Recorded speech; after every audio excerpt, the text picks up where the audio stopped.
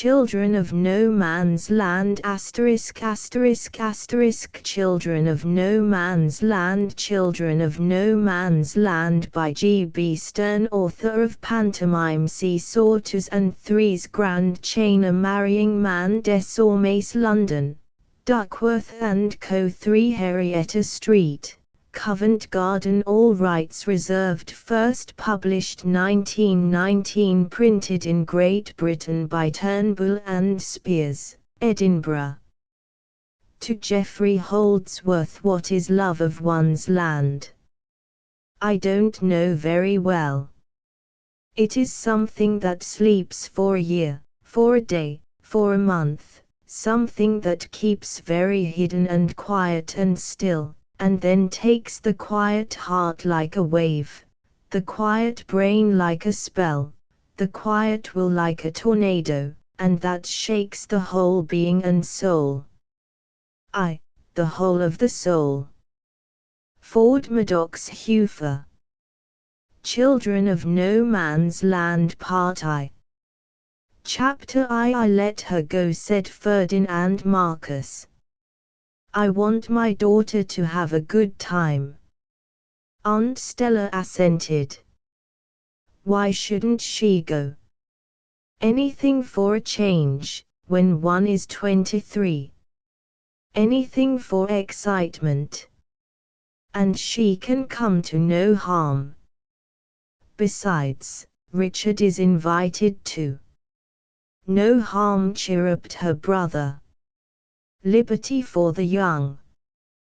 We have missed enough, Stella, you and I, through old-fashioned prejudices. Old Herman Marcus did not join in the conversation. He sat heavy and immovable, his faded blue eyes, under their fierce ridges, traveling contemptuously from his son to his daughter. Weaklings. Short-sighted weaklings, with their foolish chatter of liberty for the young. Was this the way to bring up one's children, with authority trailing like a slack rope along the floor? What was to become of the old, if the young were allowed to live for their own pleasure? Where would he be now, he, Herman Marcus, crippled with rheumatism, financially insolvent, approaching his 80th birthday, if Ferdinand and Stella had not been trained, very carefully trained, to unquestioning obedience and duty? He was impotent where Ferdinand's children were concerned. His day of authority was over. But, a good time, he muttered. They will see. He called loudly to Stella to bring him at once the English papers, which would not arrive at the Swiss hotel for fully an hour yet. Herman Marcus was perfectly aware of this, too, but everyone knows for a positive fact that Shakespeare is the greatest writer of all. Why, who has ever heard of your Goethe, outside Germany? And who has ever read your Shakespeare, inside England? Lothar retorted, with the horrid glee of a person who has made a remark with an unpleasant amount of truth in it. His spectacles gleamed, two round, triumphant dazzles in the sunset which streamed through the closed windows of his study. Richard repeated stubbornly, but without conviction, everyone knows Shakespeare is the greatest writer. His defense of Shakespeare was strictly impersonal, he had no vehement sentiments on the subject, the whole argument bored him. But on principle, when a German boy asserts that Goethe is greater than Shakespeare, the English boy can have no option but to make reply that Shakespeare is greater than Goethe. It shall be decided one day, Lothar grimaced ominously. And Richard had an inspiration. Shakespeare has been translated into German, because you jolly well couldn't get on without him. I've never seen Gertie properly put into English. That about proves I'm right. There was no Englander great enough to translate a man so great. I do not say, Lothar explained conscientiously, that I have not of the works of your Shakespeare also with much benefit an exhaustive study made. Let us converse on them. Do you then prefer Macbeth or Othello?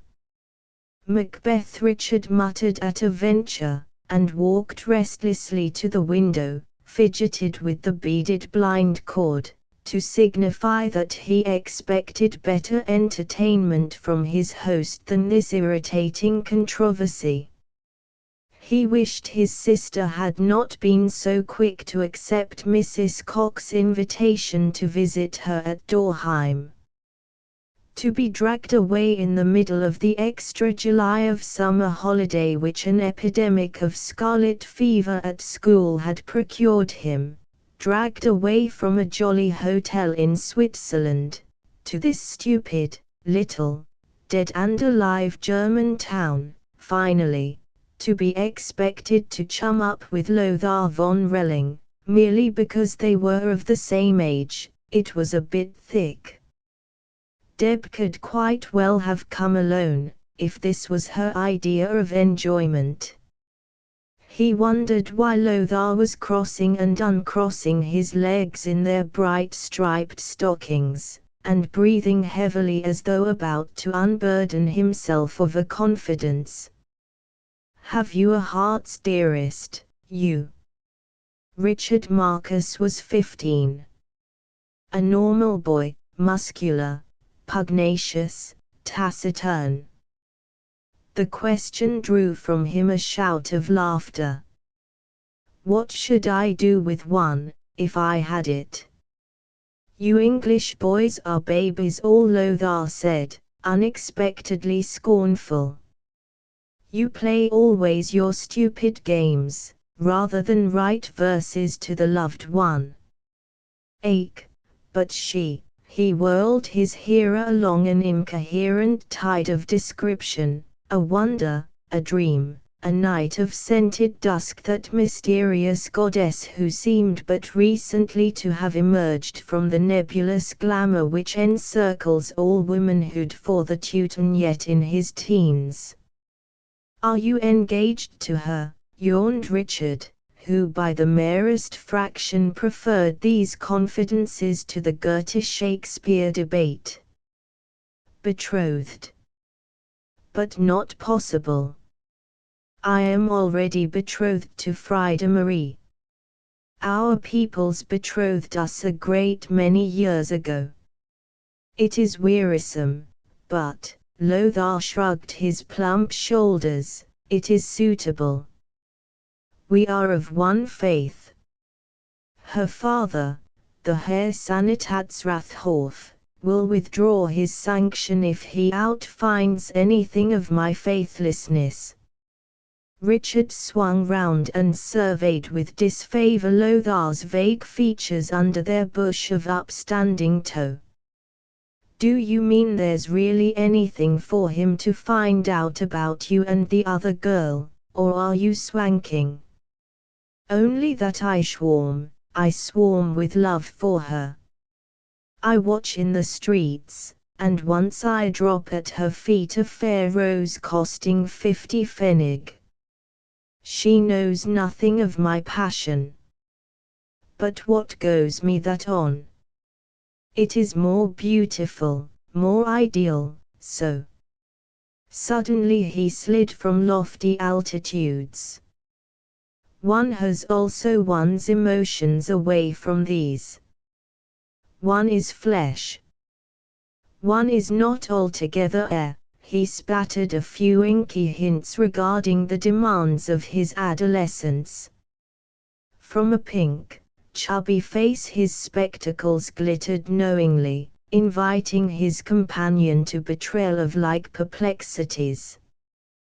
but Richard preserved that admirable stolidity for which his looks were so well adapted: powerful jaw, big nose, dark head well thrust forward from the short neck and broad shoulders, and, rather obscured by all these pugnacities, a pair of pleasant, humorous light grey eyes, from which now, however, he had chased all expression save of blank idiocy.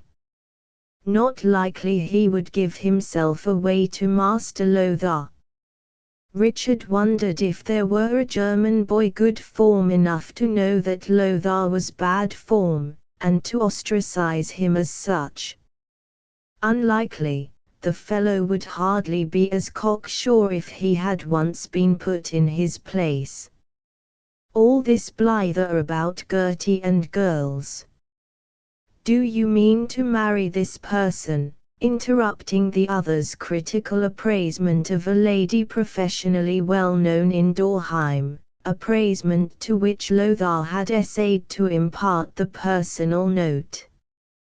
I have explained patiently. I am plighted to Frieda Marie. She is a good Christian maiden. She learns cooking. She has a respectable gift along.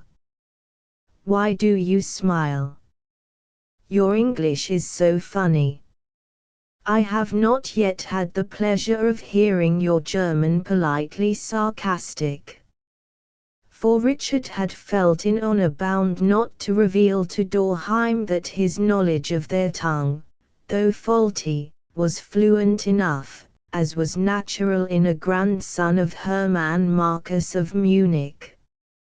I will take me a wife when I am 27.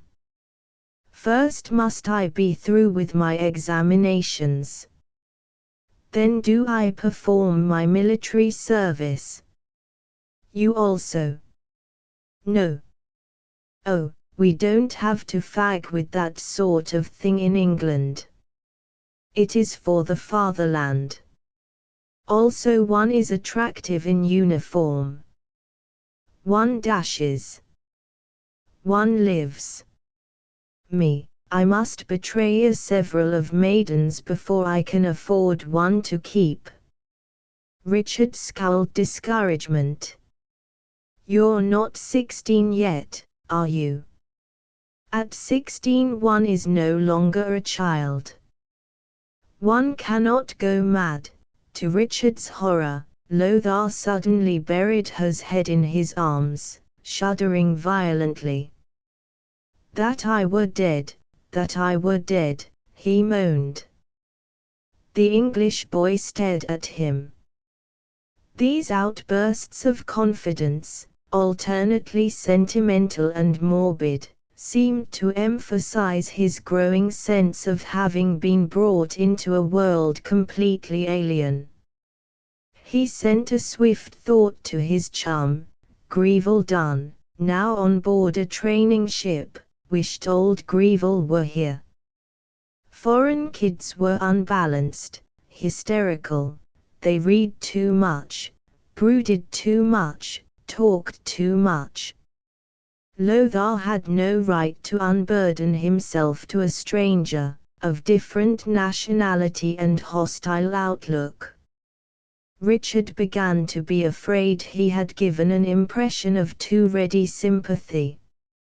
Lothar raised his head and announced solemnly, "Swinehound that I am, believe that I preserve a reverence supreme for my loved one." His eyes were swamped in facile tears. "I have no father," he added, after an uncomfortable pause, "and you have no mother, I hear." "Oh, that's all right, thanks." Richard's shoulders were expressive of sullen embarrassment. "Got a stamp collection? I will show you my botany box." And Lothar littered the blue and red check tablecloth with his specimens of pressed leaves and flowers, neatly labeled. Presently he reverted to the subject of Frieda Marie. It appeared as though he were trying unsuccessfully to tell Richard something. Pity that she should be so blonde. The ideal one is a brunette. She is a witch, a black velvet pansy. Hark, I will describe her to you. A full 5 minutes elapsed, however, before Richard awoke to the fact that the concrete sum of Lothar's lyrical ecstasies made up a personality closely resembling that of his sister. Good Lord! Deb! But at last. Since an hour have I tried to reach your understanding. Couldn't you say straight out that you meant Deb, instead of making an inventory of her? This was too great a strain on Lothar's English. She was mine from the first moment I saw her feet on the pavement my window outside press, he breathed. Look here, do you want to marry Deb? You come me always with that, peevishly. I tell you I am betrothed to Frida Marie. I cannot marry your sister. She is only a Jewess. I like your cheek. Then what's the good of you? I can worship her. You also, you admire her. She's not so dusty. Again Lothar had to confess himself vanquished. He lugged down an English-German dictionary from the shelf, and conscientiously looked up Dusty. Nicht so store big, ache. Hark, there is Mama who calls us. Doubtless you are fetched to go home. They ran down the polished stairs, Richard grinning at the notion of being fetched. In the drawing-room Felix Koch was apologizing profusely for his wife's absence, while Frau von Relling plied him with coffee and cream cakes and delicatessen sandwiches. You will be welcome whenever you come again to play with my Lothar, she condescended to Richard. Then sighed heavily, my big boy, and took Lothar's hand and fondled it. Lothar received the caress with an expression which was decorously demure. Smug little humbug, reflected Richard. Indeed, Herr Koch, it is well that the dear Marianne did not call today, as it is possible that your honored Frau Mama might be drinking coffee with me presently. So. Koch nodded gloomily. His wife and his mother were not on speaking terms, and all the town knew why. He had committed an unprecedented folly in marrying the pretty daughter of a shopkeeper in Bingen. Frau von Relling continued, doubtless the dear Marianne is busy with the entertainment of the little English miss. Then eagerly, has she received any offers yet? She has only been with us 3 days, Koch replied. And added with a mysterious inflection, but Salmon has sent to Frankfurt for his brother. And how many bouquets? 11. And 2 chocolate boxes. Has Herr Sigismund Koch shown her a little attention? The man bent upon his questioner a look of displeasure.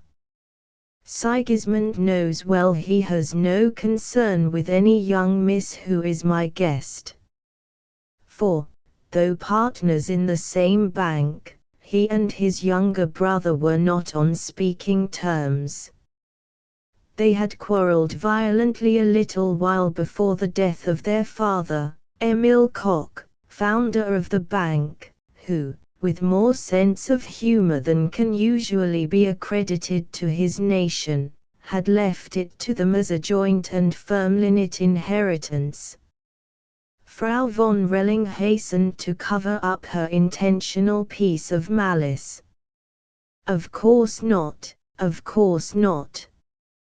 And the dear Mariana will be arranging a klatsch to introduce the beautiful Miss to Dorheim. Next Thursday, you will honor us. Will Wanda be present? Frau von Relling played nervously with her son's fingers, which she still retained. I believe your Fräulein's sister-in-law has been invited, but, in that case, Frau von Relling rose with dignity. She was not on speaking terms with her sister-in-law, a question of a funeral wreath. Amid such complications did the society of Dorheim walk precariously. Felix gave a murmur which placed his sympathies definitely on the side of Frau von Relling, and at the same time deplored these needless feuds in an otherwise attached family.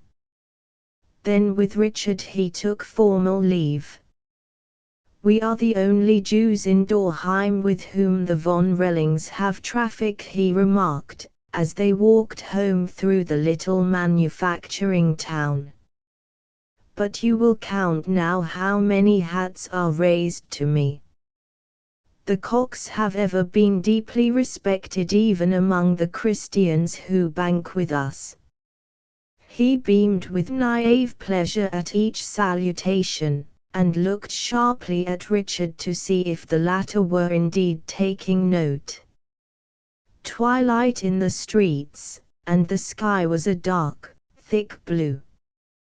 Crowds of men were already jostling out of the workshops where the cutting, polishing and setting of precious stones formed the principal industry of Dorheim. Swarthy giants from some legend of forest and charcoal and red-glowing cavern, they did not immediately disperse, but stood about muttering on the pavements, with a scowl for the passer-by who brushed their group too closely. Somewhere a great brazen bell was clanging. It was all rather unreal. We shall shortly have trouble with these fellows, remarked the banker to Richard. Those infernal socialists with their talk. Richard was again attacked by a melancholy sense of complete isolation from his surroundings. What was he doing here? He, Marcus, of the Winbora Fifth, in this gabled, German burgher town, grotesque to him as an old steel engraving in a musty folio. Ring of somber fir, shaggy hills tipped against the sky, ornamental bridges like toys across the river, which ran alongside the one broad street, warm aroma of coffee from the shops, blending with a mournful resinous fragrance that drifted down with the wind from the woods. Clusters of people round the small iron tables dotted outside the restaurants, and behind the large open windows of these, dim groups sprawling through a dense smoke-heavy atmosphere, chatter and bellow and screech, gibberish. Which was yet disconcertingly comprehensive to Richard. He revolted against his very understanding of their language. They were not his people, Lothar, with his flaxen hair and his botany box and his repellent morbidity, this trotting little man, counting the hats that were raised. There was another. And another. Like clockwork, up went the hand to the brim. 3 elongated boys in capes, whistling Die Wattem Rhein, Lieb Vaterland, Kannst ruhig sein, still steht und true. No, these were not his people, this was not his land. Richard stiffened himself against any insidious process of adaptation to circumstances. Banks, Lansdowne Terrace, London, England, that was his address, when he was not at Winbora. Good enough for him. Switzerland was all right, of course. The hotel was under English management, and one just went about with one's own set, and behaved much as usual, except that there were mountains.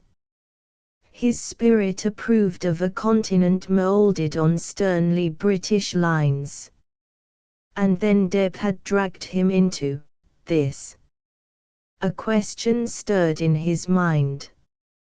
Nationality, was it a fact of any importance, then, to make so much difference when put to the test? He shoved the question away again. Why fuss? This sort of misery, for it was misery, would not pursue him further than across the map of Germany. Let him get back to his own folk, he was homesick, that was all. England became above all desirable as a place where you were jolly and ordinary, took things for granted, no need to think. There was a quality of purposeful concentration about these German people that oppressed Richard uneasily. Why were they so absorbed and ponderous over the minutest detail? Again Herr Koch jerked off his hat. Did you see who saluted me? No other than Sanitätsrat Maximilian Horf. He could quite well have pretended not to see me, there was no lamp where he passed us. But I tell you the Kochs are esteemed in Dorheim. That was his daughter Frieda Marie along with him. Richard looked back, interested to catch a glimpse of Lothar's betrothed. She looked back at the same time. A plump rosy face, swing and dangle of two golden plaits. Outside the door of their house they were joined by Mrs. Koch and Deborah. Felix inserted his latchkey and preceded them into the hall. Na, was Frau Ladenburg amiable? Did you like her? He inquired of Deb. Not very much. Not. But she is English, she is your countrywoman. With infinite pains and pride had this sole Englishwoman in Dorheim been excavated for the girl's benefit. Deb felt acutely the reproach in his tones. The meeting ought to have been at least as momentous as that of Stanley and Livingstone in the desert. Deb herself, after only 3 days spent in thickly Teutonic company, had been quite excited at the prospect of drinking coffee with Herr Ladenburg's wife from Manchester. She recognized now how unreasonable she had been to have expected instant affinity merely on the negative grounds that neither she nor Ellie Ladenburg happened to be German. At the same moment, Marianna was enquiring of Richard, "Well, and have you made a great friendship with Lothar von Relling?" "No," said Richard, who invariably curtailed speech to its utmost brevity. "No. But you are almost of the same age." Richard grunted, and escaped to his room to dress for that meal which, neither dinner, tea, nor supper, mingled the richness and biliousness of all three. Felix went into the sitting room and flung himself on the sofa. Deb and his wife followed him in. The girl went straight to the window, and with some difficulty succeeded in opening it, the decent German window protesting loudly, as it had every right to do. She leant out, cooling her hot cheeks. She had behaved disgracefully that afternoon. Marianna Koch glanced at her. Then at Felix. An elusive meanness flickered from her narrow light brown eyes, at the comers of her pretty, fretful mouth. She was very unlike the accepted Saxon type of large blonde beauty. There had been a scandalous babble of tongues in Dorheim when Felix Koch had first brought her back from a brief holiday he had spent in Bingen.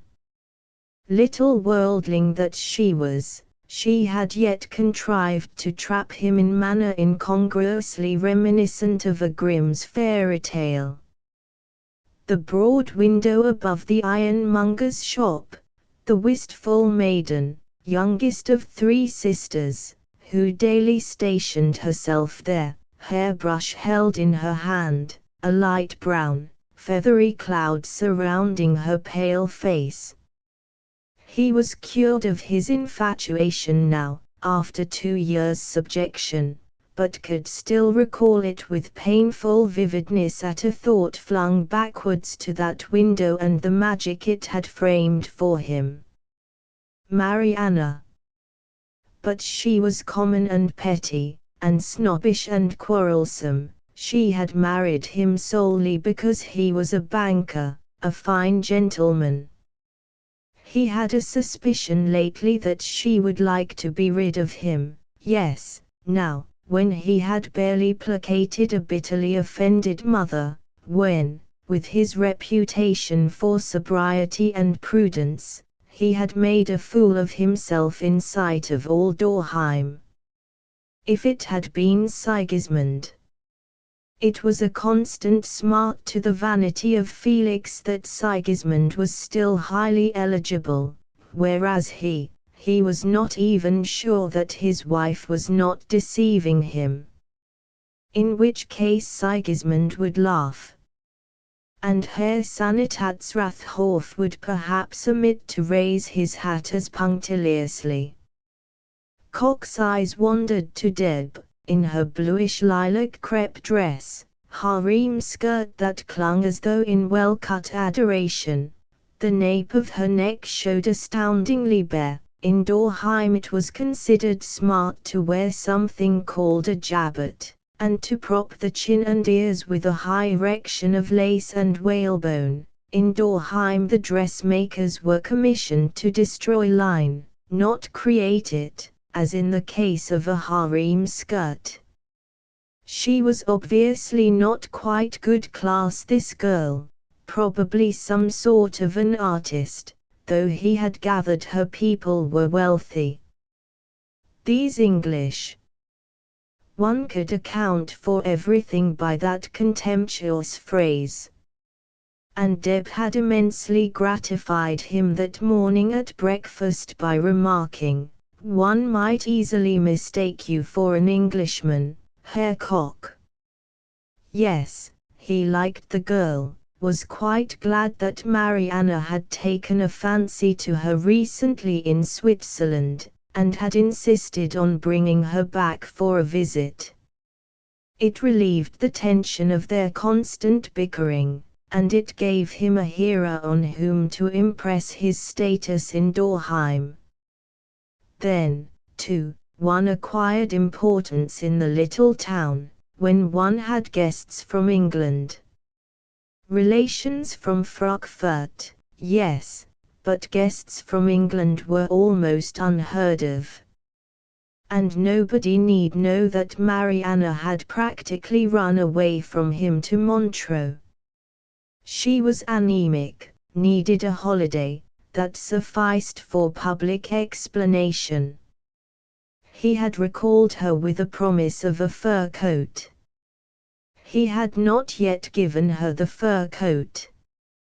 "I can smell Rheinbraten," remarked Felix appreciatively, from the sofa.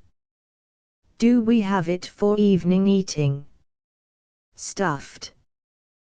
There was some left over from midday, was there not? "I trust, Marienchin, that you made it clear to Emma it was not for her." He was smitten with gloom at the thought of the servant browsing over his Rheinbraten. His wife reassured him. And she added, with slow emphasis, "I tried on some sable coats at Ellie Ladenburg's." Her husband had sent 4 sample styles from Cole. There was one, 4,000 marks. It hung well on me. The Ladenburg has already chosen another with a fox collar. Mine has a brocade lining. Yours? Felix chaffed her. Ei, how quickly we go. It is now summer. That is the time for a good bargain in fur. 4,000 marks is too much. Not for the best. My mother says, your mother hates me. She would like to see me wear cotton in a snowstorm. She would die of spite if she saw the Frau Sanitätsrath Maximilian Horf envying me my beautiful sables. She paused to see if her last artful thrust at his besetting weakness had at all moved her husband. He thundered, to hide his uneasiness, I tell you, 4,000 marks is too much. You are beggaring me. You. The woman's eyes grew larger and brighter. She smiled at Deb, who was trying to slip from the room unperceived. But where are you going? Felix, the child is running away because she thinks we are quarreling. Felix laughed uproariously at the notion. I was going to lie down before supper, Deb explained quickly. I'm rather tired. There is no couch in your room. Here, you had better to rest beside my husband. Make room for her then, clumsy bear. She laughed a sharp little trill. How shocked she is. Heavens, what have I asked her to do? Surely with a respectable old married man.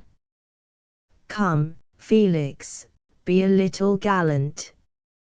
Our English miss is afraid of you. Nah, she was bold enough this afternoon, having a fine flirt with Mr. von Sittard. She thinks you are another jealous Hulda von Sittard, Marianna. Did that old woman make ugly grimaces at you, Fräulein Deb?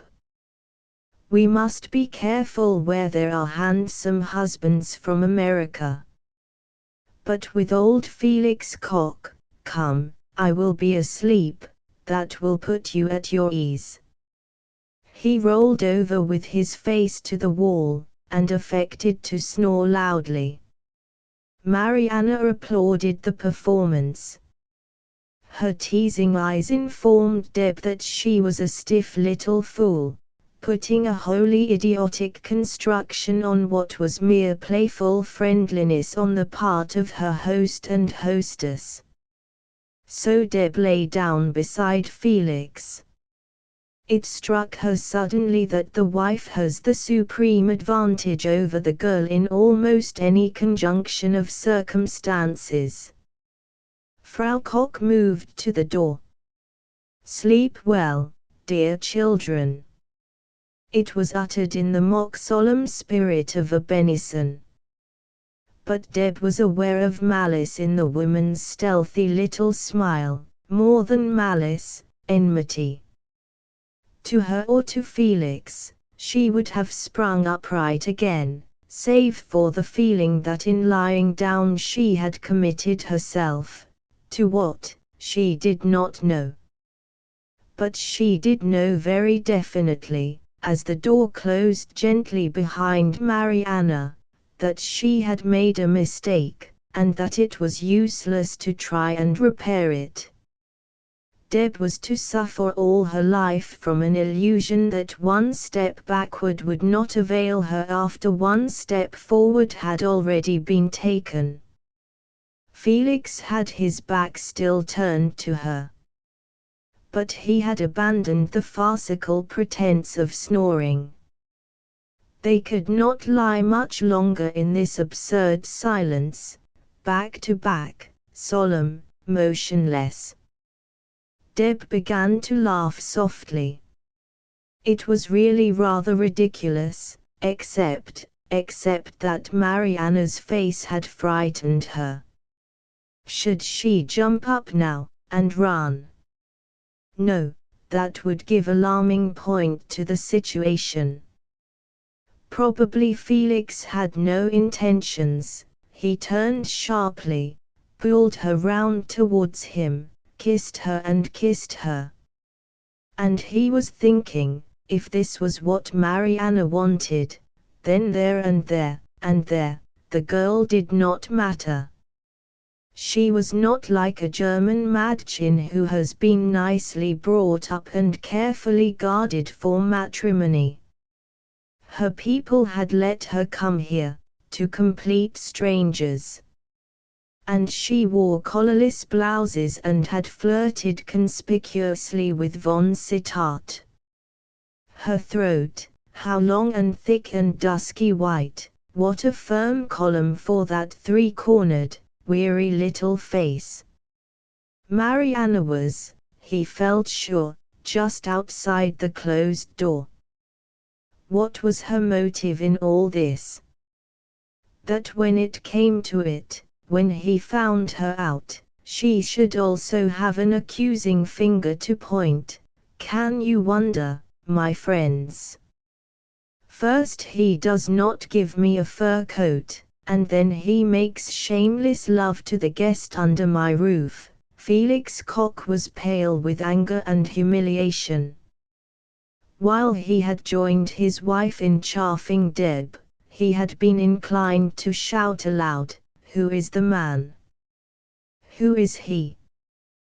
What do you think I am made of, forcing this upon me, after you have been 6 weeks in Switzerland away from me, and yesterday you were tired after the journey, too tired. And I. Now, this insult." He had controlled himself, curious to see what she would do next.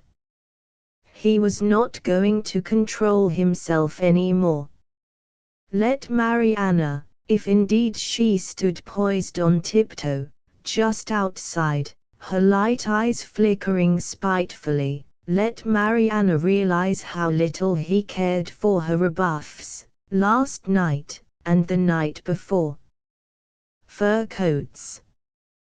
Wives did not get fur coats unless they earned them better. Deb did not try to break away from the cramping pressure of his arms. She recognized that she had been to blame, had been careless, somewhere, she was not quite sure where. But she too had now a dim sense of Mariana's object in inviting her, of Mariana's pinched smile outside the door. This man was rather handsome, viewed from the close range which usually brings distortion of features. She tried to laugh under his stinging kisses, to pick up the spirit of burlesque where they had dropped it. "Pretty child," he muttered, "pretty neck, no wonder she leaves it always unclothed. Herr Koch, you promised, I said I wanted to rest, Felix, then. I want to rest, Felix." She took advantage of a momentary relaxation of his arms, to snuggle down into the cushions, as a baby might, to close her eyes with a semblance of trustful drowsiness. Her lips were half parted, her breathing regular, one curled up fist pushed against her cheek. At any moment she might just drop off to sleep. Would he leave her alone now? Was she safe under this guise of silly, innocent confidence? Any sophisticated recognition of his attempt to start a surreptitious affair with her would have been fatal. Felix Koch, like all South Germans, was a sentimentalist. Church spires by moonlight, or a slumbering infant, were unfailing bell-pulls to his softer nature. Gently he touched her hair with his fingers. "Sleep then, pretty child, there is nothing to fear," he murmured, profoundly moved by this self-evidence of the rake's reverence for purity. It was all the easier to assume, since he did not really care for Deb. Deb thought, and so one must love a man, to like being kissed by him. Or is it only because he is married that I can't like it?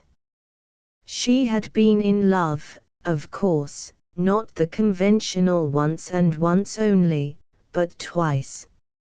A glamorous episode with a young territorial captain, Con Rothenberg, eldest son of her father's partner. And later on, a man whose age doubled hers, the doctor who had taken over the practice while the Marcus old family practitioner went round the world for his health. This was a less complete attachment than with Con, for Dr. Steele was not even aware of her tremulous passion, nor with what conscientious honesty she prevented herself from deliberately seeking to contract the ailments which would have ensured his attendance. It had occurred to her, while his hand was on her racing pulse, how easy it would be for him just to bend down and kiss me. So easy that it doesn't seem fair he shouldn't. So easy, he could forget it at once, and I should always remember. But Dr. Steele had relinquished his locum tenency, and disappeared, leaving Deb with no such memory. There had been other, minor adventures. A great many. So irresistibly did she attract them, that one might fancy her reincarnated from some famous harlot of old history. And besides, she involuntarily invited them because she was so plainly on the lookout. Yet she was on the lookout not for minor adventures, but for the big thing, the thing to engross her existence, to dwarf its lesser trickiness, to drench her quick nervous soul with peace, provide employment for her restless, life-bitten brain. If Deb had been an artist, the big thing had been easier to find. She was an artist, but in appreciation only, non-creative. Or if Deb had been religious. Religion attacked her imagination as little as the winged Victory, rushing like wind down the steps of the Louvre. She knew that the masterpiece was there, she had not seen it herself, others had seen it, she hoped one day to see it. Meanwhile, she could do without it, and not feel the loss. So, a pilgrim without a staff, she had roamed. But this special incident ought not to have occurred. Instinct told her there was a certain type of girl to whom it could not have occurred. She had always hoped she was this girl, sheathed in a sort of hard, transparent whiteness from which anything that was not the one big thing would infallibly slide off, without giving the occupant of this convenient armor the slightest trouble. Of late, however, she had been growing suspicious of her powers to ward off an accumulation of petty experiences. Experiences, but she wanted experience. She tried to trace back the initial carelessness, yes, carelessness was the only word for it, which had led to her present plight. She ought to have gone to her room to lie down, in spite of Mariana's sneers. Yet that would have seemed a ridiculous affectation of prudery, especially as that very afternoon. Ah, here the fault, then. But she had not really flirted with Ralph von Sittard. The ladies of Dorheim had misread that spurt of revolt which had suddenly lit her to flame, revolt from their disapproval of her, revolt from the stiff chairs on which each one stiffly sat, with her stiff neck upheld in whalebone. Rather than make one of them, she had preferred to squat upon the bare skin in front of the tall, white, frozen stove, bent down her unfettered neck to rub her cheek caressingly against the animal's beautiful head. Oh, it had been an exhibition of bad manners, certainly, even cheap bad manners. Bearskins and tiger skins were a bohemianism which London had long discarded, but these German women could be shocked by nothing more subtle than the effronteries of 5 seasons ago. And Deb had to shock them, in the impish mood which possessed her, for which Ellie Ladenburg, née Harrison, was perhaps primarily responsible. "You haven't brought your needlework." "I haven't got any," laughed Deb. "Then you have finished your present for Frau Koch," in a discreet undertone. Deb learned that it was the sacred custom here for any young girl staying with a married lady, to stitch a most elaborate piece of embroidery as a thank offering for her hostess. The information depressed her. She enquired if it would not be possible to obtain the same effect of overpowering gratitude, by sending to an expensive shop in London. "You can see for yourself that it would not do. The sentiment would not be the same." "Curse the sentiment," murmured Deb mournfully, disappointed of an ally. The word was passed round that the English girl was, to say the least of it, eccentric. Anything sensational might be expected of her. Deb responded flauntingly to their expectations. Impossible anyway to efface herself from the conspicuous position she occupied as Frau Koch's visitor.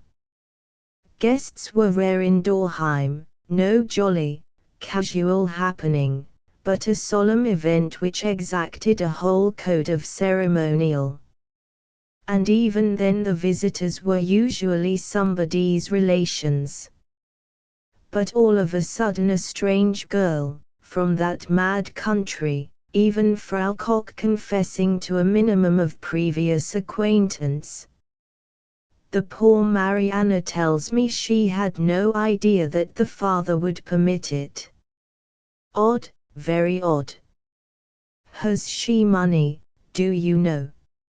Oh, surely, her dresses are of the best material, even though they are fashioned in a style, dearest Frau Bergmann, that skirt. And then Ralph von Sittard had strolled into the party, handsome, middle-aged German-American, who propped up his indolence by an elderly wife's income. And it had been a well-nigh hysterical relief for Deb to hear English spoken. Frau von Sittard's face, the whispers, and all the knitting needles clacking. She had behaved outrageously. But only under the goad of alert protest to her entire personality, to her slightest act. She was in a false position from the start. She should not have come. She had only come because of John Thorpe's mother and the ear trumpet. 3. At this stage of her attempts to track consequences to their motive Deb became aware that her feet were being plagued by pins and needles, and that she most desperately desired to wriggle. She judged that it would be safe now to awake from slumber. It must be a full half-hour that she and Felix Koch were lying motionless side by side. She opened her eyes, raised herself on one elbow, sighed deeply, as one who yields up a pleasant dreamland. Then only did she perceive that all this pantomime was unnecessary. Her companion was quite peacefully asleep. Deb slithered off the couch, tiptoed to the door, closed it soundlessly behind her. No one was in the hall. She ran upstairs, and knocked at the door of her brother's room. Richard, in his shirt sleeves, was standing in front of the looking-glass, and with a brush ferociously brandished in either hand, was frustrating his hair's racial inclination to curl. "Are you dressing for supper? The others don't, you know." "No reason for me to be a barbarian, if they are, is it? When in Rome, do as the Romans don't, if they're Germans. Richard, we had awful trouble at home sometimes to get you to dress in the evenings." He grinned. "Had you? I shouldn't be surprised if you had it again." After a pause, he enquired, "How long do you want to stop here, Deb?" "In Dorheim." "Don't you like it?" He considered a moment. "No, why not?" "Lots of reasons. Can't be bothered to think 'em all out. We ought to stay a fortnight, now they've invited us, and we've come." "All right." Deb sat down on the bed. Immediately the great inflated pillow that acted as eiderdown almost submerged her in its rising billows. She struck them down passionately. "Richard. Don't leave me alone with Felix Koch, if you can manage it." She was prepared for a brotherly outburst. "Do you mean to say the fellow dead?" But Richard laid down his brushes, and took up his collar, with a total absence of all emotion. "Oh, all right." Chapter 2. A few days later, Felix Koch came back at an unwanted hour, between dinner and supper, and beckoned his wife to a private conference. Her luminous eyes, as she went, testified to a hope that the mystery enveloped a fur cloak. Presently Richard was summoned. "Row about Lothar von Relling," he explained nonchalantly to Deb afterwards. "Lothar? Gloomy little beggar with the astonished hair who came here once to tea. You ought to know, Deb. The whole shindy concerns you. What have you been up to?" She reflected a moment before confession. Prudence prompted the query, "What do they say I've been up to?" Richard chuckled, then became instantly solemn. "This morning, Herr Sanitätsrathober unter Amagorwohnung zu Frau Maximilian Horf called upon the honest and respected banker, Felix Koch, to complain that his daughter Frieda Marie had been slighted and insulted by said daughter's plighted husband-to-be, Lothar von Relling, who was seen 2 evenings ago in the darkest portion of the Grunewald. Need I go on?" "No," said Deb, "you needn't go on with that part of it. Tell me what the Kochs are saying."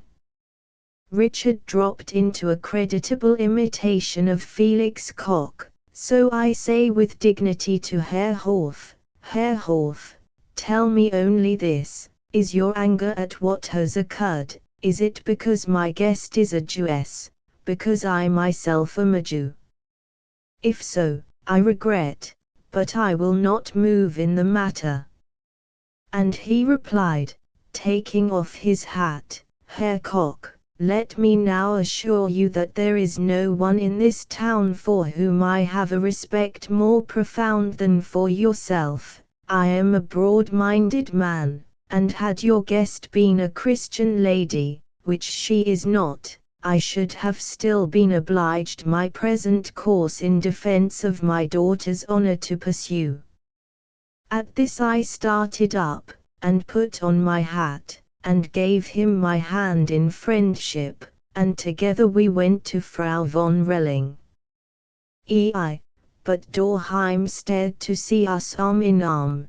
27 Catholics alone took off their hats to us. Is there lots more about hats, Richard? No, the rest is mostly about Lothar and you. The whole town is simply ramping. You're a goose, Deb. Tisn't he worth it? Why, he's only 6 months older than I am, and a German. Do you suppose I got any fun out of it? She fled. But it was niggardly to grudge something that lay within her power to give. Or wasn't it? Chastity, the girl in white armor. To give so easily, though, she remembered Dr. Steele. And the gloomy little boy had thirsted for that one kiss, too inarticulate to ask for it, too comic, in his owl's spectacles and low collar and vertical crest of hair, to make a silently romantic plea. He just sat on the pile of logs looking up at her in dazed sickly reverie, as she came towards him along the misty blue road that meandered among the fir trees behind the town. She understood that by lightly dropping her lips onto his, there, in that scene, at that hour, she could give him an exquisite moment to carry through the sentimental years into manhood. Why not, then? The girl who withholds such chance gifts in her power, for the sake of what was called her bloom, what was she, after all, but a miser? Deb's kiss was just an impulse of almsgiving. She did not shatter the boy's ecstasy by speech. Hardly pausing in her walk, she bent. He had a vision of her serious mouth and warmly glowing eyes, and she went swiftly on. Frau Hulda von Sittard, who witnessed the idyll and reported on it, could not have been expected to interpret its psychology correctly. But to Richard, Deb tried to explain. It was intolerable that he should suppose she enjoyed kissing scrubby little schoolboys. He listened, brows knitted severely, but, my dear kid, that sort of philanthropy is rather dangerous, isn't it, where men in general are concerned? It's just whether one is to be generous or stingy. Oh, don't you see? To give what matters so little to me, and so tremendously much to them, make a habit of it, you'll end by giving what means so much to you and so precious little to them. Richard's wisdom was a mere accident of repartee, and Deb did not smile. She very rarely smiled, but her voice at all times held a certain clear joyousness that was in startling contrast to her tired little face. Her voice was a child, years younger than her lips or her eyes. So that Richard could only dimly suspect her of hidden laughter as she said, I esteem your judgment, but, you're rather precocious, aren't you? Good Lord, no, he shouted, appalled. I'm sensible. You can't walk about dropping kisses. Dropping magic, she corrected him gravely. And if I'm not the poorer, and am quite sure they will be the richer. She tilted her head defiantly. Richard, I'd rather be royal than good. Richard pondered a moment over this. His sister watched him with eyes that were half sorrowful, half impudent. Most people would have been astonished that she could confide such feminine subtleties in a brother 8 years her junior.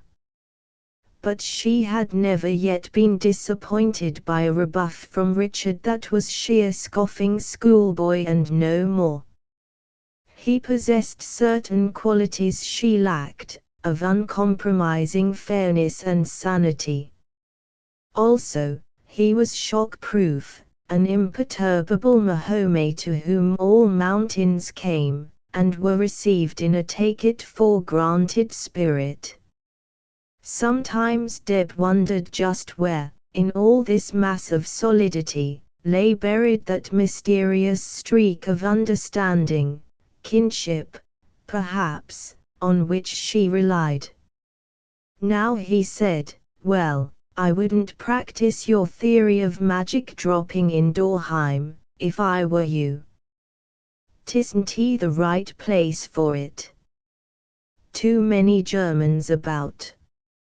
Germans take things seriously." Richard was right. Dorheim did take this act of Deb's with great and exceeding seriousness. They had primarily consulted Richard, and begged him to reprimand his sister, in the Teuton spirit that the male, in all emergencies, takes precedence. The pastor and the schoolmaster and Frau von Relling and Herr Sanitätsrathhof and Hulda van Sittart and Felix Koch paid one another a succession of formal calls. Then suddenly Frau von Relling called no more upon the Kochs, and small wonder, since Frieda Marie Hoff had been promised an exceptionally large dowry, and it was sheer madness for Lothar to have imperiled this.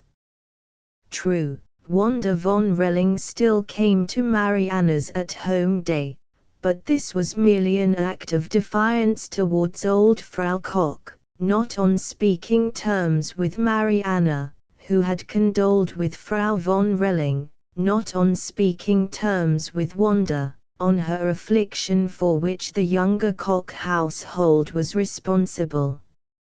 And anyhow, all Dorheim knew that Wanda had tried to get Sigismund Koch and had failed, so naturally and out of spite, she would choose to continue visiting at the house of Felix, not on speaking terms with Sigismund. But all this led back to ancient history, and Dorheim, flushed and garrulous, was not to be diverted from the delicious new scandal of the daughter of Herr Sanitätsrathhof insulted through the medium of the English girl staying with the Felix Kochs. Well, and had she not flirted with Ralph van Sittart as well? Half Dorheim had seen her do it. The other half of Dorheim had noticed her drinking coffee with Sigismund Koch, yes, actually setting her cap at him, the buck of the town, the famous rake, Ake. And did Felix know? And what was she doing walking alone in the woods at that hour of evening? Demanded Frau Hulda with relish. Do modest maidens walk without escort? Though to be sure I have heard her say she is already 23, doubtless she is in fear she will be left sitting. And Lothar von Relling is a Protestant, has been confirmed only half a year ago, with my Karl. That comes of it, then, when one permits oneself to be intimate with a Jewish family, I could have told Frau von Relling. The scandal threatened to broaden into religious controversy. And Frieda Marie, poor wormling, was, inconsolable. Hitherto in Dorheim a betrothal was sacred. Others of our sons may follow Lothar von Relling's example of insubordination. to prevent which calamity, Lothar was first expelled from the gymnasium, then locked into his bedroom, visited alternately by the pastor and the schoolmaster, finally, banished to an aunt and uncle in Dresden. Lothar went, darkly uplifted in his martyrdom, thrilling to a certain deathless memory, but wishing, nevertheless, that before going he might have had a word or two with Frieda Marie, of whom he was very fond, and who was after all his betrothed. Still without a smile, Dorheim settled down to see what Deb would do. Deb did quite a lot. She was heady with her first draft of conspicuous unpopularity. Vivid and defiant and a little frightened too. Never before had she found herself so the center of animated disapproval. And as none of those who disapproved were of the people who mattered to her, she was not hurt, nor cast down, but merely possessed by the mischievous wish to do her worst on the propriety of Dorheim, to avenge their harsh dealings with inoffensive little Lothar von Relling, to yield them more and more material for spiteful gossip. In brief, to earn their condemnation, these folk, who would not, could not, laugh. She had plenty of social opportunity for exploiting her histrionic demon. For whatever Dorheim's private opinion of Deb, etiquette decreed that Frau Koch's guest should be shown attention, should be feted and entertained.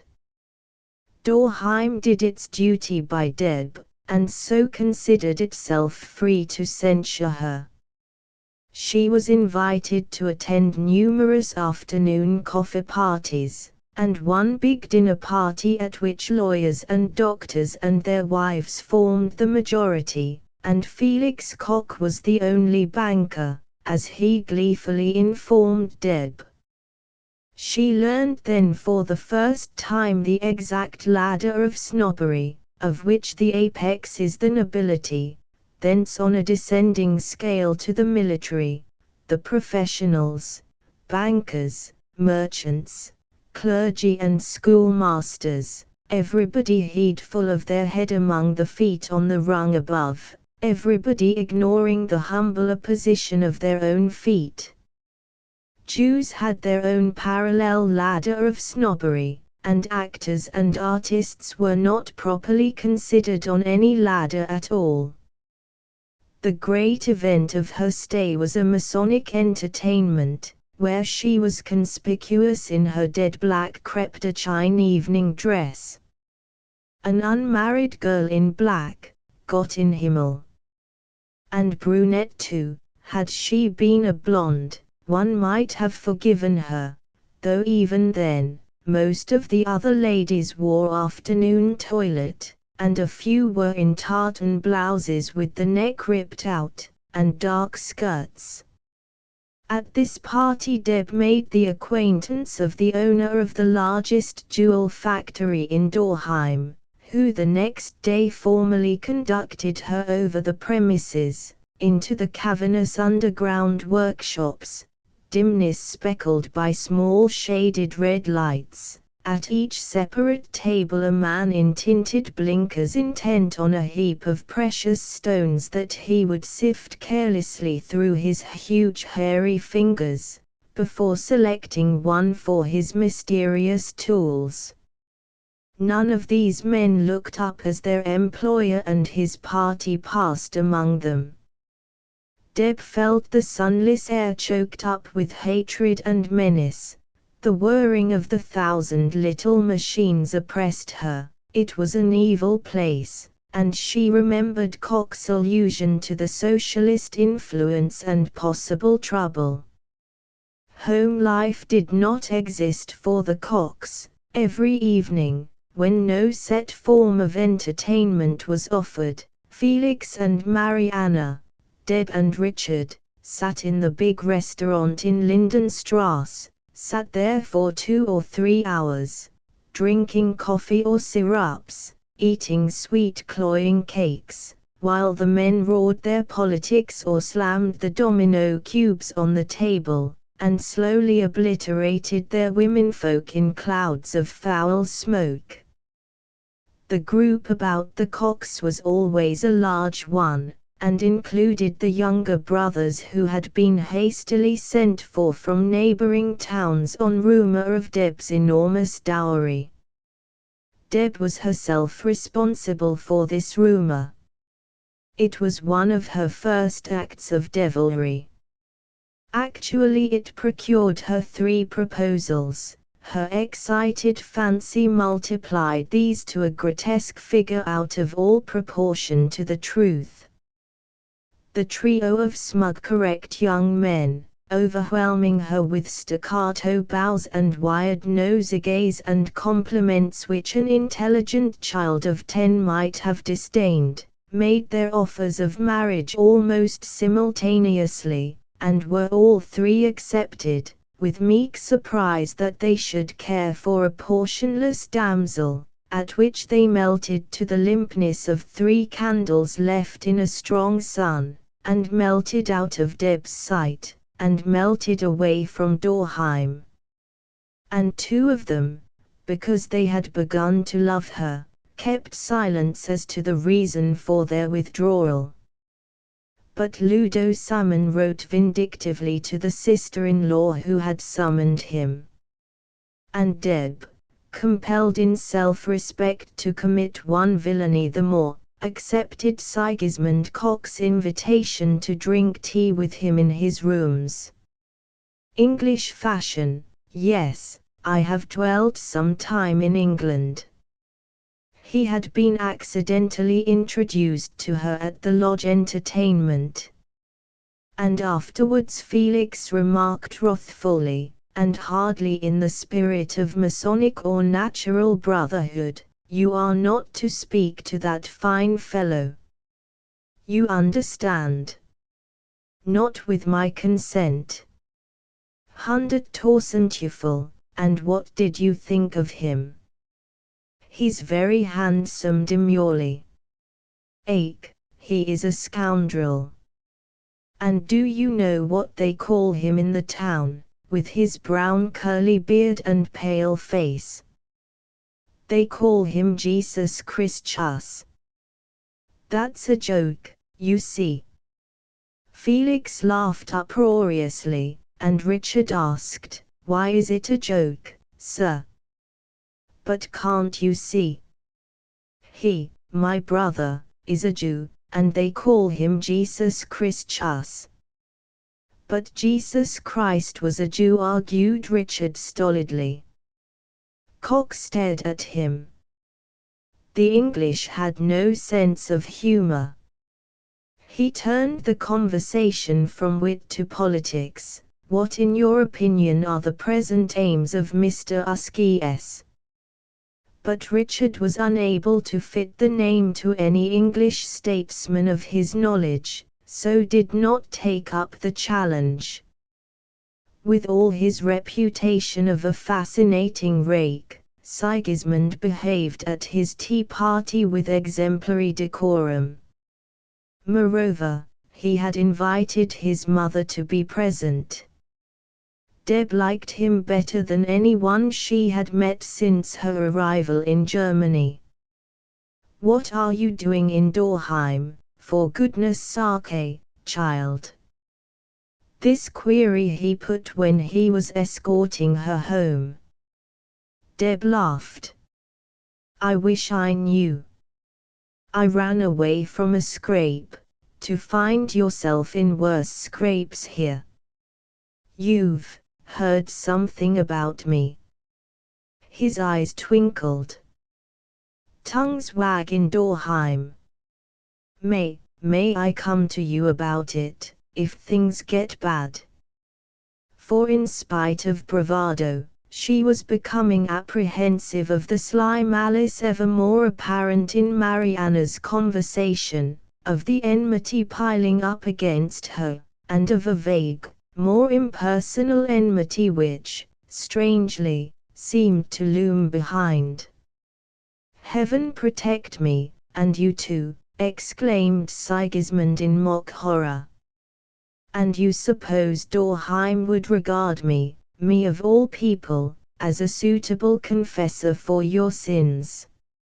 It was evident that Sigismund prided himself on his reputation as a dangerous man. "Where have you been this afternoon?" demanded Felix. "To your brother's flat." It's a very pretty flat, isn't it?" The banker grew livid. "I tell you, Fräulein Deb, he is trying to marry you for your money." "He did not try anything of the sort," indignantly. "And I have no money." "And your Frau Mama was there." "That was an arranged insult to me," Marianna declared. Marianna was enraged because her well-planned intentions with regard to her husband and Deb had miscarried. Yet more enraged, because they had not quite miscarried. Moreover, Sigismund happened to be the unknown rival whom Felix suspected in the background. If this does not accord with his care in providing an adequate chaperone for the little English rebel who so indiscreetly accepted an invitation to his rooms, let it be remembered that there is no element with whom the true rake deals more circumspectly than with girlhood, until he reaches the age when chastity becomes desirable instead of formidable. Marianna was further enraged because Felix had said he could not afford visitors and fur cloaks. The von Rellings had ceased to call. And now Deb was drinking tea with her mother-in-law, and not even bothering to lie about it. And yet, when Richard proposed abruptly, at supper, that they ought to be thinking of departure, both his host and hostess were unable to stem themselves in mechanical utterance of their habitual code of protest and renewed hospitality. "But certainly you must not dream of leaving us yet. We shall not allow it. You have been with us so little time, it is such a pleasure." "No, no, indeed you must not go." To the next day, most of the workmen in the factories went on strike. Those who refused were attacked as blacklegs. The quaint, sunshiny streets were hideous with brawling. And Deb could no longer with safety be allowed to take her solitary walks, which were the only relief from the strain of Marianna's perpetual smiling hatred. By degrees, her feverish mood of excitement evaporated entirely. She began to dread stumbling over the traces of her own joyous misdemeanor. Was there no careless youth in this tight, compressed little city of envious wranglings and complicated feuds and bitter snobbery? It struck her with a shock that Dorheim seemed to contain no element between subdued childhood and ambitious or self-satisfied matrimony. Something ominous was afoot. She was no longer the center of interest. Men came and went on short journeys. Men held whispered conferences, excluding their womenfolk. Deb felt ever more urgently the need for departure. But she was waiting for a letter from her family to say when they intended leaving Switzerland, and if she and Richard were to rejoin them at Montreux, or at home in England. The letter was delayed. Morning after morning she expected it, and it did not come. It ought to have contained money for the journey. Dorheim was no longer a funny little German town, inhabited mainly by caricatures. It was a place of horror. She was wakeful at nights, and musing at her window, she saw, or thought she saw, long phantom trains glide without shriek or rumble over the railway lines some half-mile distant. Black shapes of trains, no single window lit, all night they were creeping past in the darkness, and the next night, and the next, every time she rose from her bed to look again. 3 Deb, you know Austria declared war on Serbia the other day. Yes. Well. Seen the papers lately? German papers, scornfully, good enough for Germans, of course, but Russia has joined Serbia, and Germany has declared war on Russia, and we're in Germany. They say that France will have to join up with Russia, and perhaps England with France. Then there's Holland and Belgium, doubtful if they can keep out, with a sound like the rush of bursting waters. Deb's nightmare ceased to be her private affair. Bursting waters, yes, a piece of music, Ravel, was it?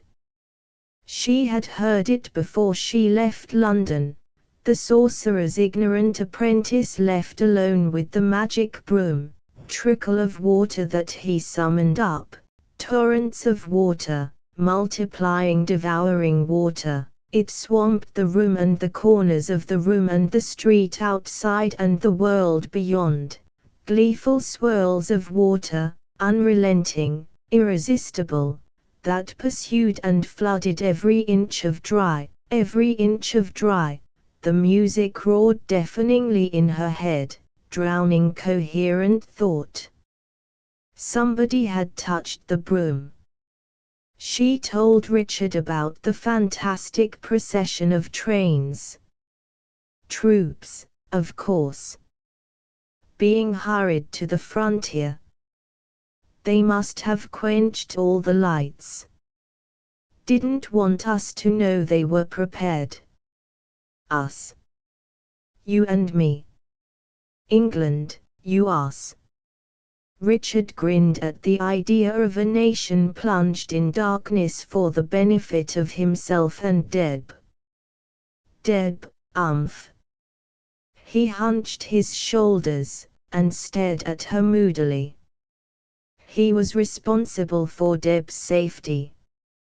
You wouldn't care to marry somebody here and settle down, I suppose. It might come cheaper than hauling you along to England. It would be sport getting through if I were alone, I'm sorry. No, I'd rather not settle in Dorheim for good. But we could go home by 2 separate routes. Job enough to find one route, I should say. Stop ragging, Deb, this isn't a joke. I'm sorry, she murmured again, all womanhood abject before the gruff common sense of all manhood. That idiot cock ought to have warned us. He must have known something. We should have left here a week ago, when I suggested it. If it's going to be a general flare-up, then one jolly well wants to be in one's own country, and not in somebody else's.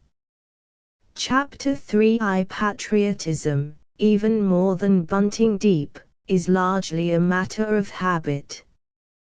Before August 1914, Richard had rather taken his country for granted.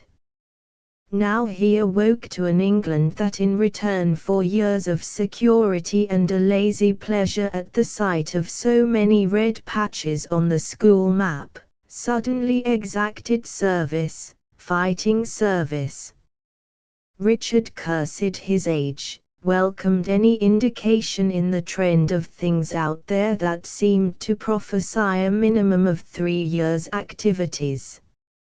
If only the war holds out till I can get to it. He suffered from disturbing premonitions of a peace signed and ratified just one day before his 18th birthday.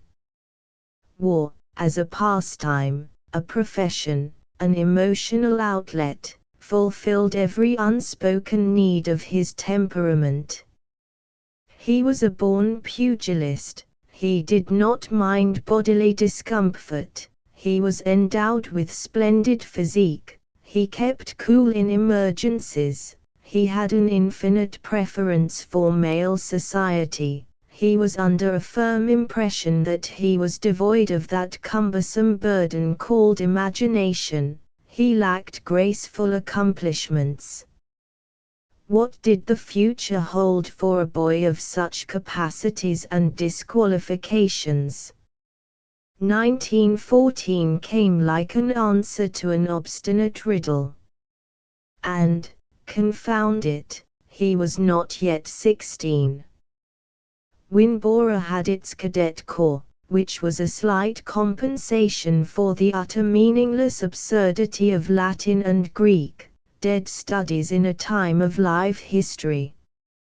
At least, one was preparing for a later share in the conflict. The ethics of war and peace did not bother him. War suited him, as a definite opportunity for concerted action, whereas peace appeared a condition infinitely more difficult, more scattered and involved and hesitant. Richard approved of the indubitable simplicity of a nation at war, every mind thinking alike, every effort directed towards the same end, loyalty accepted as a predominant emotion, without need to fuss over lesser problems of one's personal age. He was animated as yet by no special rancor towards the Germans. Poor old grandfather was a German, rotten for him, these days. Pater was naturalized, so he was all right. The yellow press was not circulated at Winboro. The natural conditions of war demanded an enemy, and the Germans would do as well as anyone else, better, in fact, for they were powerful and well prepared, so that there was an excellent chance that hostilities would last till Richard was 18. He always came back to that. The Duns were both in the Navy, Greville, just about to join the Grand Fleet on HMS Canada, young Frank, still at Osborne. Richard spent this Christmas of Greville's final leave at Mrs. Dunn's jolly, crowded cottage in Essex, on the outskirts of a little country town that was just about the same size as Dorheim. He amused the Duns exceedingly by his accounts of that place, and of his headlong scramble home with Deb.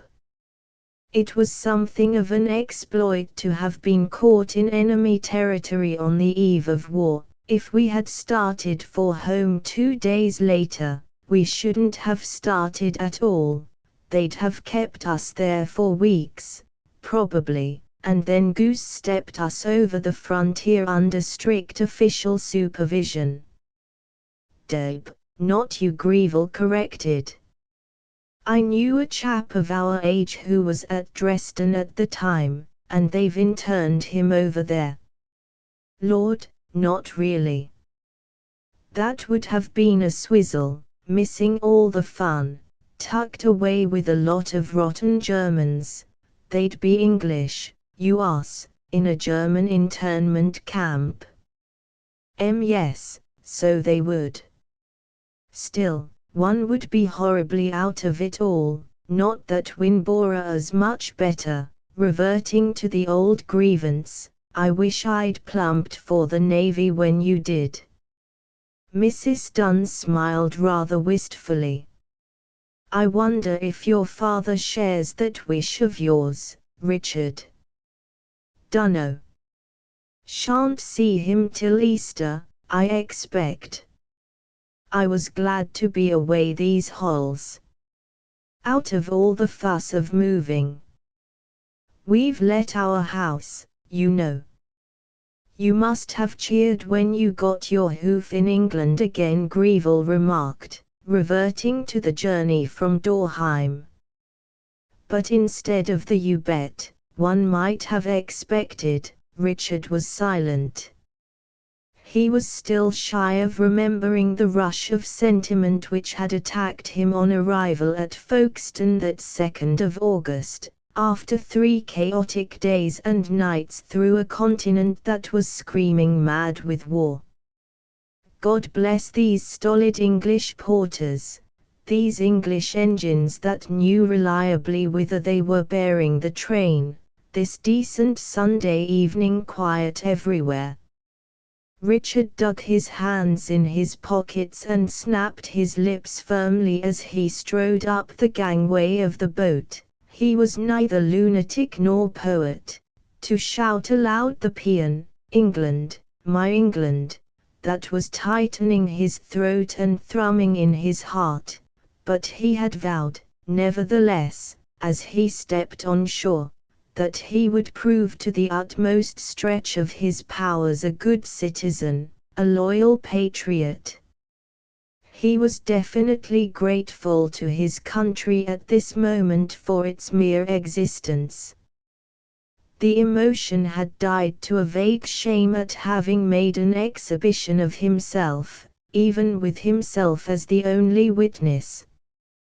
Yet now, as he bent forward to turn the chestnuts roasting over the fire, and tossed a burnt one onto the lap of Molly Dunn, Greville's flapper cousin, he experienced the kind of satisfaction with his surroundings which can best be translated into a heartfelt grunt. They were the conventionally right sort of people, Mrs. Dunn, frail and pleasant, the 2 boys in their blue and gold uniforms, Molly, tanned brown as her own tangle of hair, an ugly kid, but good sport. A rough little terrier lay on the hearthrug, everybody's skates, caked from recent use, sprawled all over the shabby chintz furniture, and the big hollow-twined portrait of the late Commander Dunn domineered the room from above the mantelpiece. Jolly things strewn about, too, the model of a Chinese junk, bits of queer distorted coral and stone and shell, fantastic weapons slung on the walls, photographs of battleships and their crews, all these evidences of a sailor family, and far lands, without in the least influencing the typically English atmosphere of the room. If the Dunns had settled in Japan or Bulawayo, their apartments would still have been as Dunnish. These curios, they were just curios, neither more nor less, and as such, were given their proper place. Queer, reflected Richard, that before the spasm of homesick misery which had thrust at him on a certain evening in the streets of Dorheim, he had never been consciously aware, as at present, of a state of well-being. He supposed the contrast had for good or for evil awakened him, and questioned glumly whether it were altogether convenient to be at the mercy of perceptions as sharpened and sensitive. If this were Dorheim, then the chestnuts would be gingerbread, Greville and Molly would be betrothed by arrangement of their elders, and Richard would be proudly noting the fact that he was the one Jew with whom the Dunns had traffic. Thank goodness, in England you could be a Jew, and hardly even know it. 2 Jews, but the Marcus children were yearly allowed to hunt for hidden Easter eggs in their garden. Dorothea, Ferdinand's wife, had been the mildest of Protestants, as he was the most tolerant of Israelites, and there were times when bacon and matzahs had appeared simultaneously upon their table, not from any unadjusted clash of orthodoxy, but merely that Ferdinand insisted on the British national breakfast, and Dorothea had an eccentric liking for unleavened bread when it was in season. Richard and Deb never learnt any Hebrew, till the approach of the boy's bar mitzvah rendered necessary in his case a certain knowledge of the language, easily forgotten. The occasion itself struck him as mainly remarkable for the amount of presents he received.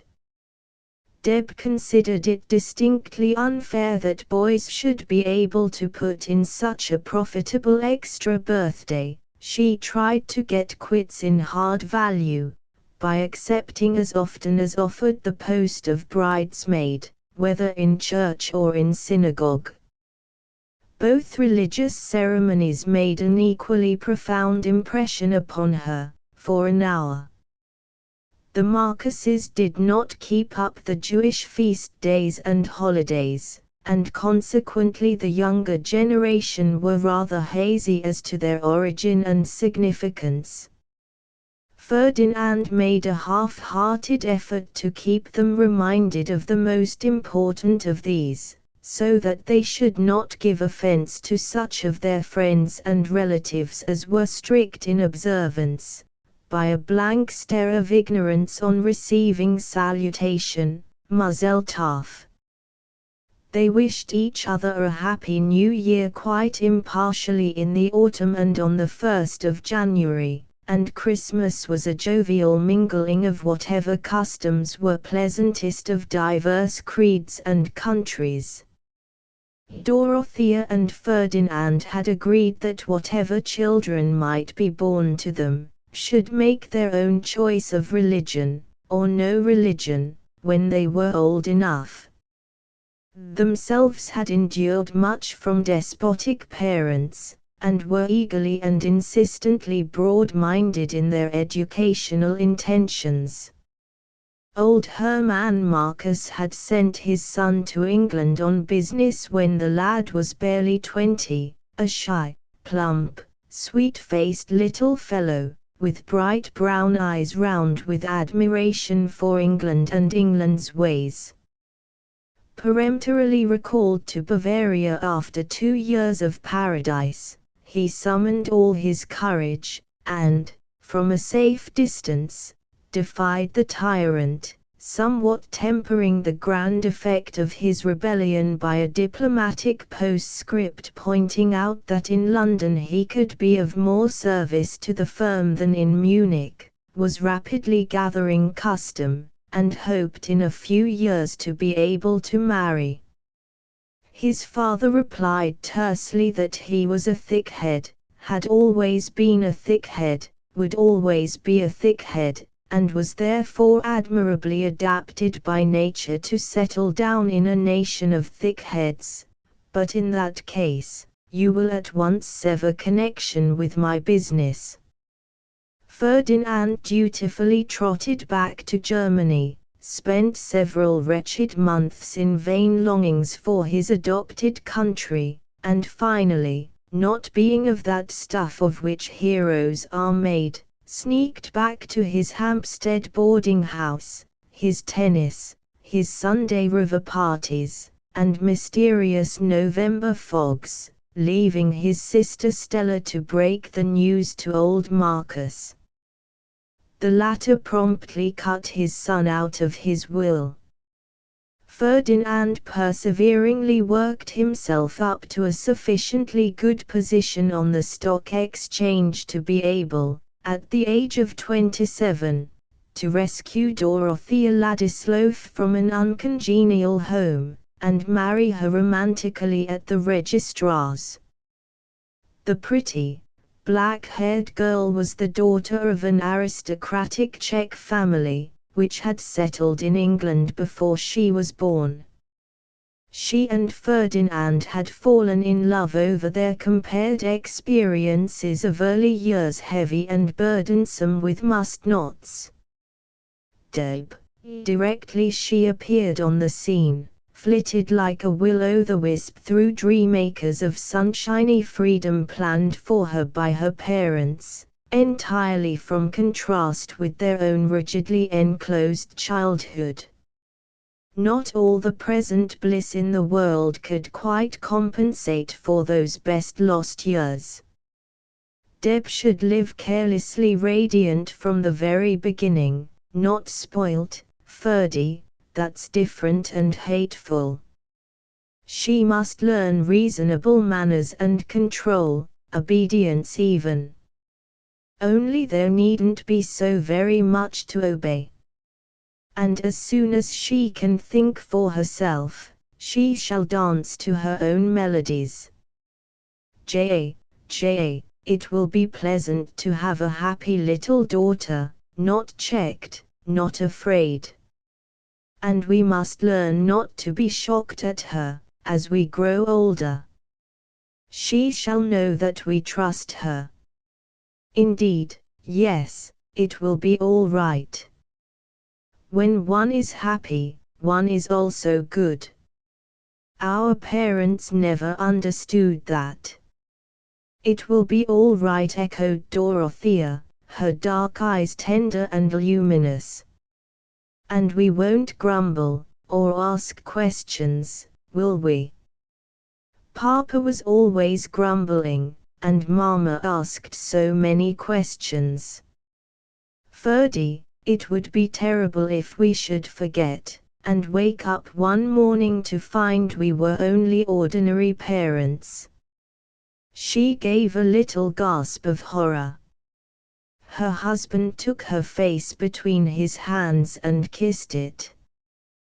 They made quite a pretty hobby out of extraordinary parenthood.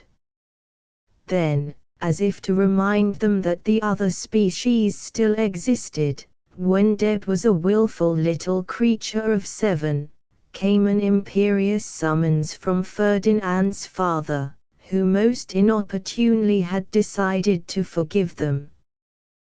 The old thraldom held, they had no option but meekly to submit to forgiveness.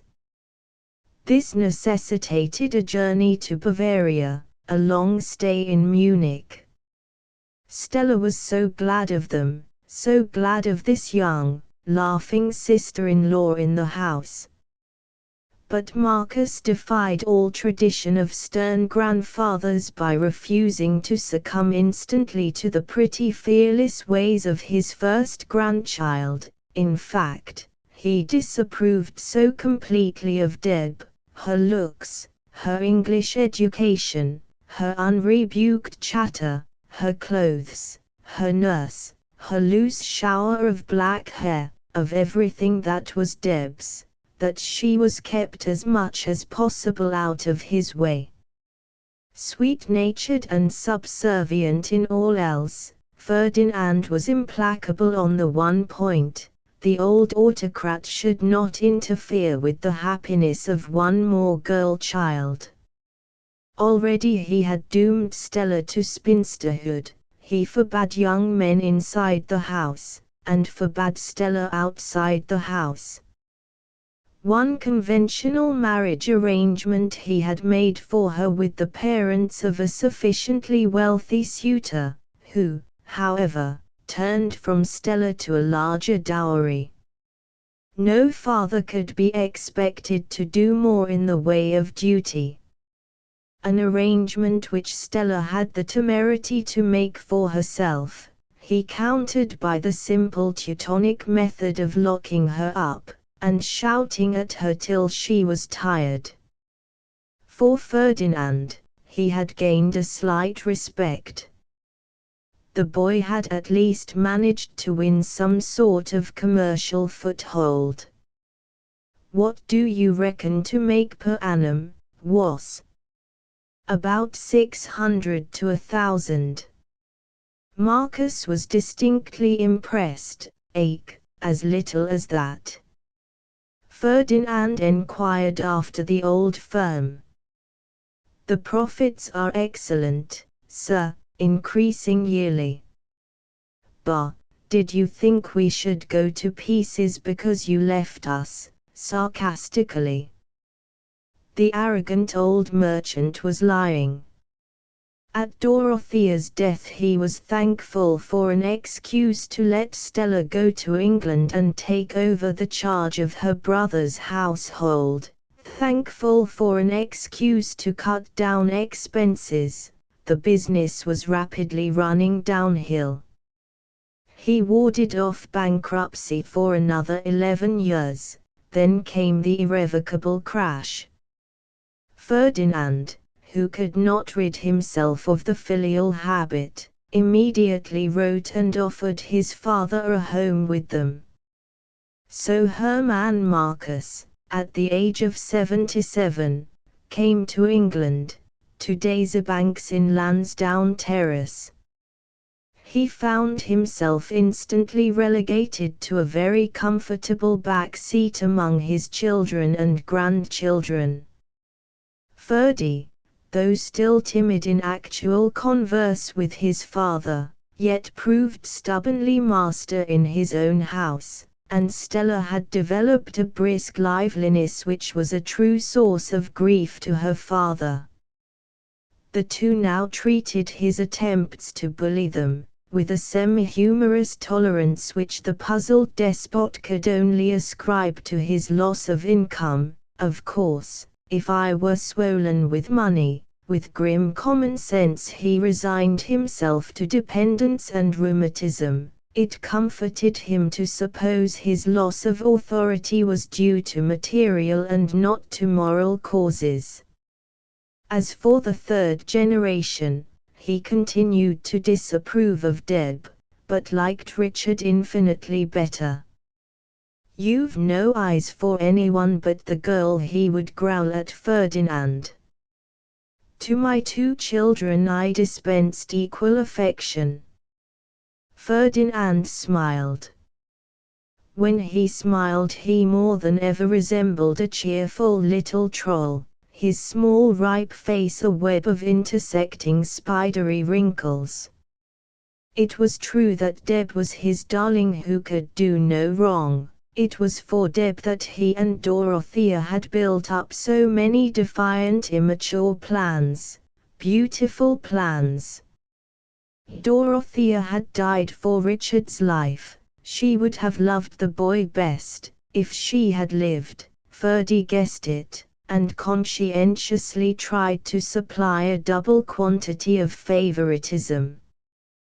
But Richard was undemonstrative, had started the schoolboy attitude even while his nurse was hopefully striving against odds to turn him into a pretty dear, a Fauntleroy. At 3 years old, his voice was gruff, his knees scraped, his manner properly off-hand, his tastes independent. He called ladies and gentlemen by their surnames, without prefix, when they bent to caress dear little Dicky. It was disconcerting to Ferdy's kindly disposed partners, misled by the white suit and deep lace collar, to find heavy brows bent upon them, while they were boomingly hailed as Nash and Rothenberg. Aunt Stella, wisely accepting the inevitable, bought her nephew a couple of rough navy blue jerseys, a pair of sturdy boots, and a new market overcoat. Nurse lamented that this latter article was not in white bunny fur. "Master Dicky looks such a darling in white.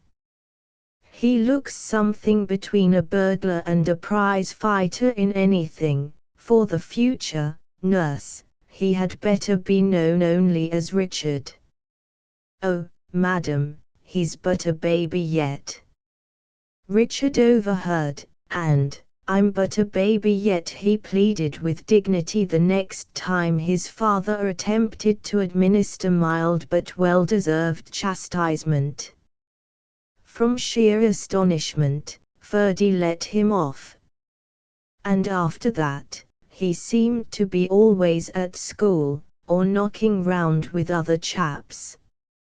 He fell into frequent scrapes, and usually managed to fall out of them again without extraneous assistance.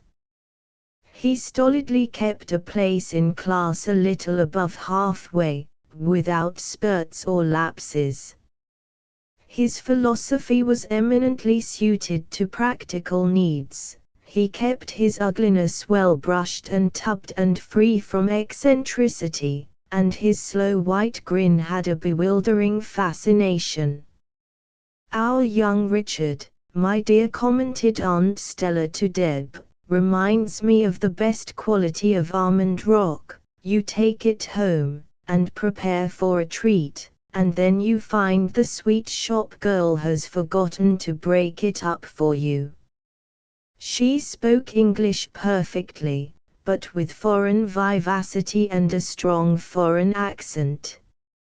"Richard has never been broken up. He is unwieldy, he cannot be put in the mouth."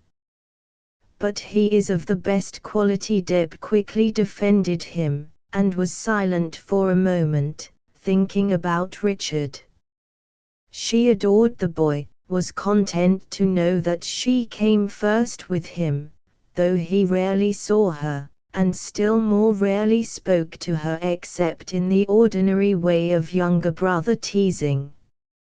"Aunt Stella, Richard isn't so stodgy as he likes to think he is," she said suddenly.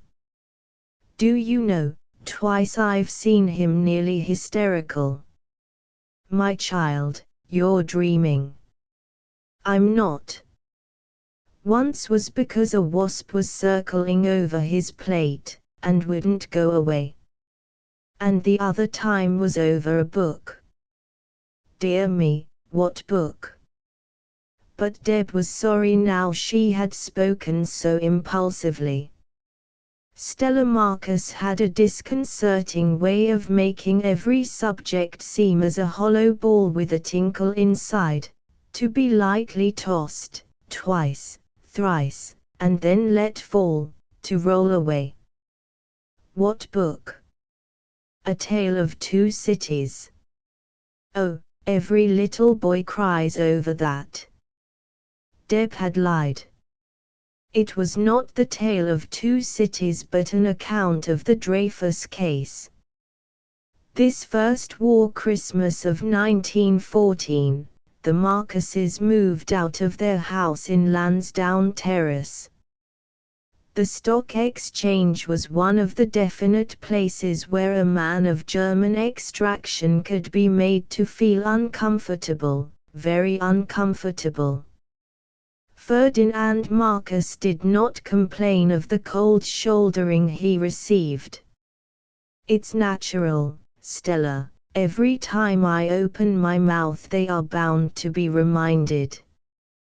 But then some arbitrary stockbroker accused him publicly of being a spy and a traitor, and Marcus quickly resigned his partnership in the firm of Nash, Rothenberg and Marcus, and withdrew to live as best he might on his income.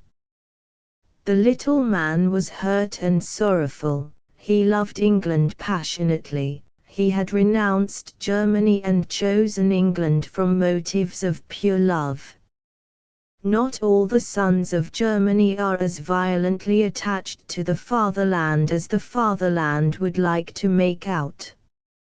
Some among them have resented the prison wall system, the prevalent aggressive despotism that crushes out their human ways and wishes. So they had come to England, and had found a difference, and had stayed. Especially we Jews find the difference, Ferdinand explained to his sister, when he told her what had occurred on the exchange. "They don't realize, over here, how the Jews are still treated in Germany. And so they won't believe that our loyalty to a country adopted is not hypocrisy, and that we can be truly glad if England wins the war. Stella, I wish they would believe it, I wish they would." His lips trembled with the pathos of a child who has received an unmerited snubbing. "What ho, who cares?" he cried jerkily. Ferdy took pride in his collection of English slang. a pride which dated back to his enforced return to Germany, 32 years ago, with a few typical samples of the period. Stella remembered how he had kept up his forlorn spirits by use of such defiant oddments as "By Jingo, here we are again, it's all my eye and Betty Martin, what's that?" thundered his father, overhearing. Ferdy, blushing crimson, tried to explain that Betty Martin was the name of a lady, and the rest was idiom. "You will hold your mouth," came the irritable edict. "Now, what ho, who cares?" But he was miserable at the necessity for leaving his home. He was at that ripe pippin stage of the late 40s when comfort, sentiment, and beaming good humor make a happy blend of man. His voice had loudened to a hearty geniality. When he sat in a chair, he expanded and filled it out. On the anniversaries of Dorothea's death and of their wedding day, he did not go to business, but put white flowers under her portrait, and sobbed tenderly and unashamedly over the memories aroused. He liked standing with his carving knife at the head of his own table, with a well-roasted joint in front of him. He liked Christmas carols, and happy faces, and giving presents to his family, and surprises, and Deb's arms round his neck while she pleaded for some special treat, and songs with a bloom of mellow sadness over them, and a tame landscape with a sort of chubby frolic to it. Cottage children or lambs in the sunshine, and well-worn slippers, and moonlight. If he had continued to live in South Germany, he would no doubt have liked Schumann and beer, and the Lawlier and charcoal burners and Grimm's fairy tales. Perhaps these tastes still lingered on, unsuspected, in his system. Subservient to a solemn love for the River Thames, he had given his heart to the Thames while he was still a stripling, and no Rhine memories could alter the preference. Richard certainly should go to Oxford. Ferdy looked forward to visiting him there, to some mysterious festivity entitled Commem. Above all, perhaps, he loved the sight of lovers. Lovers such as he and Dorothea had been, compounded of joy without ecstasy, sadness without anguish, youthful, blushing lovers who held hands, and could be teased and blessed. And later, the bride was given away by her father.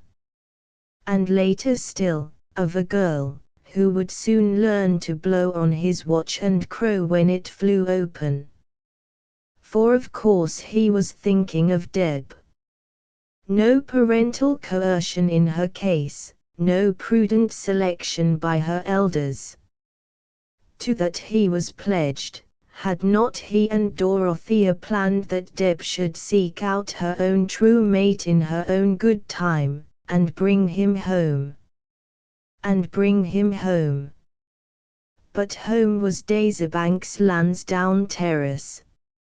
Ferdy's pleasures were not of the scattered order, but had associated themselves very closely with just that click to the gate, announcing his home-coming every evening, just that Virginia creeper, matting one side of the house in red, and just that half-acre of garden at the back, where the Sweet William and the Canterbury bells repaid so gratefully his careful watering every summer evening, though the hose still leaked at that one faulty portion of rubber tubing.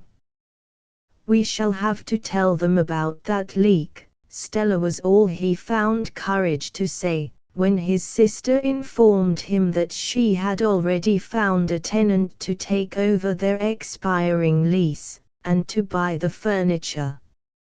Stella was the practical person of the family. Stella had beautiful white teeth, and a shrill excitable voice. Because she rattled on incessantly, she was regarded by her contemporaries as a wit, and her popular entrance into a room was usually hailed uproariously, as though the assembled company had been awaiting its jester. Her secret horror was to be regarded as the traditional narrow-minded and intolerant old maid, and to avert this she harped facetiously on the topic. She owned a unique collection of the sort of good tale which can always be relied upon to raise at least one blush and one protest, and so by repartee and impromptu, she managed to achieve an unfathomable reputation, of which she was as vain as younger girls of their conquests. Men called her a sport and would often drop into a chair by her side, with the latest chuckle from town topics or the pink UN. Nothing shocks Stella Marcus, you know, and certainly, as far as anything verbal was concerned, Stella fancied herself well in the van of the new movement.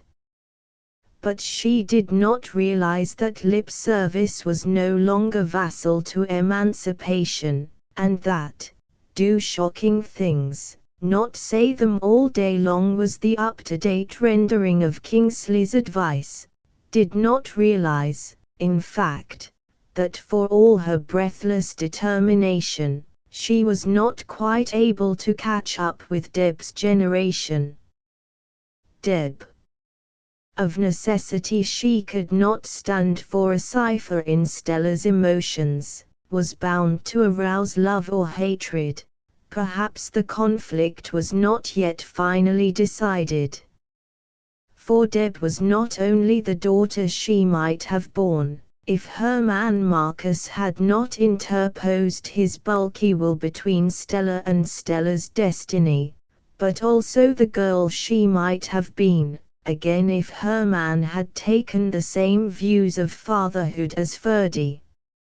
Out of the non-fulfillment of Stella's existence had arisen Deb's present paradise of liberty. Stella herself perceived that, herself the ashes and Deb the gala-plumaged phoenix. Ferdy, as a father, needed the tragic example afforded him by his elder sister unmarried, for marriage, when it is obviously a vocation squandered, is as true tragedy as the squandering of some great gift. Stella by nature had been just such a girl as Deb was now. And she did not hate Deb, nor use her authority to balk the girl where herself had been balked. To her credit, she took instead a fierce, yet half-amused pride in flaunting Deb's emancipation from control, before the grimly disapproving glare of Deb's grandfather. It was revenge by proxy. You prevented me from acting thus, and thus, and thus, you have no power here. Look, and look again, this is what I should have been, this is what I should have done. But all the spilled joy has been gathered into another cup, and yours are no more the fingers at the handle. So Stella's long-shaped greenish eyes danced their wordless triumph at her father, while Deb, innocent of interplay, was frankly and chummily telling Ferdy about some successful impertinence of girlhood. She did not hate Deb. She did not love her either, at least, not in any tender lullaby ways. If she exulted in Deb's happiness, promoted it wherever possible, defended her against aggressive comment, nevertheless she was curiously aware all the time that the relations between herself and Deb had not reached completion, were hovering on the verge of something fundamental and savage of either love or hatred, she did not know. Meanwhile Deb, in her lordly childishness, was heartily fond of Aunt Stell, and people remarked how nice it was that Miss Marcus and her niece were almost like sisters together. It was Stella who arranged that they should temporarily move into a boarding house till Mr. Marcus was able to ascertain more exactly what his very reduced income was likely to be. Some of his money was invested abroad, and nobody knew how long the war would last. It was best not to enter upon a definite mode of living just now, and she did not care about housekeeping in apartments, their own house, or nothing.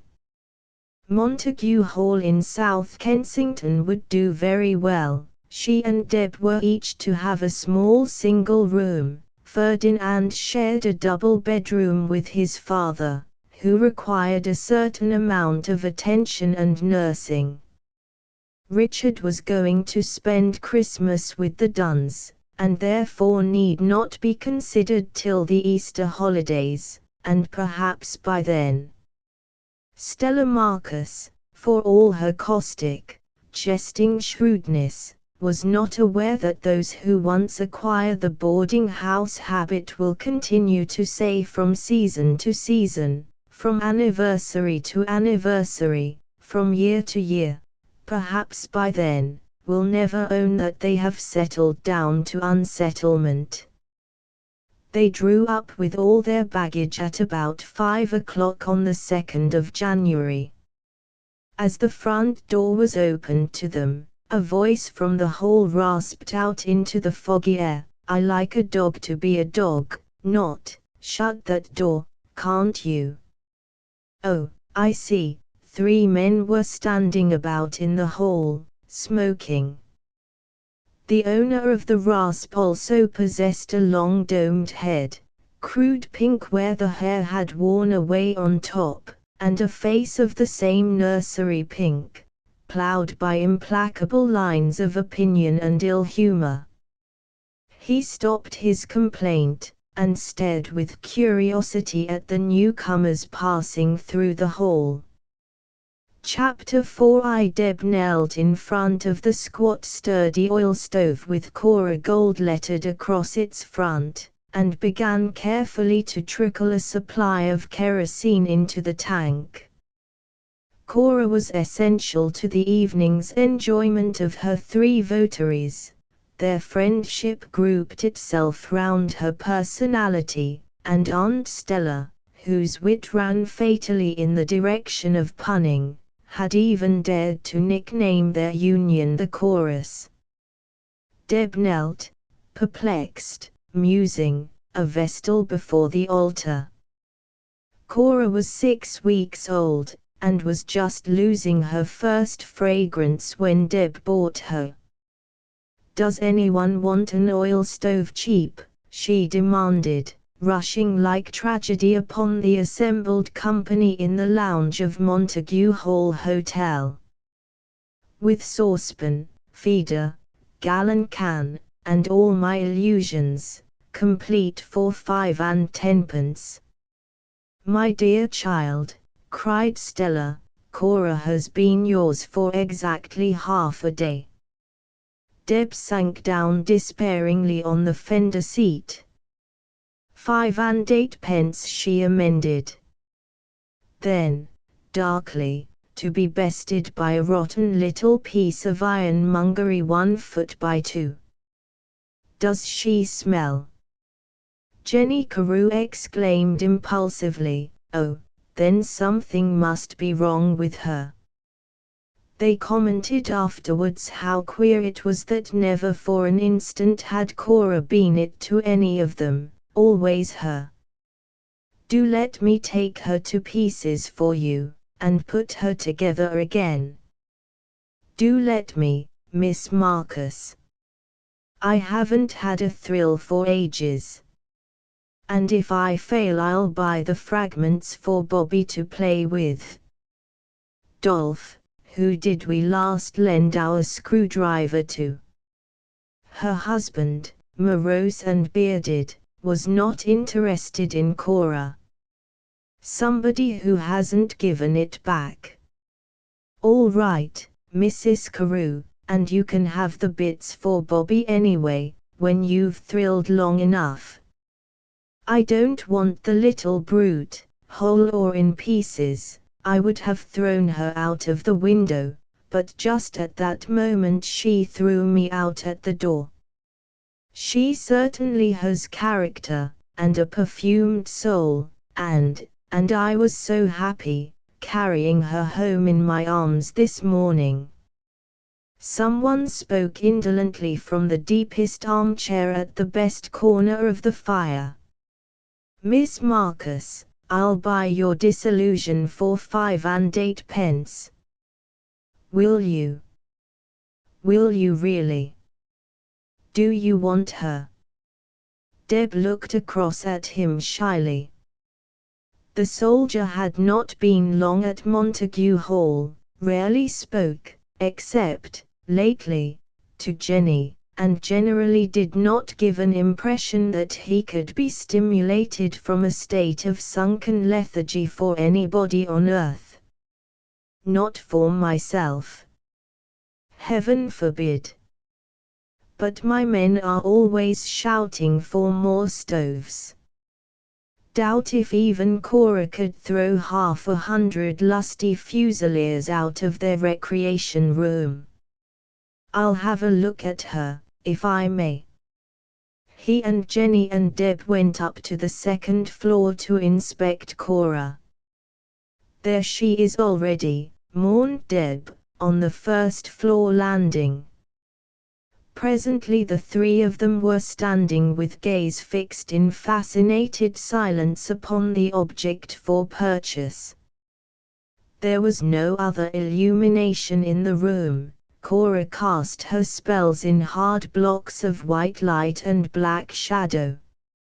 A boarding house, an oil stove, the soldier, Jenny Carew. It struck Deb from what a bizarre ragbag romance drew its patchwork pieces. She stole a look at Burton Ames. He was old, possibly about 46, and had an air of being neglectful. His khaki slouched over his chunky shoulders, his hair, grizzled fawn, was disordered and ragged. The corners of his eyes gathered into wrinkles. Not young, not successful, not handsome, and married, she had heard him mention a wife somewhere in the West Country. Preposterous that even for 5 swift seconds she should have received an impression that the big thing might be hidden here for her. And then she saw that Jenny's charming little gamin face was alive, and warm, and flickering as firelight, roguery acres round her lips, tears on her brown, blunt lashes, promise and mutiny and tenderness. What was the matter with Jenny? Slowly the soldier's hand came out and closed tightly round her arm, just above the elbow. Deb, still watching, almost winced at sight of the grip. And then Ames let go, and flung himself down in the armchair close at hand, and said, with the content of a man who unexpectedly finds sanctuary, "Let's stop up here. We don't want other people. I'm sick of the trail of other people littering the house. I like it up here." Yes, but where was the place for Deb? In Deb's room. She had no need of married people, took it for granted that the married man cannot lead by splendid sun-beaten ways to finality, that a married woman has ever the advantage over a maid, by one tranquility of experience. She had no need of these two. Then why did they leave it lying about under her notice, whatever it was they had found? The atmosphere was neither amorous nor exotic, but Deb had an impression as though the eternal man and woman had just come home, and that at any moment he might commit some little commonplace act, slip off his coat and hand it to Jenny to be mended, to make significant the fact that they were man and woman come home, in her room. Petulantly she turned away from sight of Jenny's face. Could she reach the door and get out before Jenny's lidded emotions brimmed over into action? Too late. Jenny's arms were strangling Deb. Jenny's scorching lips were on Deb's cheek and neck. Jenny's half-sobbing half-laughing runs and murmurings of incoherence were thrown upon the unnatural silence. "You darling, darling, darling.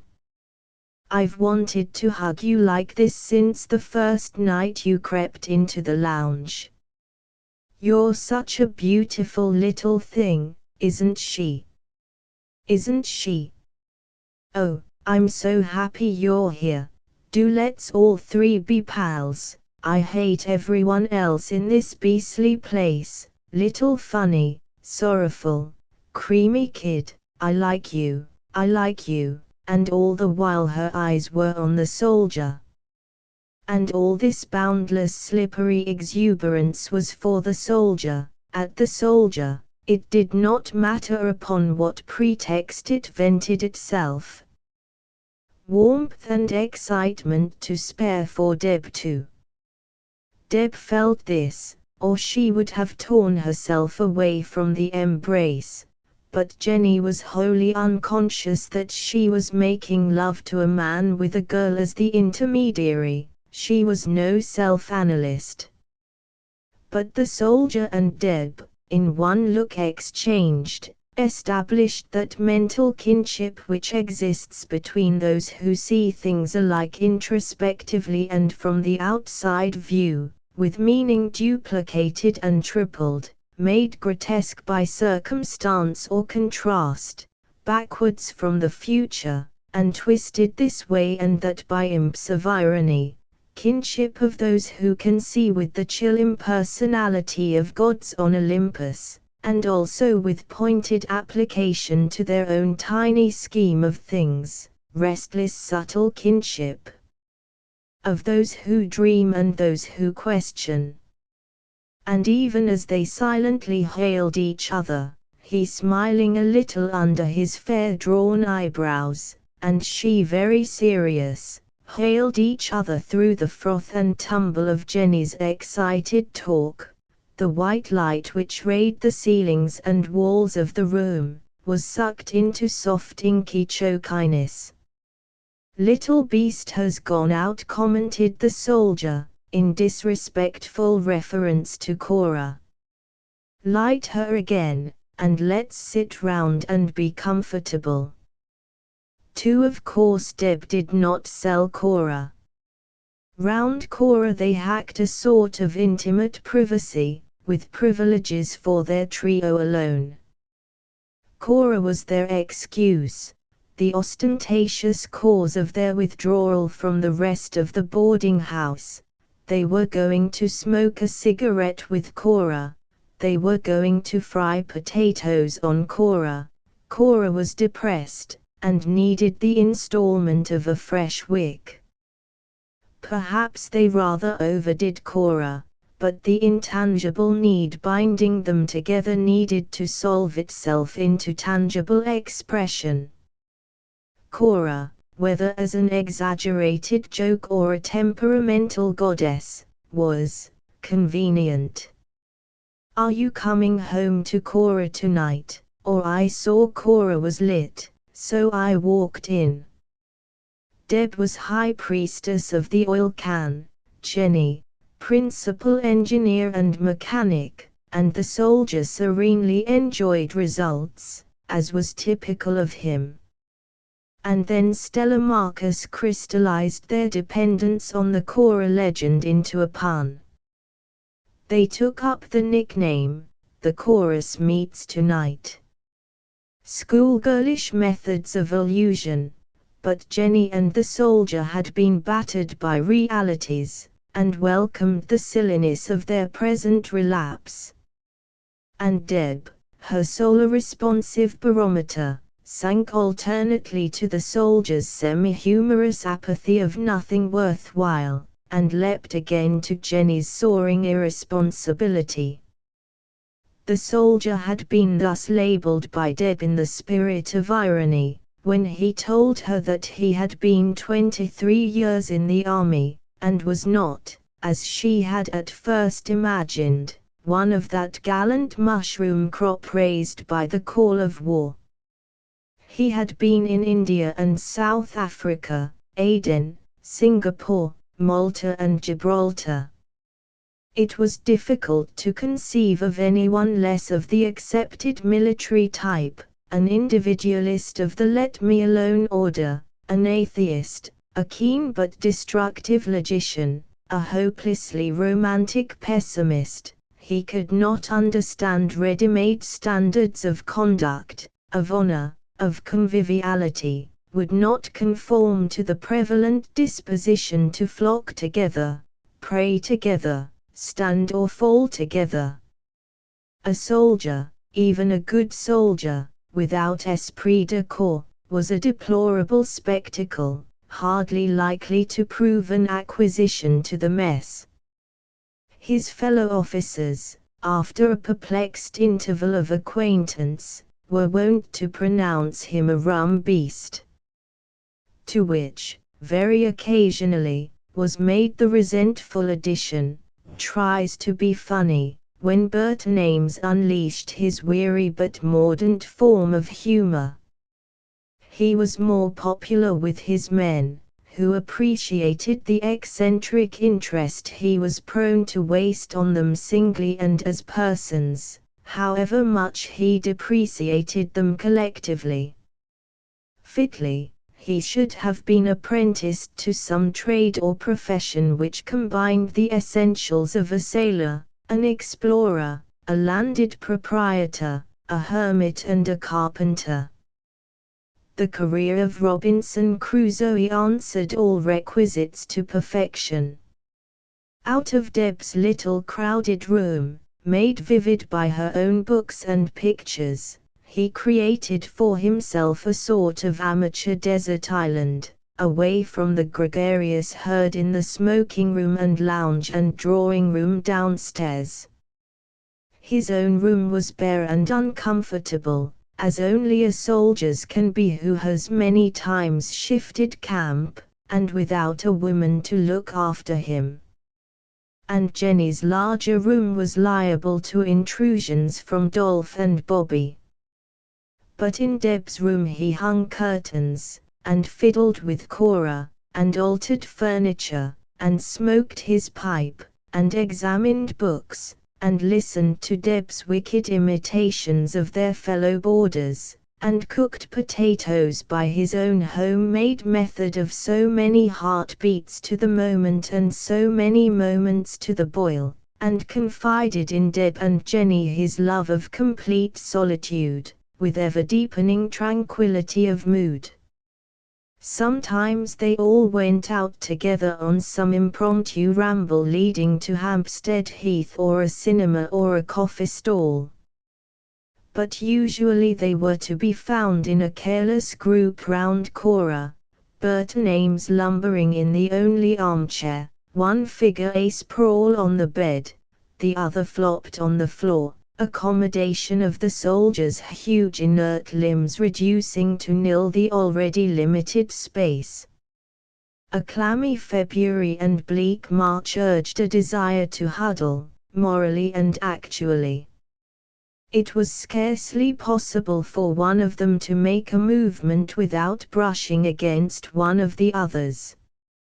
Sometimes Dolph would meander into the room in funereal quest of his wife, and sometimes Aunt Stella left her rubber of bridge to exchange a few jokes with Major Ames. But for the most part they were tacitly left alone, or unjustly alluded to as a noisy gang by Mr. Gryce, whose room was below theirs. Ferdy Marcus was far too glad that Deb was occupied and amused to question the propriety of this bedroom intimacy. If all had gone well, if there had been no war, the poor child would have continued in possession of her own sitting room in Daisy-Banks, where she had formerly received her friends. Ragged with her friends was the mysterious term applied. Ferdy had, of course, appropriated it to his own use. "Na, my darling, did you have a good rag this evening?" He gathered she was having a rag now. It was natural to her age, but everything that Deb did, he whittled to fit this assumption of nature. Only natural that the child should want to be out, only natural that the child should want to be at home. Leave them alone, Stella. Jenny Carew is always present. It is only natural that Deb likes the company of young folk. 46. Is he? All the better, then. A harmless fogey, almost as old as I am. It livens him up to be with Deb and the pretty little Carew, tells them tales of war. Ho! Ho! The new Othello. Only, Stella, Papa need not know what is going on, was. He would not understand. Harmless. Certainly Burton Ames intended to be harmless. He did not believe himself in love with either Deb or Jenny. He valued them for their companionship, for their interest in himself, for their distinct and unique personalities. They were a stimulating find among the heterogeneous nomads of boarding houses. He thought he liked them as two charming boys. With his scorn for platitudes and for platitudinous happenings, he underrated the dangers of propinquity. If one were careful, his careful attitude was his undoing. It goaded Jenny and Deb out of shelter. They knew well enough that from their reliance on Cora, was sure to arise this equation of danger. They courted it, hunted it, even. Ames was such an insistently masculine factor in that room, a girl's room. The very rough feel of his sleeve, Jenny knew, every time she moved. And she was a restless creature, forever thrilling her wings. Jenny was just an atom of life force, twinkling wildly, all the time, in every direction, jostling to be noticed, petted, admired, a gyrating dizzy mote in the sunslant, a savage little brown bundle of sexual impulses. That was primarily Jenny. Funnily opposed to this, some of her instincts and education and ways of speech were those of the typical suburban sparrow. She was suspicious of people who could correctly pronounce foreign languages, scoffed at what she called highbrow stuff. What else was Jenny than this? Most of all, perhaps, an insatiable mother, wearing herself out in service to anyone sick or bothered, proud of these calls on her reputation for quick practical efficiency. Cooking, bandaging, scrubbing, she had 5 brains on each hand. Her notion of spoiling a beloved person was by virtue of touch, a smother of kisses, chair and cushions and fire, healing contact of warm flesh upon flesh, cosseting ways that were all the realities she knew or cared about. That sort of rubbish never did anyone a bit of good. She would interrupt with almost shrewish impatience, when Deb and the soldier were astray in realms ethical or fantastic. Life was 4 walls and a roof, babies within, and the smell of dinner, and sacrifice, and somebody crying, and body's pain. A little fun to be squeezed in at the cracks, fun that was substantial, and never ethereal, fun that was crowds and a pretty dress, a waltz, chocolates, a bottle of wine, a ride in a motor car. And love was just touch again, for Jenny. Jenny had no reserves and no discrimination. She could hastily damn a stranger to perdition without any attempt at sane reasoning, and a week later one would find her impenitently ensconced at the other extreme of judgment. She was not actually beautiful, a small, round head, and a small round chin, brown slow eyes tilted at the outer comers, round the eyes and mouth a crinkling resemblance, mirthful, mournful, to a baby monkey. Bobby, her young son, had inherited this. But her eyebrows were delicate umber sickles on the low white forehead. And she could look all things in a second's space of time. Jenny had been given sordid tragedy for her lot on earth, poverty of the shoddiest kind, illness that had brought her 3 times gaspingly close to death. And she had come out well in the test, better, perhaps, than a schooled philosopher. Loyal to Dolph, competent in the bread struggle, plucky in the very extremities of pain. To Deb and the soldier she was a sort of complete home on tour. He, especially, seemed to rely on her for the daily wants of an ordinary man adrift and ill. For he was already a victim of the war. Shell shock and neurasthenia had left him incompetent for any more strenuous job than his present light ordnance duties. Jenny rejoiced in the very egoism which brought him to her at all times with some slow ponderous helplessness to confide, "Look here, what am I to do?" She gave prodigally, without thought of barter.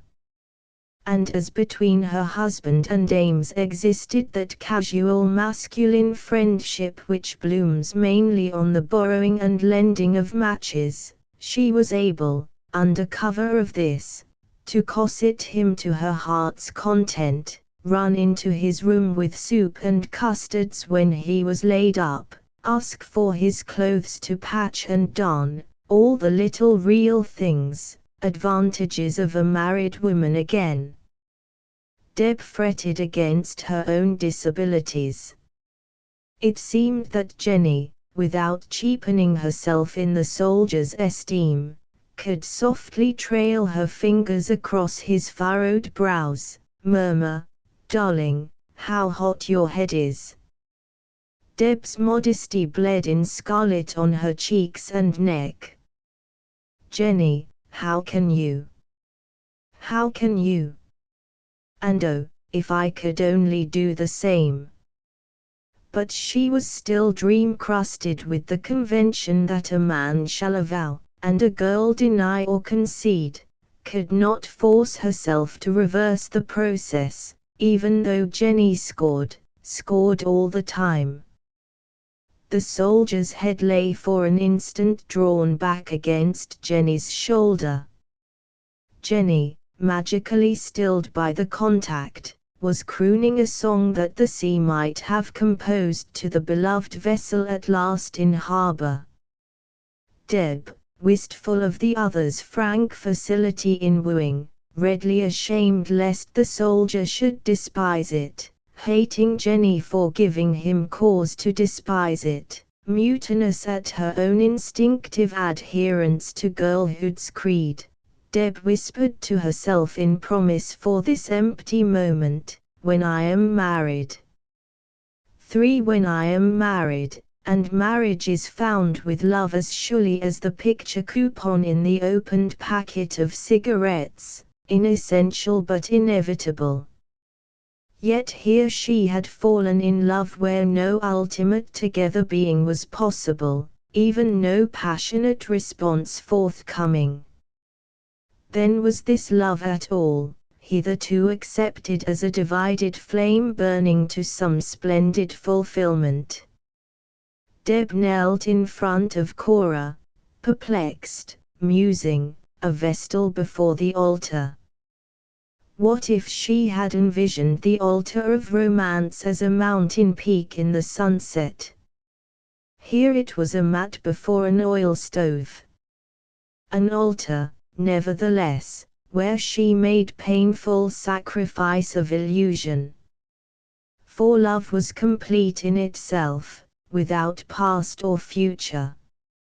She might not put eager question, before admitting love, is he young?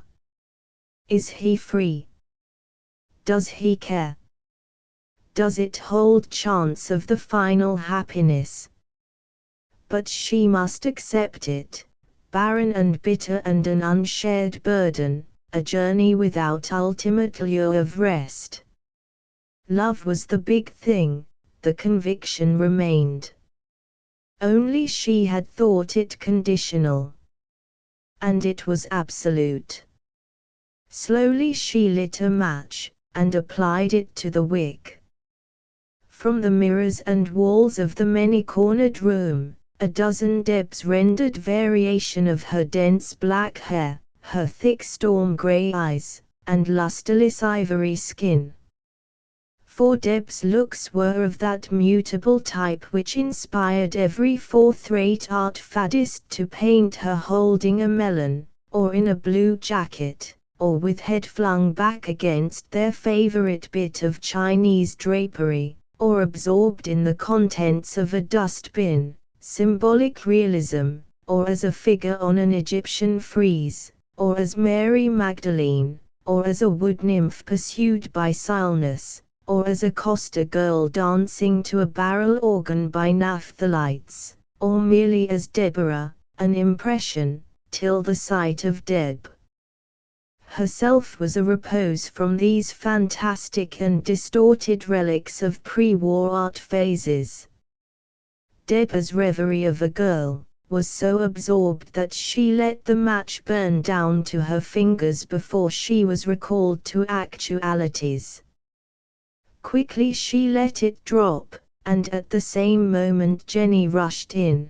The chorus is off for tonight, Deb, isn't it a shame? Madame Lorraine is giving a squawking party in her room, and you and I have been specially invited. This was catastrophe. Oh Jenny, must we? Hasn't she invited the soldier? Out of compliment to us too, yes. But she can't stick him, really, because he doesn't jump about opening doors like a foreign monkey on a stick. I wish he would open some doors, tonight. I know exactly what will happen, Jenny. La Lorraine will say, come, now we will be truly cozy. And immediately block all forms of ventilation. And then she'll sing as if she were let loose again in the Paris Opera House, and I shan't know if it's my head bursting, or the walls and ceiling, or her voice.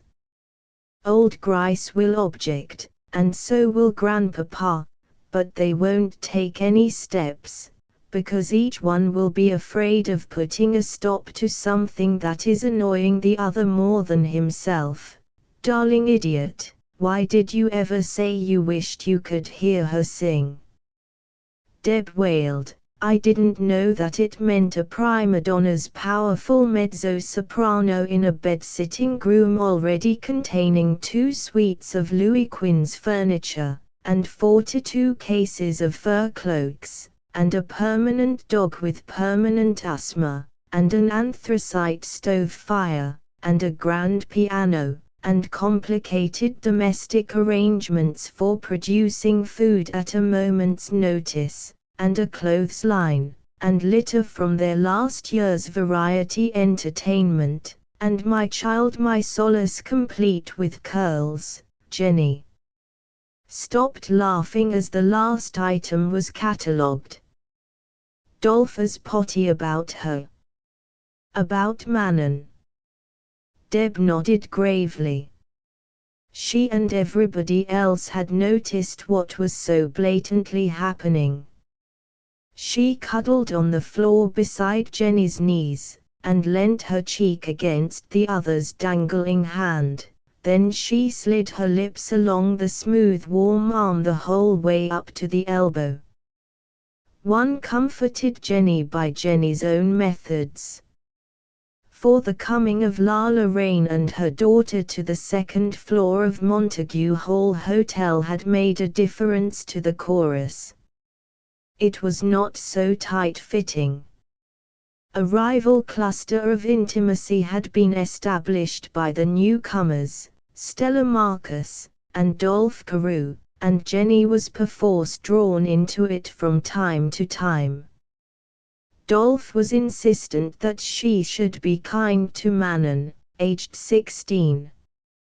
And Lala Rain, with her overpowering conviviality, had sought to make an undivided bohemian settlement out of the bedroom inhabitants of the second floor, all doors open at all times, and a general pooling of minor difficulties.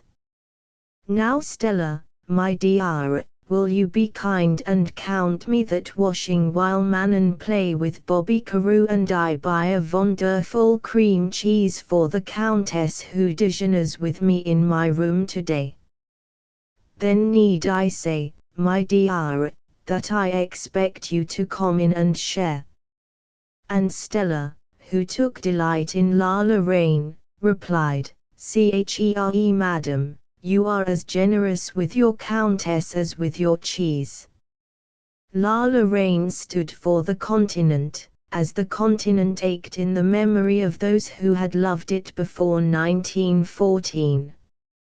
Not for any one country or another, but for all the gay cities, Paris, Vienna, Berlin, Rome, St. Petersburg, irrespective of the distinctions of war.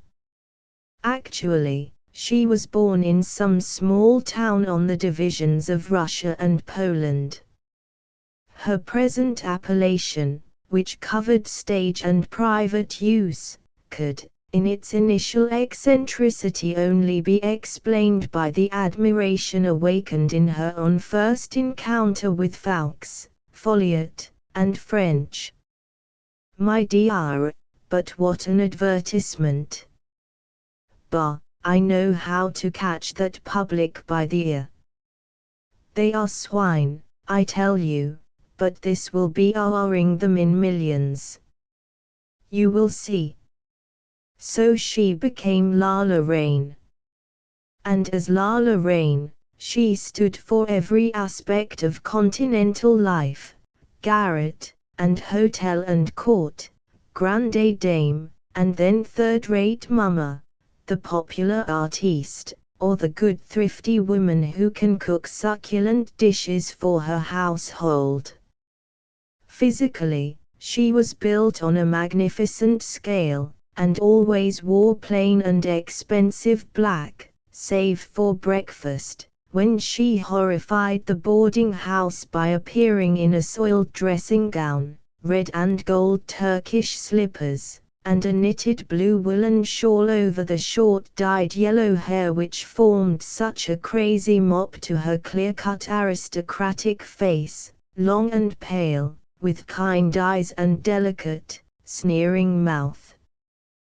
There was no adventure of the demi-monde too lurid for imagination to cast her as heroine, and against that she could whisper mysterious tales of court intrigue, and call grand dukes by their pet names, with an air that betrayed her a careless participant of their intimate revels. Fiercely she adored Manon, whose hair hung in streaked yellow curls over her shoulders, and from whose red, greedy little wolf's mouth one could envisage the dart of a red-pointed little tongue.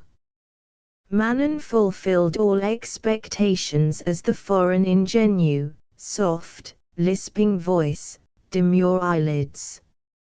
In a frequent spasm of recollection, Lala Rain would dismiss her from the room when the conversation was too adult for due preservation of a maiden's bloom, but on those occasions that her mother forgot to dismiss her, no doubt Manon picked up much valuable information.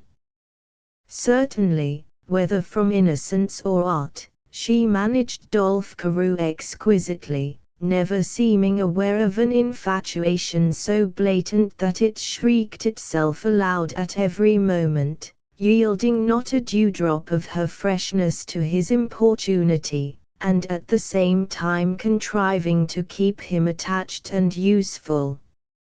"My dear Lala Rain," declaimed to Stella Marcus, "such a clown for my Manon, not for anything in that world.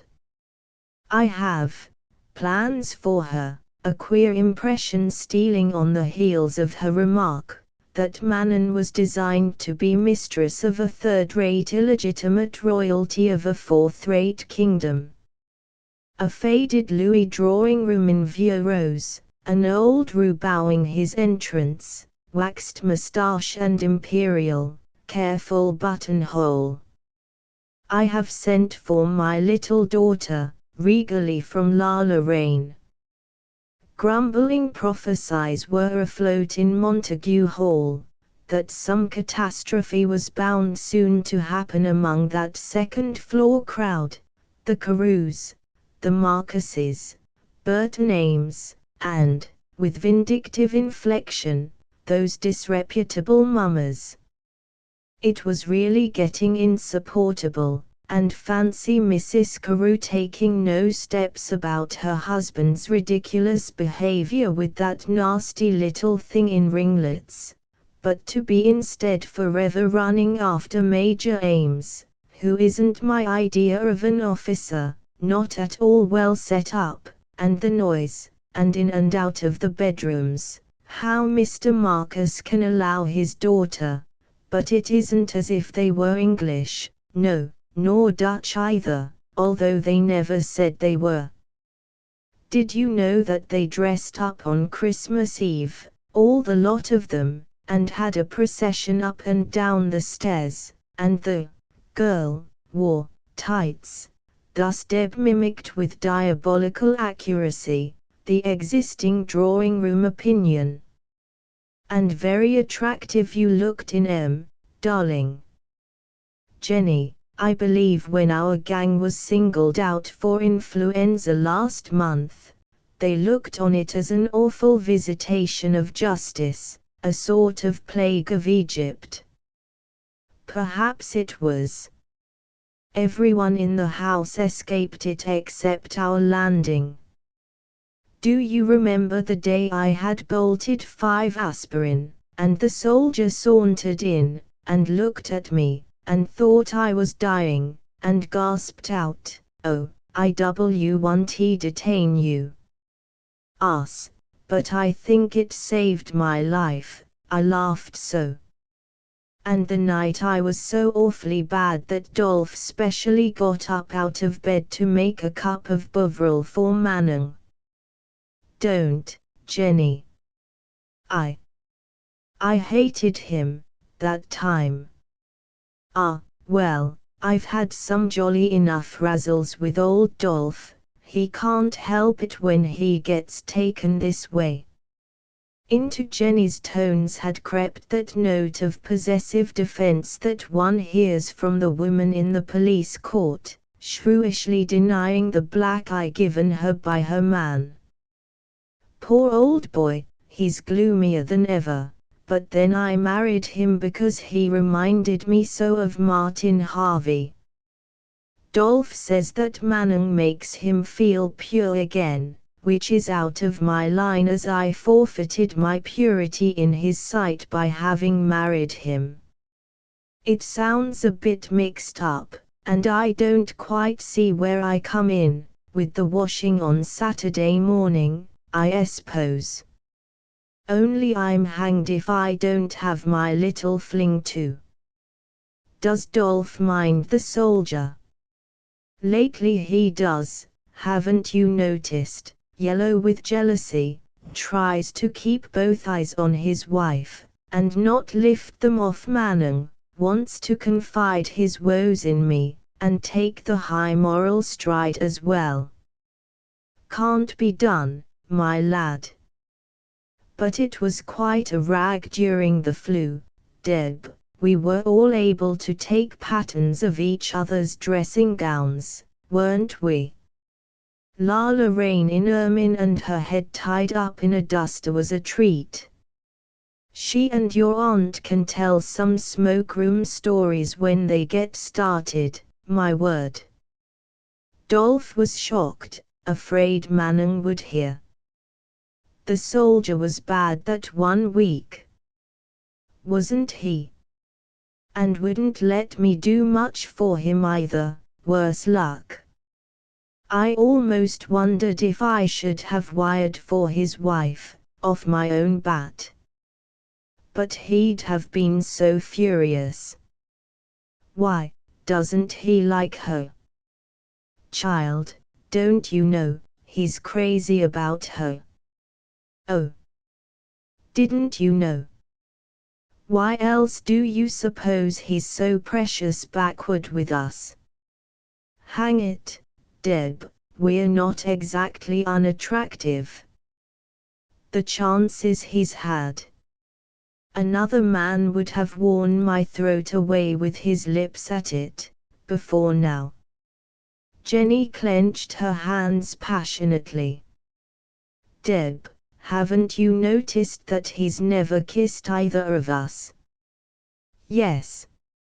I had noticed. He told me the whole story, mooching about the streets in a fog one night. He had fooled about with some chit, not caring for her a tuppenny curse, as he might have fooled with us. Someone told his wife, and she just gave him notice to quit. I'll send for you when I can bear the sight of you again. That was 4 years ago. God! She must be made of ice. With a war on, too. Can't she guess that the man wants looking after, and that if her fingers don't sew his buttons on, someone else will volunteer for the job? Not that I've had much from him, except thanks, for trying to buck him up and brush him up. A more dejected-looking object I've never seen than when he first slouched in here. Thanks. Oh yes, he thanked me then, in the fog, for having listened to his drivellings, as if I could have helped myself, with his hand grabbing my elbow. I was bored stiff. That was before you came in with us, kid. I'll drop out again. You're married, Jenny, and so is he, and you can fit each other with what's left over. But I want something whole. Yes, you've got everything to give. But you and I might just as well go on being pals, darling. He doesn't care a rap for either of us. And he'd be terrified of me without you, Deb, or of you without me. I've never struck such a cautious Willie. When he's left alone with one of us he goes to fetch his pipe, till the other comes back. I tell you, it works up all the devil in me, and in me. Deb, he's a real man, or I shouldn't care like this. He's been perfectly sweet to me once or twice. Perfectly, dear. He can be, when he likes. Have you ever felt the muscles of his arm? Ever bent it back? Like iron? Deb, I'm sure he's sworn some gimcrack oath to himself, not to ever let it reach a kiss, with us, I mean. Because of her. Why shouldn't we set ourselves to break it down? After all, she must be a beast. And she should have kept him while she had him. It's our innings. Deb, I bet you a gallon of oil for Cora that one or the other of us gets a kiss from him tonight. I'm mad tonight, mad, game for anything. There. I forgot that blooming party next door. Madam's got a pal in to play her accompaniments. She won't let us off, not just for a chorus meeting. A conspirator's rap at the door. The soldier thrust his head stealthily round the corner, ascertained with relief that both members of the chorus were present, and entered, pulling from his pocket a smoked haddock by its tail. I've brought a present for Cora. 2 presents from the other pocket. He extracted a tin of asparagus. Shall we revel up here tonight, as a Thanksgiving? I don't know for what, but I'm in the mood. His brick-colored face was impassive, his voice slow and toneless, his entire personality redolent of beef decently roasted and eaten at the proper time at a proper table. Anyone more obviously opposed to riotous revels, or to moods of any kind, it would be hard to imagine. I believe we shall have to divide the haddock before we cook it, Jenny speculated with a dubious eye on Cora's limitations, while Deb ruefully explained their evening's engagement. Damn, said the soldier gently. Am I invited? I won't go. I have to sit at attention when I hear music, or else I don't look as if I were listening. And that's so tiring. Look here, I can't endure an evening without you two, honestly I can't. Why not pretend to be ill, one of you? Hastily he amended, both of you. I can, I've been feeling frightfully rotten on and off lately, since the flu. My heart's gone funny from too many operations, or too many aspirin, or something. We could go in next door for about 10 minutes, and then I'll pretend I'm taken suddenly bad, and slip out in a I hope nobody will notice or make a fuss manner, and Deb will naturally follow me out, looking, what's the word, you highbrows? Sol.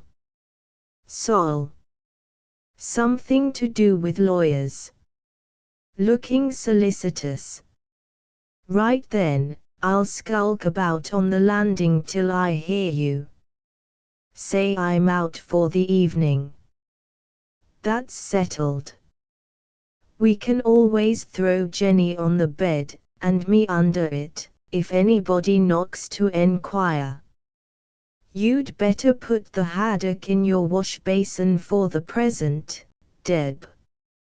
And please, where am I to wash? Ames thought it over.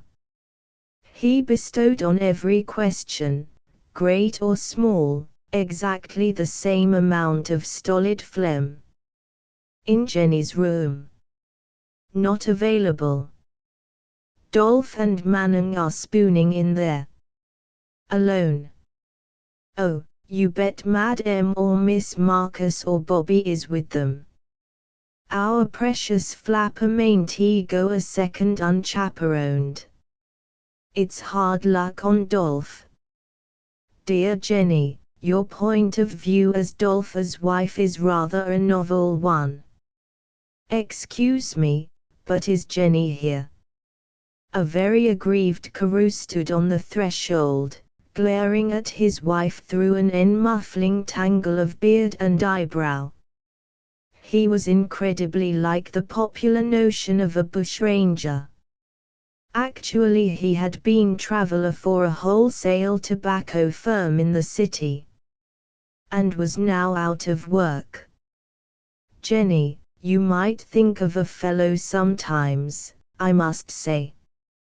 Bobby keeps on running out of the room, and I've always got to haul him back. And you know quite well what Madam is like about Manning. Why don't you sit with us and do some sewing till Bobby's bedtime? You're so selfish. Another ferocious glare, and Dolph was gone. Charming fellow, isn't he? Remarked Jenny lightly. She shrugged her shoulders, and followed him out. The soldier looked at Deb expressively. Bit thick, isn't it? I hate Dolph Carew. He doesn't count. But she's the pluckiest little soul in England. One can't interfere, that's the worst of it. Why can't one? Because one might compromise oneself.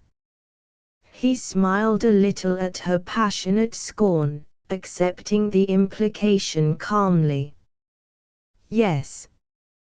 Partly that. Mostly that. You admire rash impulse, and headlong defiance, and all those virtues that make a muddle in the world, don't you? From teasing Deb, he awoke to awful realization that he was alone with her. I say, I must be off. Yes, hurry, a whole half-minute. Daringly she challenged his unspoken thought. Ridiculous child. Remember to put the haddock in the basin. He just touched her shoulder. All his warmer marks of affection were reserved for the times when the chorus was present in full membership, and went out. For Deb crossed straight to the long mirror, and made the discovery that she had not been looking beautiful enough to say what she had said. She began to dress for the evening with a sort of revengeful deliberation. The deliberation was necessary to ensure good result. No wise woman can fly, with spirit aflame, into her clothes, and then hope to prove seductive. The dash was in her spirit, nevertheless. She was angry with the big thing for not proving the mellow, englamoured sanctuary she had every right to expect.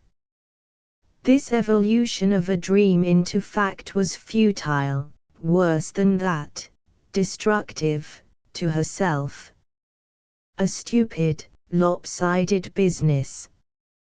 Deb was not glad of love now it had come. Only a troublesome but intelligent honesty kept her from repudiating it altogether as the big thing, returning to her former state of silver misty anticipation. One can pretend, I suppose. Pretend that the soldier was a mere wayside incident. Only she knew too much about wayside incidents to commit that error. Well then, since she was so sure, were not the issues worth a forced initiative on her part? Could she compete with Jenny's boldness, if she chose? For with Deb, as with Jenny, the soldier's steady, profiting self-control had become a nightmare which had to be exchanged at all costs, even for his scorn, even for self-destruction, even for evil. Her temper resolved itself into action. There was mischief in her selection of the pure ivory taffeta dress, the golden shoes, and cobwebby gold stockings that the supple fancy could continue on limbs straight and slender inside the blown white cup of her skirts. Deb could wear white and pearl and dove tints without fear of looking missish. By contrast with her deep colors, they enhanced her vivid grace more than the traditional purple or flame. Sufficient of purple in her somber twilight eyes, flame enough in her lips.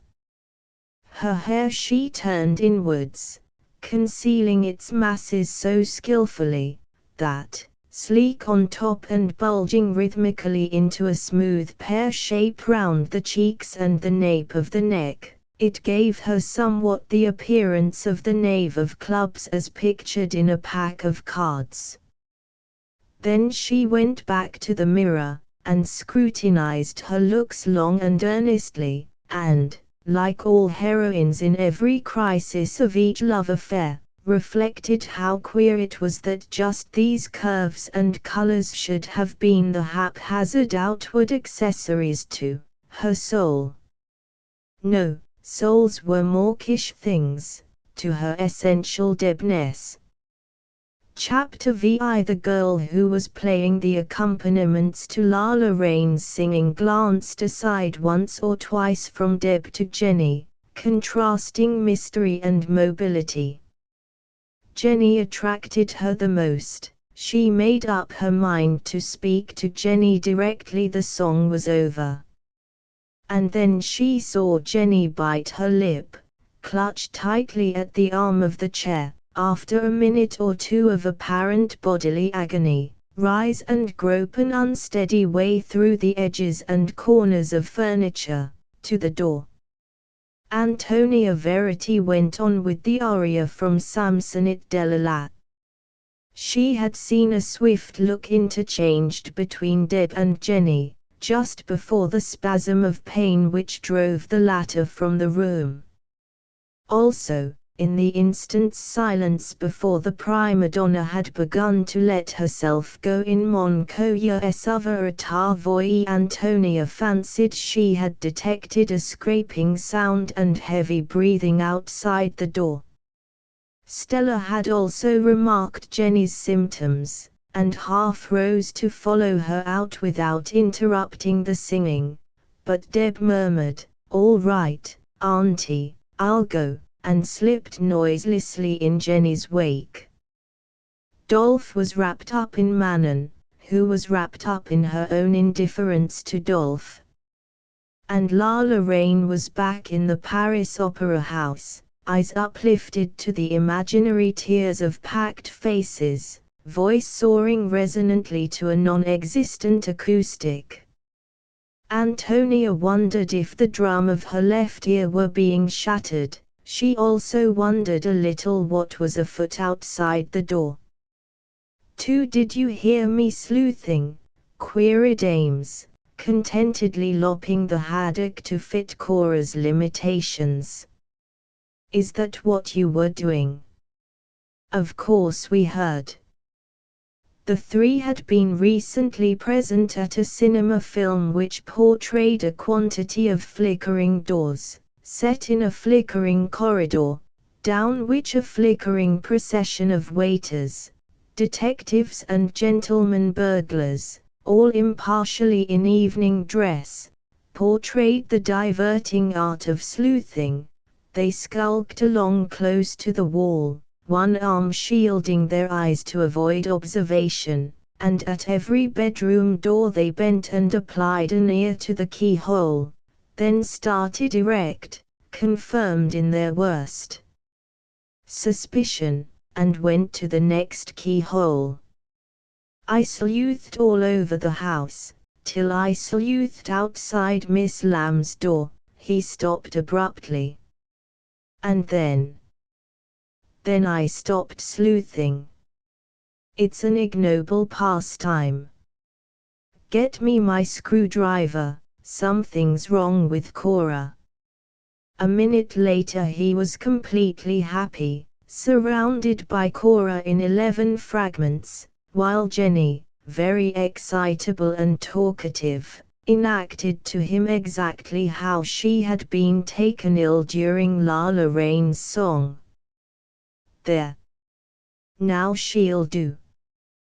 There was nothing wrong with Cora. "You wanted an excuse to pull her to bits," Deb accused him. "A man is only a child, he must play. Fiddling at things. Tinkering with things. Pottering over things. That's a mercy, as Delilah, on the other side of the wall, died to silence. "Our invalid had better be hoisted onto the bed, they'll be coming in to enquire." Just in time Jenny hurled herself among the pillows, and drew the quilt up to her flushed cheeks. A knock at the door. The soldier eliminated himself against the wall. Deb went softly to the threshold. "Is that you, Manon?" "Yes, she's in here." "No, I wouldn't come in." Deb backed the unseen visitor onto the landing. The other two, listening breathlessly, heard her low, capable, reassuring explanations. "Be all right presently, room too hot, strain of the last few weeks, might do her good, tell them not to worry." Jenny inserted a moan of corroboration. "I'm so very sorry," from Manon. Deb returned to the room, closing the door. And Jenny cried, "Little humbug, much she cares." "Well, nurse, shall we operate?" demanded Ames cheerily. He stood at the bedside, assuming a professional manner, one finger on the patient's pulse. This is excellent. We shall soon be all right. Up today and down tomorrow and dead the next day. A great improvement here, nurse. I should give her." He drew the pseudo-nurse aside to a little distance, dropping his voice to a grave undertone. Jenny burst out laughing at the foolery, then shuddered, and laughed again. "Bravo! It's the real thing. God, how often I've seen Em do just that at the hospitals and nursing homes. I've been turned inside out and put on the table so often, I wonder there's any of me left kicking. Like poor old Cora over there, the doctors had all the fun, tinkering and fiddling." "It sounds fun, when you put it like that," Ames said appreciatively, and drew a clumsy penknife from his pocket. "Where will you have it?" he demanded considerately, throwing off his coat and rolling up his shirt sleeves. "Deb! Deb!" shrieked Jenny, in hysterical appeal. Deb flung herself to the rescue.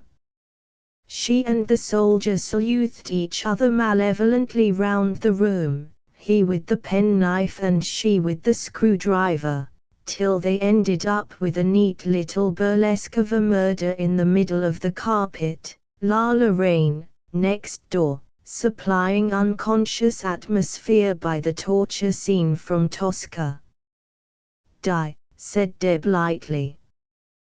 "With my fingers buried in your raven tresses.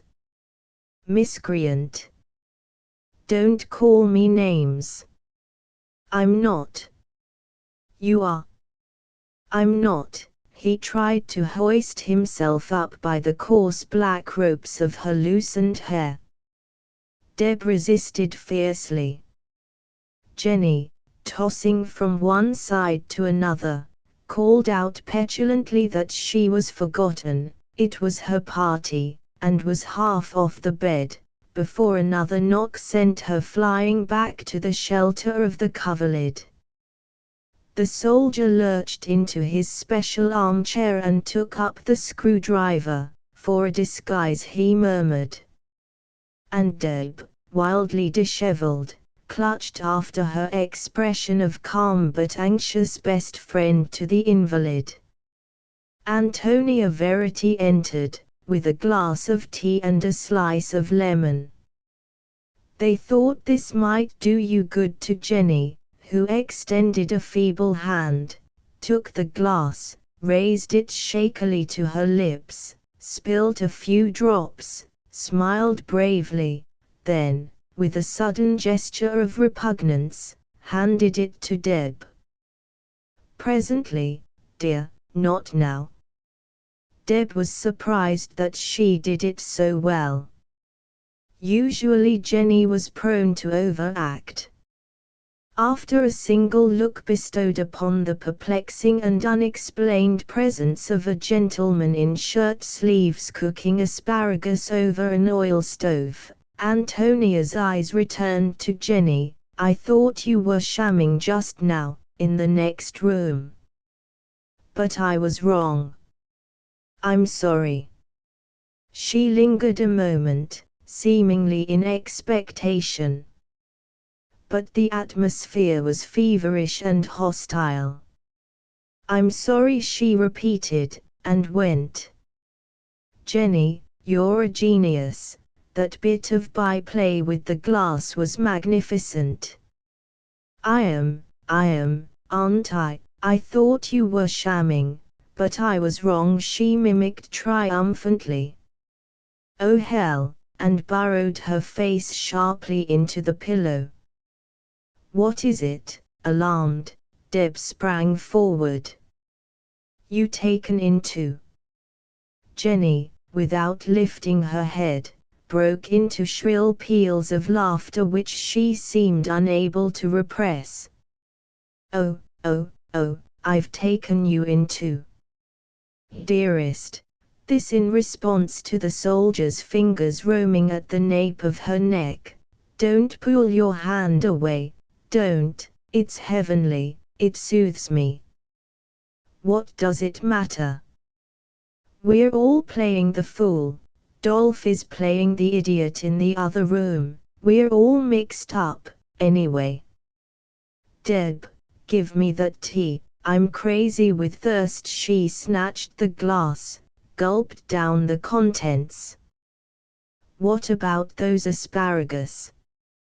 "They ought to be done enough now. You shall have some if you're good." "What do you think, nurse? 1 or 2? And the rest for us?" Deb nodded professionally. But it struck her that Jenny was rather making capital out of the privileges of her present role.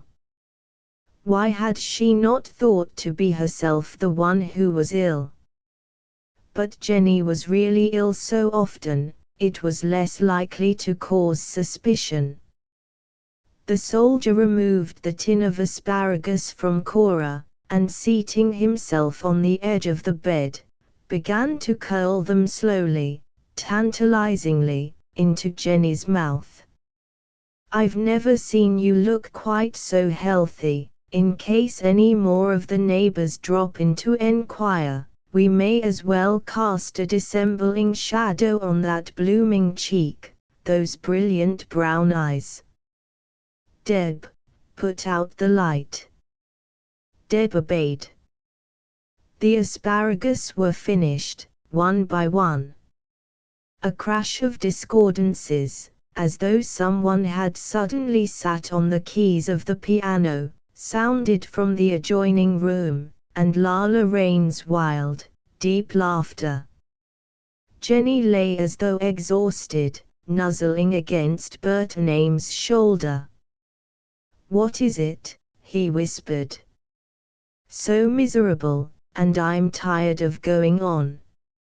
"I am, too." "Never mind, it's not so bad being miserable together." "You're rather nice, then lower still, kiss me." He laid his cheek down against hers, no more. But she seemed content, and Deb turned away, stood, forlornly enough, with her back to the bed, looking down at Cora. "I'm miserable too," she whispered. But Jenny heard. Deb, come over here, come over to me at once." "How dare you not come, feeling like that?" "Deb." Deb crouched beside the bed, with Jenny's arms tightly wound about her shoulders. The soldier's knee, hard as granite, pressed against her side. They were all three very near together. A magnetic sense of rest was born in this close contact. Jenny's hot skin, Deb's tumble of hair, harsh feel of the soldier's frayed tweed coat. There was no other illumination in the room, and Cora cast her spells in hard blocks of white light and black shadow. "Good old chorus," breathed Jenny. "You're a really and truly person, Jenny, aren't you?" "Sweetheart, what do you mean?" "I used to ask about people in stories, are they really and truly real? Somehow I always know that you are, at least you, if nobody else." "Of course she is," grunted Ames, "considering she's a Christian, quite remarkably real." "Hush!" Quickly Jenny laid her fingers over his mouth. "You must leave me that at least, my religion." Child, religion is a man-made door, blocking all hope of vistas beyond."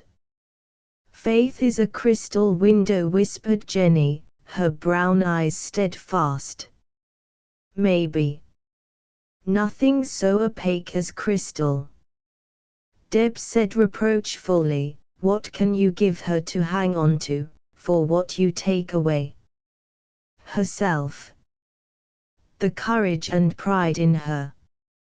It's much more comforting really than a vague hope that God will come to the rescue in extremes. You can be definitely certain of the measure of your own powers, but God is at best a gamble." Jenny's eyes strayed fearfully ceilingward. "Looking for the thunderbolt that will destroy the blasphemer. I remember looking up in just that way, the first time I said damn," Deb murmured reminiscently. "It's what we learn at our mother's knee." "We've all got mother's knees in our system, Jenny here worst of all, until we learn to see through it. Your metaphor is in peril, as well as your soul." S.O.S, he laughed. But at this tendency of the conversation to become highbrow, Jenny's mood, as usual, flickered to restlessness. "I ought to go and see if Bob is all right. I haven't been in all the evening." "You forget that you're in a highly critical condition, and mustn't be seen dancing about the corridors." "I'll go." And Deb wondered, as she closed the door behind her, if, in her absence, Jenny would contrive to win the gallon of oil for Cora. Bobby was soundly asleep in his cot, his round, monkey face, so comically a replica of Jenny's, snuggled half under the bedclothes to meet his huddled-up knees. Deb was compelled to bend and lightly kiss him, for the sake of her private fondness for all small boys. A night light floating on the table beside him was suddenly quenched. Deb turned to grope her way out of the room. She heard a groan behind her, and, for Bobby's sake, bit back a sharp scream of terror. "It's only me," came Dolpha's despondent reassurance. "You?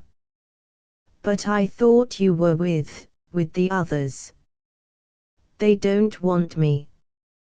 She hung about uncomfortably, her hand on the doorknob. "Jenny's better," she volunteered at last. "Is she quite indifferent?" Then he burst out, "Deb, do you know that I'll be rich one day, when my uncle dies?" "Rich? People will treat me differently then." "I tell you, Deb, money does everything with some people. Not with a young girl, of course, but with their mothers. I'm nobody now. Anyone can insult me, give me the sack.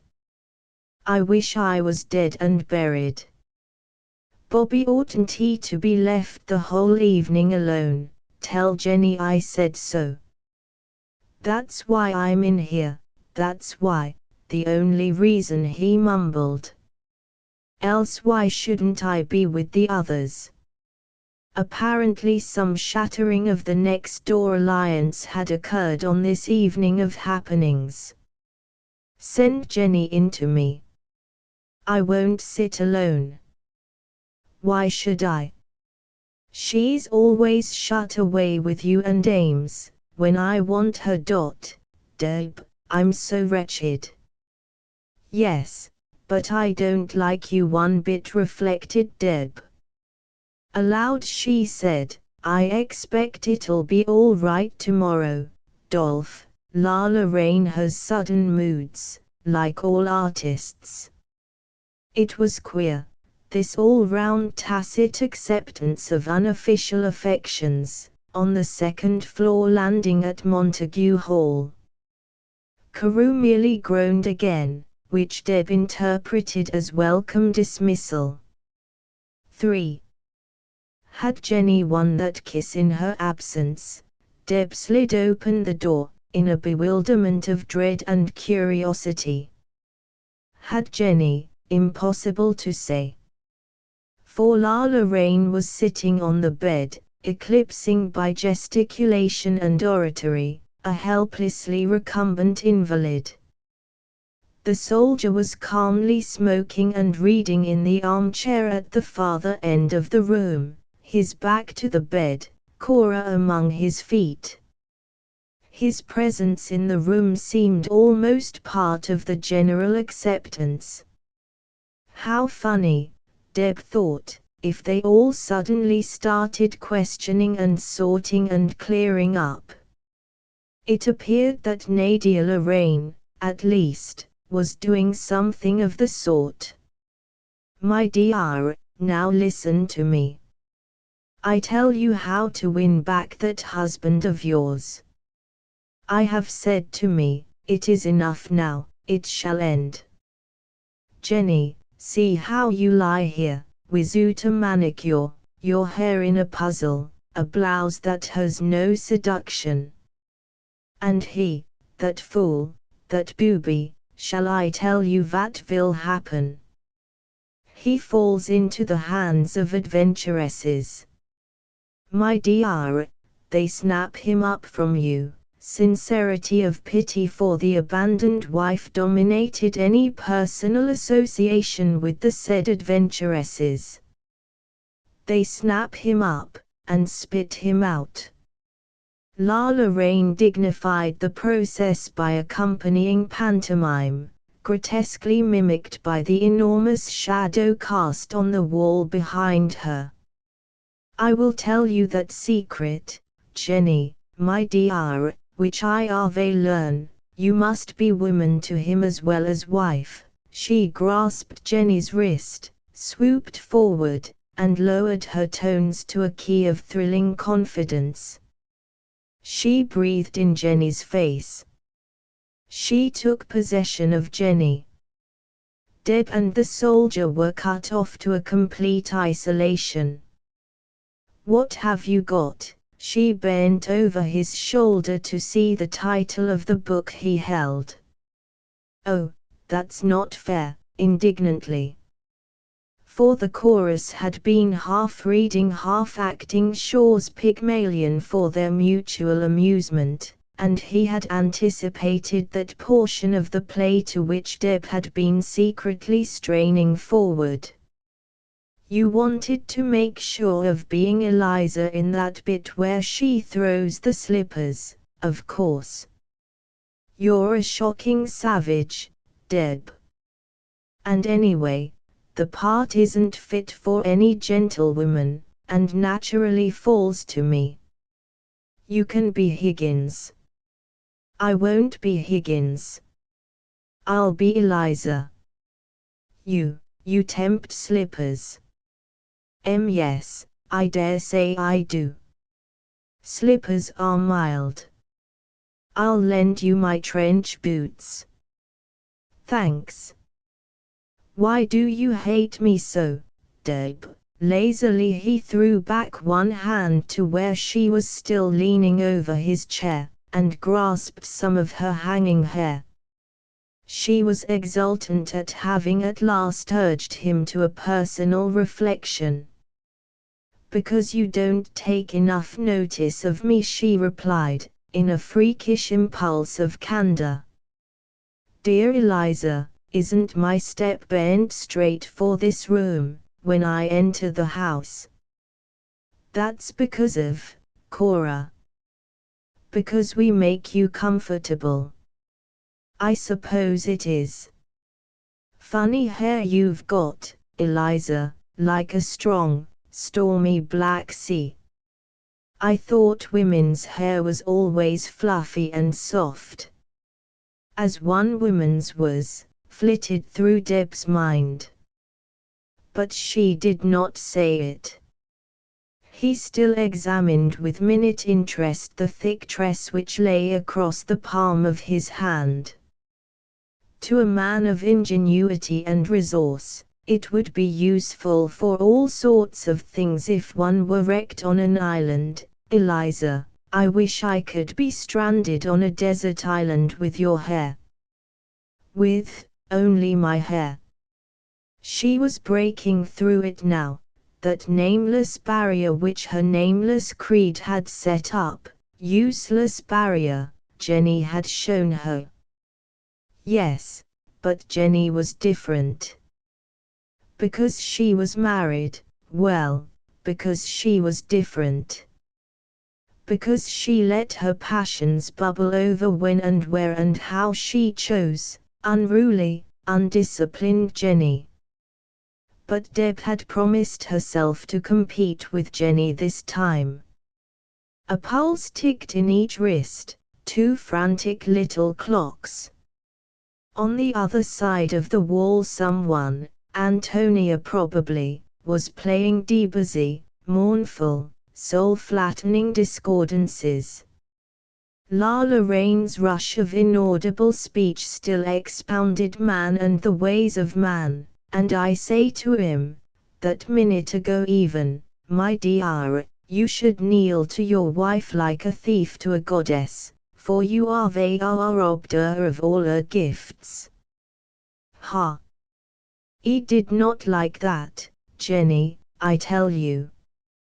He sulks now in his room, the booby. Well, it was rude, considering he was your guest from Jenny, in shrill defense of her male property. What should I do with the rest of you, Eliza? Would another man ask that?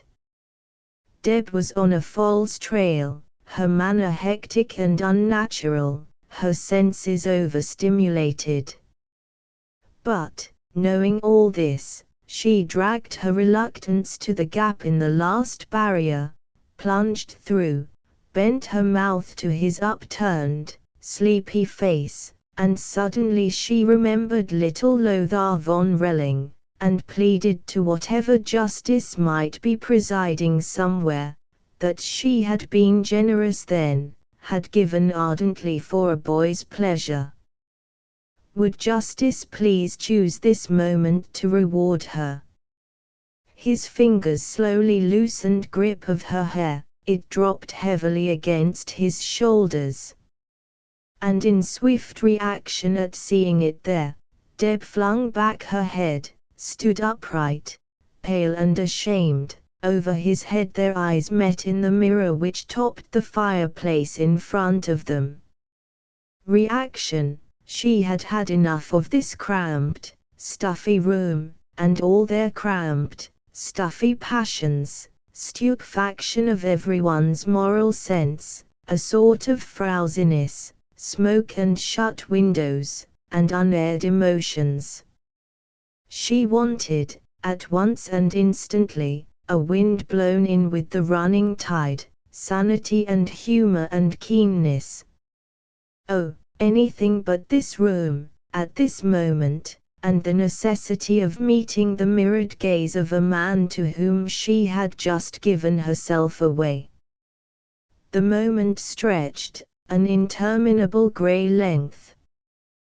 Then the music next door trickled away to silence, and it seemed as though the unsupported moment would have to trickle away with it. I'm only human. Thus to himself the soldier stifled a protesting loyalty. Heavily he shifted round in his chair towards the girl, standing now so stiffly and primly erect behind him. Deb. A rap at the door. The evening had been punctuated by such staccato interruptions. This time it was Aunt Stella. Is Major Ames here? Yes. You're wanted on the phone, trunk call, the page said. They came to look for you next door.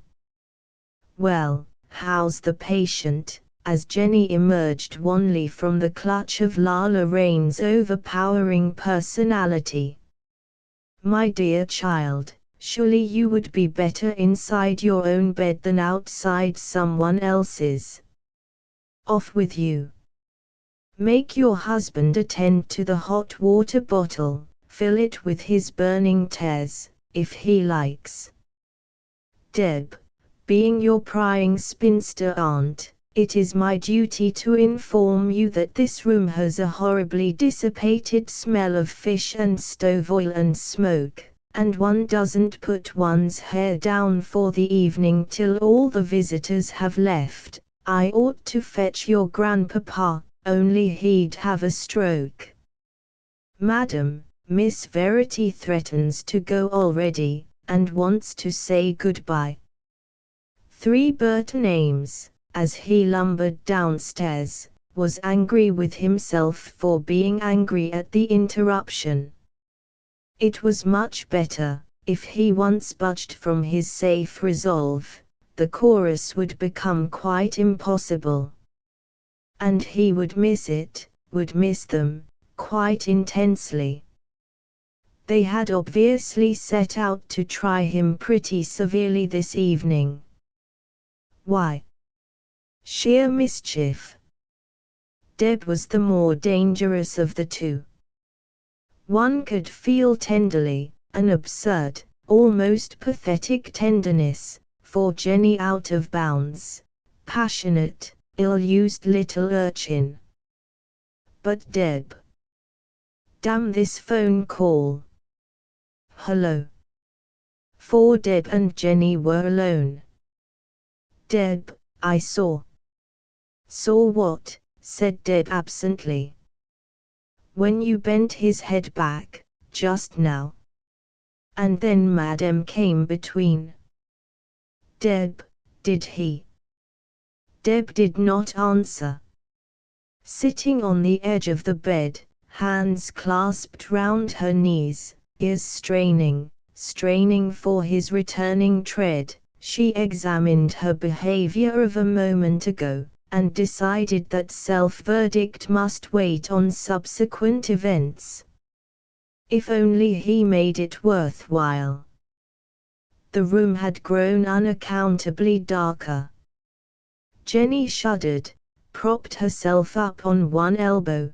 Deb, old girl, it's a fool's game to pretend one is ill when one isn't, because, there he is, burst from Deb's lips, oblivious of Jenny.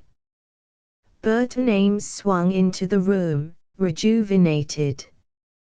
Jenny, Deb, I'm off tonight. His voice was still quiet and controlled, but the weary inflection to which they were accustomed from him had been replaced by tense virility. His bent shoulders were squarely flung back, his eyes snapped and tingled like bright blue fire under the grizzled jutting eyebrows. I'm off tonight. She, your wife, she wants you again, Jenny gasped. Yes. I spoke to her on the phone. She has taken a house in London, Camden Hill, just moved in. I'm joining her at once. She has invited me with a quick, whimsical smile. I wish it hadn't occurred to you to be taken ill just tonight, Jenny dear, you could have helped me pack. Deb's disqualified, of course. Good little girls mayn't pass the ogre's threshold, according to mother's knee.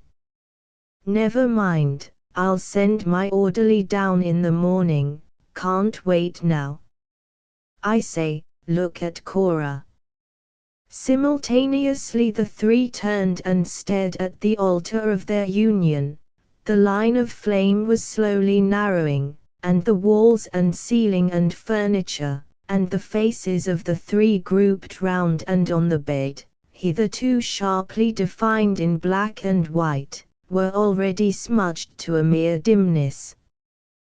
Cheap irony, oh, very inexpensive indeed, scoffed Deb. And she was grateful to Cora, deeply grateful. On the contrary, a histrionic sense of the fitness of things. When did you last fill the oil tank, Deb? Before dinner, no, though, I didn't. I remember now, Jenny came in and distracted me. That explains it. Nevertheless, the gradual ebbing of the light, coincident with the silence succeeding the waves of noise and music next door, wrought eerily upon the nerves of the two of the chorus who had not received their call of all's right with the world. Even Ames was touched to a cheery sentimentality. I shall miss you both tremendously, you've been so awfully good to me. Oh, I'm sure you've been very welcome, said Deb lightly. You're in a hurry, don't let these obsequies delay you. We bury Jenny the day after tomorrow, at 2 o'clock, if you care to attend. As I was responsible for her deathbed scene, I suppose I must. But it's been worth it, hasn't it, Jenny beloved, to have had this last fling together? Jenny played up. Oh, it has, it has. I've lived my life down to the very dregs. And now, as the light slowly fades, and the music dies away, supplemented Deb. And the asparagi have been trickled one by one down that dark and narrow path that engorges all asparagi, so that young life, too, throbbed to silence. Whistling, he went on his way, and never knew till afterwards. I can't whistle, the soldier interrupted Deb. But I'll do all the rest of the stunts. Goodbye, Jenny, my darling, I've been a fearful rotter. His voice broke in mock pathos. Secretly he was rather glad of this burlesque which covered any necessity for real pathos, because he was so happy, he just could not pretend otherwise. I'm not in pain, gasped Jenny. See, I'm smiling, quite a beautiful smile, isn't it? Perhaps I shall be well, tomorrow. No, I shan't, she screamed. No tomorrow for me. Soldier, don't go. Wait till.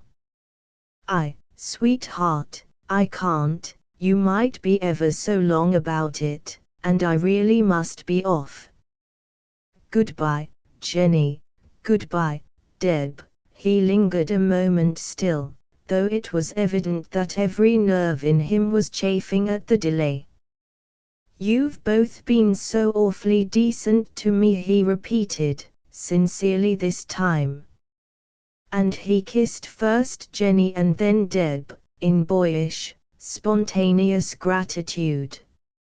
So they gained, quite without effort, what they had set out to gain, that evening. Goodbye. The door slammed behind him in sheer exuberance of high spirits. then repetition of the same business with his bedroom door. Then silence. And the room a black pall now, with just a last faint quaver of light, suddenly quenched. It was unnecessary, Deb reflected, that he should have shown himself to them in this new splendor of recovered buoyancy. It was bad enough before. Her fancy, feverishly active, followed his taxi along the streets, followed him up the steps and past the front door of the house in Camden Hill, into the room where a woman waited. Fancy was jerked to a standstill here. He would utter her name. What was it? Cicely, Irene, Eleanor. Yes, she could hear his voice speaking any of these, very low and taut. Eleanor. Then of course he would kiss her. Well. And for the girl who sat on the edge of the bed, the knowledge of having made, rather an exhibition of herself. It did not help much that he seemed to have forgotten the incident. The main thing was that she remembered it. Would always remember it. She thought she heard a little sigh from the bed. Jenny. Quick and warm came to Deb realization of the blessed solace of a companion in suffering. Jenny would just understand, as she never failed to understand the simple everyday things such as hunger and pain and the loss of love. Jenny would heal her with that wonderful touch of hand and cheek that was like balm. Deb felt shivery and childish and desolate. She laid her head down on Jenny's breast, and lay for several moments quite still, waiting for comfort to steal into her. She was glad that Jenny did not attempt to talk about what had happened. Suddenly Deb started away, wildly frightened. Why, Jenny's heart was not beating. Chapter 6 Richard found his Easter holidays dull. Montague Hall was not a satisfactory substitute for Daisy-Banks, where he had owned his own carpentering shed in the garden, in which he might rampage as he pleased. Ferdy had been an understanding father in supplying Richard and Deb with full facilities to rag and to rampage. Now Richard passed most of his time reading books that dealt with the practical side of the war, and keeping fit in preparation for when he was 18. Perhaps he could squeeze himself in next year already by misstating his age. There was always the dreadful possibility that the war might suddenly come to an end, and leave him what it had found him, a Winborough fifth-form boy.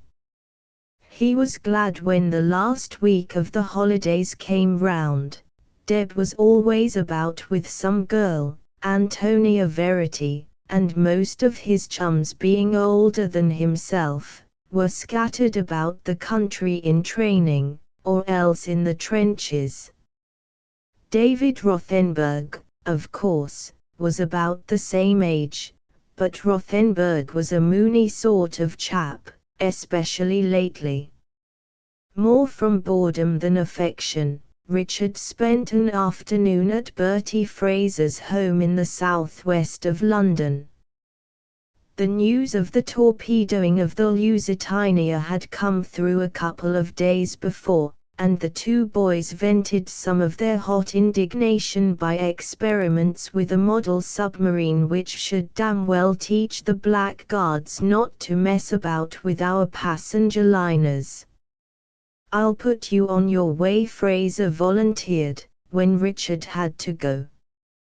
They turned from the quiet street of houses into a mews, then through a slum displaying barrows with highly coloured wares, gaudy with small shops gustily illuminated, raucous with slatternly women calling from the upper windows to their offspring in the gutters. "Short cut to the trams," explained Fraser. "Hello, what's the row?"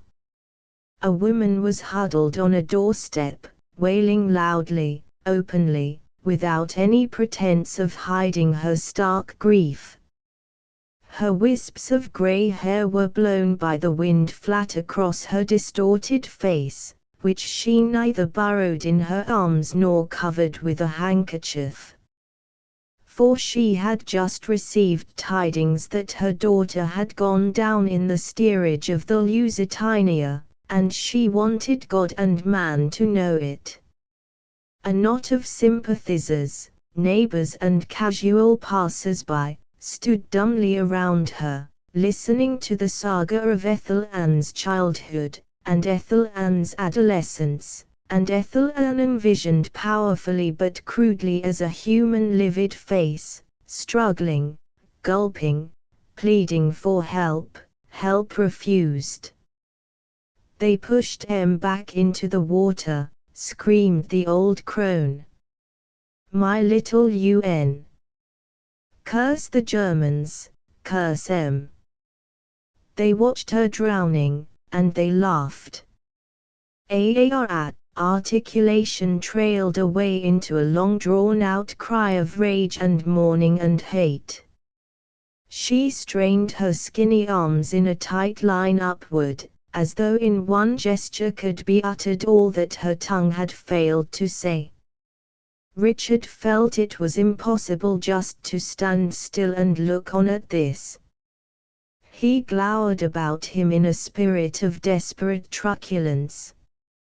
The others of the group were in exactly the same case, their eyes roaming stupidly up and down the narrow street, as though in search of some immediate measures. A carter leaning against his dray drawn up to the curb opposite, spoke out fiercely, Uns. That's the sort they are. Wish I 'ad one or two under my fist now.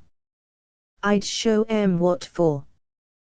You have got 'em under your fist now, plenty, if you know where to look." A lantern-jawed man with the hollow eyes of a fanatic sprang onto the tailboard of the dray. At once he formed a vortex for all the loose and aimless emotions adrift in that street. Richard and Fraser found themselves in a wedge of men and women, women predominating, swaying with that sort of concerted drunken rhythm peculiar to all crowds. Even the mother of the drowned girl stopped her wails, and stared fixedly at the demagogue. Germans everywhere in this country, millions of them, laughing up their sleeves because we're such ruddy softs as not to chuck 'em out. Laughing now, I expect, over our women and children pushed back into the icy water, English women and children. Yes, it's a good joke, ain't it?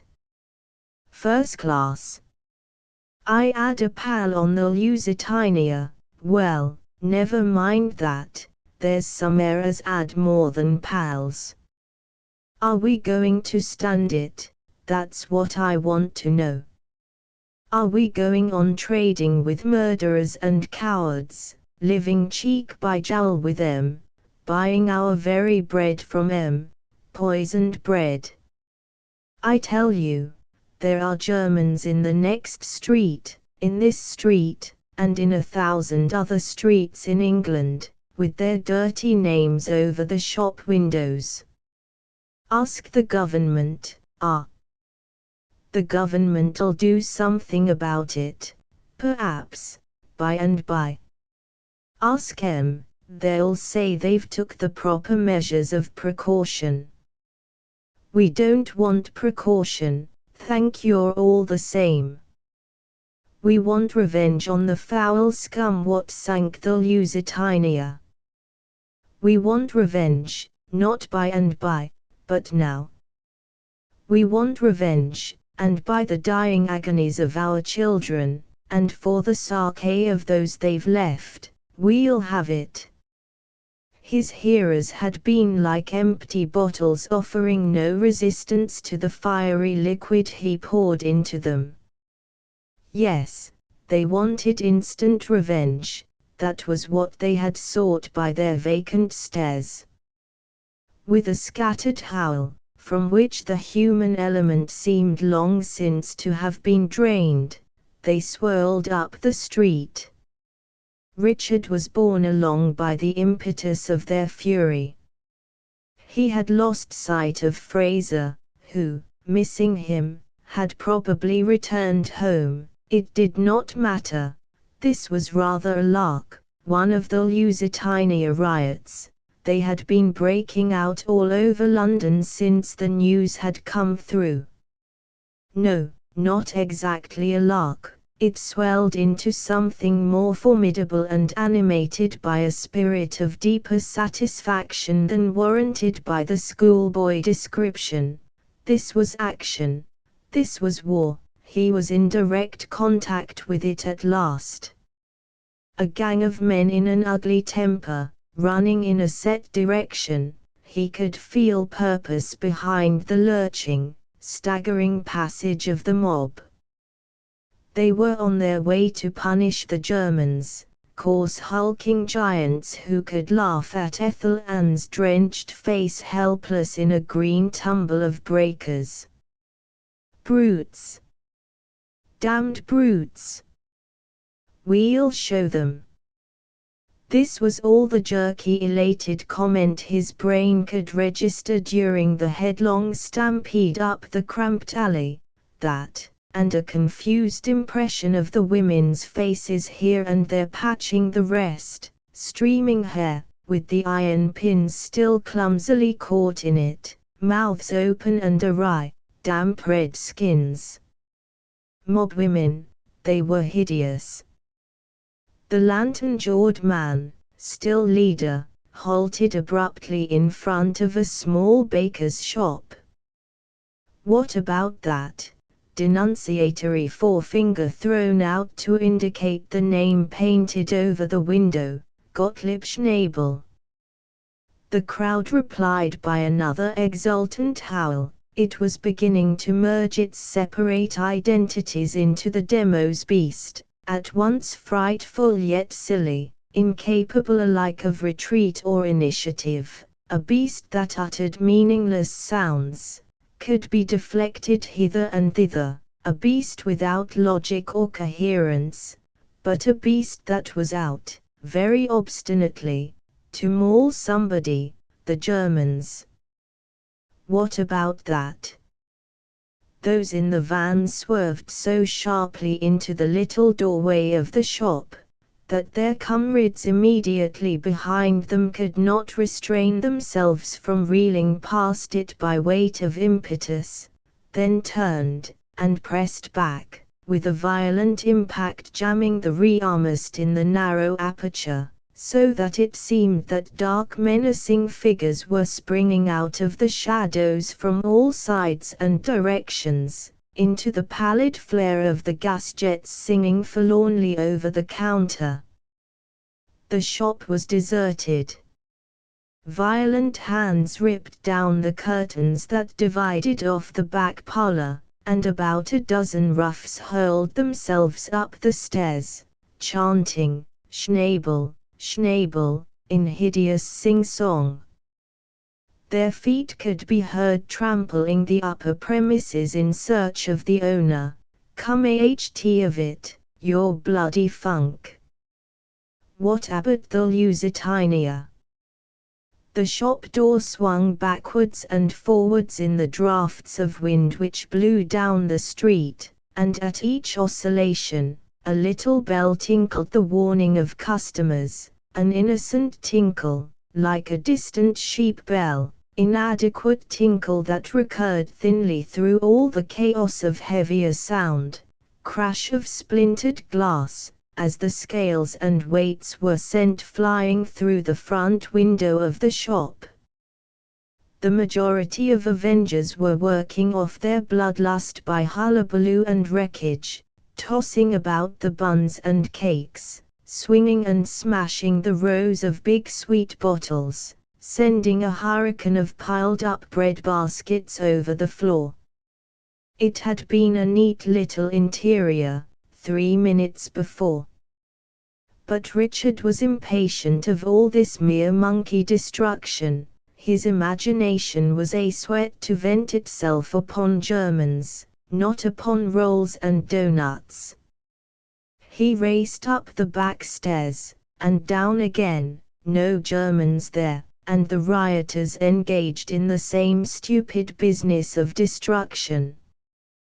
But the Germans, pointed steel helmets, puffed-out cheeks, and thick sensual lips, where had they contrived to stow themselves away? The notion had got started that they were here, somewhere. The excited boy did not stop to reason it out.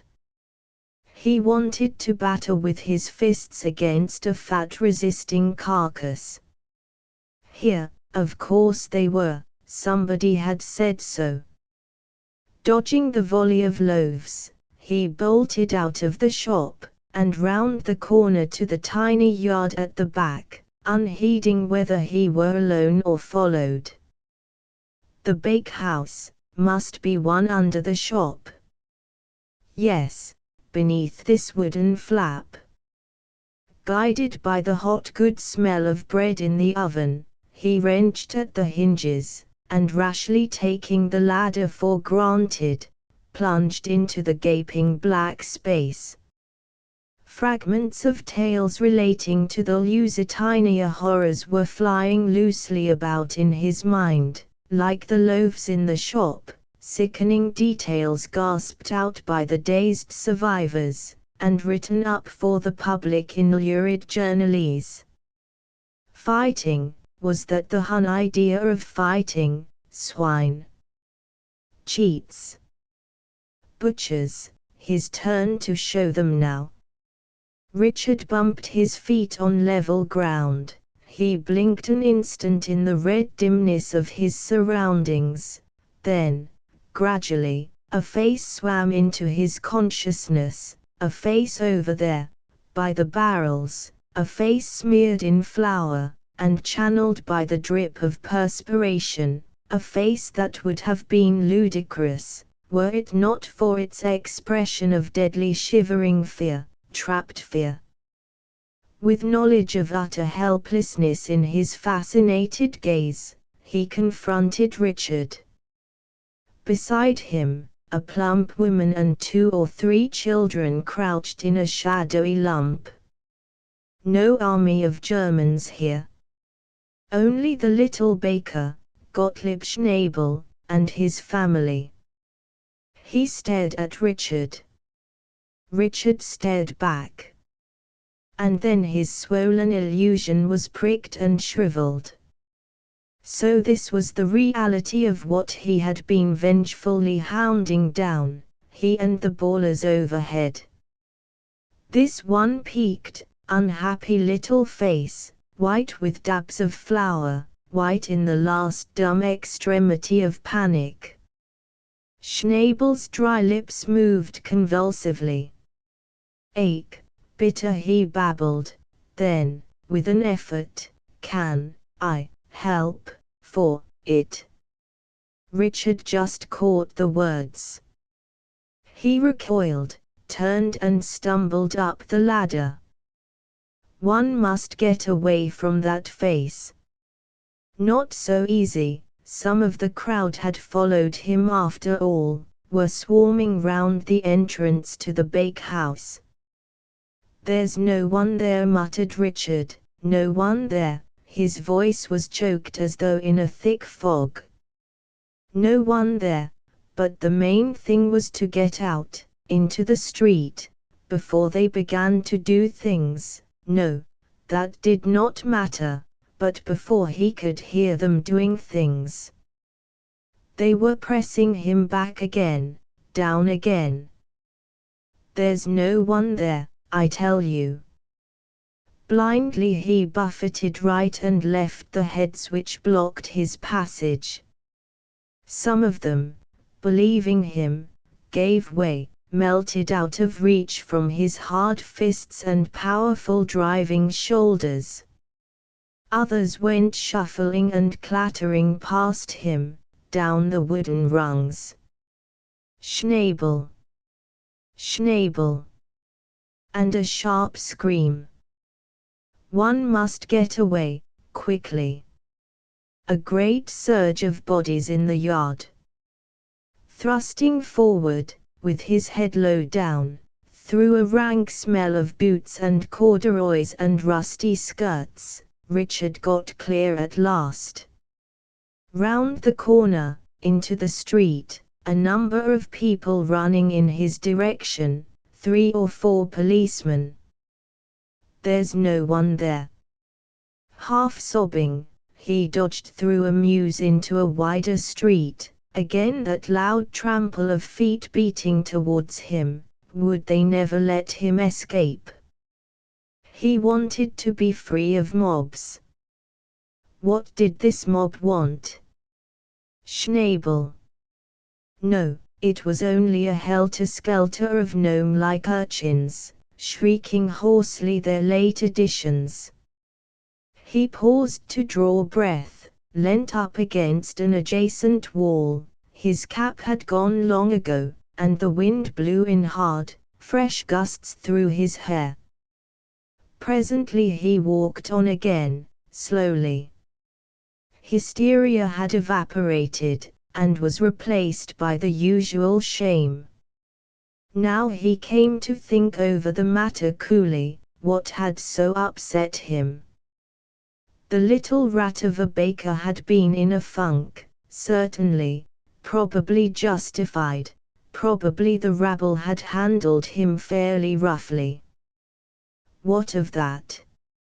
Ethel Ann, equally innocent, equally helpless, had met with an infinitely worse fate.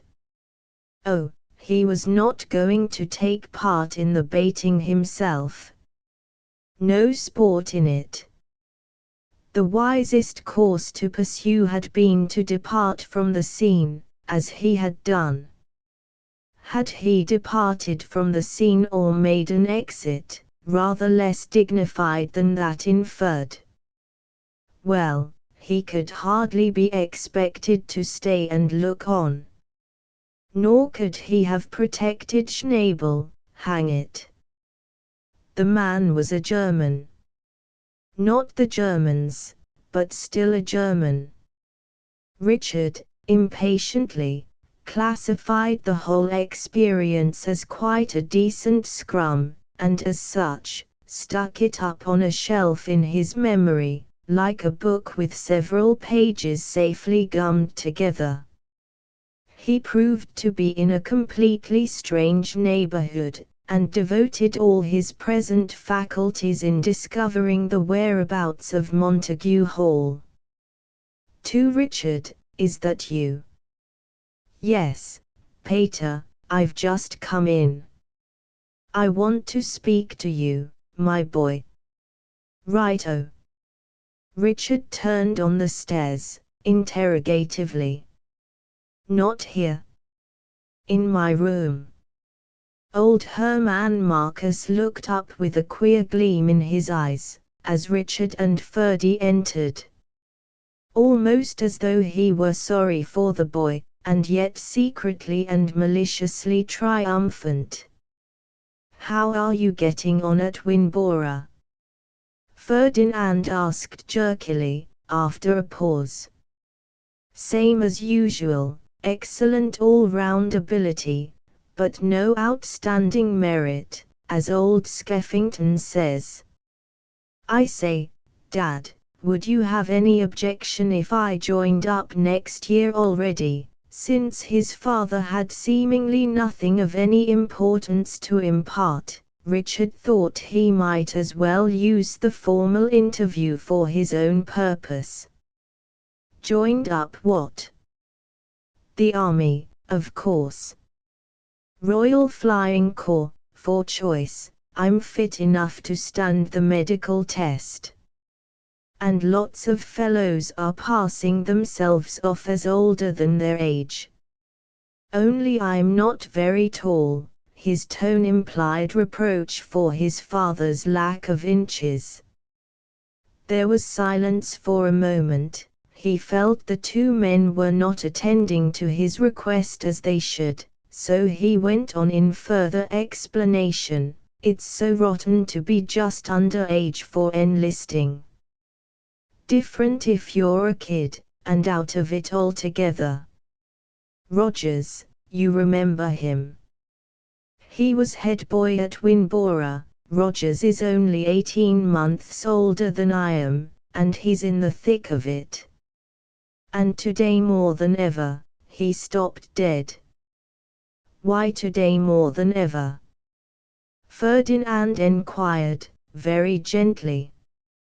Richard was not quite sure why, except that today he had expended a lot of heat and energy on a cause which had repaid him neither in vigorous defense nor in ultimate satisfaction, and he wanted an experience of real, substantial war and real, substantial Germans to make up for the futile civilian imitation. But he was unwilling to explain all this about Germans in front of his grandfather, or even to his father, who might be subject to occasional sensitive twinges on that score. So he swerved from the direct question. "Quite frankly, Dad, I mean to enlist next year, with or without permission. But I thought I'd like to hear if you have any special objection. Good of me, isn't it?" laughing. "Certainly I should be proud and glad if you could fight for England, but..." Ferdy evidently found an increasing difficulty in going on. He took up an evening paper from the table. "Have you seen the late editions, Richard?" "No." "Any news?" Not a defeat. The Prime Minister has made certain promises. There have been more anti-German riots over this Lusitania business.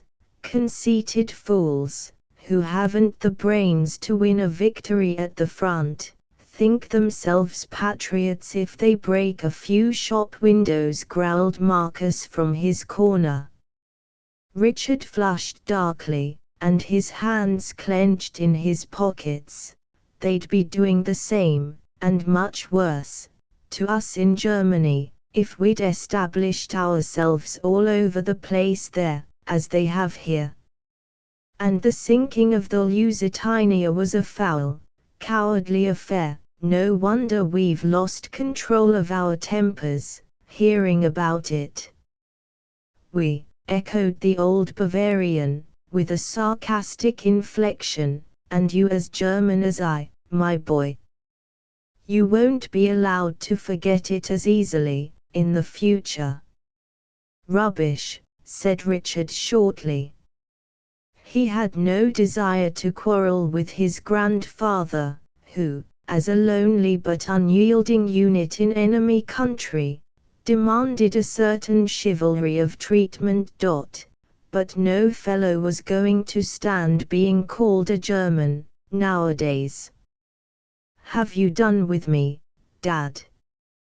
I'm sorry about the fuss in the papers, but it will all blow off presently. I don't think they'll do anything to the naturalized Germans, anyway, not to those who have been settled in England as long as you." He sauntered towards the door, then halted to add in a sudden inspiration of diplomacy, "The sooner I'm fighting, Dad, the better for you, all of you. A son in the army makes a huge difference to public feeling." "That depends on which army," threw in Hermann Marcus.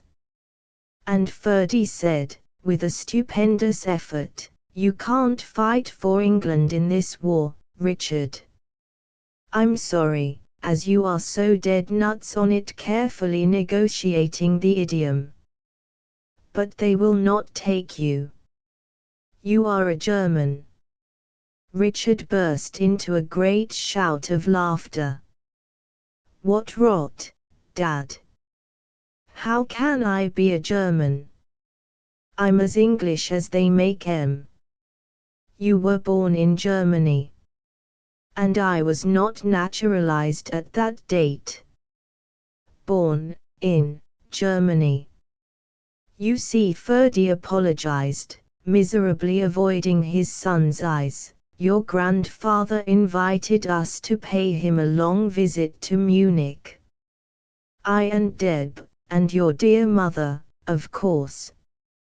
He had never seen little Deb. She was 7 years old, a quite abominable pest of a child, from the depths of the armchair in the corner. And so we all went over. And you were born there. Your poor mother died of it. He cleared his throat, and blew his nose. That, perhaps, is why it was never mentioned to you. Ferdy was right. He had felt the loss of Dorothea so keenly that sentiment demanded of the household that her death should never be alluded to. Whence followed that Richard's birth was likewise hushed up, being intimately linked with the bereavement and all its tragic circumstances. He had never bothered about the matter, taking it for granted that, like Deb, he was born at Daisy-Banks. But, Father, I can't be a German. I don't like Germans. I can't stick them at any price. His tone was sharp with the first agonized belief that some truth might lurk in the altogether staggering accusation that these two were bringing against him. I don't like Germans. And we're fighting them. I'm English, like other chaps. You can't make a fellow German by saying he is relieved, common sense asserting itself over a frame of mind which was almost babyish in its reliance on the repetition, I don't like Germans. And then, a criminal before the sternest of judges, Ferdinand Marcus made his confession. You see, when I was naturalized afterwards, you were not naturalized at the same time. I wanted you to choose for yourself when you came of age, to be free to make your own choice for one country or another, for any country. I, as a boy, had never been consulted what were my private wishes. His father here gave utterance to a grunt pregnant with rich opinions of the unimportance of Ferdy's wishes, whatever they might have been. It should be different for you, I said. Who knows if you would want to find yourself a British subject, in 21 years. Time enough then. So I left it till you should be old enough. It didn't strike you, I suppose, that a war might break out in the meantime. It did not strike a great many other people, Richard. Doc, everyone but an idiot and a bungler, with your prate of my children's rights and my children's opinions and my children's liberty. A bungler with your children, like with everything else. You are bringing one of them to an internment camp, we will see to what fine end you bring the other. Richard faced round sharply, is that what it means for me? We cannot tell for certain, I will make an appeal on your behalf, damn. I don't want any appeals. It's not a felony to be born in one place instead of another. What's the law? By pre-war law, you took your father's nationality while you were a minor, but all that has been altered, Ferdinand took up the paper. They've been lenient so far, but all this agitation, the Home Secretary has had to make concessions to the public. They are rounding up enemy aliens of military age. That does not concern you at present. You will have to register under the 5 Mile Act until I'm old enough to have enlisted, muttered the boy. And Deb? Deb is all right, she was born in England. At least, I must see, there is still some confusion under these new conditions as to whether you are what your father is, or where you were born. And they alter the law every 5 minutes. But I think she is all right. Good, with a breath of relief. And you, Dad? They are not persecuting the naturalized, so far. There is an outcry from the extreme party, but, Ferdy shrugged his shoulders, I am a British subject. And grandfather. And Aunt Stella. They are repatriating the old people and the women and children. But exemptions are to be made in special cases. Stella has been a resident here for so many years, and I, being a cripple of nearly 80, your English may have the kindness to allow me to die under a flag which I have certainly no wish to live under. Cut all that, his grandson silenced him roughly.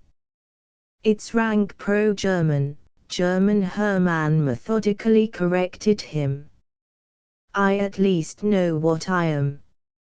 And Richard and I also know what we are, too, Ferdy shouted warmly, clapping his hand on Richard's broad, and at that moment exceedingly forbidding shoulder. Our sentiments for this country of ours are loyal as any Britishers, we cheer their victories. We continue to salute the Union Jack with pride in our hearts, whatever such foolishness you may commit, liebe Ferdinand, you remain only half an Englishman. Ferdy's resolute bellow gained strength with every caustic interruption from his parent. We will cheerfully give help where we are permitted, Richard broke in, and cheerfully let ourselves be hoofed out where we're not. No, I'm not going to hang round the edges of patriotism like a beggar. Why wasn't I told of all this till now? It struck Ferdy that Richard was at times disconcertingly like his grandfather. Why should you have been made worried and uncomfortable at school, while there was still no need? And before the war, what did it matter where you were born? And now, what else matters in all the world? The first numbness of shock had passed, and Richard's innermost being was plunging in every direction like a tortured bull caught inside the ring fence. You've robbed me of my nationality, professing to be so keen on my happiness. Born in Germany, and lugged over to England, educated in England, and allowed to take it for granted I was English, and all the while a German subject. In God's name, where do I belong? What am I? Who can claim me? Oh yes, you've been jolly good to me, I don't deny that. You've spoiled me, you've given me everything, except a country. But to shove a fellow in a position where an outbreak of war leaves him with his sentiments in one place, and his birth certificate in another, is rather overdoing the freedom of choice stunt. You might have known all along I'd care to be rooted somewhere. Citizenship doesn't go for nothing, even in peace. Nonsense, Richard, be honest, how much did you trouble your head about citizenship? before 1914. I thought I was English, Richard said. And repeated, with a sort of dazed pugnacious idiocy, I thought I was English. Then he flared out again, you didn't think at all. You were just careless. Why on earth did you want to take me to Germany to be born? I have told you, your grandfather sent for us. It wouldn't have hurt him to wait a year or two. Much he cared if he never saw any of you again. You were all afraid to say no to him. I thought myself so lucky to be born in these times. What's the good of the war now? His father could not forbear from a smile at the savage young egoism. The boy saw it, and raged on, it would have been better if I'd died when my mother died. Hush, hush, my son.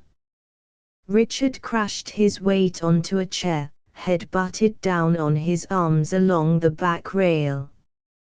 And the two men watched him in silence, one of them thinking with a slow, grudging resentment how good a moment it might have been for him to have seen this youngster in an officer's light blue uniform, come clanging and jangling into a certain house in Munich, to bid goodbye before his departure to win glory for the Vaterland.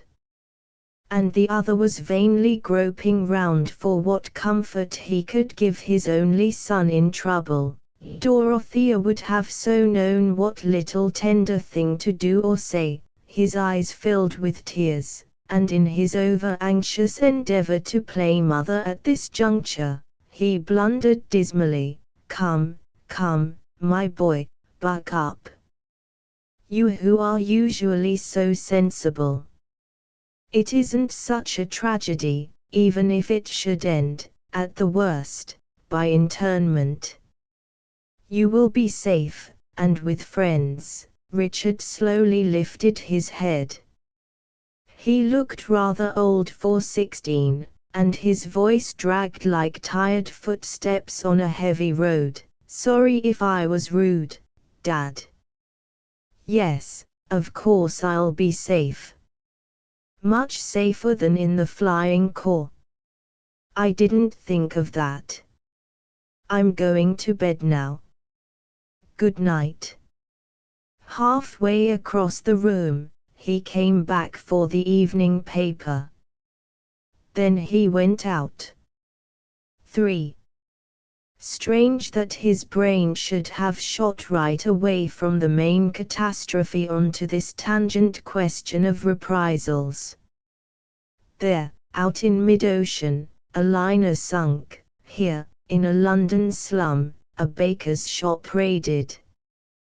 Where was the connection? A Gottlieb for an Ethel Ann. Yes, but is it quite fair? Revenge by proxy. It wasn't Schnabel who drowned Ethel Ann, it was another German. Schnabel was all the while harmlessly selling loaves. Why should he have to pay? Were they thinking of that, the mad herd who had rushed up the street, brandishing their crowbars and axes and pokers? Was I thinking of it? To relieve one's feelings, biting on the tooth, yes, but it's got to be that especial nervous tooth, and you should want to hit the same German, not any old German, or the next best German. If Ethel Ann's mother could have got in on one of the torpedo crew. I suppose one can't expect a crowd to reason that way. But I might have saved him. Damn it, why should I? He's a German. And so am I, and so am I. Knocked the meaningless hammer refrain from the walls and ceiling of his room, from every corner and cranny, in the wind that fitfully rattled the blind, in the creak of the chair, and from the rumble of traffic far below. So am I, so am I, everywhere but inside his brain, where the mere statement might have been quickened to torturing realization, but it seemed unable to force an entrance, pushed out by a fantastic jumble of oddments he had never thought out before, never bothered to think out. Naturalized, what exactly did that stand for? A paper which was given in payment of some small sum, stating that you were no more of one nationality, but of another. But surely nationality was no surface matter, to be dealt with in this arbitrary fashion. It went deeper, your own country, your own soil. Breathes there a man with soul so dead? How Fraser ranted that, last term when they were doing Scott. Beastly showing off. What will they say at Winboro when I tell them, no, hang. That wasn't it. Nationality, the place where you were born, a dead halt in the onrush of thought. Richard stared blankly around him. Then it began again, mental machinery that whirled ever faster, grinding, minutely grinding, at all that stray lumpy stuff. Nothing to do with where you were born. I can swear to that. That's accidental. And your father's nationality, accidental too, as far as you're concerned, can't be tacked onto it as a matter of course. What is it, then? The land that holds a meaning for you. It might be a question of habitation, or tradition, or convenience, herd instinct with the people you live among. Or imagination. No, it digs further down than that even. It ought to be the sum of where you were born, and where your father was born as well, and his father, where you have always lived, and always hope to live. But people move about. Cross over. Get mixed. You cannot actually fasten down humanity as neatly as on a map, a line here, and a line there, and this side is English, and this side German. During all these years of peace, little separate individuals busily and happily intermarrying and begetting children, becoming entangled in trade and in friendship, by a million amenities of commerce and art and amusement and family, semi-obliterating the sharp boundary outlines, people drift about. And then a war happens. Like a ripping of canvas. No, like two lines of trenches. A scramble apart to either trench, lucky beggars who know quite distinctly where they belong. And no man's land between. And some stranded in no man's land. To be officially of no man's land, that's one thing, can't be helped, penalty of carelessness beforehand.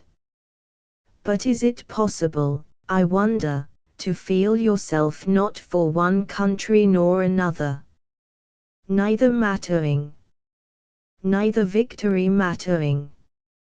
Socialism, international socialism. But then one must care principally for all humanity, in a lump. And that's patriotism too, on the largest scale of all. Just like a man crazy only on his own duck pond is a patriot, a local patriot. All man's land. One man's land. Not for me, thanks. If I had been 21 before all this shindy, I'd have been naturalized English. Naturalized. Was that only an official cover again? And under the covers, what were those people actually thinking? the Rothenburgs. Thousands like them, the half and half people. I like a German to be a German. Naturalized or unnaturalized, it's all the same to me. Can a leopard change his spots? Memory offered him these stray phrases perpetually uttered and repeated in a penetrating rasp, where? In the hall downstairs, and at breakfast, surely. Memory struggled, oh yes. Old Grice. Behind the voice a crude pink face materialized, with an ugly sag of line at the corners of the mouth and a wisp of white beard wagging from the chin. Old Grice was always ejecting that type of remark. Intern them all. We didn't ask them to settle over here. We don't want them. The boy paced up and down the room, head bent, hands locked behind him, brows heavily knit, thinking it out. Naturalization was, after all, a promise. Well, a bargain then. What was a bargain but a mutual promise?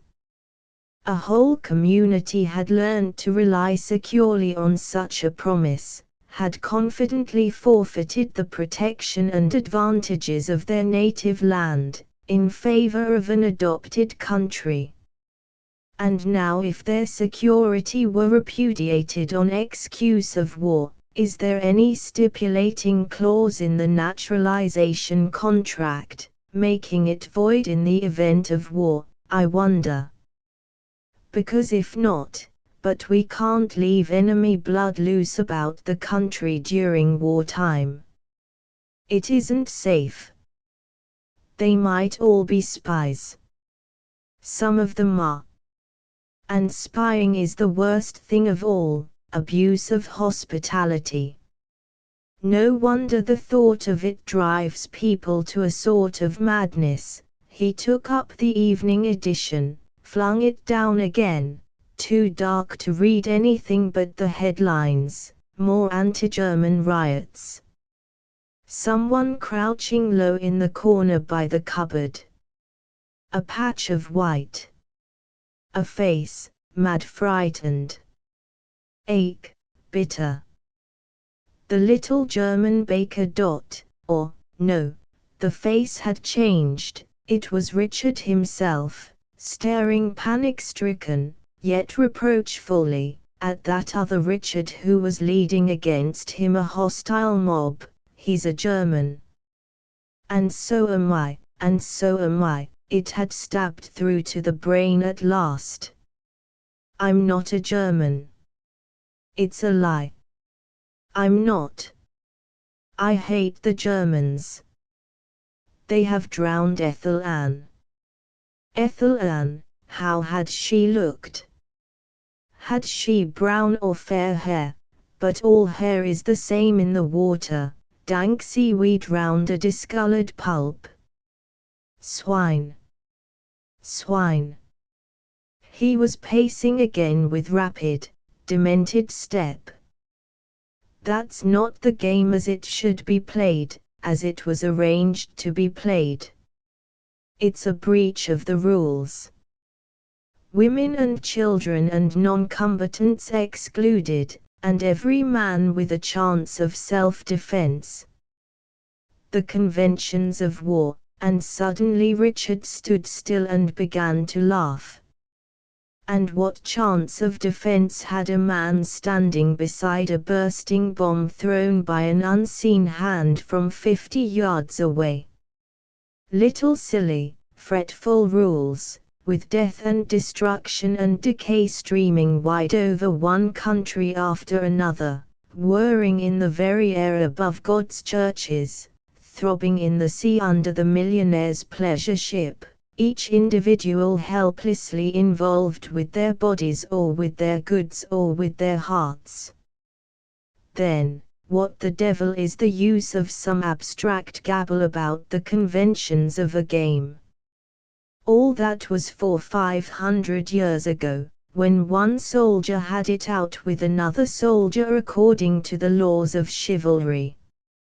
But in this wholesale welter, all that fuss about 2 or 3 isolated lives sacrificed against the rules, as compared to the thousands according to rule, agony outside the rules, and agony according to rule. When it comes to it, what's the difference? Ludicrous to reason in the old way, the ravings of an idiot. We have ramped so far round in the circle of civilization that we are miles behind again. Richard did not attempt to turn his feverish, disheveled reflections into coherence, but he could not force his mind from fastening with this queer new tenacity on aspects to which, until now, it had been muffled to a remote indifference. The war and all its immense and tendril complexities, how could he ever have viewed it just as a matter of dealing blows? It's because I was to have had an active part in it. I was going to join up. The only way to avoid war horror is to take part in it. What will it look like from the internment camp, imagination pierced, and recoiled from the threatened nausea of stagnation? Internment, why, he and Deb had joked about it. Yes, Deb's all right, I'm glad Deb's all right. Concentration camps, potted Germans. Did you know, Richard, Gustav Firth was potted yesterday? Jokes, what were they like, these camps? The prisoners were well treated, he had heard, but what did you do?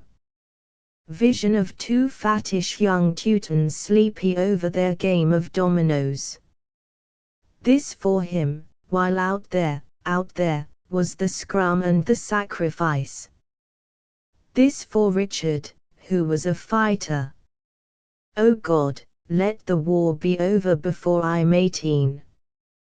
Part 2 Chapter I It was your pal I wanted really, not you Antonia Verity informed Deb, when their friendship was sturdy enough to withstand such frankness. I didn't like you. Jenny, yes, she was worth 50 of me. And yet you're not really humble, the other laughed. Ring 40, Deb. I'm tired of seeing you brooding like a sphinx. The pleasure grows monotonous. I suppose you can't brood while you eat macaroons. Easily, they're quite dry and manageable. Tea, please, and a poached egg for Miss Marcus, Antonia commanded of the servant. I can't help it if you don't want it, Deb. You must be cured of that inscrutable habit. I just can't bear it. How many men have called you Sphinx in your exotic career? All, except 1 or 2. It's very popular. So is Serpent of the Nile and Cleopatra and Little Princess of Egypt. When I am moved to cry ya, chestnut, to these endearments, they offer to strangle me in my own hair, which usually hangs down in readiness. You're the only person I've met outside fiction whose hair naturally gravitates towards your heels. Even on the night we first met, yes. The soldier and I had been fooling. Antonia, you guessed, didn't you, that time, about Jenny? I saw that she was really ill when I came into your room. And I was puzzled, because I had been quite sure before, that you and she were in some plot to escape from La Lorraine. But I doubt if she knew herself, in that semi-hysterical condition, when sham ended and the real began. What did she actually die of? Heart failure. She was weakened by a lot of flu, and aspirin, and operations, and nursing other people. I ought to have known the difference. But she was always wildly emotional, and almost as often in pain, and then that evening's excitement, Deb broke off. It was 4 months now since the night when Cora had lowered her flame in sympathy with the breakup of the chorus. 4 months, and Jenny dead was so very dead. Her memory did not abide as lingeringly as in the case of a more spiritual or more intellectual personality. A warm, quick reality of everyday little touches and eager practical services. These things die with the flesh. Deb just knew that neither Cora nor the room nor the soldier nor her own family had stood for home always on the tap on the second-floor landing, as Jenny did.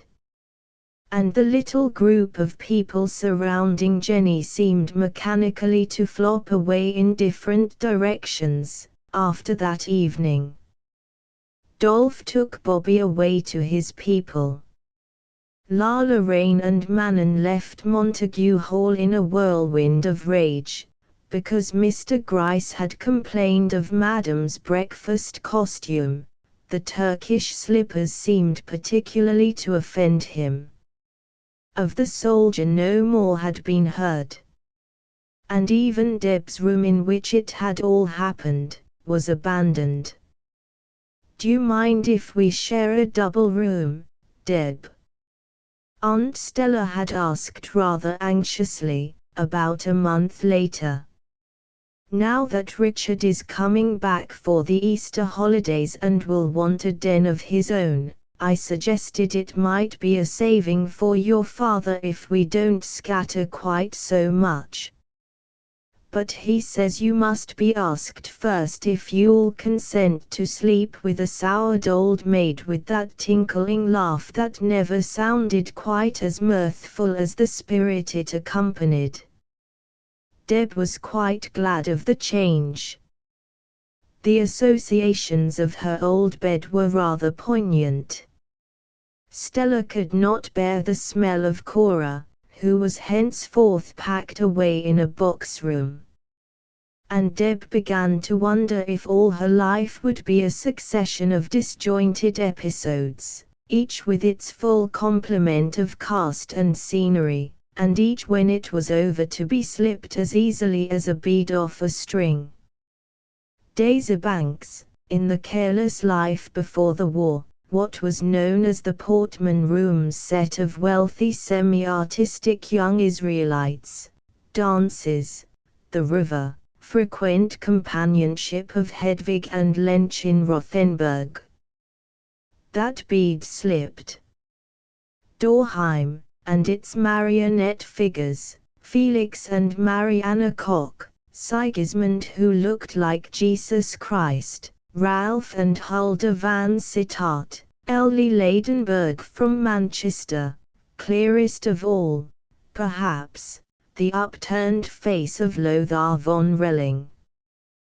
They existed now and performed their parts, hidden away behind a thick black curtain. What matter if it were never raised again?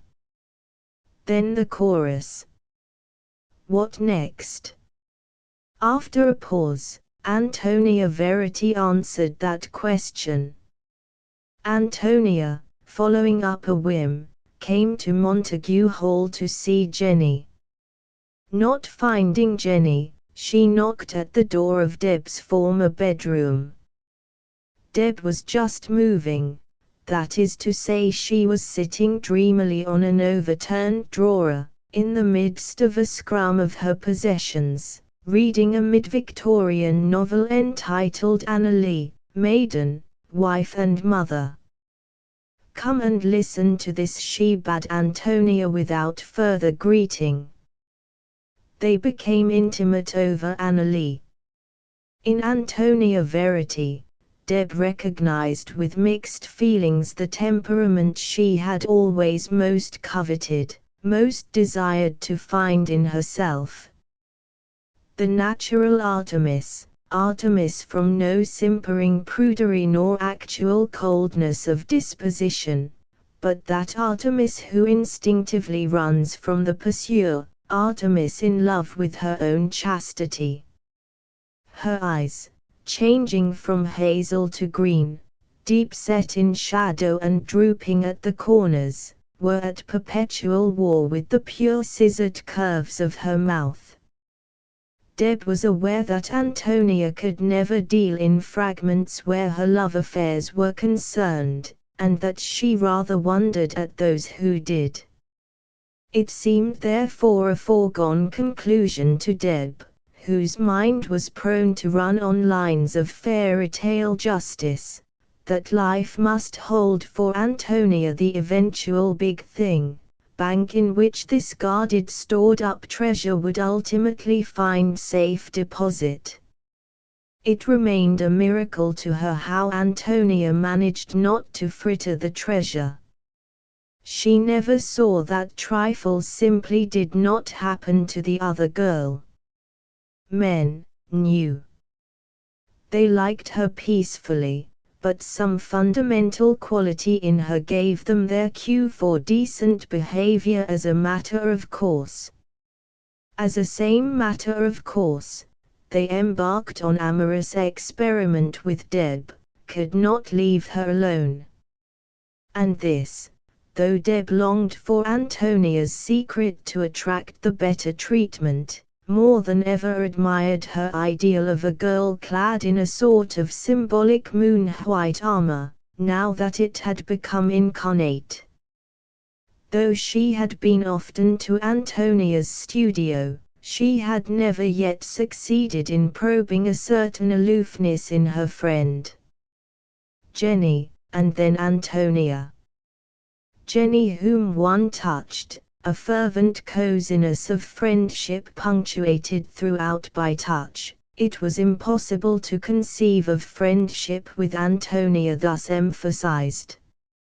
Antonia was good to look at, delicate, clean lines, no mess, her mind clearly braced to all encounter, whether of laughter or argument. But it was unthinkable that one should touch Antonia, nor seek touch from her. Antonia guarded something, as yet inviolable. Who was the man in the room? Antonia enquired suddenly, at work upon her portrait of Deb. Oh, he was a man. Yes, I gathered that with the naked eye. Incredible, Holmes, it passes human understanding. It passes human understanding what that gentleman in shirt sleeves was doing, cooking asparagus in your room.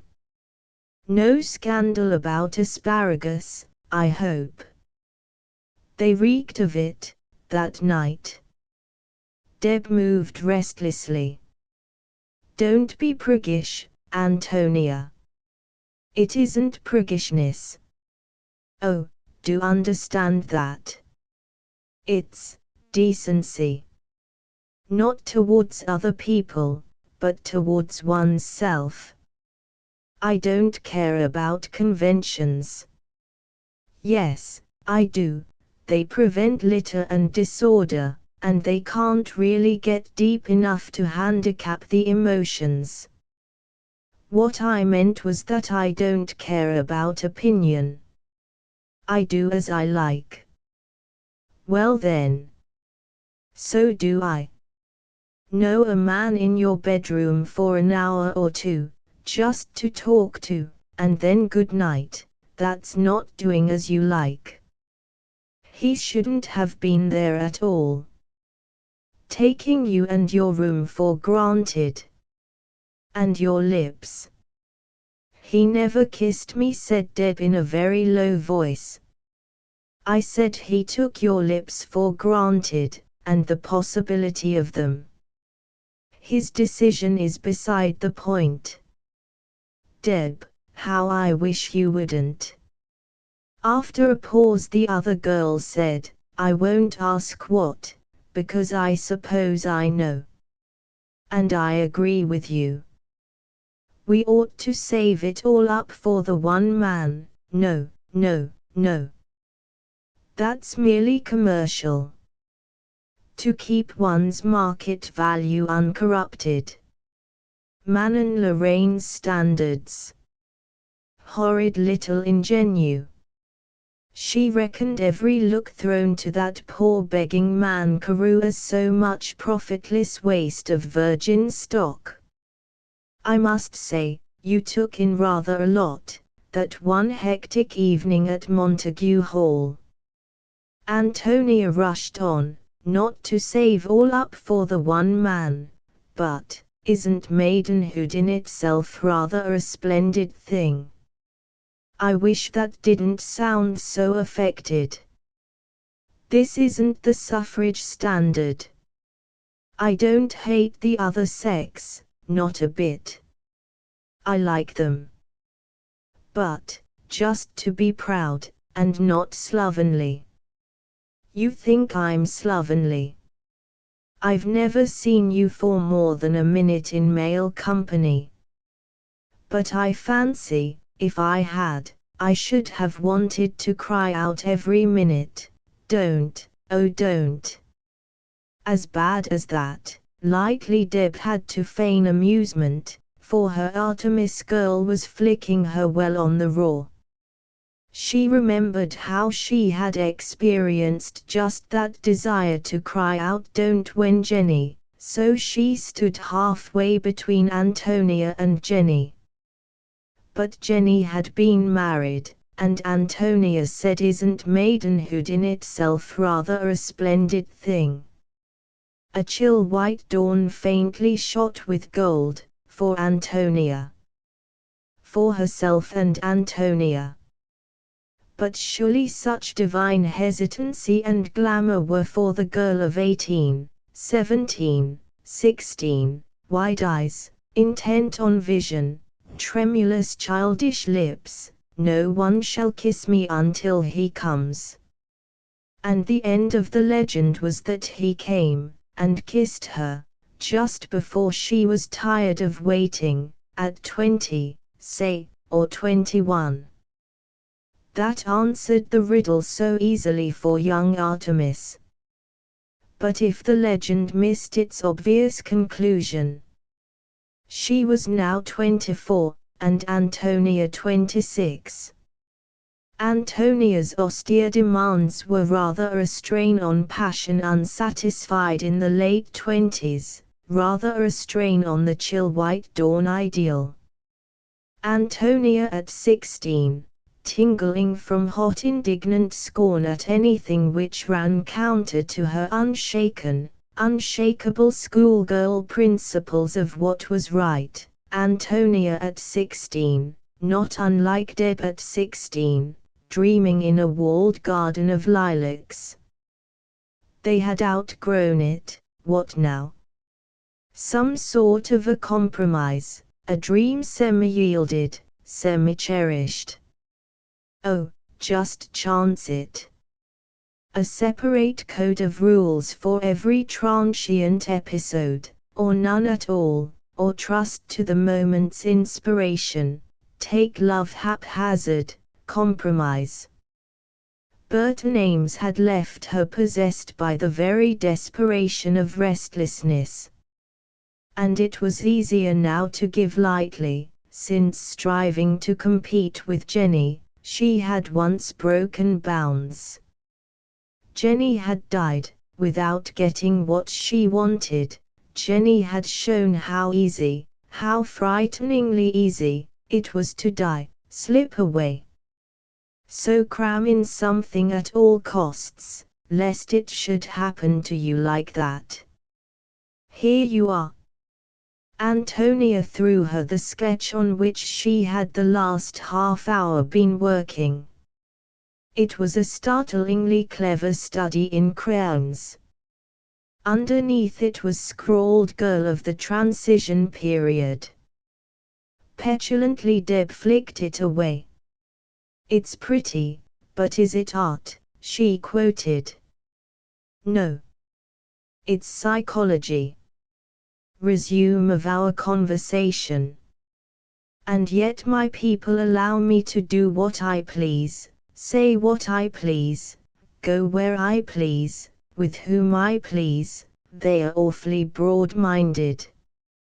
"That's just why your career is so precarious, my wee one. You're up against nothing, except your own extremely hazy sense of self-respect.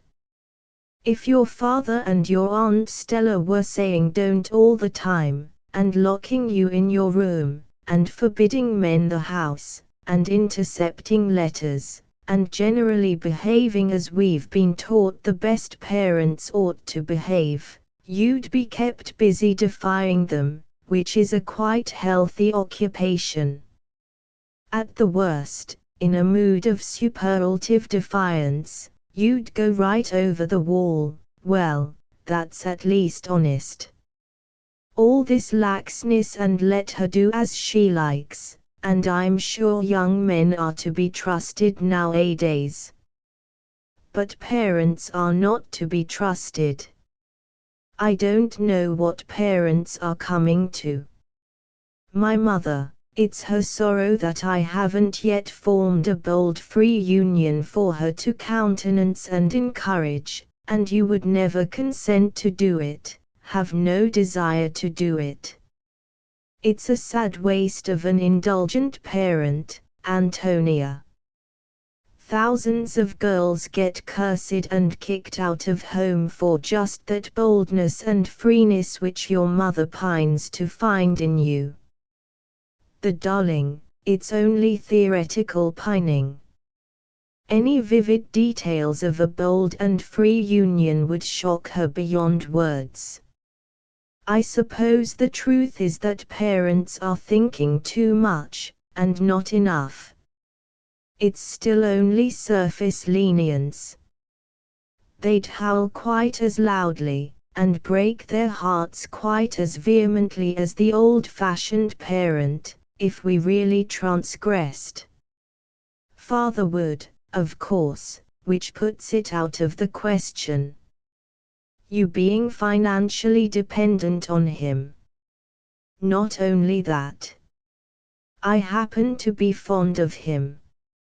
Antonia smiled, a sweet slow warmth and kindling of her wonted frostiness. "Is there that much grace in you, woman? Though you didn't allow for it in the sketch, yes, there is. I won't exhibit the sketch, I promise you." "Antonia, dear," Mrs. Verity stood, with one hand pushing aside the dark blue and green portiere of the studio.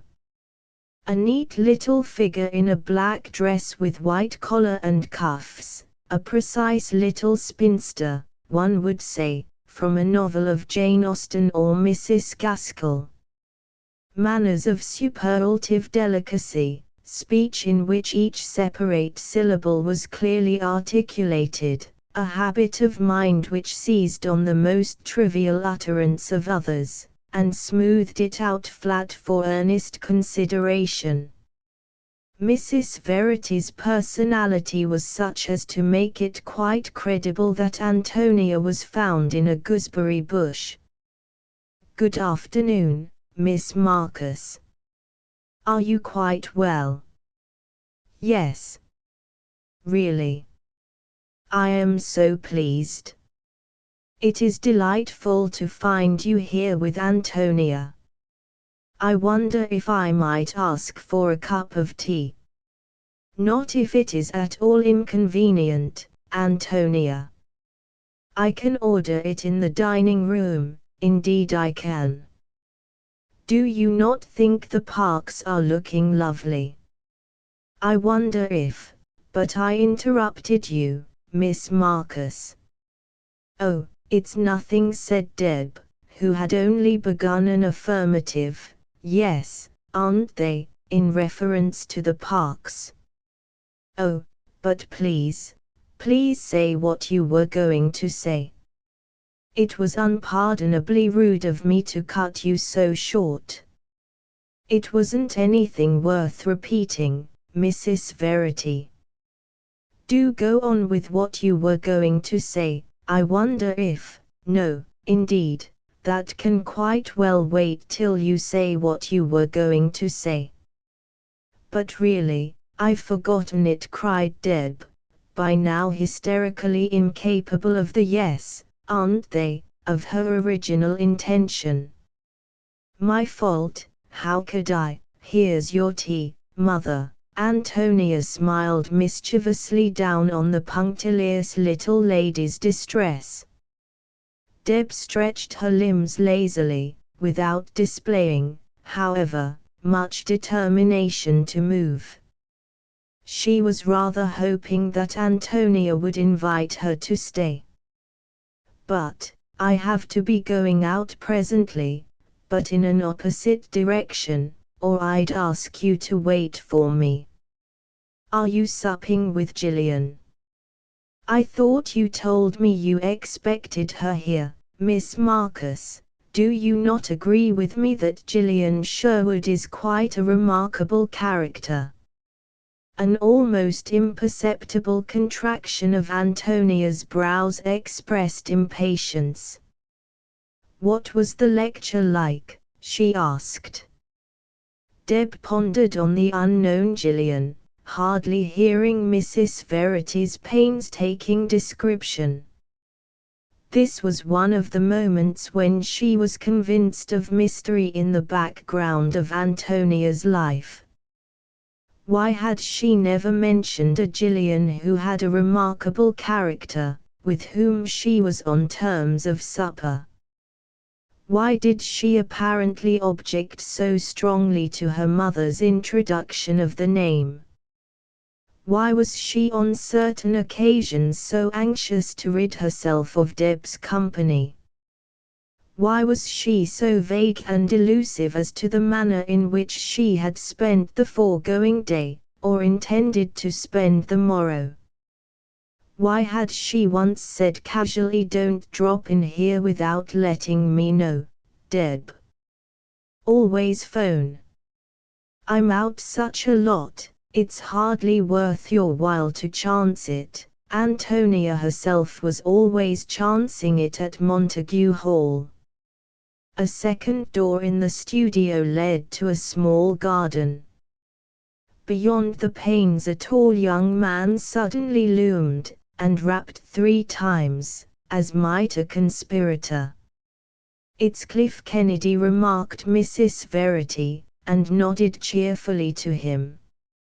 Immediately, as though at some signal, he opened the door, strolled in, and immediately burst forth, "I've just told a man that his wife was an abominable female."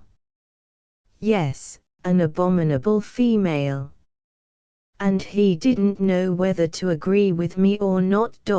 Antonia, one doesn't put tea away when a visitor comes. One brings it out. I think people ought to know their own minds about that sort of thing, don't you, Mrs. Verity? Mrs. Verity, as was her wont, gave the matter her weightiest consideration of puckered brow and clasped fingers. "It certainly seems to me of the utmost importance that a man should be aware of his exact state of harmony or disharmony towards the woman in whose company he is compelled to pass at least 2/3 of his normal existence," she pronounced. But perhaps he hesitated to express his opinion to you in the fear that it might by some means be carried back to his wife. Not the slightest fear of that. She was there, my dear lady, beside him at the very moment when I said your wife is an abominable female. Did I say abominable or loathsome? I forget. And all your old pals including myself consider you've ruined yourself by marrying her. Throw her off, man, throw her off. That was the time for him to agree and get rid of her. Permanently. No woman of spirit could stop with a man aware of the opinion of his pals. But he's ruined, I tell you. His pluck is broken. He just sniggered and moved away backwards conciliatingly, and she, the hag, the doll, the curly hypocrite, murmured, "Come along, Bertie. I ask you. Come along, Bertie." "Antonia, who's that Florentine page lying over there among the cushions wondering about the handsome young man with hair like the village idiot?" Deb started at this accurate guess at her reflections, and Cliff Kennedy grinned at her in excellent fellowship. Mrs. Verity exclaimed, "Forgive me, I have been exceedingly remiss. I should have introduced you before, indeed I should. How could I have neglected to do so?" Though it was hard to say at which point of Mr. Kennedy's speech she could have effected the introduction. "This is Antonia's great friend, Deb Marcus. Miss Marcus, Mr. Cliff Kennedy." "Cliff, I will think about the problem of your friend and his wife. I am sure you meant to do good by your intercession. It seems to me a great pity under the circumstances that they should be definitely and not merely experimentally married. And now, since we may not meet again today," she bade goodbye to Deb and Kennedy, patted her daughter's shoulder, and slipped unobtrusively away. "Well flung out, Kennedy," to Deb, "was I right about the village idiot?" She glanced at his golden shock head, and parried to save herself. "I see no straws spiking in every direction in your hair. And you can't make village idiots without straw. Good. Nor can you break camels' backs. Nor tell which way the wind is blowing. Nor eat ice cream sodas. The straw is a useful animal. Awful dearth of village idiots because Selfridges have made a corner in straws for their soda fountain. Species practically extinct. Sole surviving specimen, C. Kennedy, Esquire, fireman, pageant maker and pork butcher. Pageants and pork while you pause. Preposterous prices. Antonia, you remember my inspiration for a grand historical pageant of barks up the Thames in commemoration of the death of Ethelred the Unready.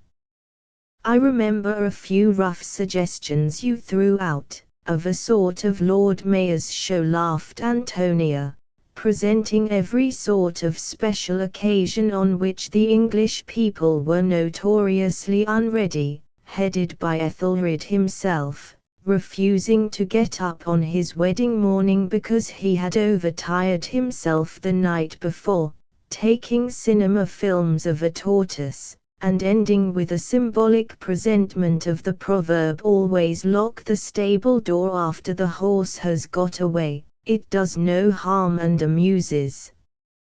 The horse, tableau of same, with horse smiling happily over the adjoining hedge. Would you believe it, Antonia, that when I approached the Lord Mayor on the subject, and put it to him that this was the undoubted moment for the educational value of such a moral lesson upon the psychology of the gritty-nosed board school child, and would he lend me some of the comic costumes and coachmen he must have lying about from his own piffling show, Antonia, he said, 'Young man, are you aware that this country is at war?' and handed me a white feather torn from the hindmost of a flock. of geese who happened to be waddling across the hall. I didn't lose my temper, Antonia. I put it into my buttonhole, and said very calmly, "Thank you, that's the second present I've had today." And turning back the coat lapel on the other side, I showed him my VC where the king had pinned it. Then all the geese rose on their hind legs and cheered. Deb's childish peals of laughter broke off his narration. Till the last episode recounted, she had been in bewilderment trying to sift fantasy from fact. With such vivid conviction did the speaker present each succeeding picture: the smiling horse, the mayor bending for the feather, the proud young VC, but that incident at least might quite well be true. RUAV.C. He gave her rather a queer look from his candid forget-me-not blue eyes. And he put down his cup and walked sharply to the window, and remarked in a very matter-of-fact tone, "No. I've been medically rejected for the army. You see, I've only been given another year to live, and I suppose they thought it a pity to reduce the allowance." "Never mind," Cliff said Antonia gently, and Deb, the tears choking in her throat, waited for the message of divine womanly consolation that was doubtless on its way. A well-meaning man can tell an enormous quantity of lies even in 1 year. Don't give up. Look at him well, Deb. He has a wrinkle in his face for every lie his lips have spoken. The man turned round to give the entire benefit of his long face, webbed and wrinkled by 1,000 evidences of inaccurate statement. Somberly he looked at Deb. "Shall I tell you how I was cured of my habit of lying, in spite of Antonia?" "Yes, cured, by God, and by pretty drastic means." He bent his chin onto his hands. Deb knew instinctively that on this one occasion, if never again, out of a fever of imaginative falsehood was emerging a simple and rather poignant piece of truth. "Never mind the details," he broke out abruptly. "Just take it that there was a woman, and she loved me. I never knew how much. She was responsive to my moods as a field of barley to the wind, rustling to shadow and waving back to pure light. A field of barley, I tell you," he cried fiercely, striking the table with his fist. "I was miserably depressed over something or other, again a detail, and she tried to laugh it off. That irritated me. She wasn't taking the tragedy seriously enough." "My tragedy?" "Ring me up tomorrow, Cliff, between 7 and 8, and let me hear the worst." And again that forced silly little laugh. I replied with an inflection of mocking composure, intensely dramatic, "Very well, dear. If I haven't rung up by 5 minutes to 8, you'll know I've put a bullet through my head." And left it at that. He brooded a moment. I rang up at 2 minutes past 8. And it was she who had put a bullet through her head. Couldn't endure the prospect of life without me. Oh, no. I hadn't waited deliberately, I was merely rather rushed, and I'd forgotten the terms of my farewell the evening before. And she had waited, at the other end, 55 minutes of slow agony. Well, you can understand it cured me of the habit of the effective lie. The girls were both silent. The light was fading from the studio. Antonia's voice spoke with a quiver of laughing accusation. "Cliff, dear, do I spy another and very recent wrinkle?" Deb cried in sharp distress, "Oh, Antonia," for either the other had trodden with profane feet on sacred ground, or she appealed to Cliff. It was true. "It depends what you mean by true," he replied with the air of a man slowly descending to earth by parachute. "I think that somewhere or other, and for the reason I have told you, a woman must have sat listening through 55 moments for the tinkle of a telephone bell to release her, or how could I know it all so vividly? They say the human imagination is incapable of conceiving outside reality. That the man was not myself, an accident. Or perhaps it was indeed myself, and I have forgotten it, and in telling you this as a mere tale I'm calling truth itself a lie. I must go," said Deb politely. "Goodbye. I'll see you home, wherever it is." Cliff lounged to his feet. "No, thanks," coldly. "But I want to." "You're angry with me. And I must put myself right, by another lie." A flame of indignation in the grey eyes that accused him of rousing her emotions by false pretenses. Deb had been profoundly moved by the climax of the tale. Cliff argued good-humouredly, "For goodness sake, why all this arbitrary distinction between what I invent and what God invents? Of course I'll see you home." "Deb's stopping to supper with me," Antonia struck in. "She's dying to ask me all about you, and my account will be just as picturesque and much more reliable than yours." "But, Antonia, I thought you were supping out, with Gillian somebody." "Mother said so." "I didn't. I'm supposed to go to some very dull people and I've decided to phone them off." "What do you think of our Gillian?" Cliff asked of Deb. "I don't know her." "Don't know her, but she's always here or at Zoe's." "Who's Zoe?" Kennedy turned excitedly to Antonia. "I say, they must meet, mustn't they? I believe she and Gillian would hit it off frightfully well. And Zoe's a whole music hall entertainment in herself, though I abominate the Spanish Jew of a shoemaker she's walking out with now. Let's phone them to come round here tonight. And Winnie too. This isn't a branch of the YWCA. Cliff." Antonia tried amusedly to check his exuberant overflow of conviviality. But Cliff ran on.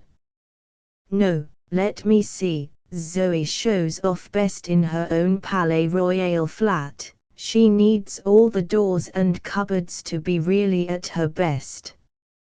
I'll give a tea party there next Saturday. Blair Stevenson may be up on leave, and has asked me to let him meet that singer woman I told him about, with hair just like mine. You must meet her too, Miss Marcus, you positively must." "You mean Lala Rain? Oh, I know her well." Deb was glad to have found one name familiar among all these pattering new names. "Good. You'll come to the tea party. Antonia will bring you. It's in a street rather tricky to find. I'm keen on backing Zoe against Lala Rain for sheer verbal energy. Take the field bar none. For this evening we'll just have Gillian and Winifred and Theo. Shall I phone them, Antonia, or will you?" "You can," said Antonia. "No, bother. Gillian is away till Tuesday, and Winnie without her sends me to sleep. And Theopados is a bounder, Deb wouldn't care about him. That brings the party down to the present 3. At least, I suppose I can stop to supper, Antonia, as you're not going out after all. You haven't invited me yet. Of course you can. Don't you know that a studio girl always keeps a straight tin of sardines in the cupboard? And a black and emerald cushion on the divan. Curse it, what I've had to suffer dodging the lure of the generic studio cushion. But yours is hardly the generic studio, Antonia. You actually use it for the quaint and unusual purpose of painting pictures in it. The girl of nowadays rents a studio to picnic in by moonlight, or because it has such a darksome musician's gallery to sleep in, or a parquet floor for foxtrotting, or an acoustic. Have you a studio, Miss Marcus? Excuse me not calling you by your Christian name for a few weeks, but the whimsical Bohemian vagabond, a species whom I abhor, always uses Christian names within 3 minutes of introduction. Or else a charming invented name Deb supplemented. I'll call you Big Brother Man and you shall call me All Alone Girl. Or you call me Daddy Longlegs and I'll call you Pego My Heart. May I? Oh, may I really? And will you? Will you really? Antonia, I'm rather taken with this new person. Where did you pick her up? In a boarding house. Go on appreciating her, while I phone up my hostess for this evening and tell her I have toothache. Antonia ran up the 2 steps to the door which led to the house, and stood an instant poised on the topmost, surveying Deb and Cliff with a provocative smile. It makes me so happy to think that the 2 beings whom I love most on earth may also grow to love each other. She vanished. And Cliff murmured, and she doesn't care a snap of the fingers for either of us. No. More than anyone else I've met, Antonia is absolutely sufficient unto herself. Yet one can't leave her alone. She's always the indifferent center of a swarm of nibblers. What's the attraction, I wonder? Have you ever caressed a crystal or a lump of jade, or an ornament in soapstone, something with a surface perfectly smooth and cool, something hard and cut and clear, without fuss or anything except its own polish and beauty? That's the beauty of Antonia, and her fascination. An exquisite statuette in green bronze, standing high up on the mantelpiece. Psyche with the lamp. Artemis. Psyche is too human, too curious. More in your line, eh? Deb shook her head. And on pretext of needing to do her hair afresh for supper, she followed Antonia into the house. She required to snatch some general information from Antonia about this long, thin beaky-nosed Cliff Kennedy, with the sunny, forget-me-not blue eyes, and outrageously nimble tongue, before she presented him with the confidences for which he was angling. As she emerged from the garden passage into the hall, she heard Antonia speaking in that peculiarly distinct voice one reserves for the telephone. No, I want Gillian. Oh, isn't she? Well, listen, Winnie, say I simply must go out tonight. I muddled the days, I expect her tomorrow night instead. Deb walked slowly through the hall and up the stairs. She was puzzled. Antonia had not seen her. A moment later she came into the bedroom. "Oh, was Cliff too much for you? You said you would tell me about him." "Certainly," said Antonia obligingly, sitting on the edge of the bed and clasping her hands round her knees. "He's a rich subject. Cliff Kennedy, aged 29, only son of a perfectly sweet old mother. He's a completely harmless uncle type, from the sex point of view, and also the most dangerous and mischievous person that ever walked this earth, because he attracts all confidences and secrets, and then betrays them lavishly as the freakish impulse takes him. But forewarned, is not forearmed, with Cliff. He has a magnetic and fatal lure, that draws and draws you.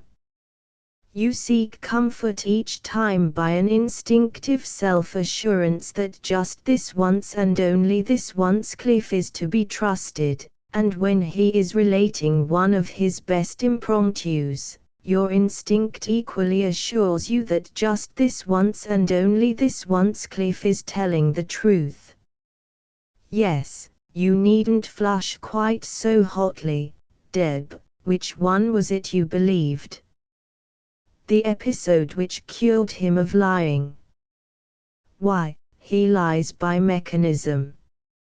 He keeps a sort of stock pot, into which he throws the bare bones of every dramatic incident which takes his fancy, and fishes it up again meat with personal application. He's everybody's best friend and everybody's worst enemy in succession, and gyrates from one extreme to the other so quickly that you may be unburdening your inmost heart to him under an entirely false impression that you are still on the friendly category. There's the gong, Deb.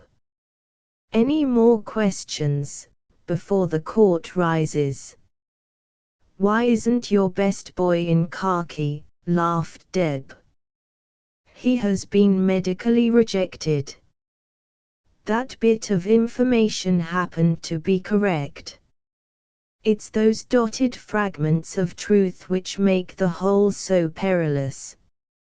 It can't be altogether discarded. And has he really only a year to live? Oh, Antonia, bless your tears of sympathy, little girl. Cliff will probably be a hale old man of 80. Come along. Mrs. Verity detained Deb after supper on some pretext, while Cliff and Antonia returned to the studio. In any normal mother, this piece of maneuvering could easily be interpreted as a wish to further a favorable match for Antonia, and Mrs. Verity's intentions were similar and yet startlingly dissimilar. She was benignly hopeful that a free union with that charming Mr. Kennedy would be that step in the wrong direction, which she so earnestly desired for Antonia's good. Antonia is the sweetest of companions, and also deserves my supreme respect as an artist, she told Deb. But sometimes, Miss Marcus, and oh, I trust indeed that I may be mistaken, sometimes she strikes me as being just a trifle narrow-minded. She seems too content to accept those illogical conventions which have been fetishes since countless years. It would grieve me inexpressibly if Antonia should miss some of the fullness of life. Do you not agree with me, Miss Marcus? And pray, if you do not agree, do not hesitate to contradict me, do not hesitate to call me unreasonable, but do you not think, mittened hands fervently clasped in her lap, that it is Antonia's duty to the aged to be a little more abandoned in her conduct. If one could judge by Kennedy's conversation during the rest of the evening, Antonia's friends at least were certainly not to be complained of in that respect.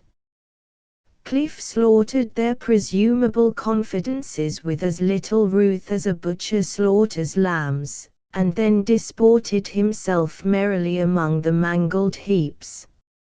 A certain Theopados, after completely maiming the glorious genius of Gillian Sherwood, was flirting shamefully with Winifred who, it seemed, was found in dire need by Gillian on her doorstep, and taken in and clothed and fed. And I tell you, Antonia, and this is gospel truth, that sticky, white slug girl has done the doorstep trick before. Blair Stevenson knows a man who swears for a fact he met her at Tom Marion's, the dramatist, 3 years ago, under the very same conditions. He made Blair take his oath never to breathe one word about it, for fear of making mischief. One doorstep, she's lain on 27 doorsteps. From Winifred Cliff went on to Zoe and Blair and was equally startling in his revelations. There was nothing of vindictive or paltry gossip in Cliff's stupendous onslaughts upon the truth. He committed mortality on lines that waxed from merely generous to colossal, breathtaking. He flung about reputations and caught them, as deftly as a juggler his plates, or dropped them with magnificent disregard of the smash. Treachery was here conducted on as opulent a scale of grandeur as falsehood. Coincidence was blown out to a lusty, full-bellied creature triumphant over those meager, lean-throated sisters of accuracy and consistency. No human being could have survived one day of life under such a stress of superlative achievement, such haphazard of occurrence, such complicated interplay of motives, actions, and reactions. Antonia did not interrupt Mr. Cliff Kennedy's entertainment. It was a very fine one-man performance, and lasted until 11 o'clock. Then he relapsed into moody depression, and said he would go mad unless he could be solitary, but would kindly see Deb home first, if she promised not to talk. And he hovered a moment on tiptoe, taller even than nature had made him, looking down at Antonia with a wry smile, where she lay dreamily back in her chair, with hands clasped behind the beautiful, delicate shape of her head. Then he bent, and took that head between his long, thin, brown fingers, as though she were a holy saint, and reverently touched her forehead with his lips, and put her from him, and swung out of the studio. Deb understood that it was a kiss of renunciation, and that his passion for Antonia was very real and very hopeless. Did Antonia know of it? Antonia telephoned early the next morning to make amused enquiry how much of her inmost soul Deb had been lured to commit to Kennedy's precarious keeping during the homeward walk. Deb faltered an evasive reply, ashamed to confess that she had inexplicably delivered up to this persuasive highwayman of secrets the complete comedy and tragedy of the chorus. "Did he say anything about me?" Antonia questioned her further. Again Deb faltered an evasive reply, whilst in her ears rang a guilty echo of Cliff's peroration to the bizarre history of Charlotte Verity's bold infatuation for a now defunct Arctic explorer who was Cliff's own father, 29 years ago. And all this time neither she nor I have dared to tell Antonia that she's my own half-sister and a child of love. No, nothing, Antonia. What did he talk about, then? Well, whom did he talk about? His mother. Deb, I can positively hear you squirming. Own up. Why are you shielding him? I'm not, protested Deb unhappily. Antonia let her off. What are you doing today? I think I'll go to Hampstead and ask myself to tea with the Rothenbergs, the Redberries, I mean. Nell was the kiddie I introduced to you last week. You liked her, didn't you? Yes, I've just rung her up to invite her to the show of etchings at the Leicester Galleries. Never mind. I can see her another time. Sure you don't mind? Not a bit. Any message for Lala Rain?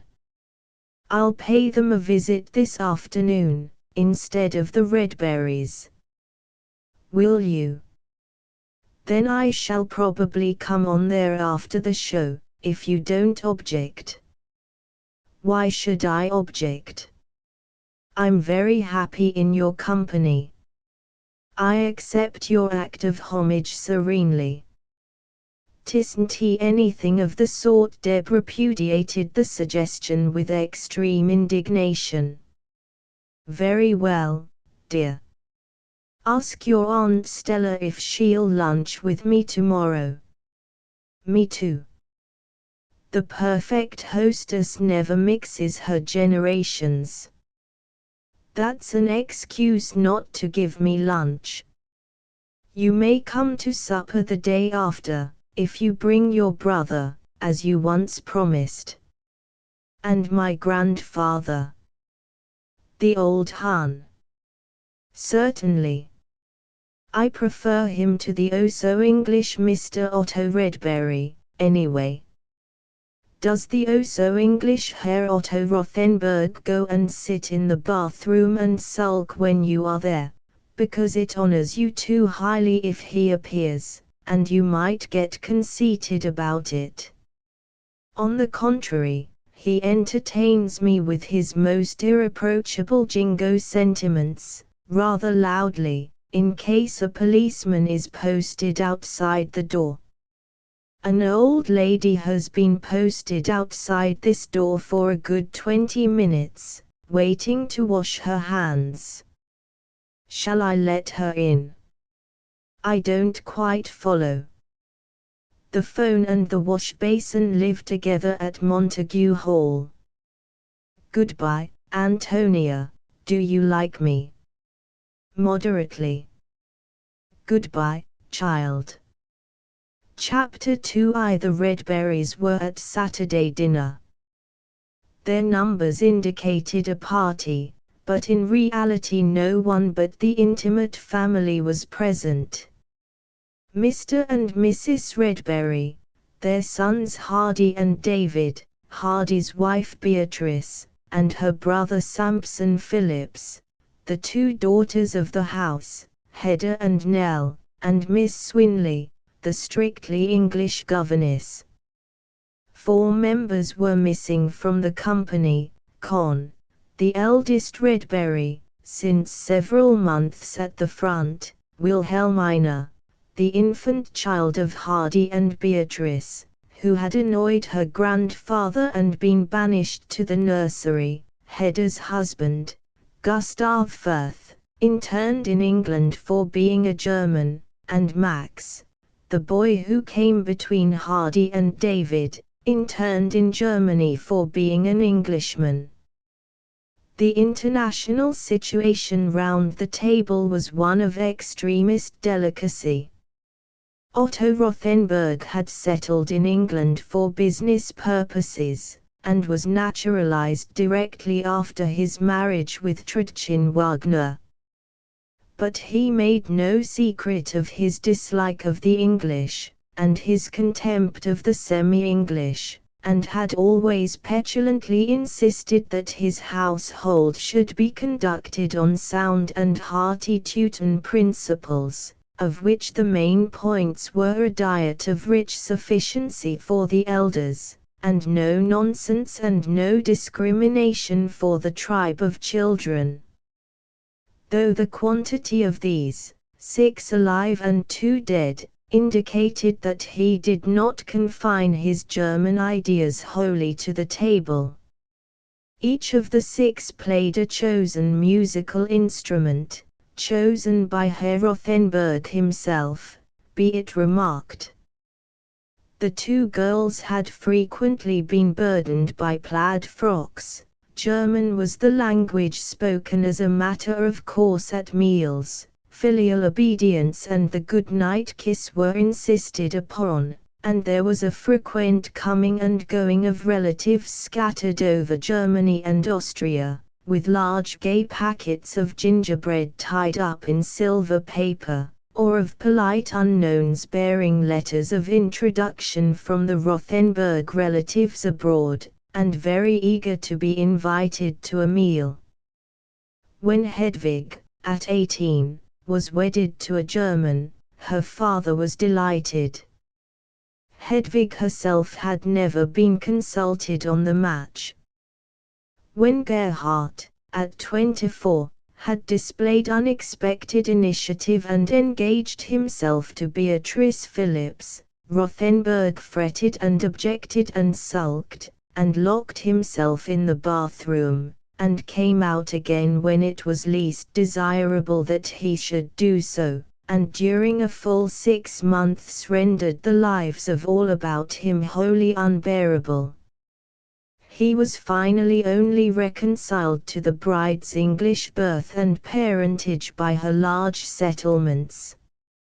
Max, 2 years younger than Gerhard, was, however, immediately dispatched out of danger to his uncle Karl in Hanover, there to learn the business and eventually to marry his uncle Karl's daughter Clara. Conrad's enthusiasm for territorial drill, well, with a stretch of the imagination, that could be ascribed to his German blood revealing itself in a wistful passion for the obligatory military service which could never be his. Therefore, Conrad, who of all the brood was his mother's darling, was grudgingly permitted to remain in London and read for the bar.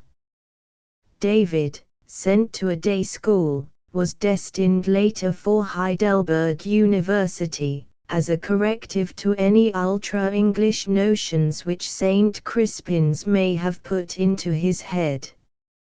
And then had occurred this most inconvenient war. Herr Otto Rothenburg did not wait to be subtle about his change of front. Immediately he scuttled for cover. He became in name, in sentiment and in habit what he already was by law, a fine old English gentleman. His household was revolutionized, he turned livid at the sound of a single German word spoken, he clung to such English acquaintances as were his, with a limpet-like fervor of affection which no coldness could disconcert. He forbade all communication with relatives abroad, and all mention of them. In short, Mr. Otto Redberry was afraid. To their mother's utter bewilderment, Hedwig, Lenchen, Conrad and Gerhard were metamorphosed to Hedda, Nell, Con and Hardy. His fever reached its zenith when Gustav Firth, an unnaturalized German of military age, was arrested and interned. And his daughter Hedda, penniless and unprotected, but in the highest spirits, returned to the parental roof, with the obvious and natural intention of remaining where she was for the duration of the war. Once supremely her father's good girl, Hedda was not at all popular in this crisis. It was difficult airily to disavow all enemy connection, with concerned enquiries emanating from all quarters as to Further's whereabouts and treatment. Supposing, too, that when she came to the house, Beatrice should be offended at Hedda's presence there. Beatrice, that never to be sufficiently appreciated link with solid British stock. Beyond a little astonished realization at finding herself encircled by alien enemies, her attitude conveyed that she had never noticed before that the Rothenbergs were German. Beatrice had a nature too well-bred and womanly, gentlewomanly, David was wont to call it, to have expressed as yet any sort of resentment. She was very nice and tactful to Hedda about poor Gustav. It was a miracle that Hardy could have been sensible and far-seeing enough as to have married so successfully. Mr. Redberry propitiated her with a determination and unction that, again to quote David, "fair gives one the six." But then Mr. Redberry was desperately afraid. "Bodadoos, Beatty, mine Scots?" enquired Mrs. Redberry, dumpy and apple-cheeked and very harassed by her husband's perpetual amendment of her accent, and by the awful trinity of Britain's representatives present in the dining-room. And Beatrice blushed faintly and glanced apologetically at her brother Samson, who looked as wooden as though a toast of the king had just been proposed. Miss Swinley coughed, a delicate and pensive cough. Something had annoyed Miss Swinley that morning, and she was ripe for revenge. "I met a fellow in the city this morning," said Mr. Redberry, glaring at his wife, "who would by no means believe that I was partly a foreigner." "What, you, go on, all des years I take you for a pure-blooded Briton," he roared with laughter when I told him my Silage father was born in Amsterdam. He wouldn't believe me. "Your wife," he said, "she speaks with a slight accent. But you are one of us, Redberry, old man."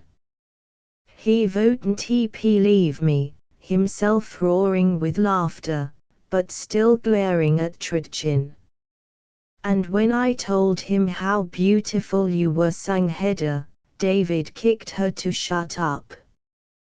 He could not bear it when the old man made an ass of himself. "He wouldn't believe me," Hedda chirruped irrepressibly. The world bereft of Gustav was so full of radiant possibilities that she could not refrain from bursting out. For her, at least, the war was not entirely an evil thing. Mr. Redberry spoke quite correct English, but his accent was not so irreproachable as to justify the complete good faith of the fellow in the city. And that Silage had slipped in by mistake, and would prevent him from being quite so privately nasty to his wife about mine Scots as he had anticipated. A joint appeared on the table simultaneously with the post. One letter bearing the opened by censor label, black letters on white pasted across the slit of the envelope, was handed by the servant to Mrs. Redberry. "Ich Gott, von der Liebsten bisten Anna," as a second letter was revealed under cover of the first. Mr. Redberry hissed out a venomous "put it away," which his wife, fumbling and tearful over this communication from her beloved elder sister in Berlin, neither heard nor heeded. Mr. Redberry dared not insist, in front of Rhoda, the parlour-maid, not to mention Beatrice, Samson Phillips and Miss Swinley. Besides, though his sway might be peevishly unpleasant, it never exacted the awed obedience yielded to a true despot. He quivered with horror at the present predicament, as it dawned upon him that his wife intended to read aloud the letter from Germany, in little bursts and snatches of joy. David was encouraging her by eager questions. That boy had no sense whatever. Mr. Redberry began to talk very loud and fast. It makes me proud to see all the gauge round my table. He looked unutterable compliments at Samson Phillips' captain's uniform, then possessively at Hardy, who was short-sighted and had only been admitted to home service, and at David, a public school cadet.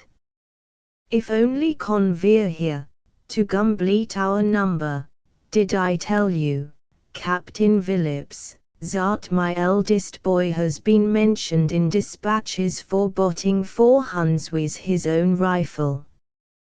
Glad to hear Con has a sense of property, muttered David. Diam, cried Mrs. Redberry, weeping. Franz has been shot. You remember little Franz, Otto. Ich Inc, forgive me, Captain Phillips. Such a dear little boy, my sister's youngest. He stayed with us for a whole year, and learned his lessons with Nell. Vindictively Mr. Redberry carved all the gristle for Hedda, who had a German husband. It was a vent to his feelings. He showed a nice discrimination in reserving the juiciest bits for Beatrice. Miss Swinley, he judged correctly, was past all such caressing treatment. One could safely anticipate her month's notice the very next morning. Not that she was really necessary any longer to superintend Nell's studies. Nell was 17, and in the ordinary course of events, would have been out next year. But Miss Swinley would spread a report that her principles would not permit her to remain in a household so pronouncedly pro-German. To Mr. Redberry's jaundiced fancy, the tread of the policeman sounded nearer. And he was never far away, that mythical policeman. "Oh, Mother, is there anything about Max?" asked Nell, her dark liquid eyes wistful with anxiety for her favorite brother. Mrs. Redberry fluttered the thin foreign pages, crossed with pointed scribble. "But yes, Max is well as can be hoped, and his Uncle Carl makes enquiries that he is comfortable." "That good Carl. And, unglaublich, his own nephew, Otto Salinger, is in a confinement camp over here, and Carl asks if we, in return, will find him out and be nice to him. But yes, indeed, perhaps the poor young man would like some of my Dampf Nudel, he will surely be homesick. Otto, do you hear?" Miss Swinley repeated her pensive cough. And Mr. Redberry, wrathfully ignoring the question of his unfortunate namesake, addressed himself again to Captain Phillips. "When do you think we shall knock them out definitely?" His loud tones drowning Trudchin's agitated twitter. "I have had a tip to lay in yards and yards and yards of punting." Samson Phillips' handsome, heavy features expressed bewilderment. "Punting? Rather overdone the bunting today, haven't you, Father?" David suggested impertinently. It was Flag Day for one of the minor Balkan states, and Mr. Redberry wore his expensive trophies duplicated and tripled, with the air of a general bespattered with honorable medals. Mr. Redberry told an anecdote of the titled lady who had decorated him. And then Beatrice asked, "Do you really think we shall win the war so soon? It's almost too good to be true, isn't it?" Her pleasant, well-bred English voice was a relief after so much duologue from her parents-in-law. "But I don't think it's very nice of the Germans to use liquid fire, do you?" Hardy beamed at her fondly through his glasses. "Not very nice of them, no. Not drawing-room manners, is it, darling?" He was a man of quaint appearance, a startlingly fair replica of Nell and David, who had the dark melancholy eyes, aquiline cast of feature, and sensitive lips that stamped them true Hebrew. But Hardy, with his light eyes, light hair, light skin, and enormous nose, gave somewhat the impression of a Jew who had been well bleached. Hedda's coloring lay between the two extremes. Con enjoyed the good looks of the family, blue eyes always afire with mirth, tall, athletic figure, incarnate good nature and high spirits. He was adored by his men, and well liked by his superior officers. As for his mother, not Max nor Hardy nor David, nor Hedda nor Nell, could in some equal her love for this miracle of an eldest born, now in the trenches. "Are you laughing at me?" Beatrice remained quite serene. "Yes, please, I will have some cream. Diana writes that there is only a wee little milk for each child in Berlin, not enough to keep them alive, she say." "Let them die," cried Mr. Redberry, with a ferocity that was really foreign to his nature, only he was afraid. "All the better. Let them all die. They only grow up to be German soldiers fighting against humanity." Nell flashed out, "Oh, father, how can you, little soft babies," and suddenly plunged back into silence, marveling at her own temerity. David as usual supported her in rebellion. "Not all German babies grow up to be German soldiers. Some grow up to be English soldiers." His ironic downward glance at his own uniform emphasized the remark. "If Con were here, young UN, he'd lick you for that." And Hardy sent a message of strong disapproval over his glasses at his cadet brother. "Con's different. However keen he may be on his regiment and England and all that, he never talks fatuous drivel about wanting all the German babies to die." "Fatuous drivel," shouted Mr. Redberry. "Dear me," murmured Miss Swinley. "I'm sure David doesn't mean to be rude," Father Beatrice put in mildly. "We none of us want babies to die, but of course it's nicer if it isn't English babies." David laughed. And his father ordered him from the table. Nell immediately slipped from her seat and joined him at the door. "Ake Lenchin," sobbed Mrs. Redberry. "And you have not touched the pie on your plate." "Gone back," roared Mr. Redberry. For there was always a possibility that she might find favor in the eyes of Samson Phillips. He had noticed with pleasure that a secret understanding seemed to exist between them. Frequently they whispered together. "My son-in-law a captain in ZE Zappers. Another link with safety." One might almost defy the policeman then. 2. The parlourmaid accosted David at the foot of the stairs.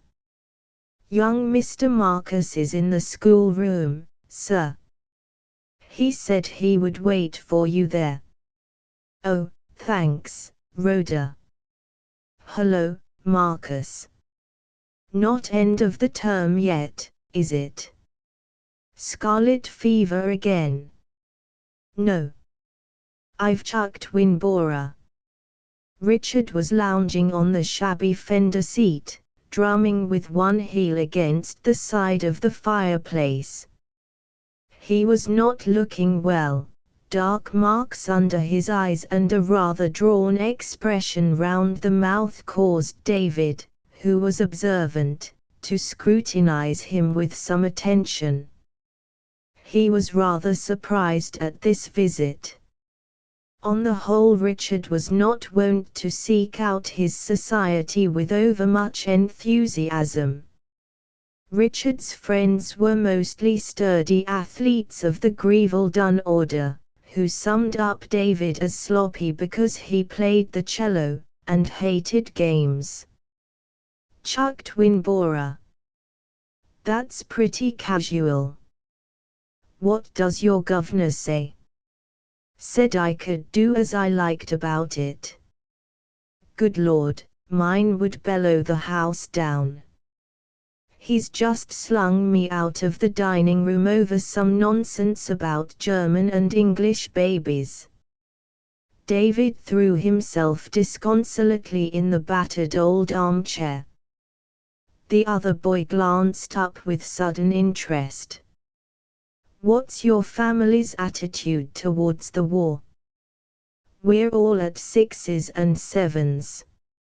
Father's more English than the English, and mother sits and worries in alternate layers over Con and her own people in Germany. Does not mention them, of course. Hardy is a genuine patriot, I believe, without making much row about it. Of course, being married to Beatrice has influenced him. We hang the fact of Beatrice out in the front garden like the clean washing. Sickening. And all the while there's Max interned over there, and Gustav interned over here, also unmentionable, not that Hedda minds much. But father, you should see his face when visitors enquire after poor Mr. Firth, and they do it as if they were treading on eggshells. The etiquette of internment is as yet very precarious. One isn't at all sure if Gustav is to be exalted as a martyr or mysteriously hushed up as though he were a convict. I say, what's the matter?" "Nothing. I'm in for it too, that's all." "Internment. You, Marcus." I'm sorry. I'd no idea." "All right. You needn't do the eggshell trick. I was born in Germany, and father didn't have me naturalized, that's all." David was silent a moment, thoughtfully staring at his boots. "Has he appealed?" "Yes." "No good. The government has condoned too many cases, and the anti-German section are beginning to protest. So they've had to tighten up again. We've got a let-off from deportation for grandfather and Aunt Stella. Can't expect more, with all these spy cases about." He went on in a very matter-of-fact voice, "I couldn't stick Winbora this term. Just knowing. It's absurd. I was as keen to lick the Germans as ever, but how could I join in when the fellows jawed about Huns and wiping 'em off the face of the earth? I felt crimson inside, beastly, as though I were there on false pretenses. and all the chaps of my age were preparing to join up next year. Last term I was still one of them. They couldn't understand why. It had to come out at last. The head knew all along, naturally. But we were playing the Miltonians in their own field, 12 miles away, and I had to register and get permission, show my photograph, all that mush. Like a ticket of leave, man. The fellows were awfully decent. They didn't even cut me. Harrison, speaking for the majority, went so far as to say it was rough luck, and they knew I couldn't help it. Richard's underlip twisted sardonically. But they weren't quite sure, after that, what ought to be said in front of me. Dead pauses when I strolled up to one group or another. I came home at half-term, last Monday, and I'm not going back. So you're out of it, whispered David, still staring as though fascinated at his boots. Out of the fighting, and the need of fighting, and the need to choose, you lucky beggar. Oh, you lucky beggar, I realize the fact that I'm out of it, thanks. But I don't quite follow your congratulations. It's that I've been in Germany 2 or 3 times, once for 6 months, and, oh, Richard, what has happened to the old Germany, the Germany we knew, to change it so? I simply can't realize that they commit atrocities in Belgium and sink hospital ships and mutilate children, and are bragging and swaggering and bloodletting all over Europe. I can only remember the little things, the silly, comfortable little things. You follow the stream, and in a clearing in the heart of the great blue pine wood you come bang on the sturdy old forest house, with antlers branching over the wooden doorway, and the coat of arms of some royalty. Perhaps you may catch a glimpse of him in his green hunting coat, tables with check blue and red cloths, and saucers of wood strawberries like tiny drops of blood. Do you know the smell and flavor of wood strawberries, and a flaxen peasant child who watches you with enormous, solemn eyes while you eat, and curtsies by clockwork for hours after you've left her? And all over the country the ridiculous wooden signposts that say on one arm zum Biergarten and on the other zum Aussichtspunkt, and never get tired of it. And you never get tired of it either. Or of leaning out of your window in the early morning to hear them play the chorale, slow and pure and stately, and the ground is a mist of blue bilberries, and the Rhine legends jostle each other on your excursion, and you send off postcards on which everybody signs their names, and everyone says good day, and everyone is musical. Good God, how awful was Richard's sotto voce comment on this list of blisses. David heard, and said rather impatiently, "You've been to Germany, haven't you? Can't you understand what I mean?" Richard ransacked his memory for a single incident or aspect of Dorheim which had found tender home in his heart, and discovered not one.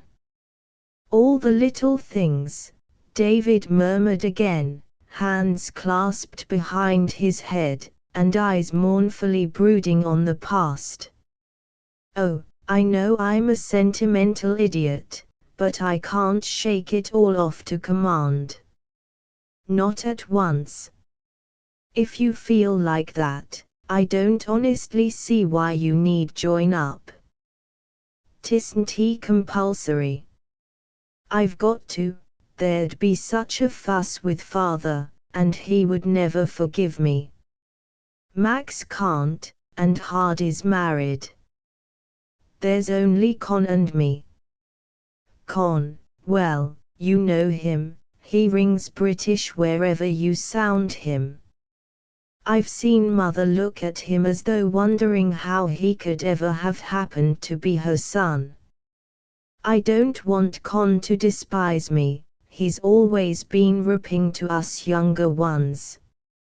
And then, oh, just because there's a doubt about us all, we can't afford, as a family, to have a slacker about. If our name had always been Redberry, again that melancholy smile and shrug of the shoulders, so typically Jewish. Have you changed it? Dear old man, you didn't commit the horrible error of asking our parlourmaid for Mr. David Rothenberg. Yes, I did. Sorry. I believe Deb warned me, but I forgot. Does it matter? She may give notice tomorrow. We live uncomfortably on a tightrope nowadays, and some of us haven't learned how to walk it yet. Poor Mother, for instance, she's always side-slipping. Rhoda is fairly new, and Father deludes himself that she doesn't know our guilty secret. I say, you remember Miss Swinley? The mischievous schoolboy was uppermost in David now, and how proud she was of being descended from the Hereford Swinleys. Well, now it's got round to her how someone said publicly that of course she's really a German and everybody knows her real name is Schwinthal. Richard threw back his head and filled the room with his guffaws. Schwinthal, Swine Valley. Swinley. Oh, that's top hole. She was always so jolly full of swank and backbone. But all the same, Redberry, I'm all at sea with these swarms of English county people that have magically cropped up in our set during the last few weeks. No offense meant to you, but who the deuce are the Lanes and the Silvertons and the Mounts and the Gordons and the Meadows? All old familiar faces really. And I can tell you who the Mounts and the Meadows are, anyhow, they are each one half of my cousins, the Wisenbergs. The elder and younger branch of the family have long been at daggers drawn, and they've hailed the opportunity to split into two. And the Mounts know nothing of the Meadows, nor shall the Meadows ever go to meet the Mounts. My other cousin, whose father changed his name about 40 years ago, swears that he'll change it back again from Holmes to Hohenheim by way of protest to all the funk and flurry. Quite a pleasing moment at our boarding house last week, when two Scandinavian ladies were introduced to each other and neither knew the language. But both broke into floods of delighted German. That's what happens these days when Swede meets Swede. Aunt Stella says speaking German nowadays is as good a thrill as the invention of a new sin, and far superior to secret drinking or smoking or swearing. You do it in a dark room, under your breath, looking over your shoulder.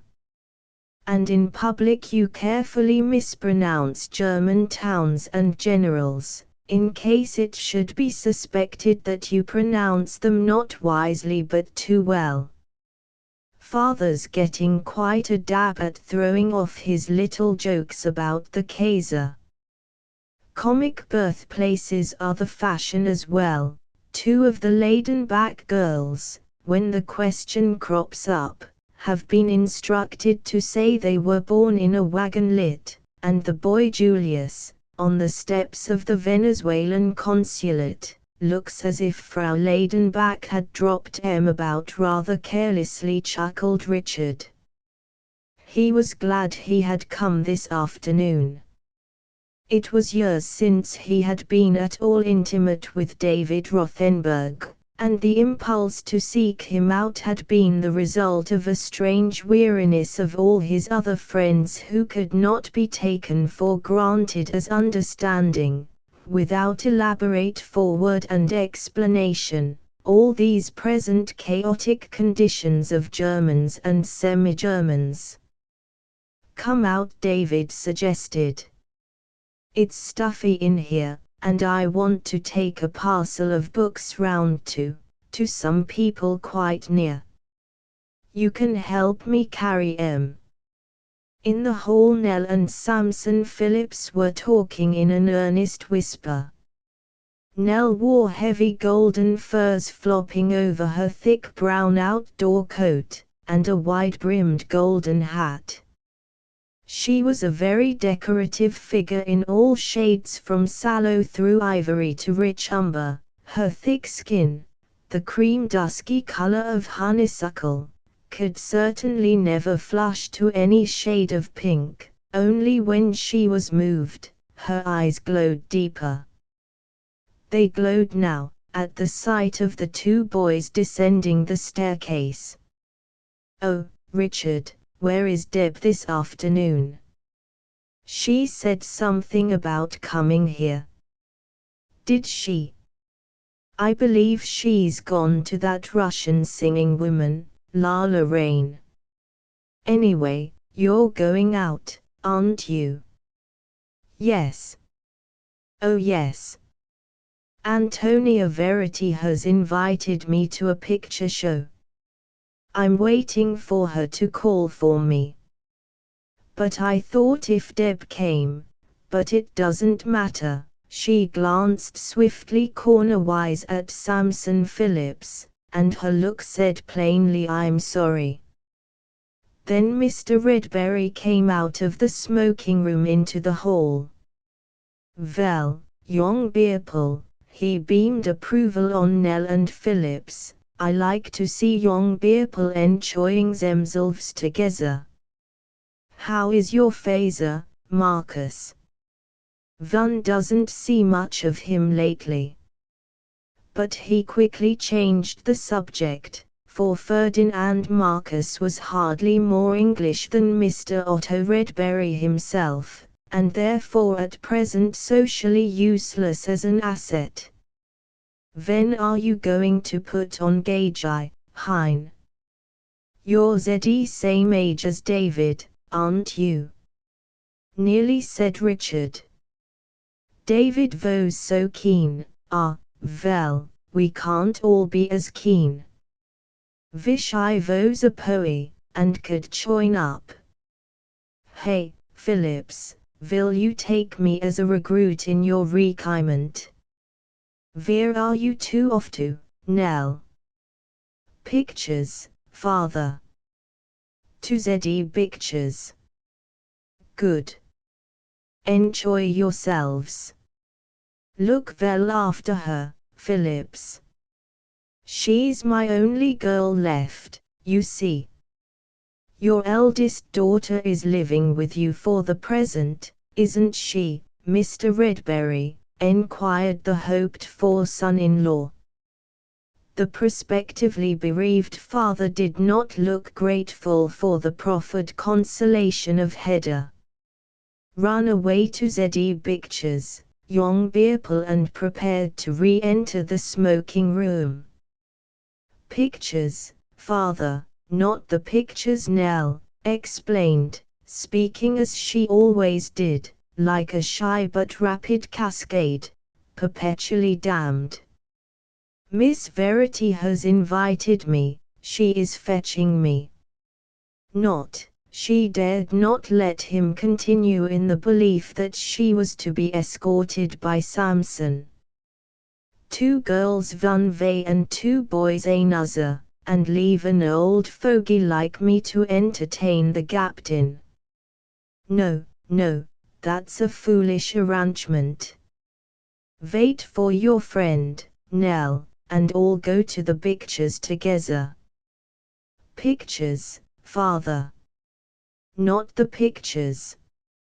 And I'm not sure if Antonia, all be jolly together, her father commanded her, peevish at her second attempt at protest.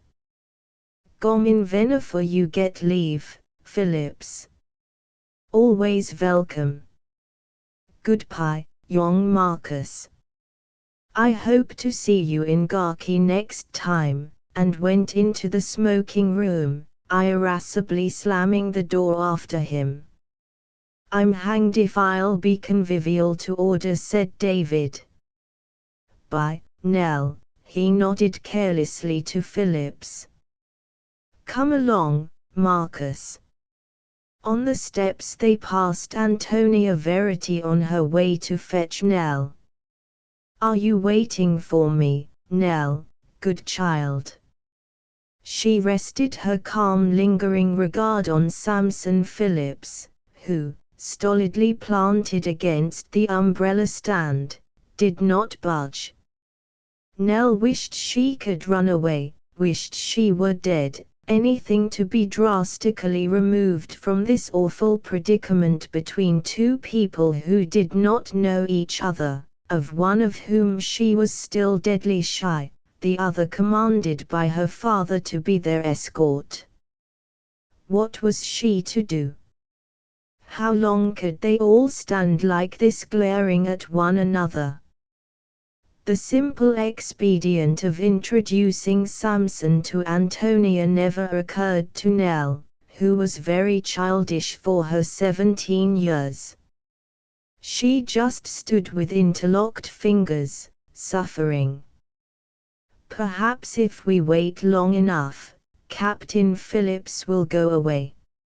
Is that how things, dreadful things, come to an end? 3 Wonder he didn't give me a white feather, growled Richard, as they walked up the street. David's eyes were blazing in his thin brown face. Hanging on to anything, anybody, English, Beatrice, Con at the front, old Con. And now he wants Samson Phillips, wants to shove Nell into the fellow's arms. It's so cursedly undignified, this crawling round the feet of a country that stands about with folded arms, not wanting you. Richard was about to agree, when a peculiar thing happened to him. He was made aware of the soul of Otto Redberry. He saw it very clearly, small twitching pink nose of a rabbit, not at all unlike the soul of Gottlieb Schnabel, the little baker. Alongside of these two, his own soul was an instant laid, then snatched away again. Queer company for the soul of Richard Marcus. He found Redberry objectionable, and despised Schnabel, but he understood. Funny that David, who was supposed to be an imaginative womanish creature, thrilling quickly to response, a nature artistic and intuitive and all that sort of thing, should reveal himself in certain cases so hard and blunt. Richard said slowly, "It's such a beastly position for all of them, all of us," he amended, but it still seemed a grotesque nightmare that he should be one of the band whom he was unwillingly compelled to understand and defend. It's all very well to be down on your pater, Redberry, and of course one rags about the change of names, and Swiss waiters and so on, but it's so utterly unnatural to have no country when your country is the one thing in all the world that matters. As good patriots as any are drifting about loose with nowhere to dump their load of patriotism. Oh, I know the stock argument. They should have stuck to the place where they were born. Well, a few thousands, a few tens of thousands haven't done so. It's no good pretending that it was as important before 1914 as now. I suppose the English didn't overflow and get stranded on no man's land in such numbers, because they could always colonize, David conjectured. And now this war, we scramble for cover. And the safe people who have settled for generations in one place, of one country, of unmixed blood, laugh at us for scuttling. Do they ever think how easy it is, no merit, but God? How easy, to be born in England, wholly English, when they say of the half and half brigade, let 'em get back to their own country, we don't want 'em. But they might have said that before 1914, to have given them a chance to get back. They can't get back now. Their own so-called country doesn't want 'em either. Won't have them, calls them renegades, who have severed all ties, all obligations. And there they are, absolutely helpless between the two. Belonging to both, no, belonging to neither. Can claim protection from neither. They're frightened, I tell you, David. All this frantic jabber of the hidden hand, why, there have been practically no cases where the naturalized German has been proved guilty of plotting against England in the interests of the Hun. One or two, perhaps, among thousands. But rejected by Germany, rejected by England, dashed from one to the other, how can they help all those little acts that revolt you as being ridiculous or, what do you call it? Undignified, ostentatiously planking down their names on subscription lists, kowtowing to the English servants, change of name, and pretending to be Dutch, and pitiful swanking of their English friends, even grabbing at Samson Phillips to get him in the family at all costs. All that isn't treachery, but ordinary childish human funk. Why, at the worst, what can be done to them? Nothing very bad. Nothing at all compared with what the men at the front have to go through. Think I don't know that? Richard questioned fiercely. And yet they wouldn't be funking if they belonged to a country, and had a united cause to fight for. It's not being able to shout with the rest. It's the bitter desolation, nowadays, of fighting for one's own hand. He became aware of David's slow quizzical smile. The miracle of the sleeping beauty awakened, he commented softly. If nothing else, the Great War has at least done this for one Richard Marcus. Rather a drastic kiss, but astoundingly effective. Shut up. Richard kicked at a stone in the roadway. Head bent, hands clenched in his pockets, as if he wanted to think. As if he welcomed this disconcerting upheaval of his imagination, to be able to understand Otto Redberry, what next? To stick up for a lot of rotten Germans, Marcus of Winbora, champion half-back of the footer team, Greville Dunn's pal, average at his work, but a decent ordinary all-round fellow, and no end keen on a commission in the RFC. Never again, for him. Never again. Something had happened. Richard walked along savagely mourning for the self that had once fitted him so easily. Never again. David noticed his dejection, and amusement softened into something resembling tenderness for this strong bull-necked fellow, helpless in the grip of his first individual problem. It must have been a bad shock so to have galvanized him from matter of course unthinking acceptance of a scheme of life which had been hitherto fair enough and good enough, tread of many feet all marching in the same direction, and now, no man's land. There was little for David himself to learn about the byways and customs of this nebulous territory. From his earliest childhood he had wandered there. And he realized that it was not to the habitual thinkers that the war and what it involved had made such a shattering difference, but to those who had never thought before. Poor old Richard, all those tumbled this and this of his utterance, he hardly knew yet where he belonged. Too doggedly proud to include himself with the nation who did not want him, yet jibbing at classification with the despised alien enemy. Poor old Richard, it was rather a shame. At any rate, we're both in the same boat, David exclaimed, carried away by a quick impulse to solace. Immediately his companion, in a manner of speaking, toppled him out of the boat. No, we're not. You're born over here. You're all right. You'd be English if you weren't a pro-German. Damn it. I'm not a pro-German. I'm a Jew. What the? Richard in his astonishment stopped dead on the pavement. Well, what has being a Jew got to do with it? It's a question of nationality, not religion.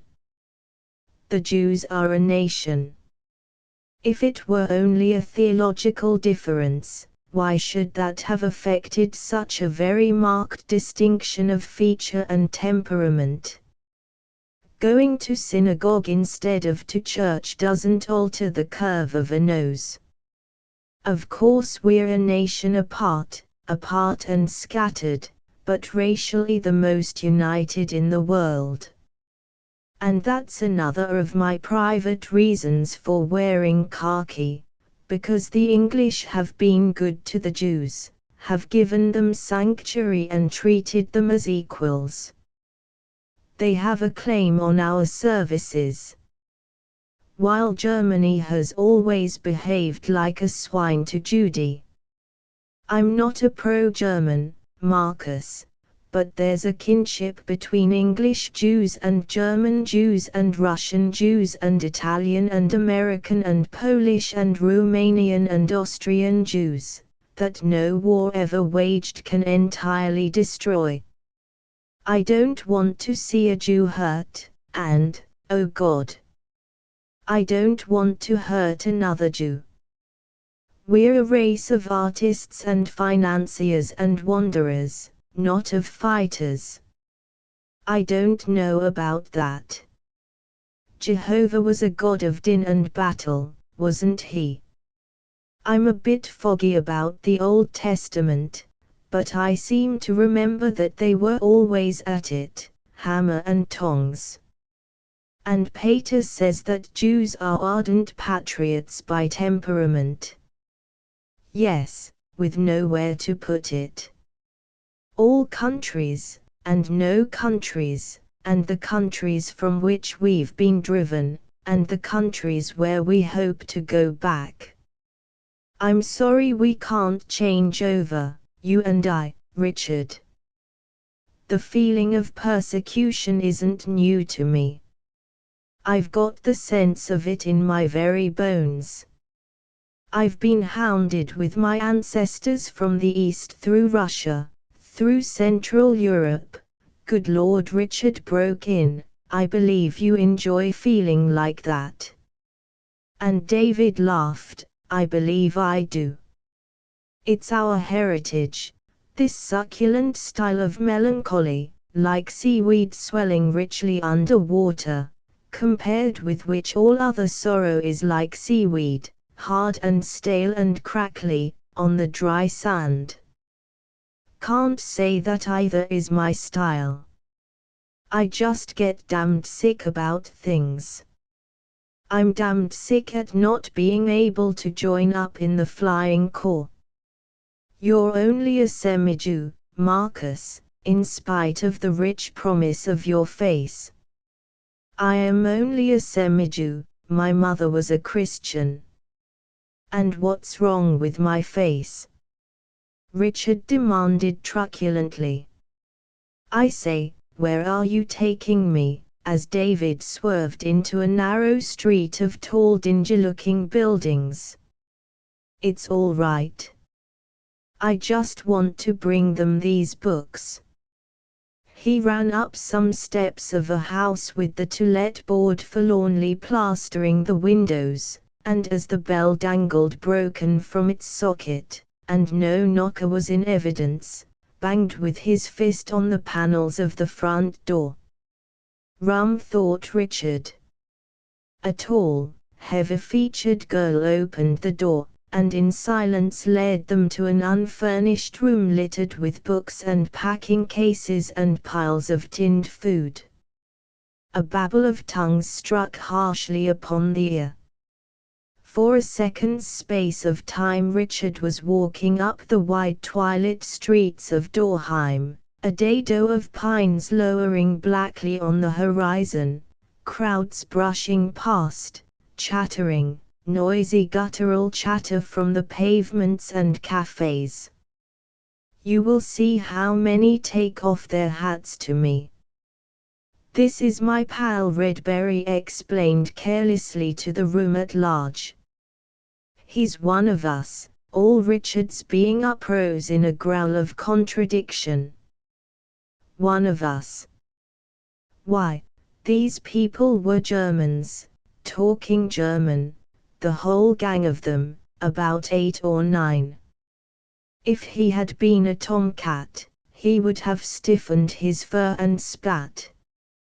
As it was, he responded churlishly to salutations, and retired to a window seat in the corner, from there to watch from beneath humped eyebrows the mysterious proceedings of these friends of David. The atmosphere oppressed him with memory of all the rumors circulated about German spies. German Secret Service. England honeycombed with treachery. What were they doing, in this empty house, talking German with the passionate zest of tongues let loose from hours of irksome restraint? What was in those tins and cases? How had they got hold of the German newspapers and pamphlets lying about? One of the group was reading aloud a German letter now, and all listened tensely, some still kneeling on the dusty boards with their arms full of books, all except David and the heavy-looking girl and a boy with a flowing tie and thick lips and incredibly close-shaven head, who were engrossed in some private discussion. The girl produced a pile of music and their heads bent closer over the score. Confounded insolence this, in the very heart of London. Richard's mood wavered from indignation to a queer sort of panic at being thus associated. He wondered if he ought to give information. No, he could hardly do that, brought here in all good faith by David. But even supposing that these people were bent on no actual harm, and common sense asserted that they were merely packing hampers for the German prisoners, and at the same time enjoying a little license of their native speech, even then, how dared David suppose that he was one of us among these Huns? Not a fibre of kinship in him stretched to meet them.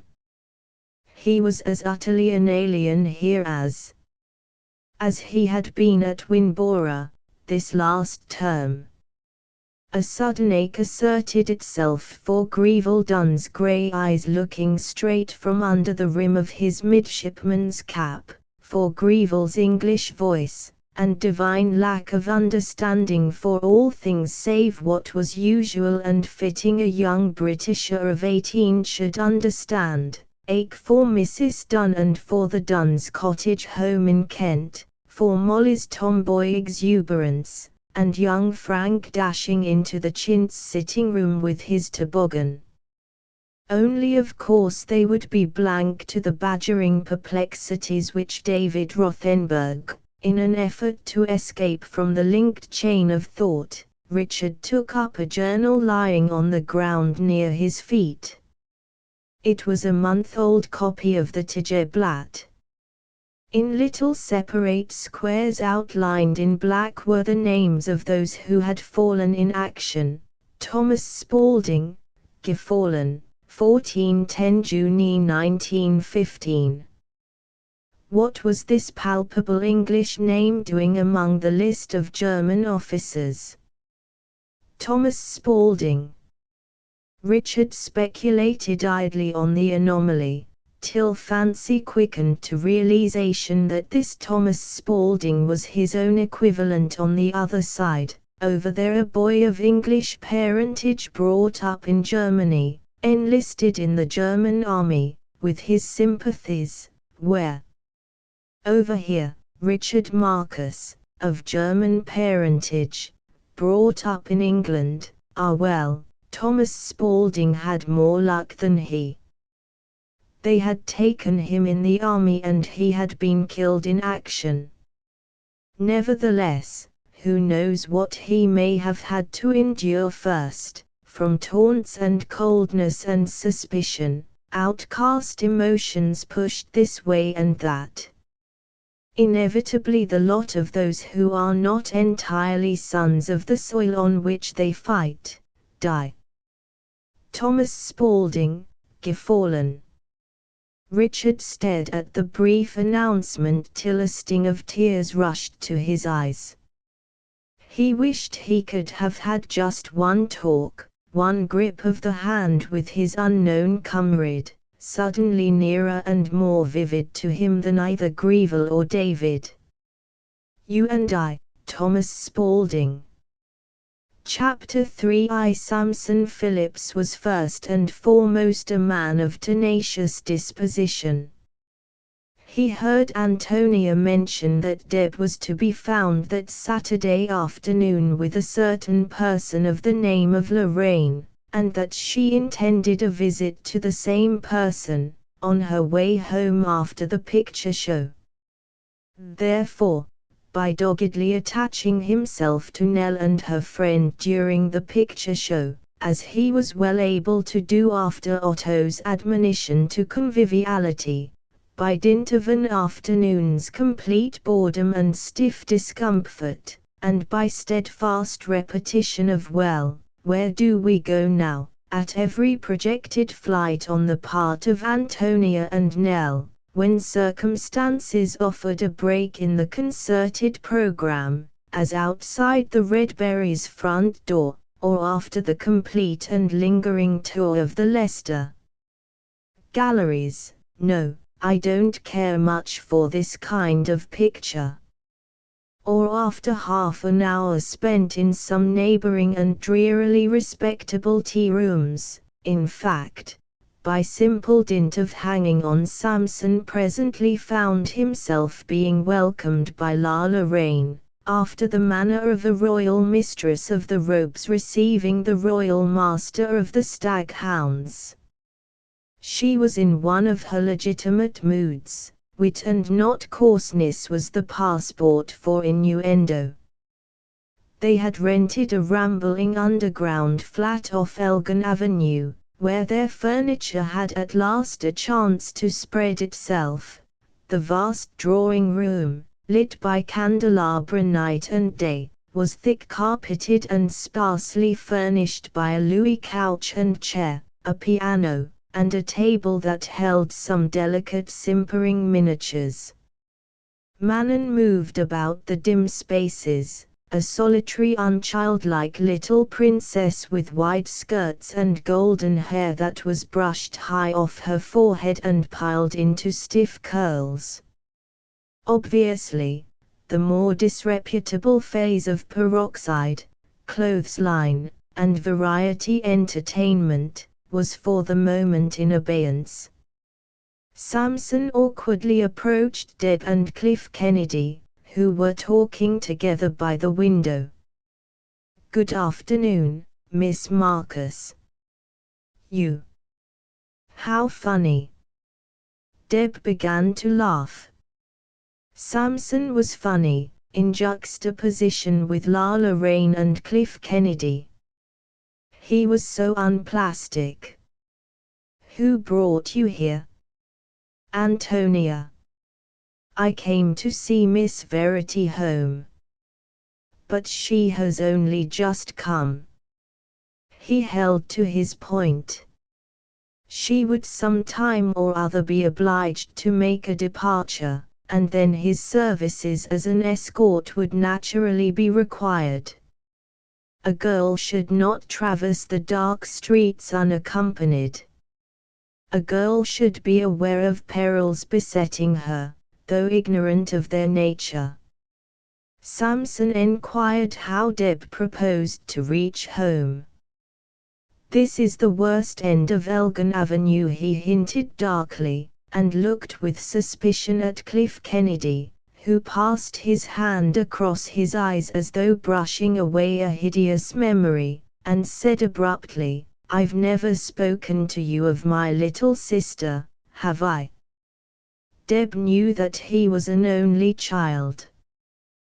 But she also knew by now his marvelous talent for fitting every subject that came up with local interest of personal experience.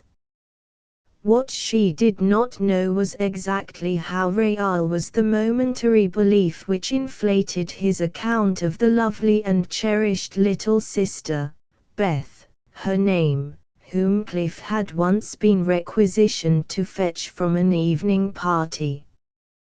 There had been a woman, he had not gone. "Someone else will see the babe home." Beth, tired of delay, having refused all other escort, "I'm waiting for my brother, thanks," with childlike pride, had at last started off by herself. "It was months before we gave up the search.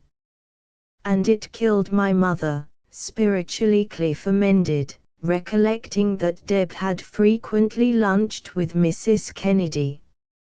Her hair went snow-white during those months, mournful eyes fixed on Samson's aghast, attentive face.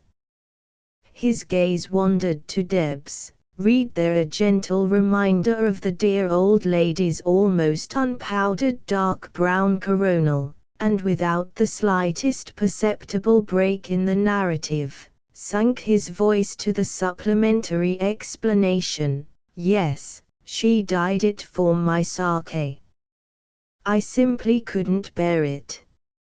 My fault, damnable ego-ridden slothful beast, and the perpetual sight of that piled-up silveriness never let me forget for a moment what she had suffered. What we all suffered. She guessed it was driving me to madness. Other women condemned what she did, called it preposterous vanity, at her age. God. One of the divinest impulses of pure love. By now, Cliff was so swathed about in self-spun illusion of tender maternal sacrifice and a lost little sister, that Samson may have been pardoned for horrified credulity. "And you never heard anything, no news, no clue?" "I spend regularly 4 nights a week in brothels," Cliff replied with exquisite simplicity, and Samson checked a stern protest at use of a word which, after all, Deb could not possibly understand. "But I'm making you melancholy with all this." A chance word reminded me, "I'll see you home tonight, Deb. But I hope you're not relying on me to pay your bus fares. You still seem to cling to the outworn tradition that gentlemen, beautiful glossy eligible gentlemen who live in Kensington Palace Gardens, always pay the fare of the young lady they are walking out with, or rather riding out with. I've noticed a semi-diffident, semi-expectant look that you always direct towards me when the conductor comes round, and you pull out your modest little purse, and I'm hypnotically compelled to the low rapid pained yet masterful and at the same time unobtrusive utterance, "No, please, allow me, I insist. And I can't afford it, Deb. I'll see you home tonight, but you must pay your own fares." Samson favored the speaker with a look so expressive of the beautiful glossy eligible gentleman who lived in Kensington Palace Gardens that Deb's eyes, encountering Kennedy's, were an elf's dance of green and grey merriment. "I will accompany Miss Marcus home, if she allows me." "Are you pledged to see Nell home as well?" "Antonia and Nell and I all live in different directions, you know. David Redberry is calling for his sister." Samson stationed himself in an uncomfortable attitude beside the lounging intimate pair, and remained there unbudgingly on guard, declining to be drawn into their conversation, nor yet to be beguiled away by any inducement of refreshment or music. Meanwhile, Lala Rain was making Nell welcome. "My dear, you are that friend I have been wanting always for my Manon. She grows too old, too staid. She is with me and the Countess and Stella Marcus and Mrs. Verity. She hears us talk. It is not always well that she should hear us talk. The Countess has a most tragic business on the carpet, my dear. Wait, I will tell you, or when we have more time, perhaps. But my Manon, you shall see her every day, all day, so she will grow a child again, healthy, romping children, you and she. You can eat your déjeuner here, and she her dinner with you. Ideal. It shall be planned, for listen." She sank her voice to the confidential pitch, holding Nell inexorably captive with one hand, and with the other sweeping wide descriptive circles. "At present she muses too much of marriage and what it brings. She sleeps badly. She put me questions, soak questions. Wait, I will tell you my plans. That marriage, when it comes, it will be something superb. You see. But it is essential she shall be fresh and unconscious and blooming. Those girls, Antonia, Deb, they are no more early morning. They dream not, they laugh at love. My dear, it was wonderful you should been brought here for my Manon. Now tell me, my dear, are you troubled inside about that question of a husband? Or your mother? I don't know. I mean, I haven't any." And then, from the midst of confusion, Nell pushed out a courageous, "I think it's horrid to talk about husbands and that sort of thing." Lala Rain was switched off at the main.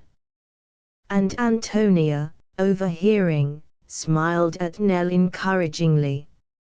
She and Deb agreed that it took weeks of hard labor to pierce young Nell's creamy layers of impenetrability. As one put out a tamer's hand, swiftly her fugitive spirit darted away, in a tremor of shadows and dreams, thoughts that frightened her, so like cow-chant, half-slumbering beasts they seemed. Sweeter thoughts that slipped from chill grey to silvery sheen, aspen leaves stirred by a wind from nowhere, and hushed again. It amused Antonia not a little that Lala Rain should in public and within the first 5 minutes of meeting, demand an outburst of articulate confidence on the subject of Nell's troubled inside on that question of a husband. Nell and Manon, swept imperiously together by the opera singer's enthusiasm, and expected to begin romping without delay, eyed each other in furtive dislike, till Manon's demure sang-froid relieved the situation. "Would you like to see my canary?" "No," said Nell, in a passion of pity for the artificial life any bird must lead, in that hectic twilight atmosphere. After a pause Manon tried again. "The young man who has just entered the drawing-room has beautiful eyes. Do you not think so? He's my brother David. And he's only a boy. He's the youngest of us." Her prospective friend shrugged plump shoulders semi-bare in her quaint early Victorian frock. "Too young for me, bien entendu. Doubtless he will be infatuated with Mama. The men of her age who visit her, take no notice of Mama, comme femme, you understand, but try always to play with me. And they pretend it is as a child that they make a pet of me, and I pretend too, and Mama. But we all know it is not so." She nodded wisely. Certainly, if Nell were to attempt the task of preserving Manon's early morning dreaminess, here was an excellent opportunity to start. Instead, she sped across the room to David, pulled imperiously, desperately at his arm. "David, I'm ready to go home with you." "Quite ready." But David was not to be beguiled. He had found in Lala Rain what had been so poignantly missing from his life since the outbreak of war. He had refound his continent. She embodied all the thraldom of a tour abroad, all the lost delights he had described to Richard. Her looks, her voice, her setting, her clothes and perfume even, the outflung movements of her long white-ringed hands, her bits of richly suggestive reminiscences, with ejaculations given in all languages.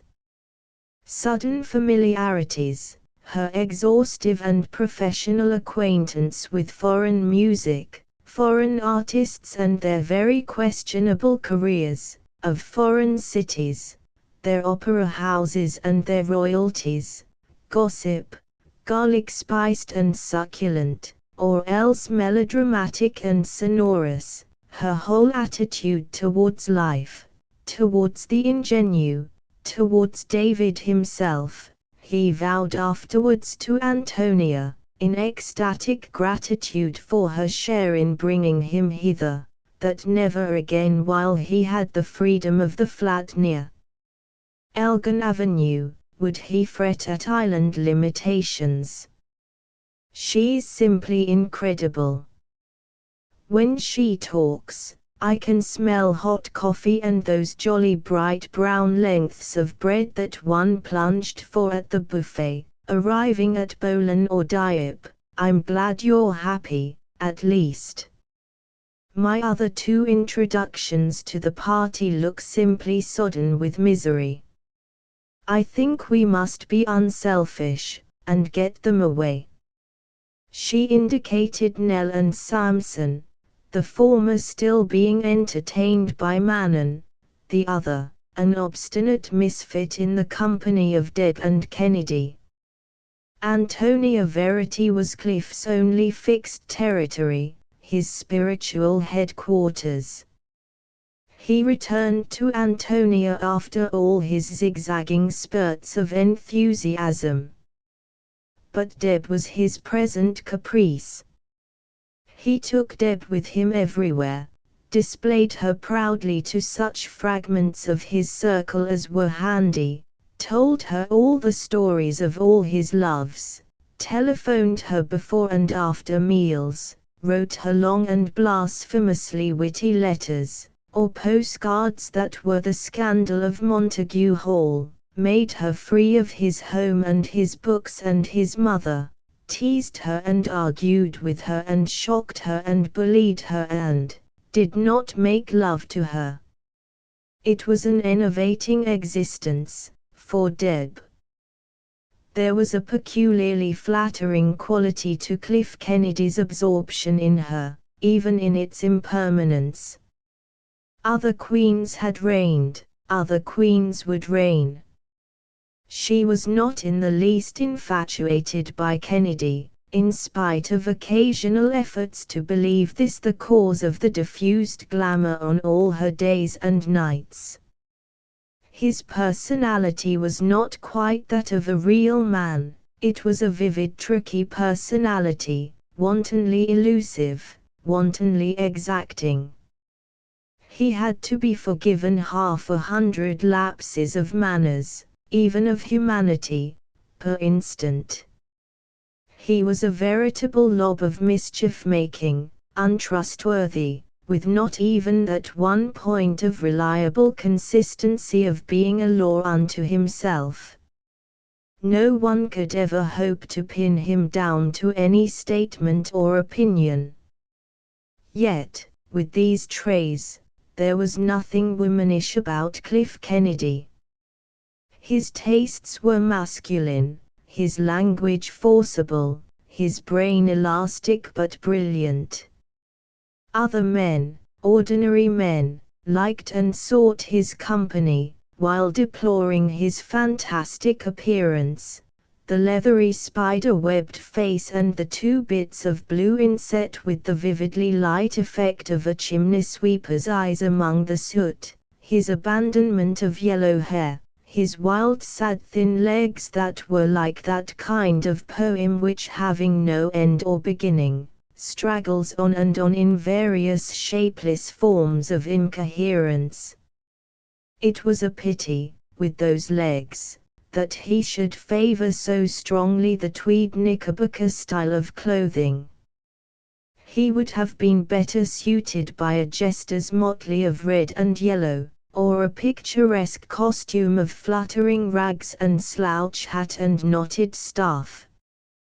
He resembled that sort of concentrated allegory in pedestrian form which a few years ago meandered variously through novel and drama as the wanderer, the pilgrim, the minstrel, the fiddler, the vagabond, the gypsy, the tramp, the peddler, the just outsider, the never coming quite inner. He was the vanguard of that type with which Deb was presently to become so familiar, the young male of the transition period, who, perhaps in self-defense, rose to match the half-and-half girl, young male who required neither extreme of mistress nor wife, but accepted, in a spiritual sense only, the semi-privileges accorded him, the license of speech confidential or witty, and temporary rights of appropriation, by an unspoken avowal that he might be trusted in all situations not to transgress limits, but in return it must be clearly understood that he was on his guard against the responsibilities of wedlock. Shouldn't we be miserable together, Deb? And she wondered what reply etiquette dictated to this ardent declaration of no marriage in the various forms it was offered her. "Please, I wasn't even trying," occurred to her as the likeliest. Amongst the tricks of this 20th century style of liaison was a totally unembarrassed delight in hoodwinking such of the older generation who still took propinquity at its face value, to the belief that the two concerned were indeed formally engaged, wantonly depositing raw material for scandal, where it would be easiest picked up by the person for whom intended. Cliff was enchanted when Deb reported to him grandfather's indelicate enquiries re that young Kennedy's prospects and declarations, or sentimental Trudchin Redberry's eagerness to discover when congratulations might be allowed to cast off their decent veilings, and appear on the doorstep in the form of a large basket of flowers, white and pink. He even insisted on propping up all such suspicion by escorting Deb to a formal Sunday afternoon call at the Redberries. Und nun Trudchen babbled to her husband, as Cliff's decorous top hat passed up the street in devoted juxtaposition with Deb's best white fox furs. It may at any moment, how happy the dear Stella will be. Ferdy and Stella, true to resolve, put no direct questions to Deb. The child was enjoying herself, she was always out, that affirmed enjoyment. Stella was as rapacious of Deb's conquests as though her own sterile girlhood were thus being avenged. A gleam of triumph shot from her narrow dark eyes in the direction of Herman Marcus, as Deb indifferently thwarted his industrious research. Here, at all events, the despot had no powers of destruction. Ferdy's lenience rose from different motives. He prided himself on his lack of insistence that each succeeding episode should result in an eventual son-in-law. Plenty of time, plenty of time. His little Deb was flirting, only natural. The younger generation governed themselves by new laws. How unlawful these laws Ferdy was happily ignorant. According to him, if it did not come off then either one of the pair was indifferent to the other's love, or else they were just good friends, nothing more. No reason why a man and a girl should not be comrades, in these enlightened days. But that any working arrangement could exist whereby passion was deliberately and even verbally harnessed with comradeship, and held in check, and given rein, and expelled again, no, that certainly never occurred to Ferdy Marcus. His outlook was just half a generation ahead of his own, half a generation behind his daughter's. Deb, in a sort of willful despair at her vain search for control and supervision either from the authority she would have been quick enough to defy, or by some innermost spiritual compass she lacked, Deb went where she pleased, in what company she pleased, at what hours she pleased, rubbed her spirit in pioneer literature, pioneer drama and pioneer discussion, till it was mournfully sterile of glamour or amazement, and for some inexplicable reason, played up to all assumptions on the part of the studio gang, that she was even as they were in experience of sin. Only it was not the fashion to call it sin, except when the term was used humorously. Not one of them, girl or man, would have believed Deb, had she chosen suddenly to discard her pose of sophistication. She had experimented just enough for this, no more.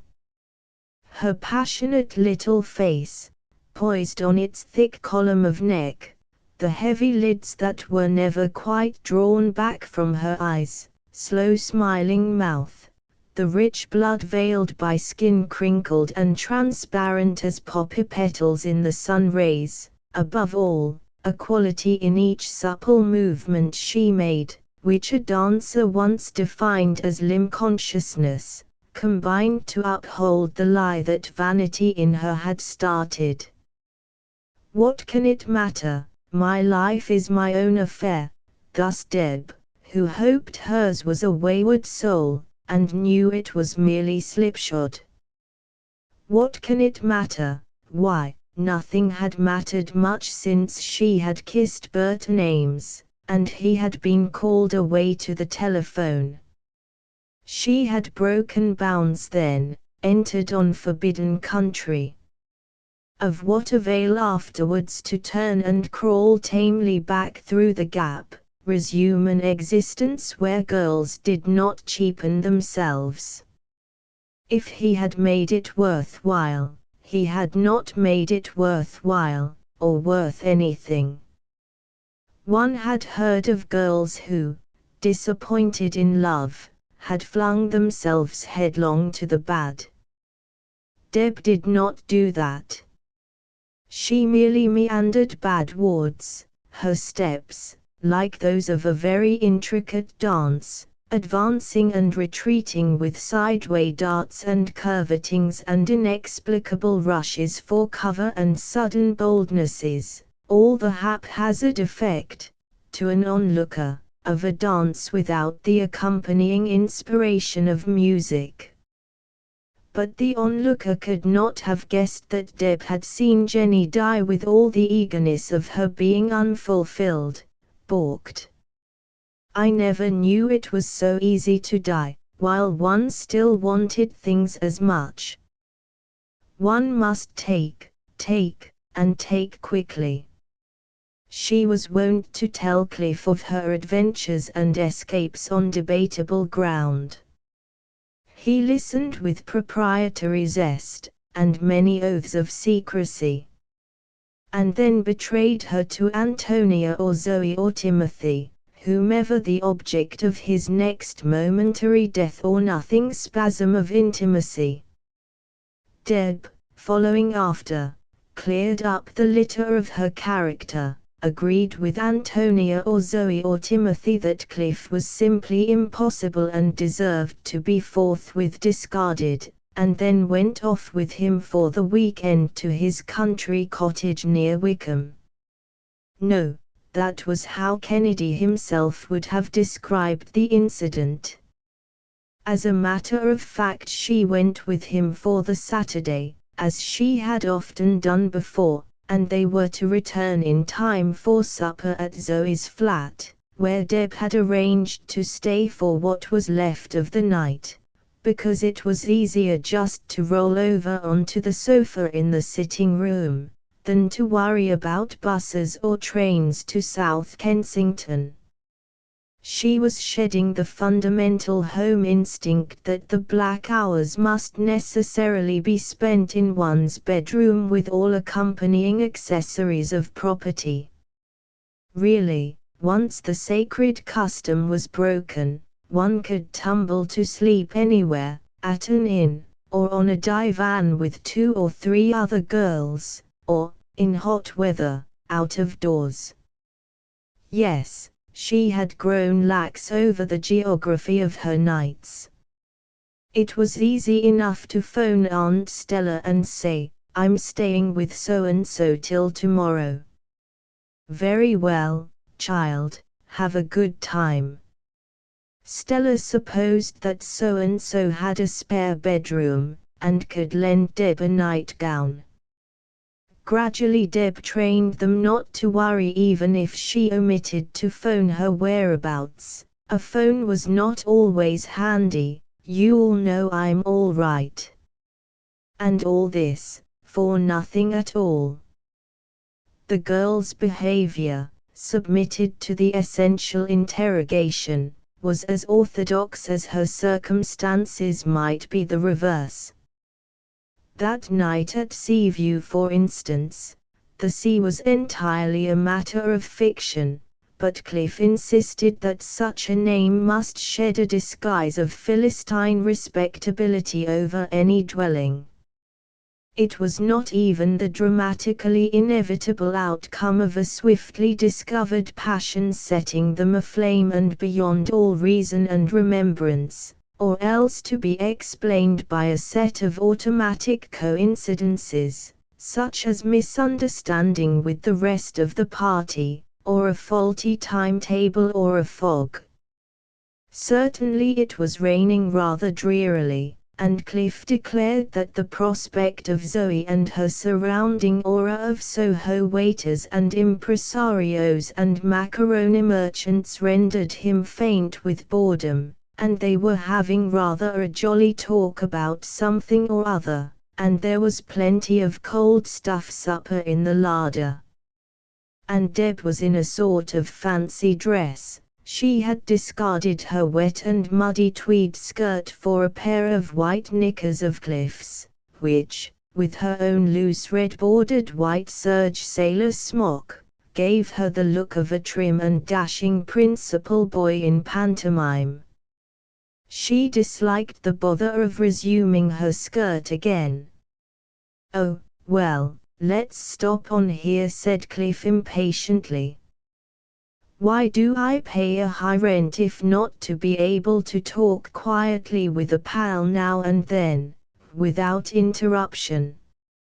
5 and 6 a week, isn't it?"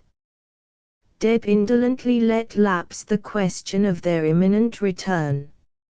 6 and 6. And cheap at that. I suppose the baby farm next door reduces the price. They do seem to make more noise than ordinary home babies. Cliff grinned. The landlord tried to argue that out as a special convenience. So handy just to drop it over the wall. When you first mentioned your country cottage to me, Cliff, I pictured it with a thatched roof and an orchard and roses round the door. "Make me love mother more," he hummed. Curious psychological effect some vegetation seems to have. But what a hopelessly conventional imagination is yours, Deborah. Is it likely I'd be found dead in one of those old-fashioned traps for sentiment and earwigs? Seaview is a futurist conception of what a country cottage ought to be, in its stark, splendid ugliness. Seaview was a yellow brick workman's house, standing in a row with 5 others of the same build, bare of ornamentation, and with the straight road to High Wycombe directly outside the door. Deb balanced one bare tan leg across the knee of the other, clasped her slim ankle caressingly, and dangled a caked and clammy stocking near the fire, which, with the reckless squandering of much paraffin, Cliff had at last wheedled to a ruddy pyramid. "I wish you hadn't tramped me through all the splashiest fields, Cliff. Where there are cows there is dung." Simple Russian proverb, he replied sententiously. "I'm compiling a book of them. Besides, you shouldn't have forgotten your umbrella." "I've never had an umbrella. Think of it, never a little umbrella of my own, and sometimes my arms are empty, oh, so empty. I have to watch other women dandling their umbrellas, and wonder why such happiness should have been denied just to me. Sometimes, at night, I dream that I have, after all, one dear little golden-headed umbrella, and then I wake up to find it all a dream, all a dream. Perhaps I shall never have an umbrella now." Mournfully she wriggled her toes down into the foot of her stocking. He watched her from his sprawling posture on the horsehair sofa, and smiled. Highly improper conversations. Wonder if Samson Phillips would approve of it. Does he still write you those compromising letters about running Brooks and Ella Wheeler Wilcox? Every Friday. Ella Wheeler Wilcox sounds like an oath, the way you say it. He swung himself upright, striking the pillow sausage with his fist. It is an oath. Yes, I might have been a good man if some confiding aunt hadn't roused my worst passions by a gift of those 11 white, innocent-looking vellum volumes. And they were wed on a horsehair bed, and the dying day was their priest. Deb, would Samson Phillips consider the dying day an adequate priest for you and me? I'll ask him if you like. I'm a privileged person with Samson. He used to kiss in the ring with me at children's parties, a very serious young man unbending to play with the little ones, and acquired a taste for me that way. Cliff hummed, "Now that you're married we wish you joy, first a girl and then a boy, 7 years after comes son and daughter, come, young couple, and kiss one another." He repeated the last line softly, and a funny little smile pranced at the corners of his mouth. "Is the game old-fashioned, Deb, for present company? Here you are, hopelessly compromised, entirely at my mercy." She shook her head. "Much too old-fashioned," but was nevertheless not quite sure how far the jocund spirit held sway. There was an element of primitive commonplace in man which baffled all her utmost powers of histrionics, and she knew it, expecting its most unexpected appearances. When the invariable happened, she had hitherto been able to cope with it in all its forms so triumphantly as to surprise even herself, using alternatively the weapons of pure wonderment, appeal to good comradeship, elfin irony, pathos of reminiscence. So far, she had had better luck than she deserved. But each averted peril left her a little wearier of wayside incident, a little more restless for the good thing which brought rest. And now, Cliff. Or was it merely her fancy that his eyes threatened? Even Cliff, whose apparent happy sexlessness had been a subject of such absorbing debate between herself and Antonia and Zoe. Cliff, even Cliff, God's understudy, who brought lovers together for his whimsy and parted them for caprice, and whom no girl of them had caught in lover mood himself, even Cliff, but he was a stranger to her now, as they all were, the friendliest, when this thing touched to life some fundamental antagonism. Behind the times, am I? Well, try the new way, then. Advanced theory, and all that. We don't love each other, but let us experiment in life's stuff. We may please each other without loving. Why not? The youth of today refuses to squander itself in unsubstantial dreamings. Here am I, here are you, brilliant young intellectuals. Eugenics, and all that.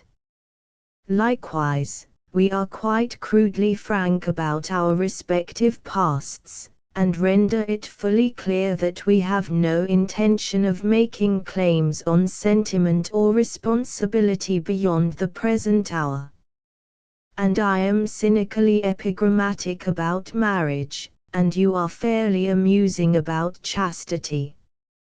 And then, let me see, yes, then we become serious and rather subtle, introspective psychology, passion and its effect on the individual temperament. God, deliver me from this modern fashion of erotic promiscuity masquerading as repertory ethics.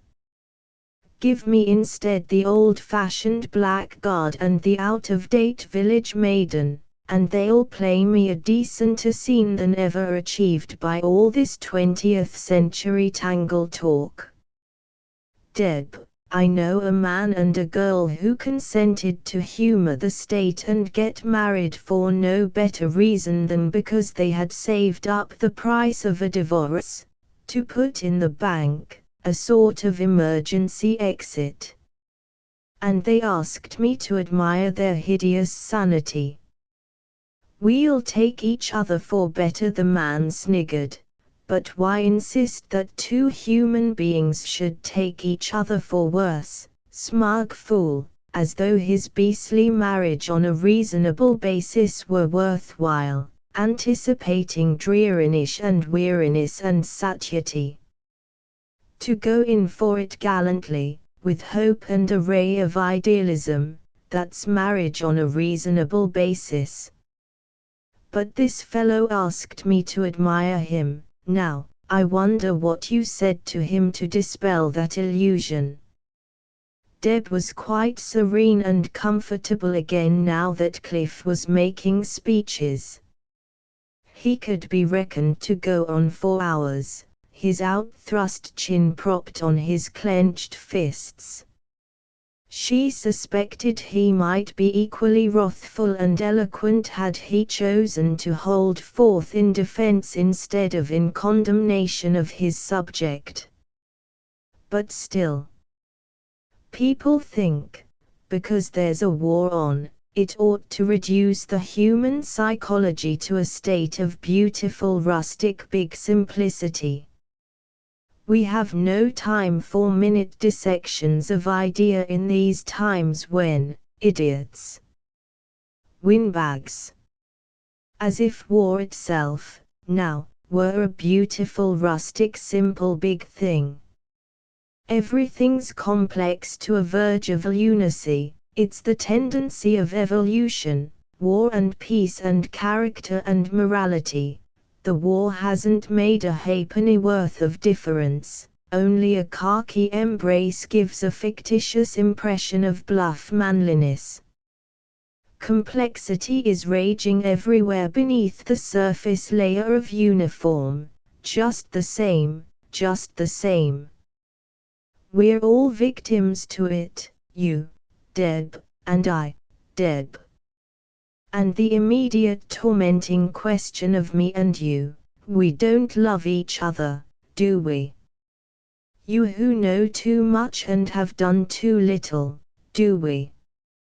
He rose to his gaunt height, and pressed his large hands on her shoulders, and stood looking down upon her. She wriggled a trifle uneasily.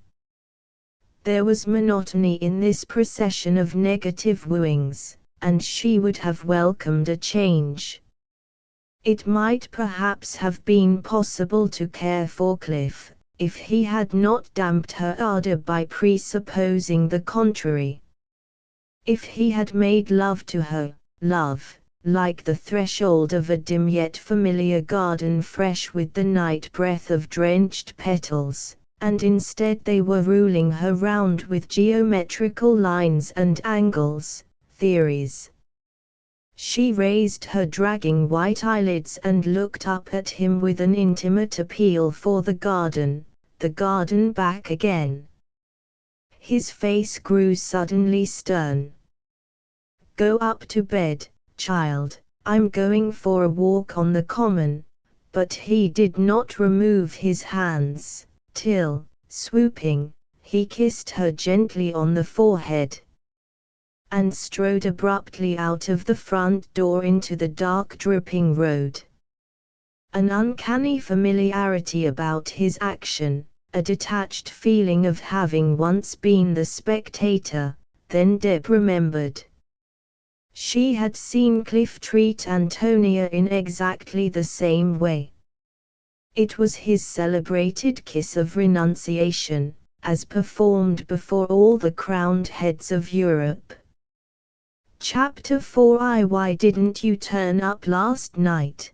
demanded Zoe Dean Cresswell, stepping in and out of her tiny kitchen in a whirlwind effort to prepare dinner for Pinto, keep Quella Vi the King Charles Spaniel, from the sitting room cushions, entertain Antonia Verity with an account of her latest incredible adventure, and illustrate how she would play her new part for the Andrea Film Company.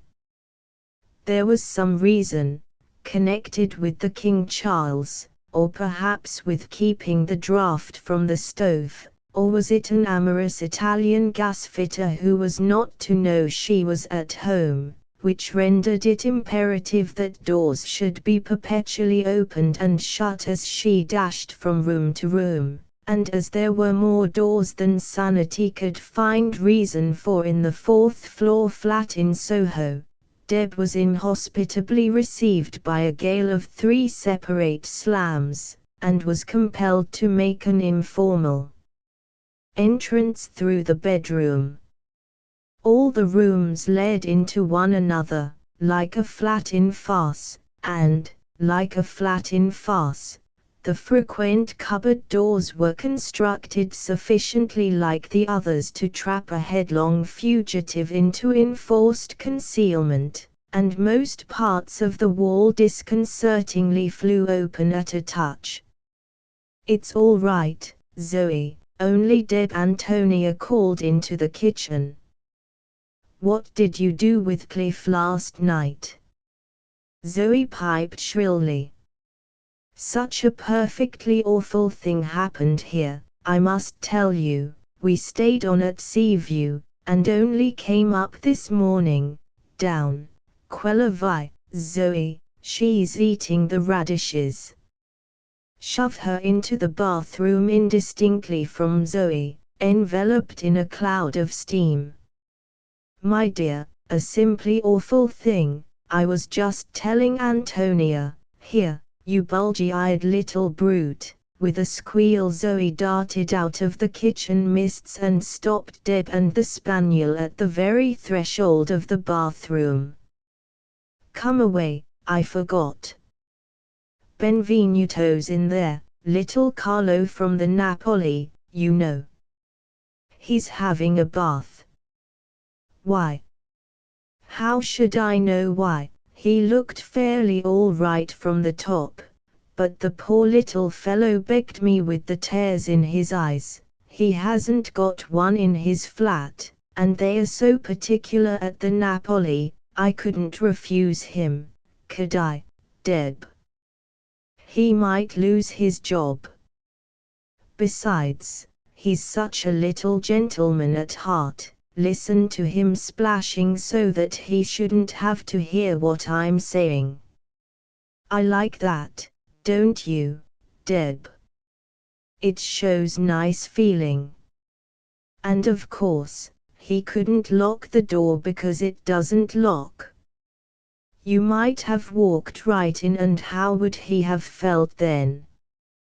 The landlord never left me the key, and I can't ask him for special favors because he's so crazy about me he might take advantage.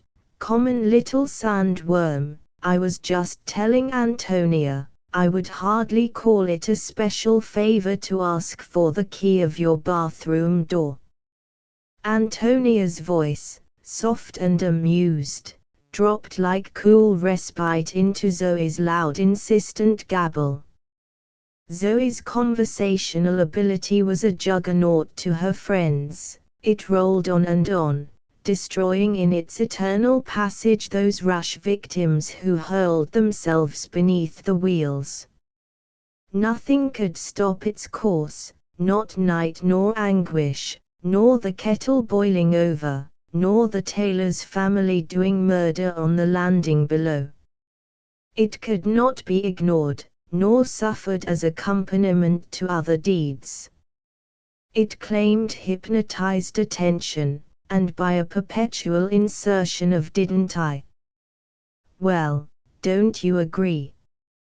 "What do you think?" exacted response, and exacting, passed over and crushed it.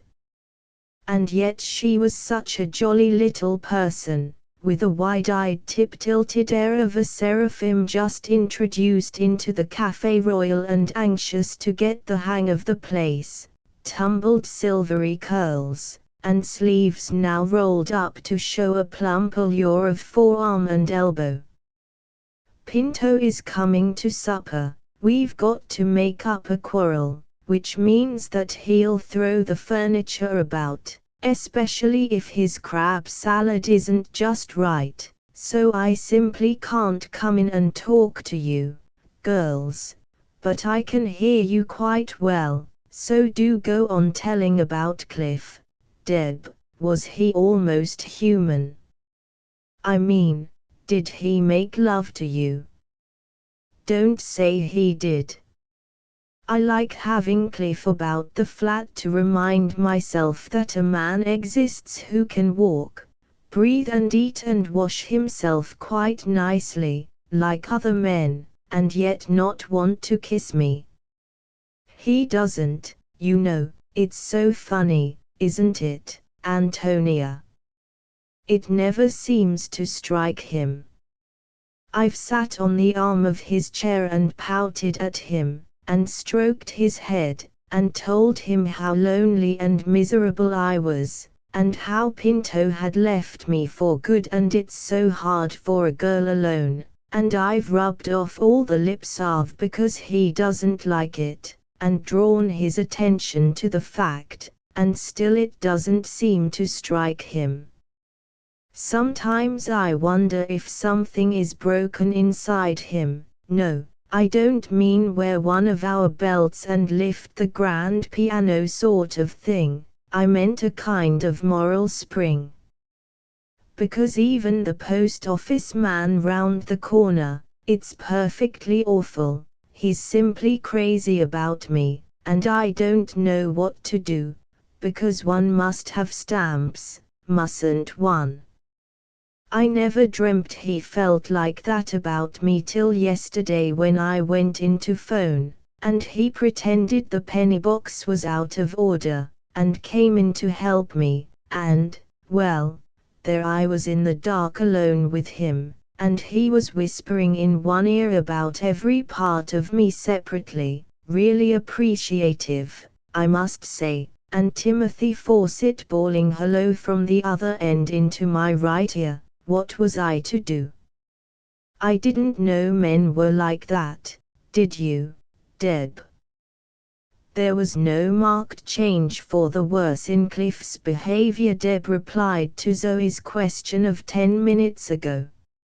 In fact, it was depressingly like spending the night with one's great aunt.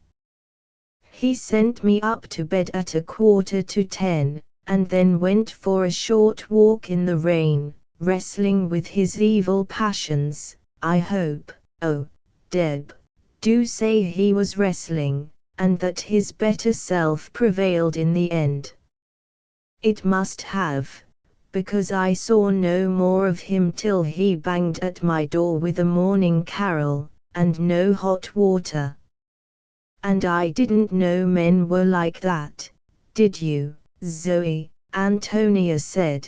Cliff will revise the episode, bind it, and illustrate it, with a preface, and additional notes, and alterations in the original text. Oh, I'm prepared to meet it again, looking like Ophelia dressed by Paquin for the mad scene.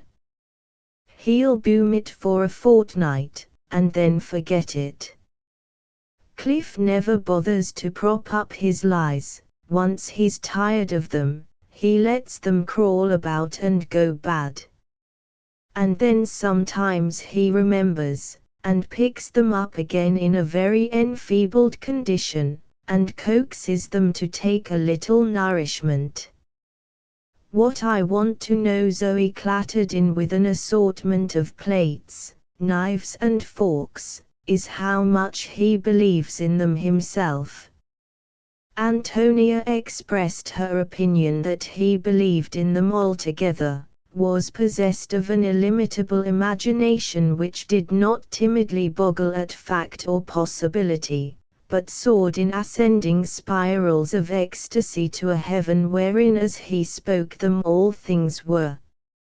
Well, what I say is that it's all very well when he's just creating people that don't exist, to fill a gap in the conversation, or to point a moral, or draw attention to himself.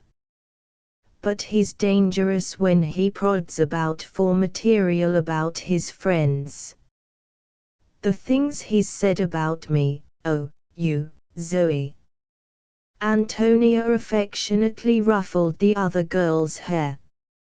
You outstep even Cliff's genius. Have the good people on these premises been warned about the curse you bring? For Zoe carried about with her an atmosphere of sensational happenings, police court happenings.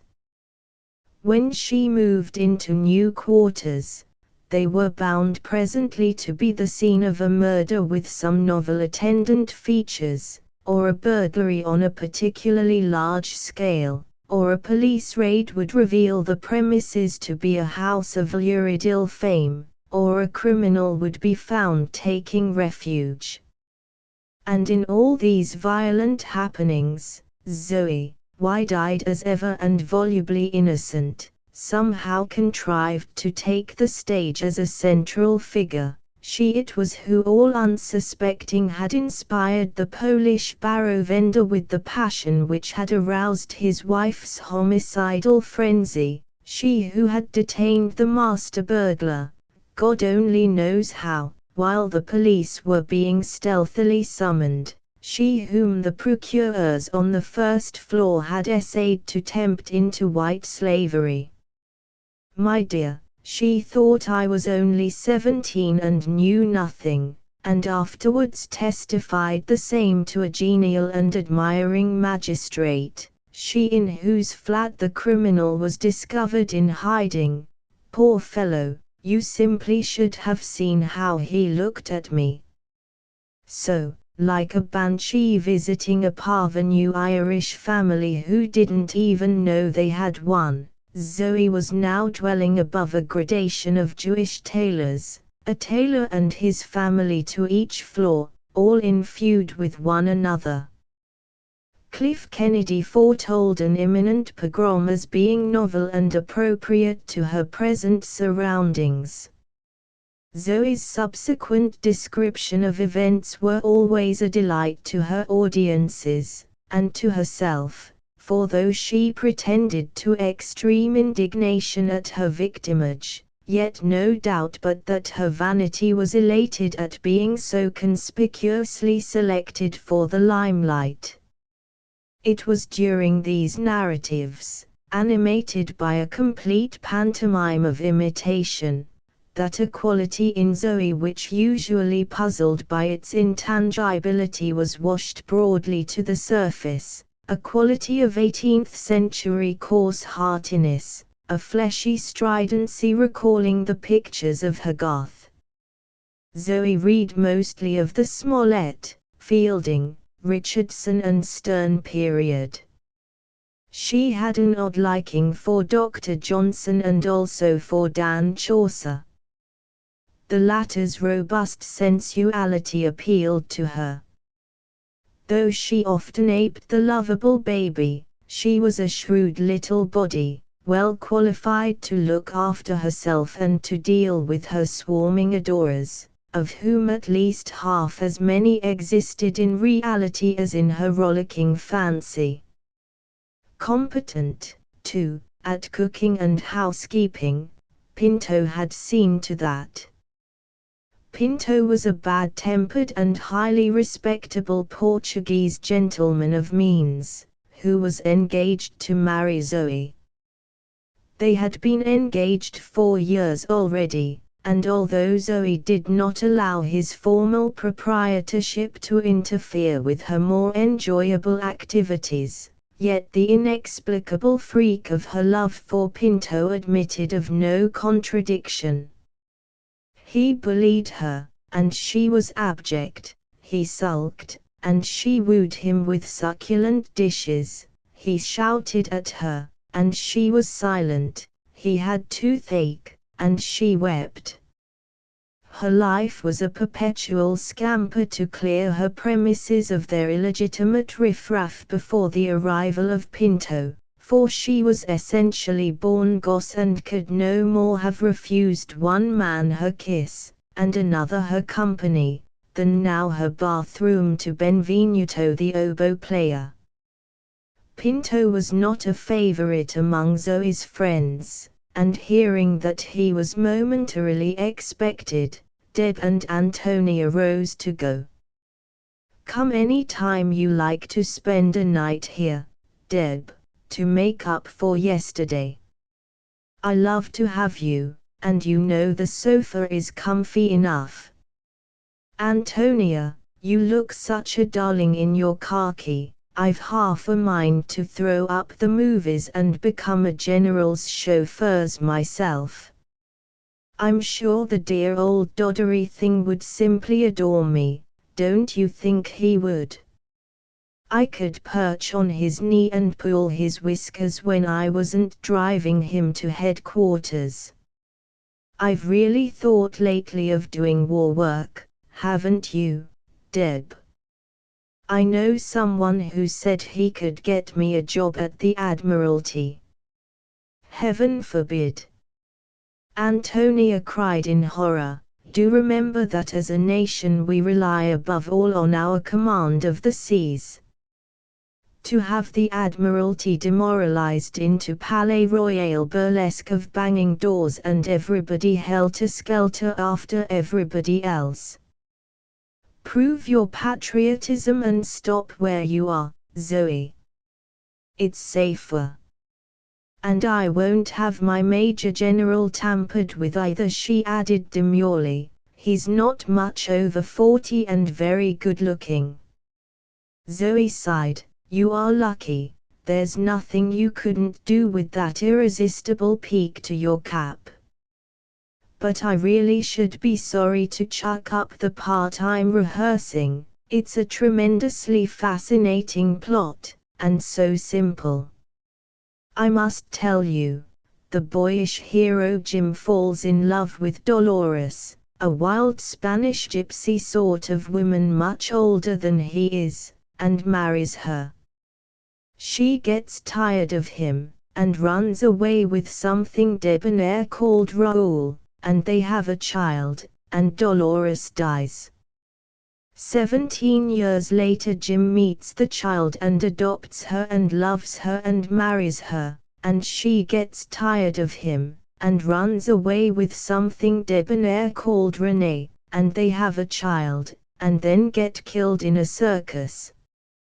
Years later Jim meets the child and adopts her, loves her and marries her, and she gets tired of him. It goes on like that for generations, until dear old Jim gets a little silver powdery at the temples, but even that doesn't seem to stop him.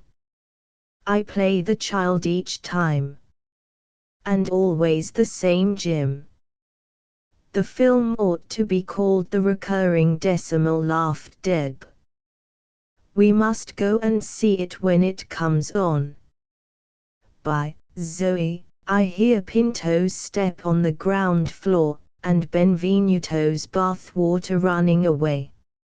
Zoe flew to smother the incriminating oboe player, and Deb and Antonia departed.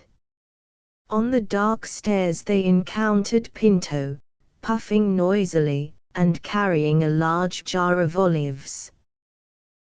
She will be pleased with the olives," Pinto complacently informed himself. Then he tripped over a basin of some peculiarly odorous fish soaking in water, which the first tailor's children had left on the landing. His temper changed. "She will be overjoyed. It may be she thought I had left her for always. Now I return and I bring her olives.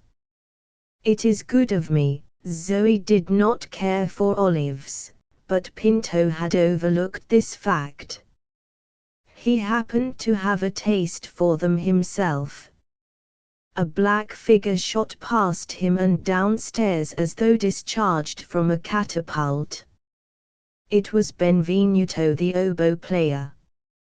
On the next landing, the children of the second tailor came out and drove a hoop at Pinto's legs, under the impression that he was a kind gentleman. He disabused them of the notion, and scowling heavily and panting more than ever, toiled on. It was deepest ingratitude on the part of Zoe to live on the 4th floor. The children of the 3rd tailor merely blocked his way, snuffling heavily. Their somber eyes and unspoken speech was that of Maeterlinckian drama. We have seen him before. We have seen him a great many times. He is seeking the princess in the tower room. What is that he holds in his hand? I cannot tell, it is so dark. Hush, draw closer. Pinto had now reached the topmost flat, and handing Zoe the olives, coldly awaited her answering burst of enthusiasm. Unfortunately, he had so often reprimanded her for displays of undue effervescence, that Zoe limited her gratitude to a meek "thank you very much, Pinto." Pinto was aggrieved. He shrugged his shoulders, demanded his dinner, reproved Zoe for having her sleeves tucked up. "You look like an ill-bred cook." Commented unfavorably on the sort of household which lacked a corkscrew, when I take trouble to bring you a jar of olives. And finally broke the news that he was going to Paris on business for a month. Zoe, smarting under the charge of a lack of feeling, flung herself into Pinto's arms, wailing aloud her grief. He was horribly jarred by her piteous want of control, but shutting his eyes, suffered it uncomplainingly for a moment, then condescendingly pulled her ear, and remarked that he expected her behavior during his absence to be circumspect, discreet and loyal. Zoe promised. "3 coming home with me for dinner, Deb?" "Yes." "Antonia, well?" They had walked along in silence for a little while, after quitting Zoe's flat. "You're thinking that I ought not to have stayed down at Seaview with Cliff. Why should you suppose I'm a prig who can't mind her own business, Deb?" There was no harm in it, Deb pleaded, as though Antonia had condemned her. "That's just it," slowly. "Then, no, Deb, don't make me, please. I know. I know. The same whatever I do. No harm in it, but you wouldn't have done it yourself. Not with Cliff." Deb assented in anxious self-defense. One might as well be staying under the roof of a nice old lady. "Then, is it worth breaking the rules for that? You believe in rules." "I don't. I'm a rebel. Half a rebel. Or you wouldn't be justifying yourself quite so hotly. And you're wholly a saint." Deb fled, rather unreasonably, as she had pushed the other girl to attack. "Because I don't stay under the roof of nice old ladies. It's futile. When 2 people care like Gillian and Theo." She stopped short, as though she had not meant to let slip the names. "I'm always hearing of Gillian and Theo. Are they married?" "No. Theo Pados has got a wife somewhere. He's a Greek. Clever, but a cad. And Gillian Sherwood is a celebrity, isn't she? In her own line she's supposed to be unique. Bacteriology. She did a rather wonderful piece of research, and all the hoary professors of science and medicine bent before her and kowtowed. It's a shame she should squander herself on Theo, just as it's a shame. Passionately she renewed her attack on Deb. You've betrayed us all. Cliff will suppose that any girl, I hate him to think so. Why can't you run away from them, instead of towards them? I don't, whispered Deb piteously. I stop where I am. Then, run, with an imperious stamp of the strapped and booted foot. You little Oriental. As if they were our natural enemies, perpetual hunters. It seems so silly and self-conscious. Nevertheless she recognized Antonia's spirit poised for flight, and applauded it, the spirit of a juvenile athlete. It really had been a proceeding rather without purpose, to remain at Seaview. Antonia never did things without purpose. I love you in gauntlets and puttees, Antonia. The general's chaffers laughed at the flattery. By the way, did Zoe say Timothy had been phoning her? Little Tim Fawcett. Yes, I believe she mentioned him. It was rather swamped in a lurid story about a post office clerk. Take on Timothy, yes, you. I'm not keen on Zoe's influence there. He's such a serious baby, and he'll idealize her. He might also idealize me. Besides, I'm not going to take on anybody. You've just been bullying me about it.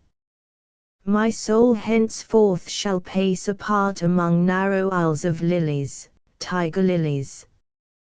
They were at the door of the house in Street John's Wood now. The maid admitted them, and Antonia, passing her, called out, "Come straight through into the studio, Deb." "Please, Miss Antonia, Miss Sherwood is there, waiting for you." "Gillian." Antonia stopped short. She looked at the maid, then at Deb. A variety of baffling expressions flitted across her face. "Has she been there long?" "Oh yes, miss, nearly an hour." The maid disappeared. "I'm so glad, I wanted to meet her." Deb was frankly eager for the long-deferred encounter, but Antonia was behaving strangely, standing rigid and immobile, her slender eyebrows contracted as in some desperate effort to rally a final expedient against fate. With a little sigh she let her clenched hands fall open in surrender. "Come along," and moved towards the passage which led down the garden towards the studio. The large skylit spaces were empty. A scrawled note lay on the box of oil tubes: "Sorry, couldn't wait any longer. Come on Tuesday evening if you can. G.M.S." Antonia read aloud. The suspended color had flooded back to her face, drowning it in carmine. She crumpled the paper into a ball and flung it towards the waste paper basket. Her aim just missed. "Take off your hat, Deb," she cried cheerfully. "Let's see the celebrity's handwriting." Deb picked up Gillian's note and read, "Sorry, couldn't wait any longer. Come on Tuesday evening if you can, and bring Deb Marcus. Cliff says I'd like her. G.M.S." Antonia. "Yes." Antonia's back was turned. She was apparently absorbed in scraping a palette. "Why did you, Antonia? I want to know Gillian Sherwood. Why won't you let me? And the good angel and the bad shall fight together for this man's soul, murmured Antonia. Then she dropped the palette, and faced round, all her delicate pearliness broken up to passion, the passion of the earnest priestess for a convert in danger. Yes, you're right, Deb, I have been working to keep you and Gillian apart, now, and before now, and I've not given in yet. Accident has backed me up this time. But why? Antonia, why? Not just jealousy. No, child, not just jealousy. But Gillian Sherwood is on her way to do what you must be prevented from doing. And I don't trust her influence. If Jill cares for Theo, and gives herself to Theo, it's a splendid person thrown away, but not frittered away. But you scornfully, you'd be all over the place, once you started. You shan't start. Again Deb asked why. Antonia flashed her a smile which was a radiant appeal to good comradeship. Because you're such a little goose. Chapter V. Cliff Kennedy, entering the tube at Charing Cross, caught sight of Mr. Otto Redberry between the bobbing hats and swaying bodies that crowded up the carriage, and immediately pushed his way to a strap which directly overhung that gentleman's head. Cliff always asserted that on the occasion Deb took him to call, he had discovered a tricky fascination about Mr. Redberry. This was clearly an opportunity to refresh the emotion. Otto waved the evening paper at him, in jubilant greeting. Aeneas a famous victory. The little grandchild Wilhelmine has made the phrase immortal, murmured Cliff. How lucky for her that she rhymed with village green. Otto looked uneasy, not comprehending the reference, but wishing that somebody had informed the young man that the Redberry grandchild was better referred to in public as Minnie. He changed the subject. You live somewhere on this line, Mr. Gendy. I get out at Pelze's Bark. Oh, nice, gurgled Cliff. Otto looked interrogative. Cliff serenely covered his lapse from manners. Hampstead is my station. Our house is on the heath itself. You must come and make friends with my mother, Mr. Redberry. She'd like you so much. Come to lunch one day. Come on Saturday. Mr. Redberry beamed and puffed out his meager chest, anticipating the conquest of Mrs. Kennedy. This was undoubtedly a very pleasant and discriminating young man. But I always vind plenty in gummen with English people, the good old stock, sentiment reserved for the after benefit of tradition, and to impress Beatrice. Yo Stone, bawled the guard. A number of passengers squeezed their way out, and Cliff dropped lightly onto the vacated seat beside Otto. My dear mother's a widow, so don't bring your wife. She was deeply attached to my poor father, and can't bear the sight of any woman less fortunate in a husband alive. Otto, groping after what was complimentary in this outburst, came to the conclusion that the clang of the gates had obliterated its part meaning. Besides, Cliff ran on, in a rapid confidential undertone, why be forever bound by the conventions? Look at all the jaded joyless faces. A rubicund Jack Tar opposite grinned broadly, thrust his tongue in his cheek, his arm round his girl beside him, and rolled an expressive eye in Cliff's direction. The day's routine, and the jolting train, and a dreary little home in Camden Town, and the evening paper, and another day, and another, and yet another. What those faces want, Mr. Redberry, and I see you agree with me, is paganism, joie de vivre, a gallop with the centaurs. His companion, who would have turned peevish and retired into his bathroom stronghold at the very first encounter with a centaur, nodded sagely. "O glorious life," rhapsodized Cliff, stretching forth his arms, oblivious of his neighbor's discomfort and astonishment. "Was what, who were you with last night?" chuckled Otto, his eyes mere slits of lewd curiosity. Last night, ecstatically. Then came an imperceptible halt, as Cliff discarded a comparatively innocent evening spent at home with Philip Gibbs' Soul of the War in favor of his almost equally harmless adventure with Deb at Seaview the weekend before. This would serve. Touched up with scarlet and purple, it was additionally spiced by the reflection of how Otto's wetted tongue would loll out, metaphorically speaking, if he knew that the heroine of this presented drama of real life as it isn't, was Deb Marcus, his late partner's daughter, and a friend of his own daughter Nell.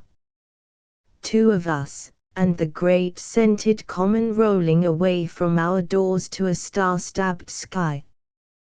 Two of us, for when the little dryad so long immersed in the oak tree of tradition, sprang out at last into my arms, her hair wildly ablow, and with lips red as blood, then all the pettier issues of the Philistines were trampled, I say trampled, Mr. Redberry, under the wings which sprang godlike from our exultant shoulder blades.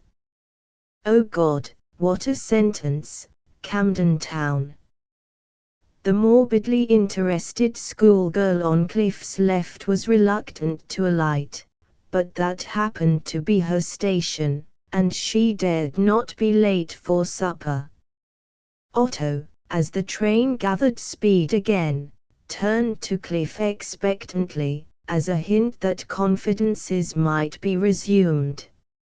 Of course he disapproved of these casual rollicking nights spent unchaperoned save by the rolling common, disapproved and was biliously envious, but, his look was akin to a nudge in the ribs, and Kennedy, always obliging, discarded poetic eloquence in favor of the one dog to another style obviously more suited to the temperament of Mr. Redberry. He was thoroughly enjoying his own pose of the young bohemian type he most abominated in practice. "You know how it is," was sufficient to sound the new note of waggishness. "You've heard the old joke about hanging pictures, Mr. Redberry, I bet you have, ho, ho, ho," from Otto.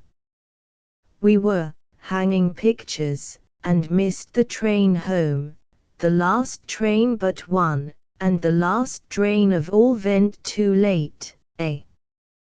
Well, there it is, you see, you can't bring a girl home at any hour, especially if her father's at all particular, as fathers sometimes are, Mr. Redberry."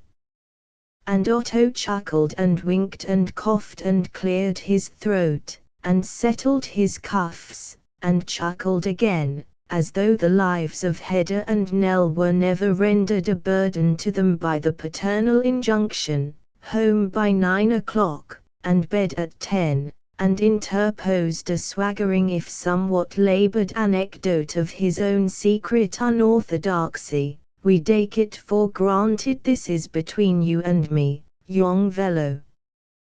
Bulser Park. The doors flew ajar.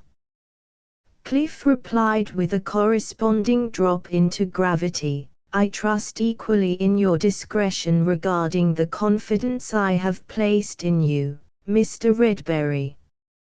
Of course he'll prattle, but I mentioned no names as Otto, trotting up the platform towards the exit, cast through the window of the compartment a look of unutterable fraternity and knowingness.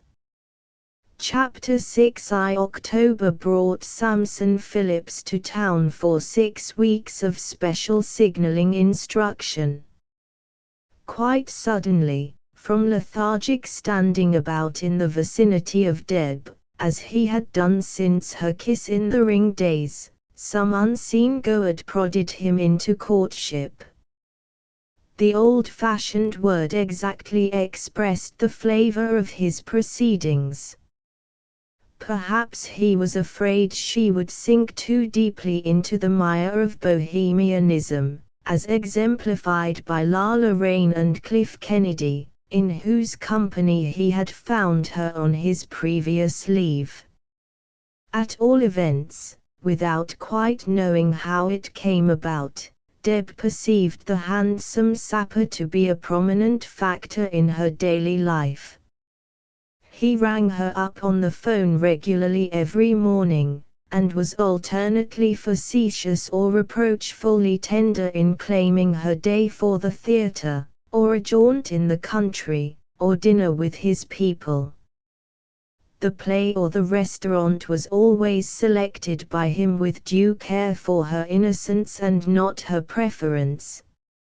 He loaded her with gifts that were a compromise between the generosity of an Eastern potentate in the wooing of a rapacious slave girl, and such restraint as decorum demands before an engagement be a sealed fact: books of poetry, principally Spenser's Fairy Queen flowers, chocolates, crystallized fruits, gloves. He was not quite sure about the gloves, and consulted his sister Beatrice, who said she thought a slight touch of unconventionality might be pleasing to Deb, and wore trophies, which of course were different.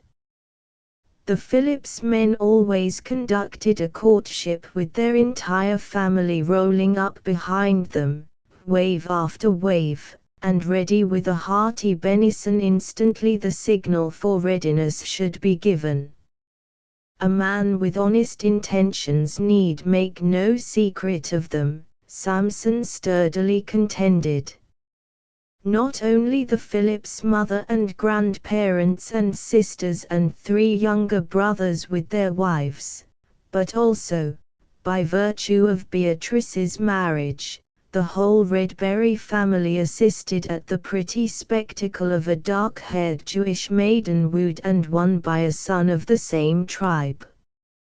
Deb told Antonia it was like being courted in the arena at Olympia on a day when thrown open to the general public. Her set also were amused, though less ostentatiously, by the progress of the affair. It was of a species new to them, and Zoe and Cliff, in particular, were clamorous for details, puzzled that Deb withheld these. For in spite of her exasperation with the Phillips en masse, she was loyal enough Jewess to protect her own clan from the levity of the Gentile. She confided in Antonia. Antonia knew when to control mere ribaldry, and to consider Samson as a human being, instead of an entertainment. The whole wooing was not so incongruous to Deb's temperament as the studio gang believed it. They made no account of her fundamental racial instincts responsive to just such a reaction from truancy, nor to the first 20 years of her life, spent in an atmosphere where Samson's methods would have seemed wholly normal and pleasing. The incongruity only appeared when contrasted with more recent imprints on her development. These were responsible for her first careless acceptance of Samson's appropriation. She forgot, until too deeply committed for withdrawal, that his actions and her acquiescence were here expressive of more ponderous significance than in the case of Cliff Kennedy, for instance. She forgot, in fact, at the outset of the event, that the Samsons of this world do not lend themselves to wayside incident. Apprehension faintly stirred in her only when she saw escape everywhere blocked, by the solemnly joyful expectation of Samson's mother and grandparents who had so long and patiently waited for the eldest son to make his choice, by the already one of the family chaff of his younger brothers and their wives. Samson shorn of his strength by Delilah was a recurringly favorite joke with them, by her own folly in having yielded whenever he petitioned for her company, mainly, by Samson's propensity to propose to her in the form of an arithmetical allegory in which Cliff Kennedy hazily figured. Supposing one man were to have known one girl for 16 years, and she had known another man for 3.5 months, while the first man was away, and the first man came home again for 6 weeks, how long ought he to wait before taking the girl to drink from the singing stream? The singing stream was not a public house. It was Samson's way of alluding to pure love. He was obsessed by the notion that if you take a girl to the water, she cannot help but be freshened and purified by mere sight of its freshness and purity. Bohemia to him meant dancing and carnival and riot in hot studios. It meant glaring lights and stifling air and glittering evening dress. All the 19th century rigmarole, the flash and gleam of bare limbs, the dark hectic red of spilt wine, exotic music, and the stage, and doubtful witticisms and free love as opposed to real love. It was his fixed idea that literally to remove Deb from the fetid atmosphere and take her to where a stream babbled and gurgled and splashed over the stones and between green banks, was then and there bound to react upon her system in the way that he so desired. It did not take Deb long to perceive his motive for these day-long jaunts into the country, and mischief urged her to play up, to dabble her fingers among the slippery shallows. It was fortunately a warm October, and to sigh, once or twice, and murmur "I wish," and be wistfully silent again, and dabble a bit more, was quite sufficient to make Samson preen himself, owning the stream, her thoughts, the crude blue sky, and the entire healing balm of nature. He wished her to be convinced of her folly in lingering to gaze at Vanity Fair, when she might have been weaving willow garlands. It was inconceivable that she had done more than gaze with childish long-lashed eyes, not knowing what she saw. As though in complete sympathy with the cause of reform, running water seemed to follow him about automatically. Whatever haphazard portion of country they rambled, the persistent brook appeared like an obedient servant on command. Deb began to wish her education were completed. The weather might any day turn chill and dreary. With this in mind, she perched upon a couple of rickety boards which roughly bridged a sparkle of narrow river, and shamelessly determined to put forth her powers to exact forthwith the inevitable proposal, and thus be through with it.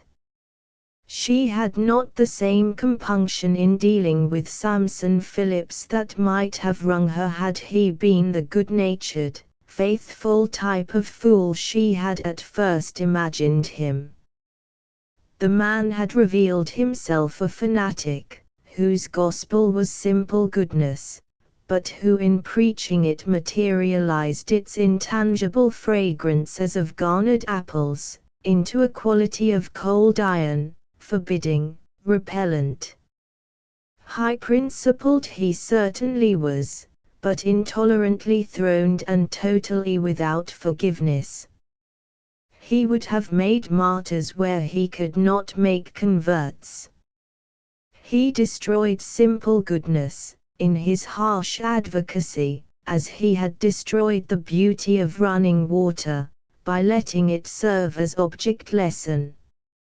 On this berry and bronze morning of October, Deb opposed to him a dancing elfin mood that was far more nimbly in accord with the tags of fluttering color blown from the trees into the eddies of writhing silver, with the jolly boisterous hedges, all aflame and apricot, a blaze of hips and haws webbed in the powdery tangle of old man's beard. Deb was more wickedly and wantonly a part of such a morning as this, kicking her legs to and fro from the plank which spanned the water, than Samson with all his most complacent hopes for her betterment and cure could have deemed possible. "This is how I like to see you looking," he said, lying full length on the bank, and smiling lazily across at her. "Come, now, isn't it better than studios? Supposing a girl should marry a man, and I don't see why he shouldn't do some mathematics for a change," reflected Deb. Supposing a girl should marry a man, and the man had different tastes from the girl, about studios and nature, you know, and they had 2 children. Samson turned his head away, and nibbled grass, and both had the same tastes as either one of the parents. Ought the other to give up his or her own feelings about things or force them on the children, supposing he or she to be sure his or her ways were the best? And she waited solemnly for him to work it out. He won respect by neither flinching nor compromising. A man should never allow his children to be brought up away from nature, whatever they may want themselves. Yes, straddling the plank so as to face him, but isn't what they want themselves, nature? And if it isn't natural for them to want nature, then they are unnatural children, said Samson, stamping with firm boots on his mythical offspring. Deb's eyes suddenly filled with tears. Fancy had quickened into momentary life a pair of baby creatures like herself, eager for bright, useless toys, perversely breaking them at each fresh disappointment. Her children, pressed and wrenched into the pattern their inflexible father judged best for them. The might have been faded, and was replaced by an exultant sense of escape. Thank God, these children, hers and Samson's, need never live and be sorrowful. Thank God, she was still free to scamper away and play.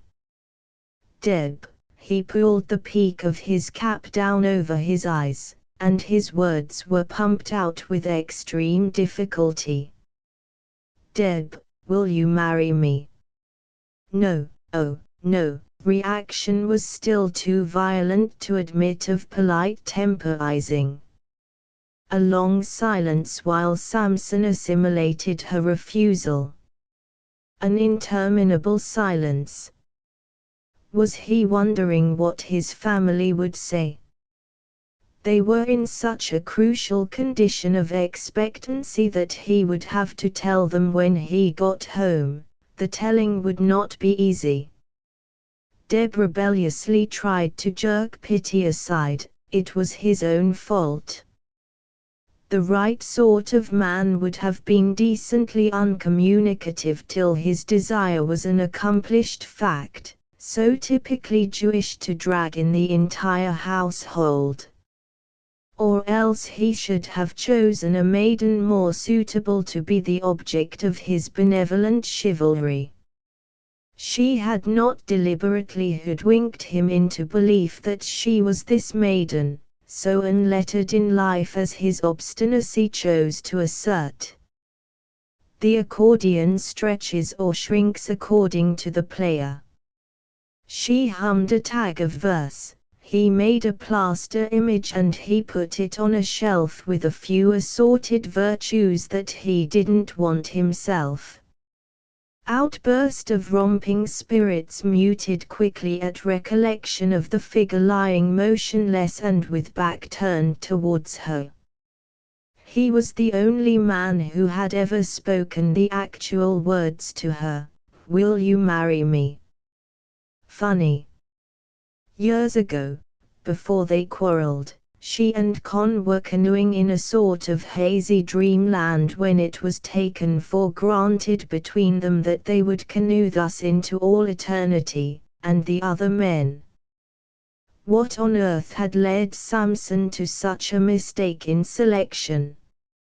From the outside, of course, she appeared to have most of the requisites: same faith, decent family, right age, a year or two older than perfection, perhaps, but nothing to fuss about, good looks, good health, good manners.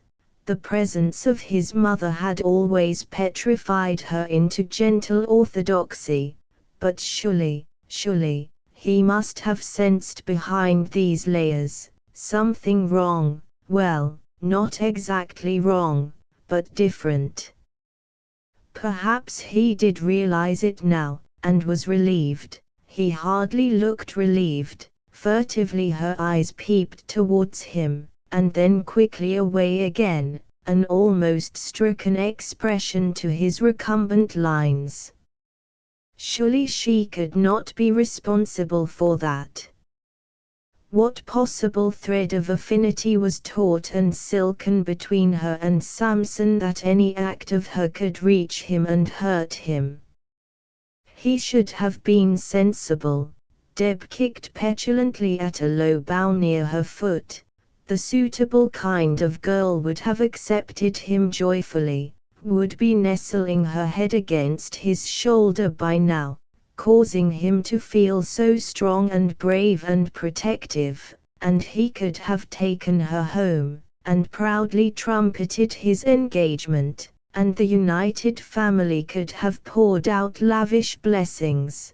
Quite wonderful, in its suitable way, this suitable dream, she could see that, only it did not fit her, or else she did not fit it. A dream going begging.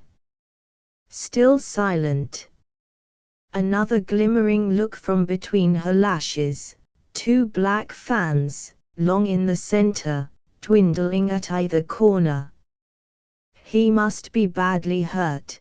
Grace touched her to penitence again. After all, he had wanted just her, so there must be a particle of her very self, apart from all misconception, which had tugged him to love and to pain. Yes, but can't he look after himself? Need I? Need I? No one looked after me when the soldier. Need one be nice to grown-up men? Because even when it's only a boy, even when it's Lothar von Relling, nobody understands that you're just trying to be nice. She had been waiting over a year for a little heavenly approbation for that act. Nevertheless, she ought to have said something softening in answer to Samson's avowal, besides the bald and honest, "Oh no." Manners, what did one say? Believe me, sir, I am deeply sensible of the honor you have done me, though all unworthy of it." Deb could not suppress a joyous gurgle of laughter. She was free, light of heel and of heart. No more arithmetical allegories, nor deriving of solid moral benefit from the sight of running water, nor suffocation under the possessive approval of a good Jewish family, nor quaking in apprehension of the proposal to come. She was free to return to the set of wild young heretics who knew her as she was, or a little worse, in place of these others who thought her so much better, and to whom her real self would have been a mystifying disaster. Samson stirred at the sound of her laugh. "Come along, we shall miss our train," he said curtly. The peak of his cap stood between them all the way home. To avoid being alone with her, he chose a crowded compartment for their journey home, and completed it in a motor omnibus, instead of a taxicab according to custom. Deb submitted meekly, feeling as though she were being punished for naughtiness. It was her nature to cling affectionately even to unpleasant conditions, directly they had established any claims of habit, so that it was with a pang of kindliness that from the steps of Montague Hall she saw Samson salute her and stride away, and now I shall never see him again. Too, she saw him again 3 evenings afterwards. His mother wrote, cordially bidding her to dinner. Deb, with every inclination to behave like a coward and refuse, yet felt it incumbent upon her to face the music. She had eaten at the Phillips table every day and sometimes twice a day, for a fortnight. But she could not help considering the invitation a mistake in tactics. What more could they want of her, now? She consulted Richard. "Do you think I need go? It'll be like a funeral. I feel I ought to bring a wreath." "Sure you don't want him?" asked Richard gravely. No, I should have to go to synagogue, and dine with the whole family at Mrs. Phillips every single night. They never seem, any of them, to dine at their own houses. And have a visitor's day. And do good works, not good work, but good works. And never read anything except the Fairy Queen and Rosanuched Carey, and the newspaper leaders. And give up all my pals, because they are a bad lot. And be accountable to a man for my freaks. Well, that's just being married, isn't it? It's just being married to Samson Phillips, and that's being married 3 times thick. I say, I do believe you're in favor of it." Richard said he did not want to force her inclinations. He was perfectly serious about it. These lapses overtook him at times. She curled her arms round the balustrade post. Their conversation took place at the foot of the Montague Hall main staircase, and put her chin down on her arms and said, "Dear old boy, I warn you that you and Father and Aunt Stella would be taken over by the Phillips family life, and be absorbed like ink into blotting paper. I dare say Grandfather would manage to stand out. He's a major in the sappers, isn't he?" "Samson?" "No, only captain." "Why?" "Nothing. I mean the family are known to be tremendously patriotic and all that sort of thing, aren't they?" "I suppose so." "Rotting apart, Richard, do you think I need go tonight?" "Yes, I do." So Deb went, a shy, prim creature in flowered silk and fichu, all her troll mood of October dried into apprehension of spending 3 awful hours in the awful company of an awful family hating her because she had flouted it. More than ever did she quake at the sound of her unnecessarily loud and nervous peal at the bell, and wished that the Phillips would conduct their love affairs in solo, and not in the bulk. By the end of dinner, she was, metaphorically, rubbing her eyes and wondering if she had dreamt the whole matter of Samson's proposal and her rejection of it. The cicatrice of her infliction showed not a trace on the smooth firm skin of the Phillips' complacency. The Phillips grandparents still made a fuss of the dear little girl, such a well-mannered little girl, and, in brackets, our Samson's little girl. Mrs. Phillips and Beatrice still included her in all their plans, and consulted her with pleasant humorous allowance for her immaturity.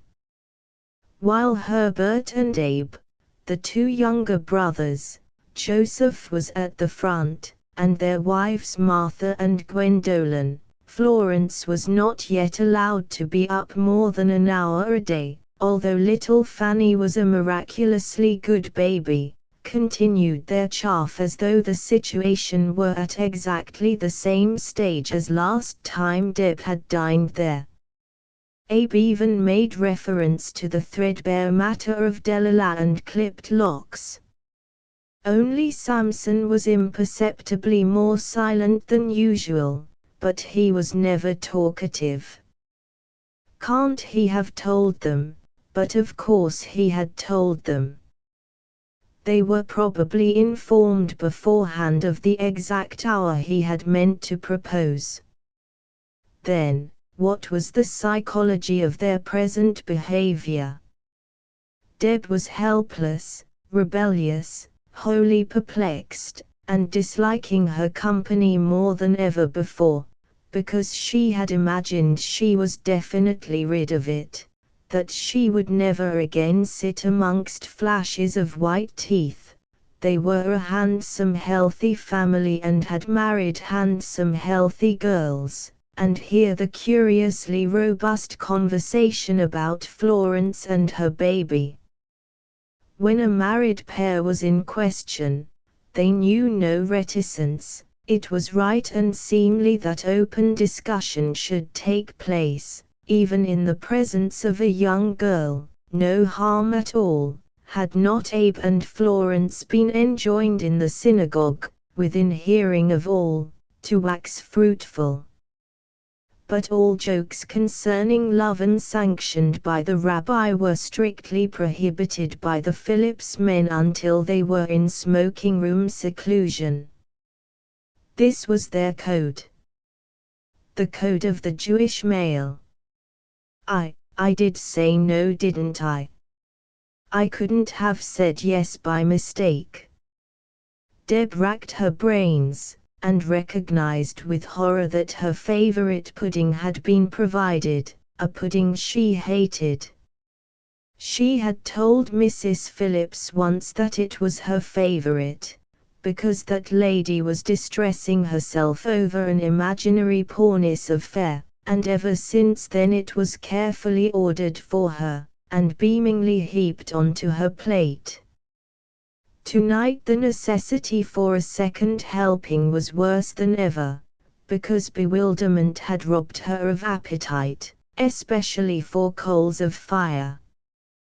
Once or twice it seemed to her morbidly excited fancy as though the wedding had taken place already, while she was asleep or hypnotized or under drugs, and already she was a Phillips, doomed to dine at this seat at this table in this room forever and ever, till she was as old as Grandmother Phillips, until she died and all the male Phillips followed her corpse to its cremation, and were reluctant even then to scatter abroad the ashes.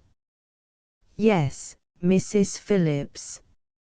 She started from her trance, to find the ladies had risen from their seats, and that she was being markedly beckoned upstairs by a would-be mother-in-law into her bedroom to see the corals purchased for little Fanny. Deb thought, "It's coming now." It came.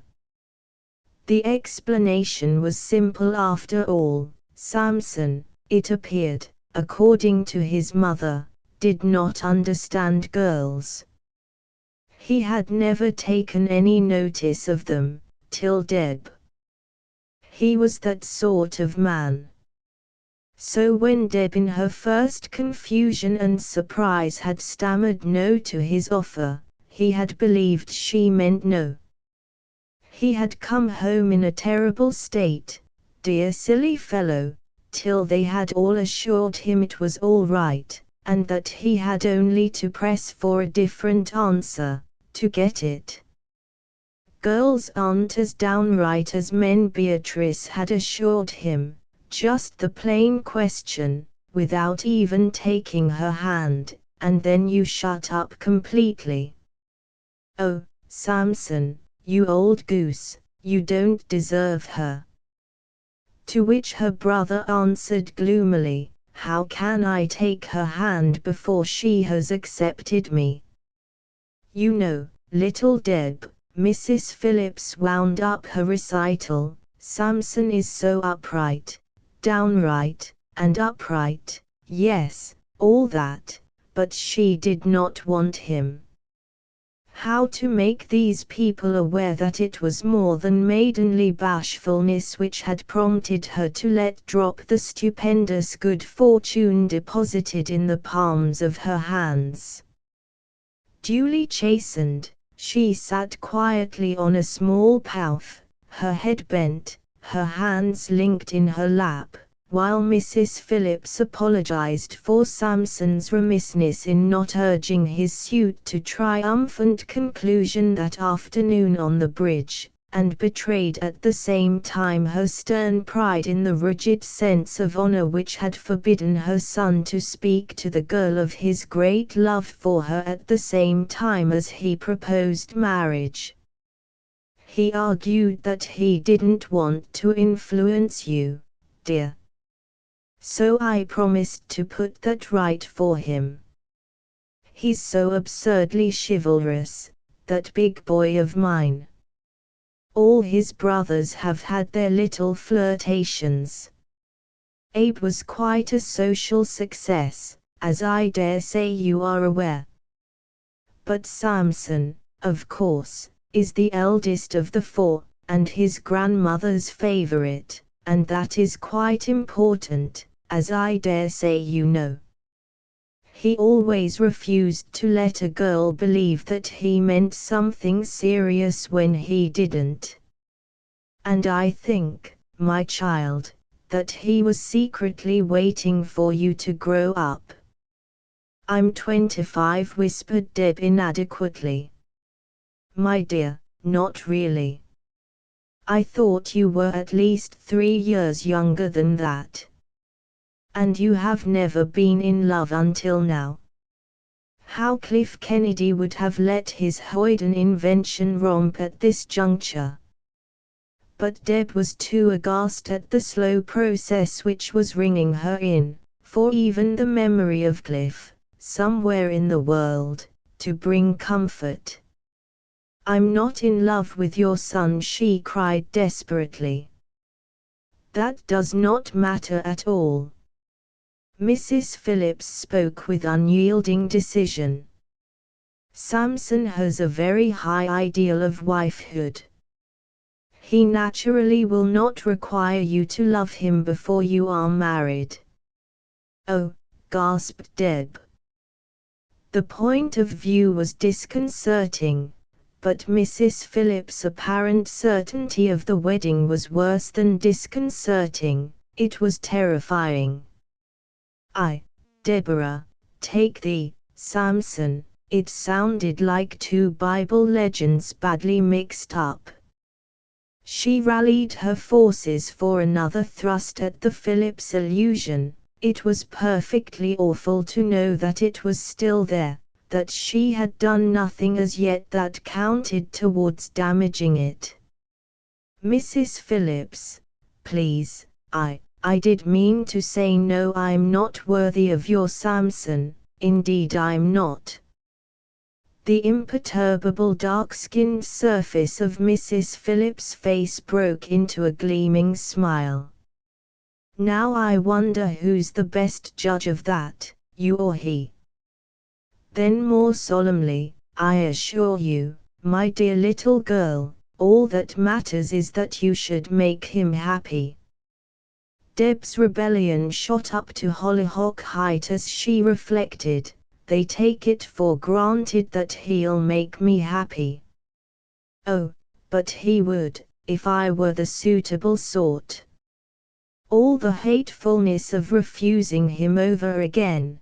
Do you mind, Deborah, if I make a remark on the way you do your hair?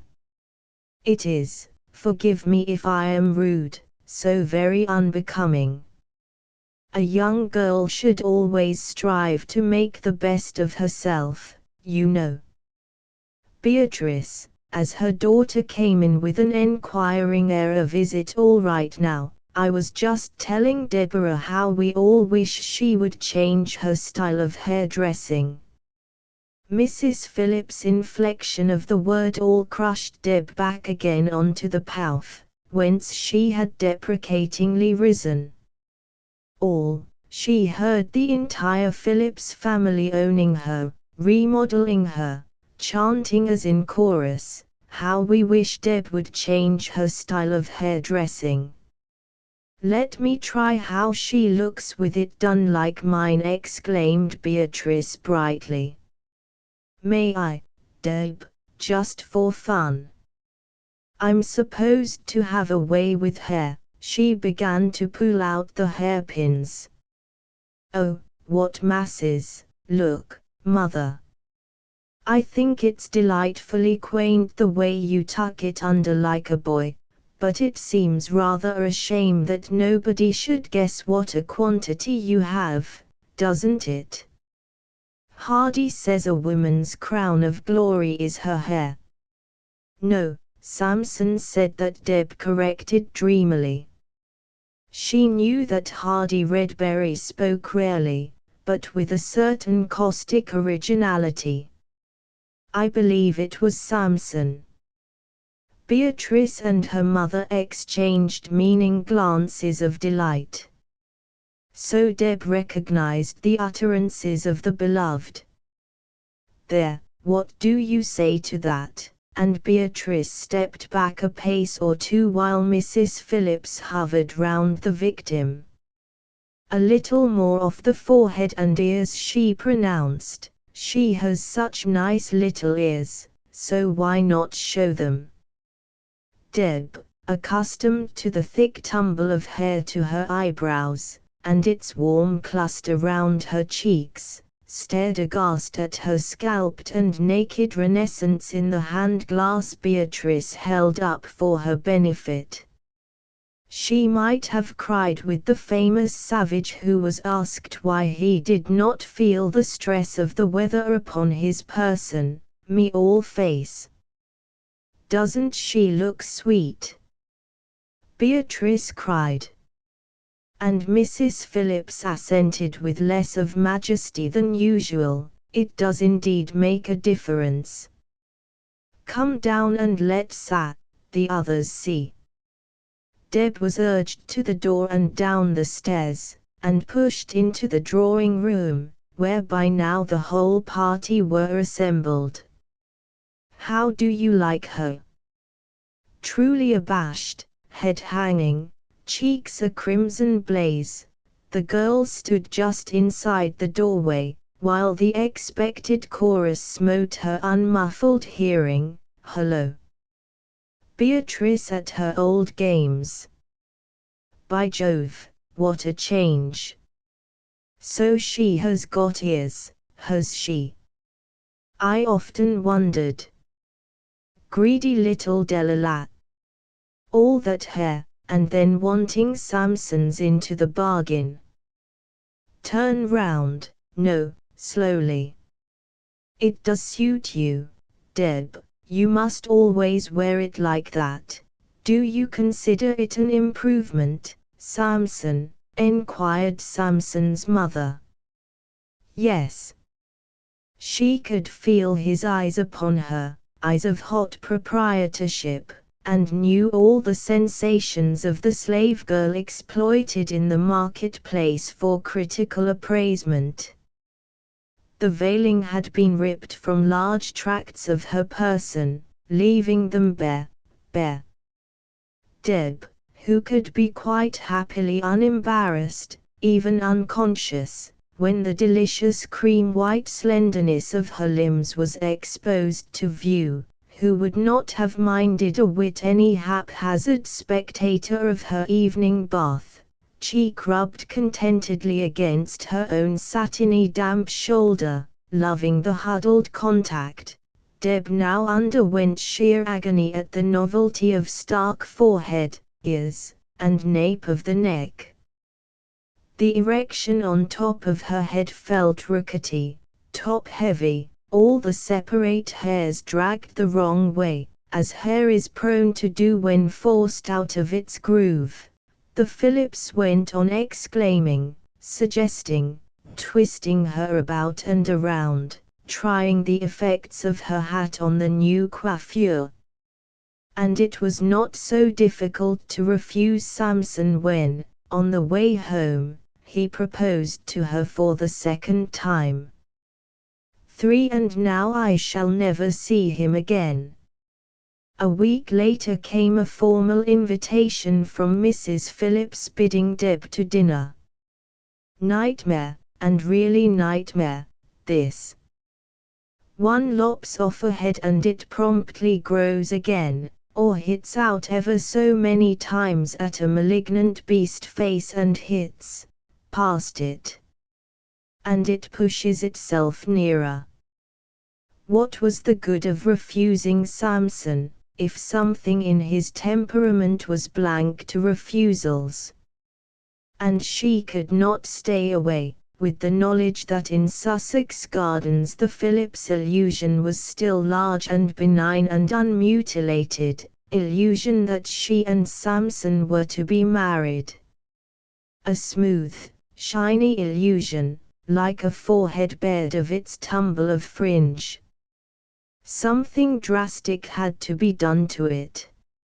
She would have to accept the invitation to dinner, and sit at that seat at that table in that room, and watch the teeth flashing and gleaming, hear again the joke about Samson shorn of his strength by Delilah, be approved as one of the family by Mrs. Phillips, and feel Samson's eyes of fanatic proprietorship fixed upon her while she gulped down her favorite pudding. She would have to go, because the worse alternative was to remain in ignorance of just how much she was still engaged to Samson. And perhaps after dinner she would find another way of beating in her cry of freedom upon his unreceptiveness.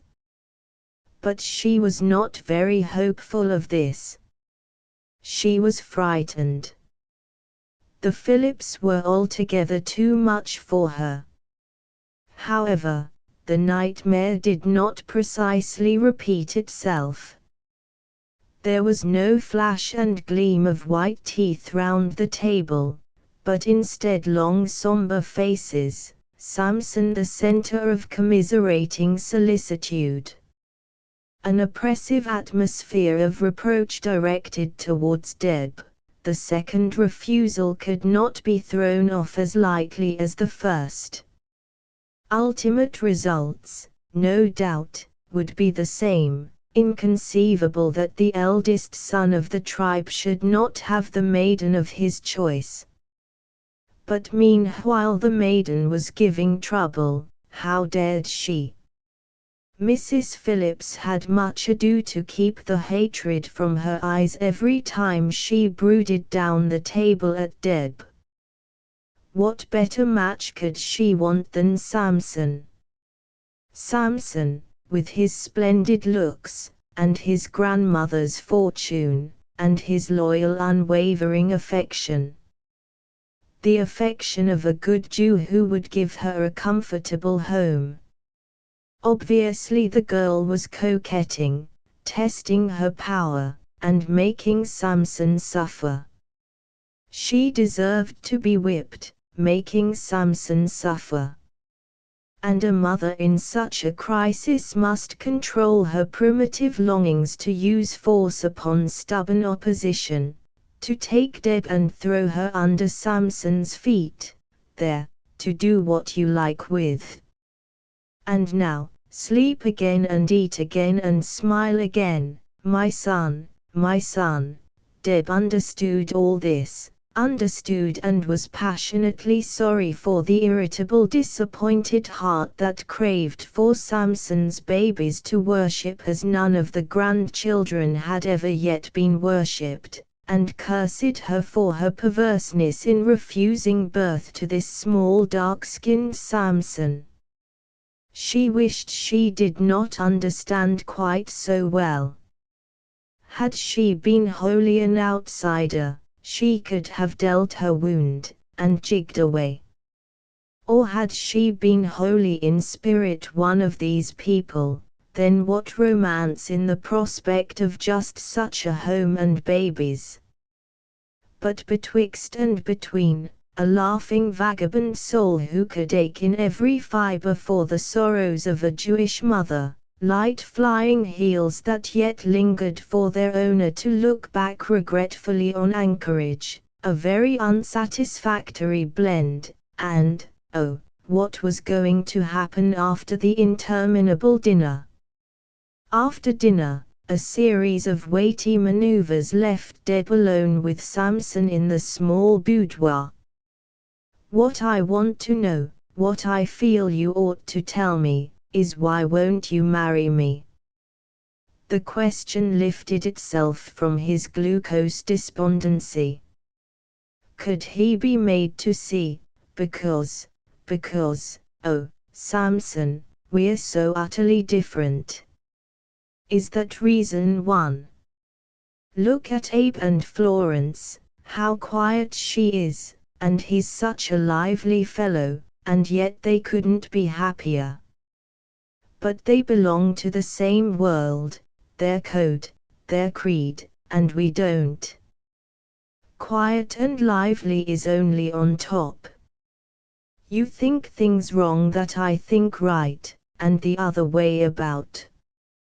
There is no such thing as thinking things right or wrong, Deb. They are right or wrong. Well, there you are, eagerly. Perhaps by patient wriggling she could twist her way out of this earth tunnel, instead of by one volcanic eruption.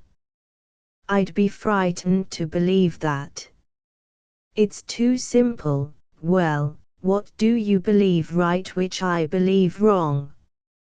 She could not tabulate, and remained silent. There, you see, conclusively.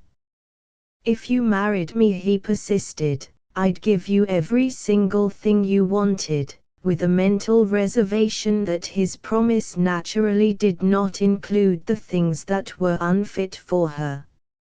She twisted in another direction. You don't like my friends? No. They're not real, Deb. And you won't like them either when you learn that they're not real. Nothing unwholesome can be real. I don't care how clever they are, I've no respect for cleverness or art, not the fairy queen, innocently. That's wholesome. It has a sound moral. But your bohemians, they're not good. Not good or kind. That's all that matters, goodness and kindness. They are obstreperously. Bohemians are notoriously kinder-hearted and more generous than Philistines. The man smiled. Yes, call me a Philistine. I'm proud of it. But you don't understand, Deb.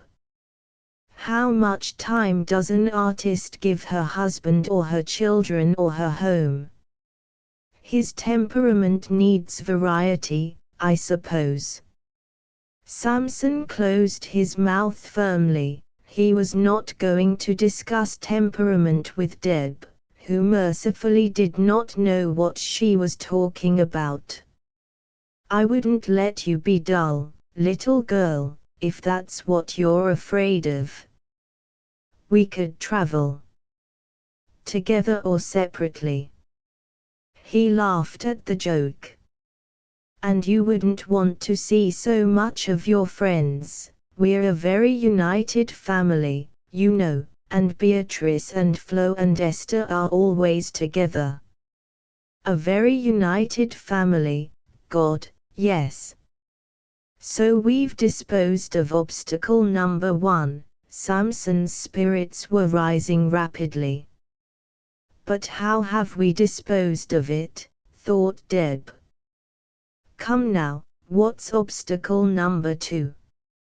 It's because you're such a united family, she struggled hard to find expressive words, that you owe it to them to put the right sort of girl in the spare place.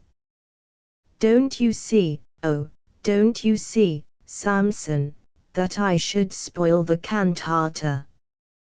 But they like you tremendously, little girl. Mother and Beatrice are awfully fond of you. And when you get to know Flo and Martha and Gwen, it's no good. I should make you wretched. Oh, why do you want just me? You are the embodiment of the qualities I most admire in a woman. And he believed it, too. And was unaware that it was some elusive pixie element about the girl, a subtle swing of movement, a freshness thrilling in her voice, some fleeting curving trick of her lip and eyelids, a scornful daintiness which were magic to his manhood, and which would haunt him and escape him, trip up his senses and beckon him on again, that it was this which, subconsciously, kept him persistent for just Deb, and no other girl. But he was sincere enough, talking rubbish about embodiment of qualities. This was her pikesiness, translated into Sam's sneeze. Deb sighed. One would suppose you wanted to be tormented for all the rest of your life. In what special ways are you so determined to torment me? He teased her. Everything can't be drawn up in lists. I should get restless moods, and want to do all sorts of things that you'd think funny or mad or imprudent, or unnecessary, and I should want to do them there and then and at once, without thinking them over. And I shall hate being asked questions, and turn sulky over answering them. And I'd go away without you, and forget to write. And ask for a latchkey. And invite people to see me whom you aren't sure are the right sort, and discuss topics that you're quite sure are the wrong sort. And shock your mother by not taking enough interest in little Fanny. And get furiously excited over a book or a picture or a bit of verse or a face or the way a studio is arranged, or the first summer day in March, before anyone expected it, the first day that one can fling oneself down onto warm green grass and lie there dreaming. The byway of argument was fatal. She had forgotten that Samson had a corner in nature. At once he rushed into enthusiastic confirmation. ignoring the former part of her speech except for a soothing remark to the effect that she'd be bound to settle down as soon as she had a household of her own. "I'd rather die than settle down," breathed Deb, to the defiant youth in her. Samson did not hear. "You're quite good enough for me, little girl," thinking she had been sufficiently chaffed, and the moment had come to strike a more serious note. "Quite good enough. Run yourself down as much as you please, nothing you can say will make any difference." No, nothing she could say would make any difference, or rid him of the supposition that she was merely deprecating, a prey to modesty. "I'm different, not worse nor better. We can't either of us be too good or too bad for each other if we're different." "Very well, then, you're right, we're different. Don't let's say another word about it." He smothered her uprising vehemence with a genial pretense of humoring her. "I give in. I'm entirely wrong. Have it your own way. We're as different as you please. And now, shall I call Mother and the others, and tell her it's all right, and that we've made it up?" "No, please don't," she whispered. Her vitality was worn out from the struggle. He turned back from the door, disappointed. "Deb, is there another man?" "No," again. If only there had been someone, that she could have wrung out a triumphant yes. Phillips was relieved, but knitted his brows anew over the problem of her obduracy. Then he asked her if she would marry him, A. If I win the VC at the front. B. If I knew more about pictures. C. If I were more lively. She shook her head at each tabulated item. But how queer, how pitifully queer that he should dream he could be perseveringly refitted for her love as for a suit of clothes which required slight alteration. "I've never cared for anyone but you, Deb. Never. Other fellows might say that and not mean it, but it's true in my case. You can ask Beatrice, or Mother. Or Abe. He always used to chaff me for not letting myself be plagued with girls. So you needn't be jealous, you're my first love, and I'm 31. Calf love, then. No wonder he blundered at every move. But he ought to have got that phase over long ago. Calf love, moon love, pretty enough from a lad of 21, but from 31 you expect a man's defter handling. You needn't be jealous. Should she tell him her fervent wish that some suave brilliant woman had indeed shaped him for present enlightenment? Deb had no ambition to be instructress. But he would not believe her, impregnated as he was with his theory of female psychology. All girls say no when they mean yes, all girls like to pretend they are not worthy, all girls are jealous of the other women in a fellow's past, all girls. Deb was too tired to combat the all girls convention. She stood up. "I want to go home, Samson." And he stood directly facing her. A presentiment seized her that he was going to crush her in his arms. Perhaps, if he did, but no. "I shall always be waiting for you when you want me, little girl. I don't change, you know.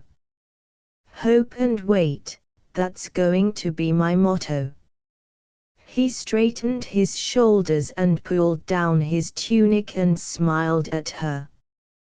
Her hands flew up as though to push away a suffocating pressure. A past that held her only, the encompassing present, and now he claimed the future as well. "It's so heavy," murmured Deb. He must not be allowed to wait for her, he must not. Could no word, no act of hers shrivel the Phillips illusion? Besides, there were moods which might assail her, driven, persecuted moods that cried for anchorage, soft drowsy oriental moods, when for sheer languor one might yield. Neither of these moods ought to be open to the peril of a Samson waiting and hoping. "It's no good," Samson with ebbing conviction. And she hated his persistence, until she saw his eyes, dogged with misery, eager with the want of her. "Then may I wonder if you would grant me a last favor?" The victim at the block, stumbling over a laugh. She knew what was coming. "I wonder if you will let me kiss you, just once." And because she had hurt him, and could make no other amends, and because she was ashamed it was such a trifle in importance to her, and because Deb could never bear to be avaricious of her chastity, she said, "Yes, if you like." He was very deliberate and careful about it, with continual sideway glances at her, as though in fear permission would be retracted. The kiss itself, well, it was quite obvious that Samson had been speaking truth when he asserted that Deb was his first love. She clenched her hands tightly and endured. It was soon over. But a curious change had come over Samson. Metaphorically, he began to strut. "Ah! I feel I've advanced a step, now." Deb turned upon him in a blinding scatter of rage. "Because I've allowed you to kiss me. Do you imagine, in your fatuous smug conceit, that it makes a difference, except to make me quite sure, surer even than I was before, that you're the wrong man? You and your strictly honorable intentions, countenanced by the whole family. Why, do you suppose the man I loved would have had to ask formal permission for that kiss, and that I would measure him out just one at arm's length as a dole? I, who know what kisses can be. Oh, yes, I'm sick of pretending to be the Una of your private fairy queen. It's men like you, with minds like yours, who make girls mean and haggling and nigglesome. What makes you imagine that if I hold out a piece of my face towards you, just because, a sob of sheer anger gulping up between the words. Because you asked, and I wanted to be decent, and didn't care much one way or another. What makes you dare to feel that you've advanced a step? You haven't, not a quarter of one. Very well, I haven't, we'll say I haven't, I give in, you're quite right, I haven't advanced. Are you satisfied now? Again that futile pretense of placating her.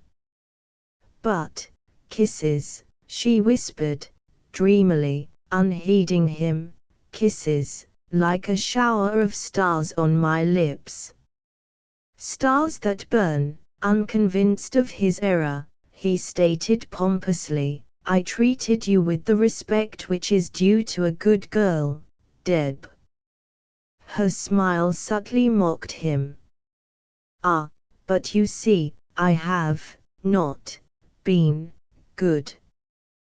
Chapter 7. But Cliff Kennedy was indubitably to blame.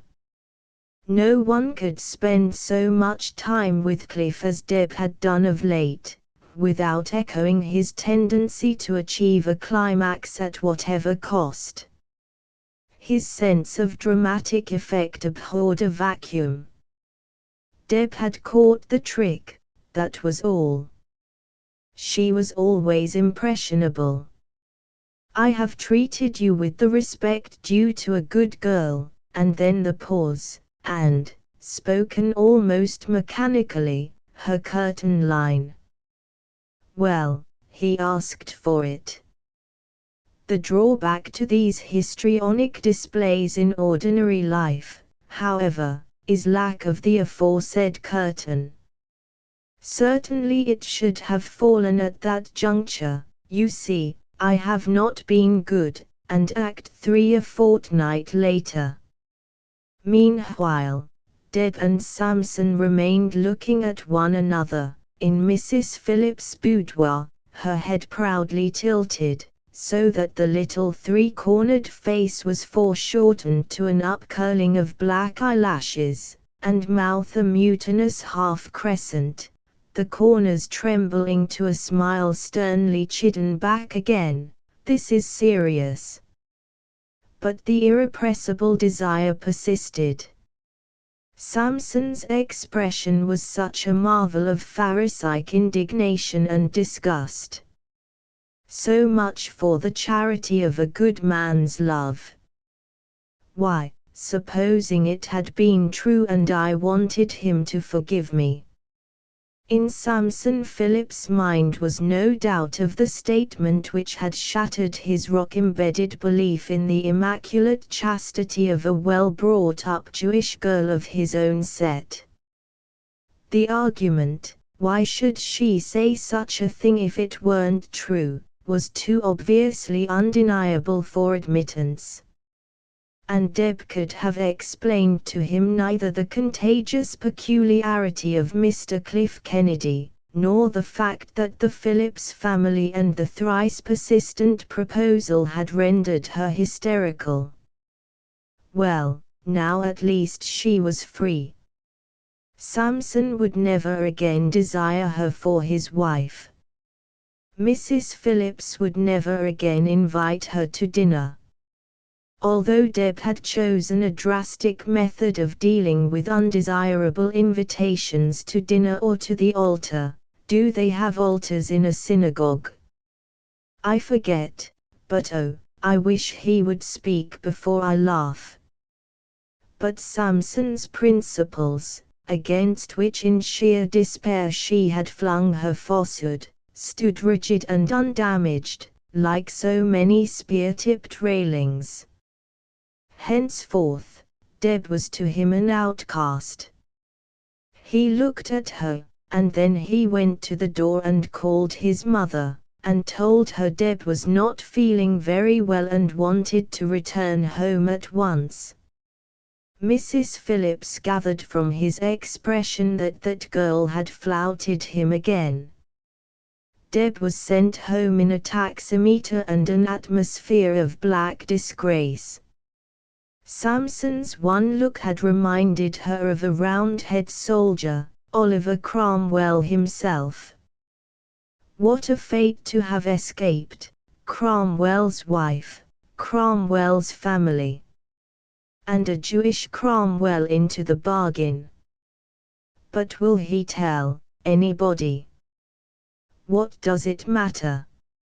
An impulse of sheer mischief, then swift contrition, intense relief, and the usual shoulder shrug. This was the wheel of Deb's psychology. Several days later she told Antonia of the debacle. Antonia had meanwhile been out of town, driving her major general. Samson would never have done for you, of course. But you encouraged him, Deb. Why? I didn't sunnily, I just wanted to try if I could make myself good enough. And I pulled it off, for a fortnight. And then, in one well-chosen lie, Deb, I love you very dearly, but your creed is beyond all following. It seems to me to consist mainly of a lot of trouble for nothing. I just wanted to try, Deb repeated. I might have been good enough, you know. And if the clock had struck while I was pulling that face, I'd have stopped like that. So nurse used to say. Meaning, if you had fallen in love with a good man at the psychological moment of trying to be good. You're too accommodating altogether, my child. Suppose it were a bad man, and the clock struck while you were pulling that face.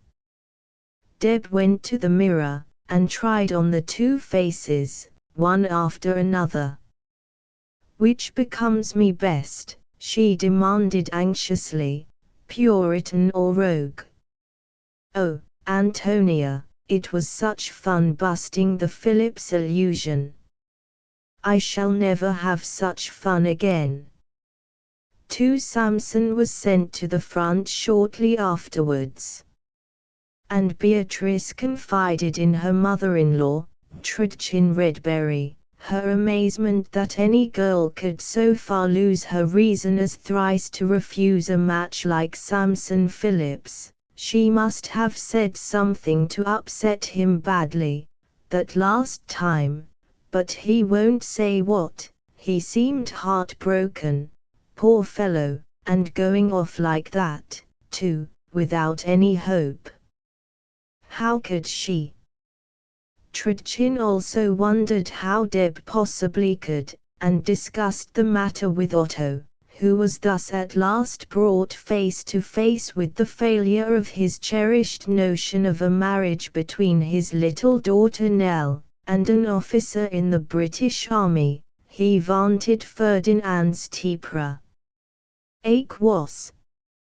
But I thought she and that young Gendy. He remembered how the insolent pair had called on the Redberries one Sunday afternoon, for all the world as though they were engaged. And then had followed Cliff's confidence in the train, the name left chivalrously blank, and not feeling at all friendly towards Deb, who had robbed him of an English son-in-law, Otto, by sudden malignant inspiration. Inserted her name into the blank, and was instantly convinced of the correctness of his guess, so, and zat was why she refused Phillips. Otto sucked at his lips, very gravely, genuinely shocked and buffeted by the revelation that a maiden of the same race and class and upbringing as his own daughter, could so step aside from virtue. But then he ceased sucking, blew out his cheeks, and ruminated. That poor Ferdinand, with all his eccentric notions of rearing a young girl, one must yet be sorry for him. His daughter was no better than a. Otto hesitated between a rich selection of epithets in two languages. One must be sorry for Ferdinand. But it was a pity that he should not know that there was a cause why one was sorry for him. Ferdy had always been the successful partner in the days when Nash, Marcus and Rothenberg had still existed as a firm. Bread and water and a locked room would do the minx good. And in addition to all this, Otto was sufficiently akin in spirit to both Cliff and Deb to relish the notion of dramatic tidings, himself as a sort of messenger in Greek drama.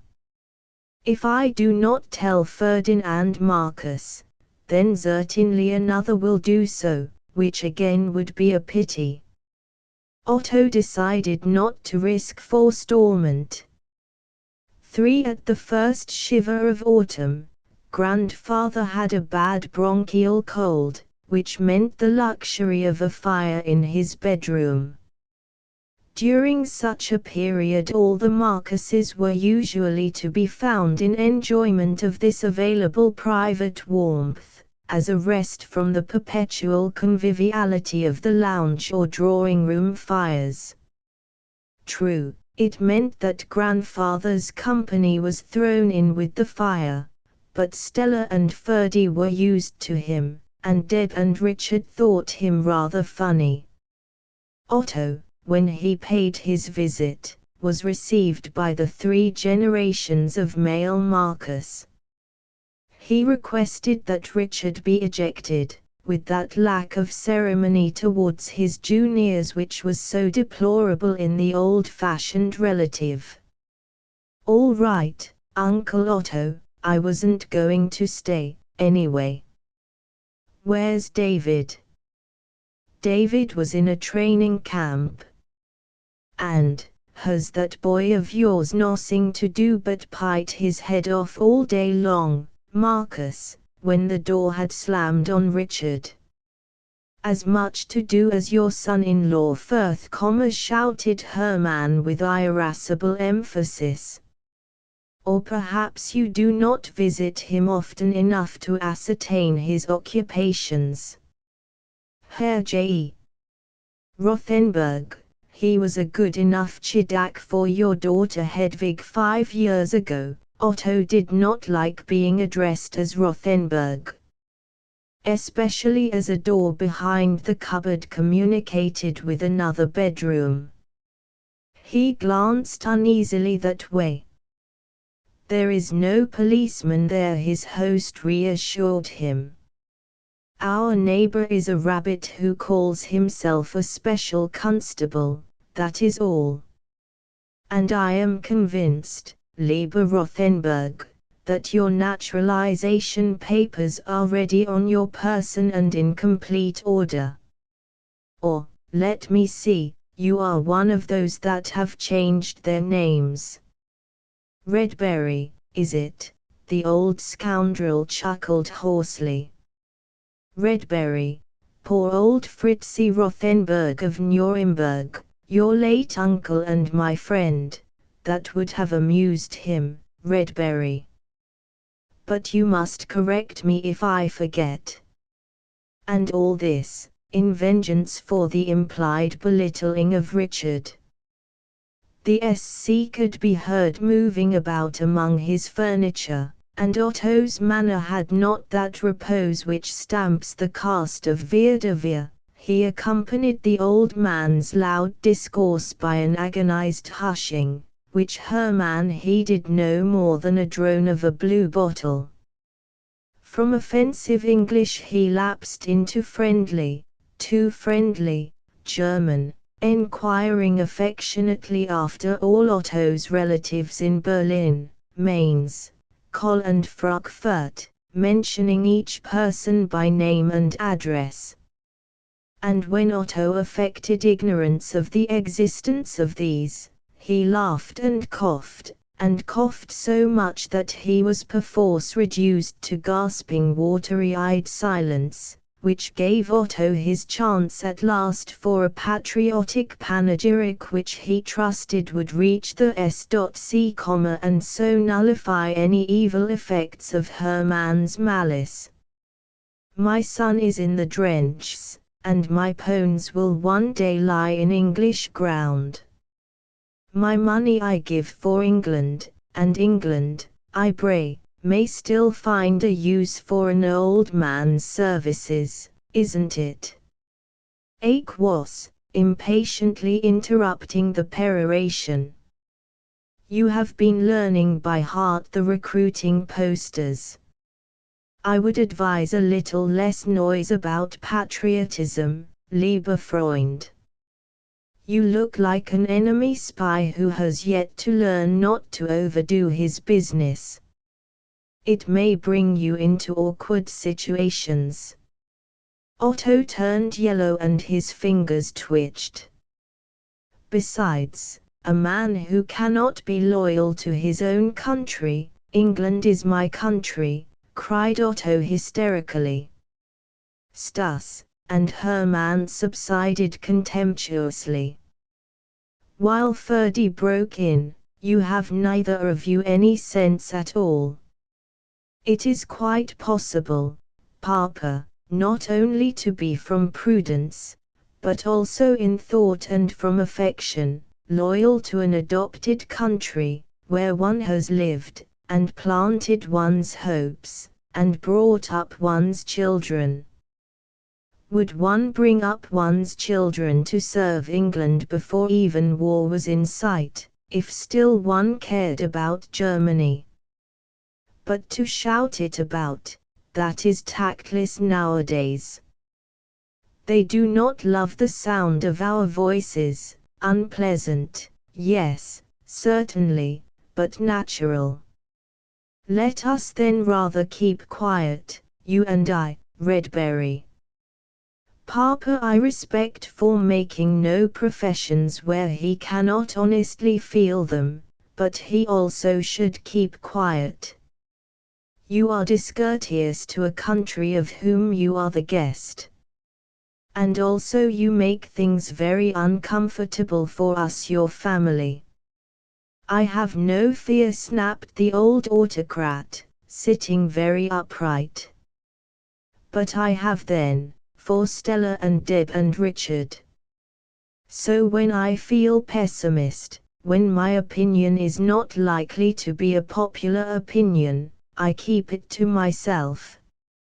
For the difference between us and the British-born is this: there is, alas, no bias on our judgments. That pleasant happy bias. It must be reposeful to let one's judgment roll with the bias, but the bias is lodged in the nature, and the nature springs from the soil, and the soil of England is not ours, we who belong to no country, and are therefore doomed to see things exactly as they are. I tell you, Redberry, I would give 10 years of my life to possess that cheery confidence that stupidly, and oh, how splendidly, through the blackest reverses, through the silliest muddles and incompetence, still goes on with their eternal Britannia rules the waves and Britons never, never, never shall be slaves. If you had a son in the drenches," repeated Otto virtuously. And Ferdy sighed and said no more. In spite of all the daily suspense and anxiety, how he envied the Redberries their possession of Con. He had not yet forgiven himself the mistake which resulted in Richard's present mooching, slouching existence, not keen to go back to school, not worthwhile to enter a profession, waiting for his 18th birthday to bring him behind barbed wire. "Ferdinand," said Otto Redberry, interrupting the other man's reverie, "I have gone on a very serious errand." For when Stella and Deb came in to boil the kettle for tea, half an hour later, the messenger was gone. Ferdy was staring into the fire, his fuzzy grey head bent down almost to his knees. And Herman's thin lips wore a cynical smile. He had waited for these results of Deb's upbringing, since a spoilt grandchild of 8 years was first brought to Munich for his inspection. "Deb, come here." Deb looked astonished. She could scarcely ever remember her father shouting at her. But to Stella the sound was familiar. The Teuton disciplinarian always begins by losing control of his voice. Ferdy, in supreme emotion, was reverting to type. "Did you spend a night?" he choked, then started off again. "Did you spend a night with that man Kennedy at his cottage in the country, yes or no?" "What's the fuss about?" asked Deb, in Richard's most casual manner. She thrust her hands deep into the pockets of her lilac jersey, tilted back her chin, and wished devoutly she could run away. Yes or no, roared her father. There was no harm in it. Yes or no? No, sheer whimpering terror, this, not of the bellow which shook the very furniture, but of the blaze in Ferdy's wontedly mild brown eyes. You did not. The relief was so overwhelming, his instant trust in her word so pathetic, that Deb for very shame quickly revoked her lie. Not in the way you mean.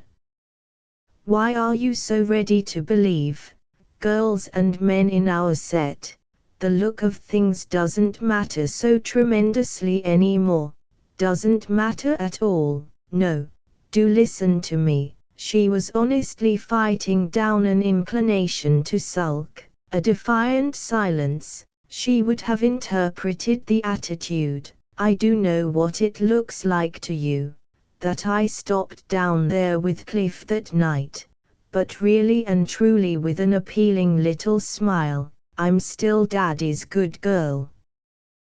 Then why, asked Ferdy, avoiding her smile, why did you encourage and then refuse Captain Phillips?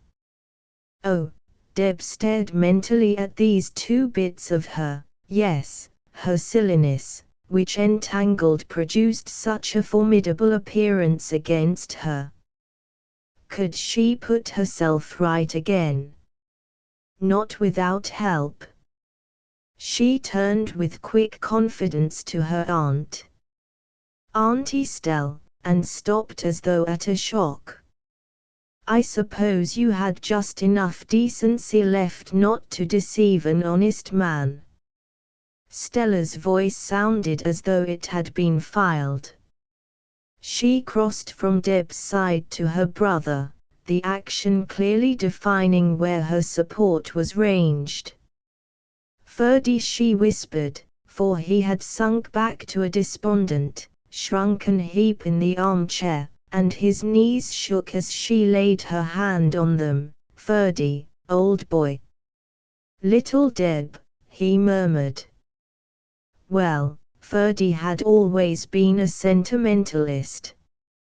And the girl, hearing, would have flung herself at him, even then, her arms tightly round his neck, to cajole and explain by familiar hugs and kisses, but Stella was between them. And grandfather, still with that wooden smile jerking up the ends of his moustache. One expected it from grandfather, but Aunt Estelle, always so young and jolly, not quite the words, juvenile and vivacious, expressed it better, somehow. Run along and enjoy yourselves, kiddies. Why was Stella's look at her now like the sting of a wasp? That came of treating a grown-up chummily, and as an equal. Never again. After all, she was only a maiden aunt, couldn't tell her so, even in extremes one couldn't say the beastliest thing of all, evidently they could. Though, no code of honor. Grown-ups. Deb hunched her shoulders in moody exasperation. Even if she had done it, she never dreamt of this rasping encounter with authority. She, who had even honored her immediate family by bragging about their tolerance and general amiability. Dad's an old darling and Auntie Stella sport, and nobody minds grandfather. She said, Samson Phillips was a prig. You will not quickly find another man for husband, my dear Deborah. Herman Marcus rumbled menacingly. You would have been wiser to strive to please Captain Phillips. Stella turned and sprang, buried her claws in his words. Husband, do you suppose she wants a husband? She's had what she wants. Look at her. This, then, was what had lain in waiting all these years between herself and Deb, what extreme of love or hatred. That Deb should have her good time, that was well enough. Stella did not grudge it her, Stella helped her to it. But that Deb should stand there, in triumphant insolent knowledge of the thing itself, the older woman could not bear that. Her starved senses yapped their rage and envy into Deb's very poise as she remained silent and aloof in the middle of the room. Stella thought to read pity of her, the virgin by fate and by tyranny, by cowardice even, not by desire. Deb, little Deb the child, Ferdy's baby daughter, had trodden strange ground, and by reason of this she was altered, baffling, mysterious, immune from scolding, forbearing to taunt because she could afford forbearance. What did she want with Aunt Stella's partisanship? She had taken what Aunt Stella had not dared to take. Look at her. Is there any reason, grandfather demanded impatiently, why I should sacrifice my tea to look at an extremely badly brought up, dishonorable and wicked young lady who ought to have been married and out of the way long ago if she had owned a father who could properly attend to her interests? You cannot reproach me, lieber Ferdinand, that I have not warned you, over and over again, what would be the result of your loose and wicked lack of discipline. Well, you didn't do so very much better with your daughter, did you? Cried Deb, resenting the attack on her father's easy kindness, but forgetting that her defense of him involved a slur on Stella. I've kept my good name at least, thank you, Deb. You've disgraced yourself and us, running to lick the hand of any man who chose to call. I hope your father will put a stop to it for the future, anyhow. Hermann Marcus laughed, and Ferdinand, performing the proverbial action of shutting the stable door, went further and slammed it with all his force. You will attend to me, Deb, yes. I have made a mistake in trusting you. I let you do as you please, go where you please, without asking questions, without interfering. I hoped so to make you happy. For the future all that will be changed. You will not go out in the evenings, nor to stay with your friends. You will account for your time spent to me or to your Aunt Stella.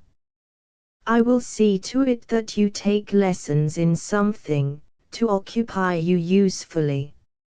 Less pocket money and no latchkey, perhaps so we can bring you back to a sense of self-respect. Also I will ask to examine your correspondence. Be sure that it is not with pleasure that I give these orders. He halted, hearing a poignantly mocking echo of his old prophecy to Dorothea. It will be all right, when one is happy, one is also good. I have made the worst mistake with you, he concluded harshly. Then I won't pay for it. I'll run away. I'm not going to be spied on and treated like a baby now, after you've let me do just exactly as I like for years. Why weren't you strict all along? I thought you were really broad-minded, that you really thought a girl had wants and claims, that a girl is human, and the marrying her off business is extinct, and that going wrong doesn't matter so much. After all. She was half crying now, but gulped fiercely, and went on, you let me suppose that you'd understand if I did anything. But you're just exactly the same when it comes to it. The old-fashioned parent, ready with the old-fashioned curse. Well, then, you should have looked after me in the old-fashioned way. You should have done before all that you say you'll do now, examined my letters and disapproved of my friends and questioned my comings and goings. What do you suppose suddenly jerks a girl back, when she has read everything, discussed everything, seen everything? Books and plays, jabber, and other people's example, answerable to nobody. Why, they're only preparation for the rest. It wasn't as if I was answerable to anybody, you never bothered. I'd rather have been kept ignorant and innocent, much rather, Dad. It isn't fair to bring me up in the new way, and then expect me to be good in the old way. And it is not fair to be forever instructed by one's children how one should rightly have behaved towards them. Ferdinand was now at the end of his patience. First Richard and then you, why didn't you do this? Why didn't you do that? God in heaven, is the parent a beast of burden that all your troubles and wrongdoings should be piled onto his back? And supposing I had scolded and worried you and forbidden, then it would have been again, you have ruined my life, a little more liberty, and I need not have been driven to behave like a street girl. Always the parent's fault, you are shirkers. You who are so proud to call yourselves a new generation, putting all responsibility on heredity, education, prenatal influence, I know not what, so long as you safely escape self-reproach, so long as you safely escape the crying of your own conscience. Conscience is religion. I'm not religious. If I were, but you never bothered about that either. I'm not Jewish nor Christian, I'm nothing at all, nothing, you never bothered. We did bother, yes indeed, but we were afraid of bothering too much. We wanted you to feel free. Well then, why, now? Wavering to a softer mood.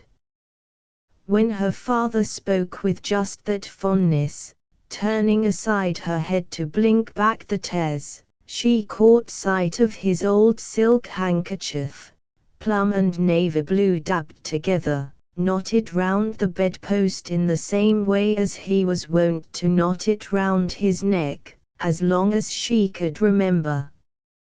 And suddenly Ferdy was dead, and she saw that loop with the dangling ends. And it struck her painfully that she would never again see it round Ferdy's neck, plum and blue stem to that genial rubicund face with the kind eyes. Dad was dead, everybody dies. Whether she had been vouchsafed a swift keyhole peep at an inevitable future, or if the vision were merely a childish drench of sentiment, whichever it was, it sent Deb straight past grandfather's sarcastic smile and Aunt Stella's antagonism, to her knees beside Ferdy's chair, snuggled up against him. Thank God, he was not dead yet. Dad, mayn't I explain? He just touched her black urchin head so near his hand, but said nothing. It's, Deb began. Such a maze of byways and turnings, and no center. Could she ever hope to drag his understanding in the wake of her intricate journeyings, and with the others present? It was the same in our old set before we gave up Banks, before the war. There were always men about, then, when they took me on the river in the evenings, in a narrow punt, or in taxis, or behind screens on the landings at dances, screens put there generally by the hostess. What are they put there for? Enjoy yourselves, children. Dad, what did you think then? You can't possibly have imagined they all wanted to marry me, that they each wanted to marry every girl they took behind screens or up dark corridors, in the Empress rooms or the Portman rooms or the Grafton galleries or Prince's. But you must have thought something. But the trend of Ferdy's ideas had always run on generalizations, and generalizations would not suffice now to content this daughter of his, turning up to him such a glowing, inquisitive little face. I was pleased that you should have admirers. Slowly, flirtation is only natural to a young girl. Admirers, flirtation, that, yes, but they used to kiss us, they said things, when they got excited. She rummaged desperately after words. You grown-ups of today, you took away the chaperone and put up a screen on the landing instead. It all means something, leads somewhere, and then you lose your tempers when you hear, when we. And I didn't do anything, this time. But I must have something to go by. You must spell us out the rules once and for all. You're broad-minded, you encourage us, expose us, and at the end of it all, last century's row comes tumbling on our heads. If grandfather was a beast to Aunt Estelle, a darted sun-flash of mischief at the gathering storm on the opposite side of the fireplace, at least he was a consistent beast, allowed her to know nothing and do nothing. You've stuck halfway, you let me know everything and do nothing. One day, I suppose, a girl will be allowed to know everything and do everything, lucky her. The storm on the opposite side of the mantelpiece broke into thunder, clatch, clatch, clatch, talk, talk, talk. Had it been Stella to be found out in shame, leave me out of it, Papa.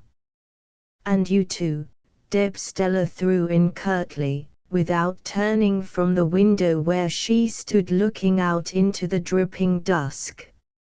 I'm not ambitious to figure as an edifying example.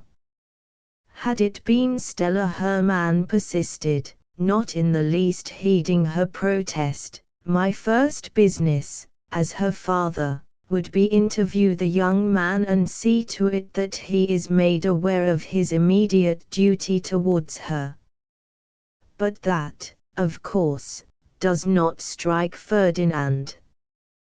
He prefers to sit like an old maid at a tea party and discuss the so happy occasion. Ferdy, rather dazed, passed a hand across his forehead, wet with perspiration. True, yes, I must see him at once, he muttered. For a few moments he had forgotten the indestructible fact of Deb's dishonor. See, Cliff. Ask him to marry me. Dad, you can't. He'd laugh, they'd all laugh. It isn't done, in our set. I've told you, I thought you believed me, no earthly possible reason why he should marry me. That night at the cottage, Dad, I've told you, there was nothing. You mustn't go to Cliff in a sheer panic at the ridiculous situation thus threatened. She scrambled up from her knees, and confronted Ferdinand, also on his feet by now. You shan't go to Cliff. There was nothing, she repeated doggedly. Don't you believe me? You did stop at his cottage that night, alone with him. The inquisition commenced anew. Yes. Why, what for, if there was nothing? I don't know. No special reason. One does, nowadays. Nowadays has as broad a back as the parent, it seems wearily. Nowadays must shoulder everything. But only not human nature, Deb. I have had experience of human nature, that even nowadays cannot alter. Thoroughly exasperated, Deb wrenched herself away from all hope of convincing them. I didn't, but I might as well have, and I wish I had, was her sobbed-out threshold defiance. My grandfather reminded Stella, after a long silence. Chapter 8 I am writing to you, my dear Zoe, from the Café Romanico. But indeed the talk all round me is so loud, I can hardly collect my thoughts. My finger is better, but I have a pain in my neck. I do not know what it can be, for as you know I do not squander money on doctor's bills, which reminds me, my dear Zoe, that it is quite impossible that you can already have spent the £10 I gave you on leaving. Suddenly Pinto looked up. Across the babel of sound, a familiar name struck his ear. Little Zoe Dean Cresswell, sigh, I know her. I should have known her better, but she was occupied, oh, very occupied, all the day and most of the, for shame, John. Here the laughing voices became for the moment inaudible. Pinto knew the first speaker by sight. It was a friend of his friend Marchetti, who had arrived the day before from England to perform his military service. The other man, a stranger, wore the RFC badge. They were at a table behind him, and doubtless had not recognized him. Without turning his head he strained his ears to hear more. The English boy was reading aloud from a letter. With the face of an orangutan and the temper of a Patagonian savage. How she can put up with him, I don't know, and Cliff says she actually seems fond of the horrid coarse brute. Pinto had heard enough. He rose and stalked out of the cafe. He was amazed, staggered by this proof of Zoe's hypocrisy and infidelity. The world swam in yellow and green before his bilious gaze. So Zoe could write him every day those pretty little letters, sympathizing, yes, daring to sympathize with the many discomforts of his enforced trip, and all the while she was in the arms of another lover, a horrid coarse brute with a face like an orangutan and the temper of a Patagonian savage. Pinto thought he could have borne it better, had his rival been a worthier man, in which supposition Pinto was entirely wrong. In the first throes of his jealousy he decided never to see Zoe again, never to write to her explaining his desertion.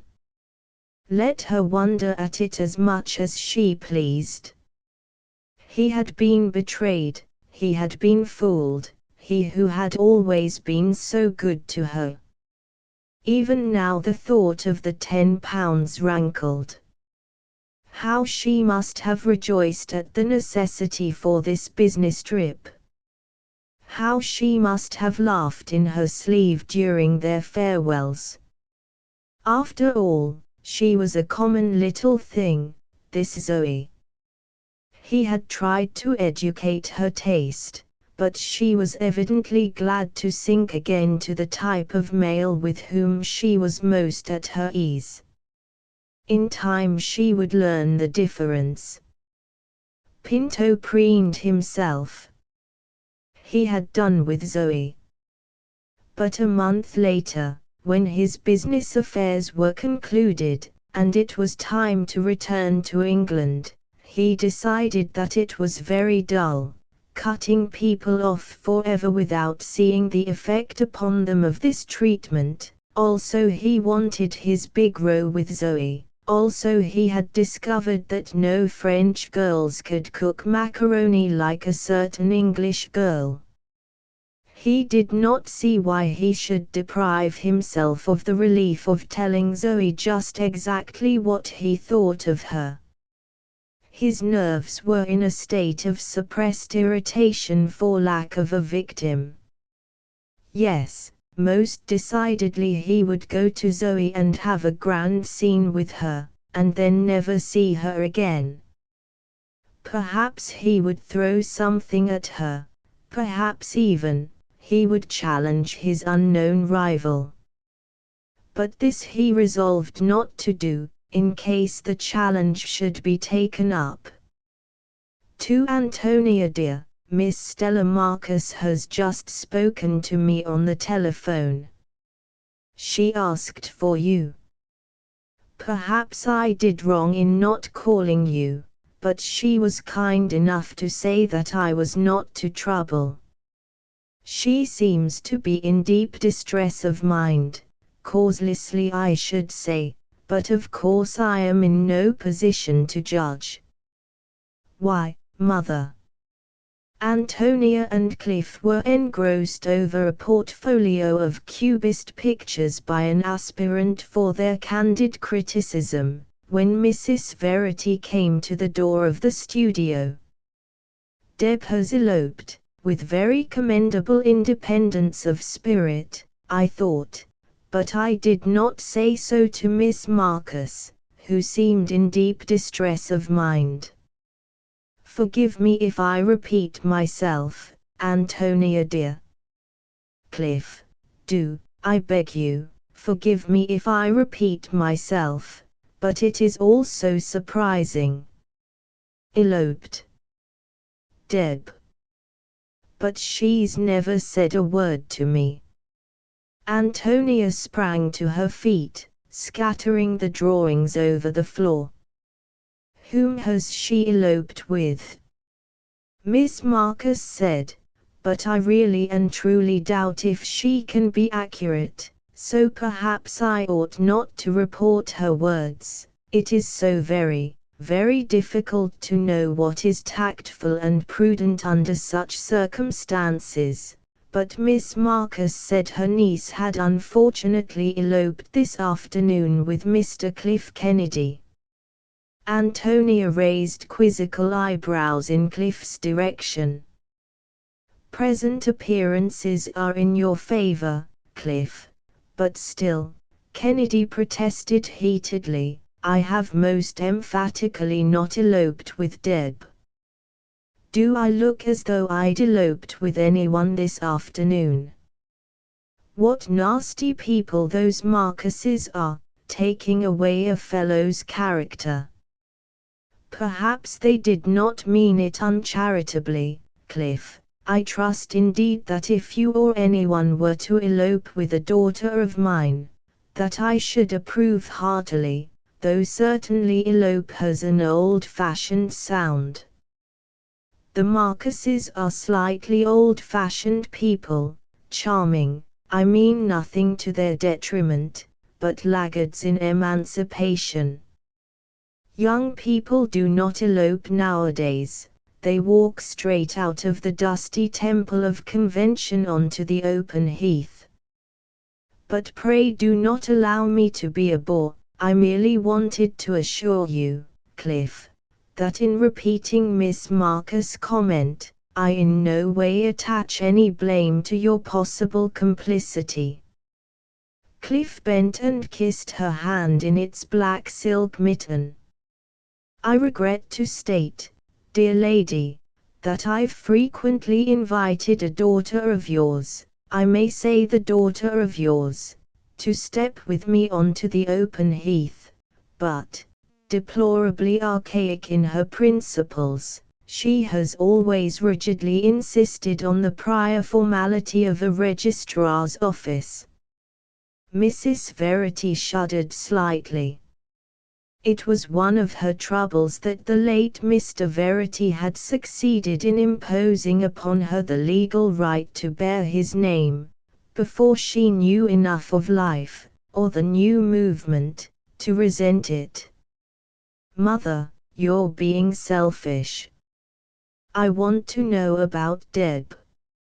"Oh, dear," full of contrition. "And you have been so patient with me.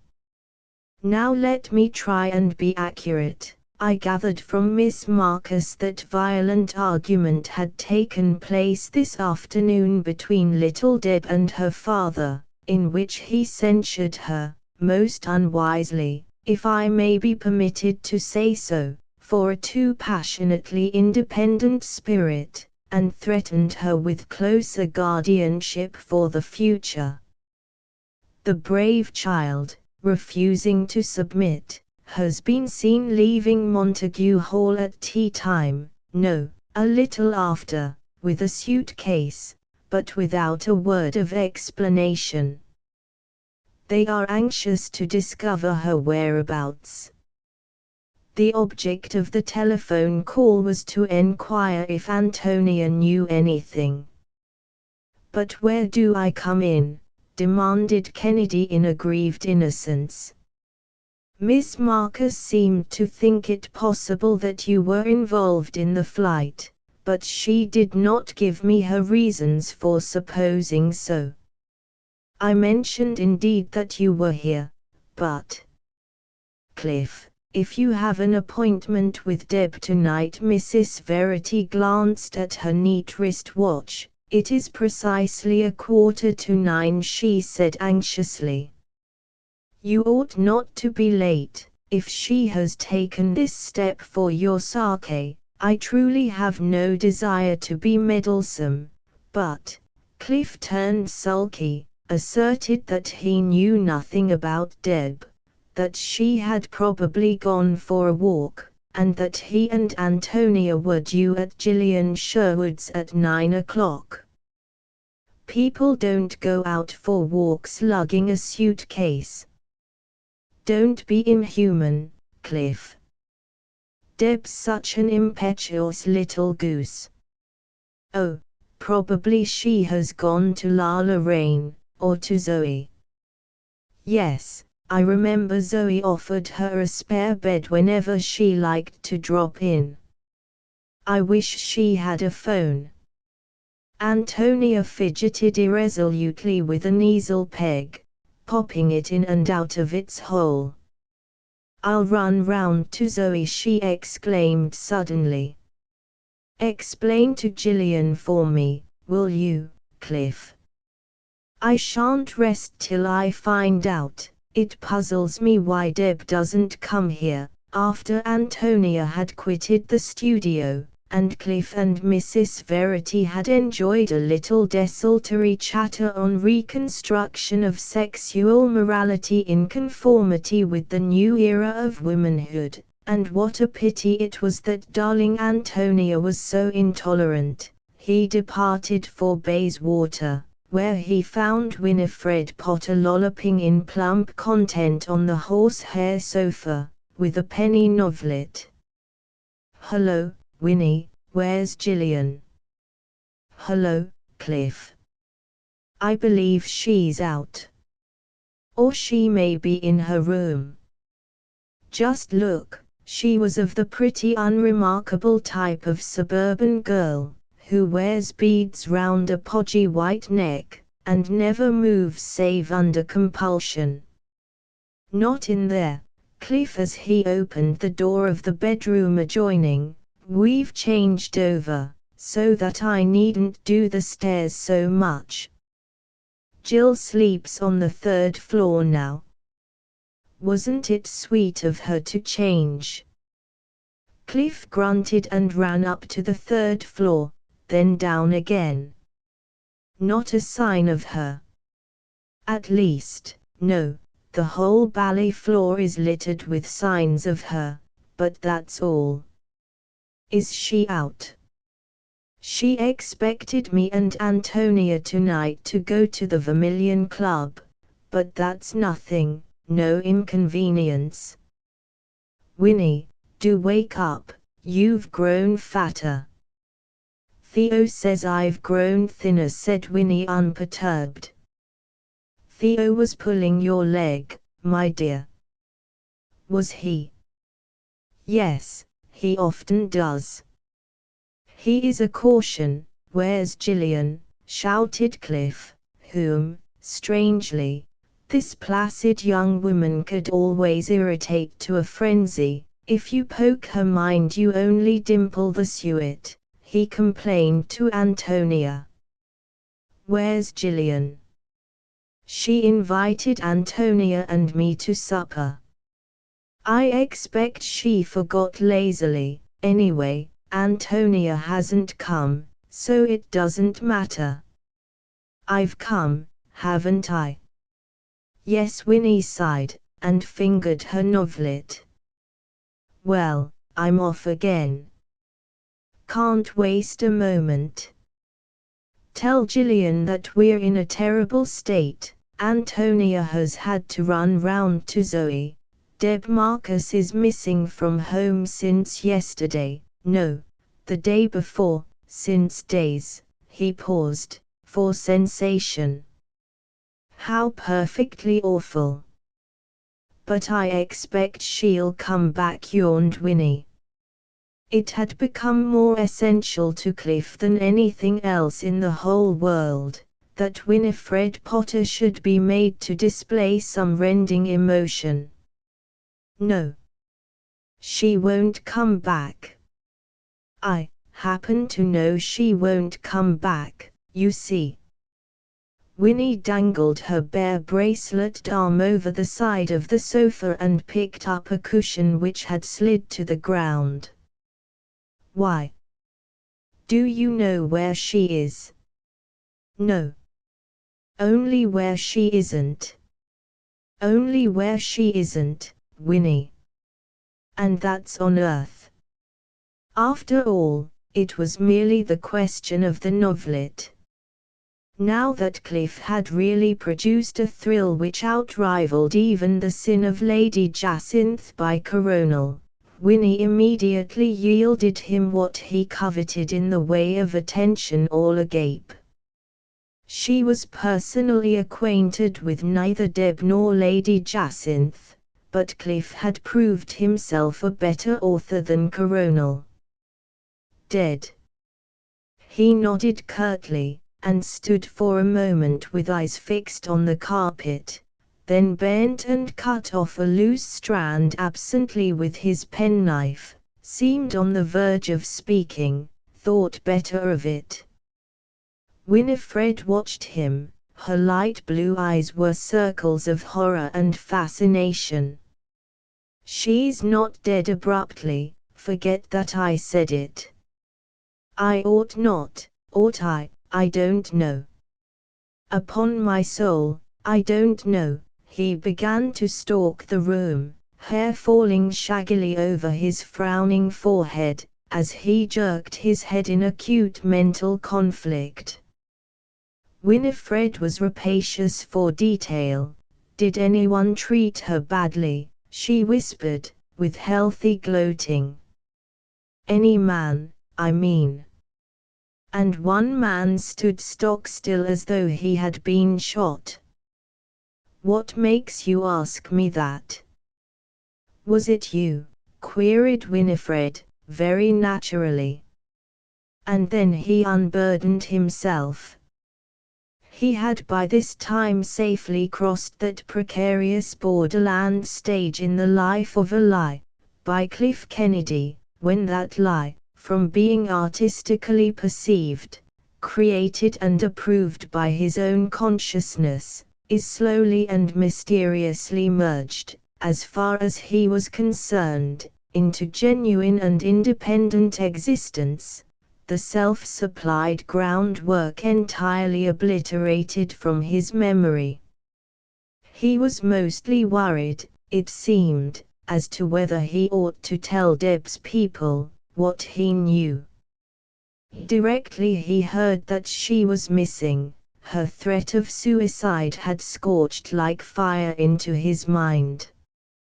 Why, that night on the open common, black blown space, and Deb's wild hair swept straight out like a drenched black banner by the wind, and Deb's mood black as night itself, and as passionate, declaring that she meant to die, that she was tired of fighting God, tired of fighting him for you, Cliff. And sometimes it's easier to die than to live. He had no very clear notion of what the fuss was about, but he saw her face, a grey blur, save where her eyes and mouth were wet and black, and knew it was best for him to turn and go. Her ragged sobbing followed him through the swish of the rain, black slanting stripes of rain. So the man's racing sense of what was fitly beautiful and tragic caught the scene and flashed it into being, so his infallible ear caught the sounds, and so he described it to Winnie Potter, till the complete vision was broken all into bits, like the cubist pictures which he had last seen strewing the floor of Antonia's studio.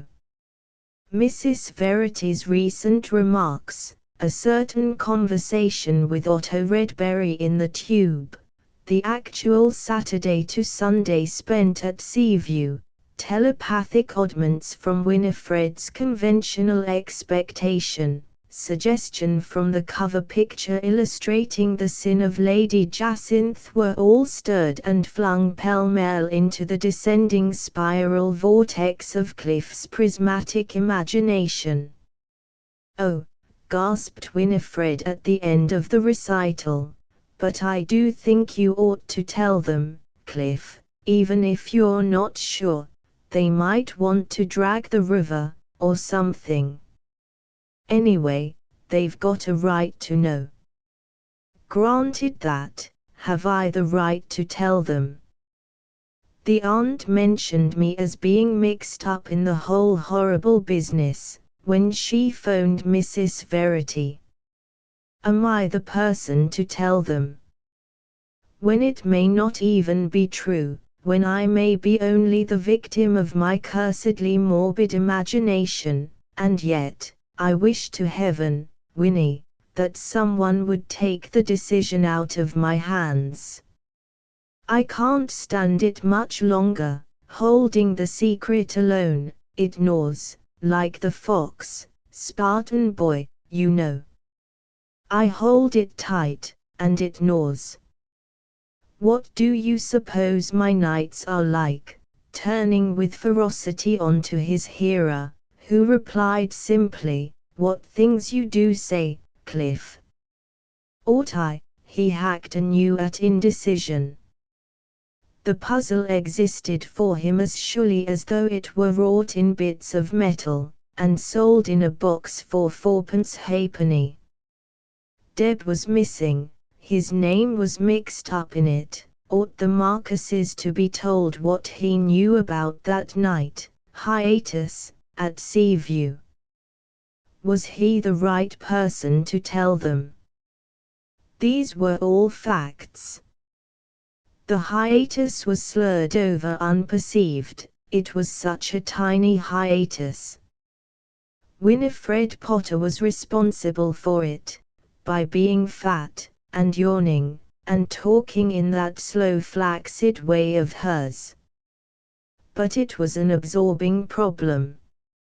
And underneath a top layer of recently manufactured tragedy, Cliff's genuine nature was genuinely concerned about Deb, and the circumstances which attended her flight from home, and his own possible share in the matter. Was any course of action expected of him, not officially by her family, but in the way of ordinary decency? An offer of marriage? Surely not. But he ought to go and look for her, in the river. Who said she was in the river? Truculently. Winifred Potter. She had talked about dragging it, nasty idea. Anyway, how did she know? She was too fat to know anything, just a mischief maker, and then again, ought the Ledberrys to be told?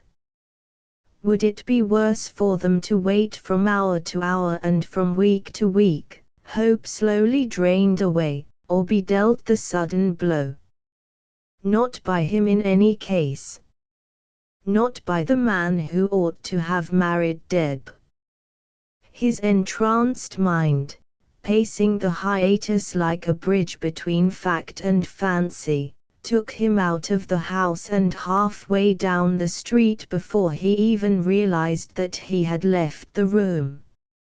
And he had completely forgotten to say goodbye to Winifred. Presently she picked irresolutely at the edges of the sin of Lady Jacinth. She wondered if it would be wrong to finish it, like raising the blinds too soon after a funeral. But it was not as if she had known Deb any better than Jacinth. And the solution to that lady's sin was so handy. One did not have to go out and drag for it, or even move from the sofa.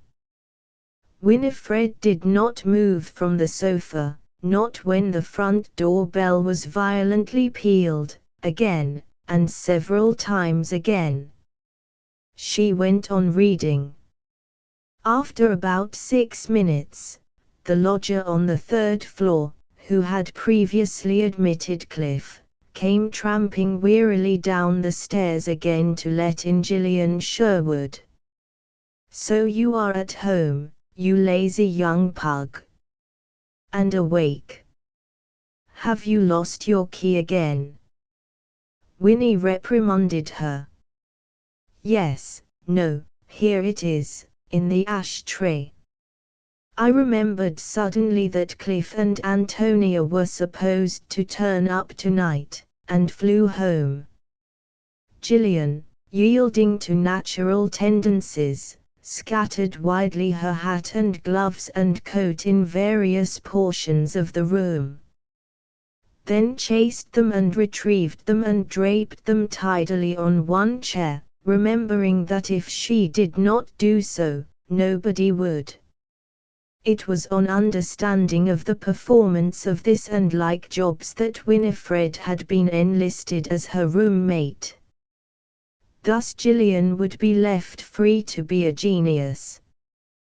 Winnie was glad to leave her own chaotic home of exacting parents and brothers. She ensconced herself tranquilly and for good on the sofa of Gillian's furnished apartments. Having naturally a sweet disposition, she did not complain because it was a horsehair sofa and very slippery. And Gillian, having naturally a sweet disposition, enlivened by humor, continued to make brilliant effective dashes at domesticity, in the between whiles of her other work, with the sole difference that now she cleared up for Winifred as well as for herself. She had grown fond of the plump little parasite, and took the same sort of freakish delight in her as Cliff in Otto Redberry. And Winifred was mulishly averse from returning home. She was happier with Gillian. Gillian gave her more pocket money than ever father did.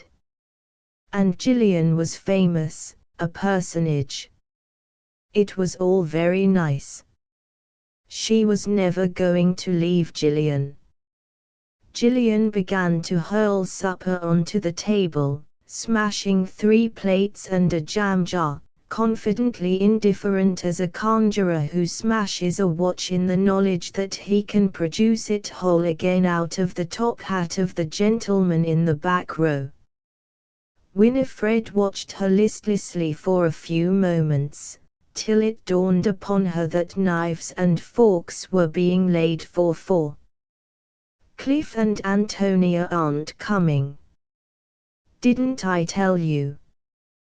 Cliff has been here already, and he says that Deb Marcus has killed herself.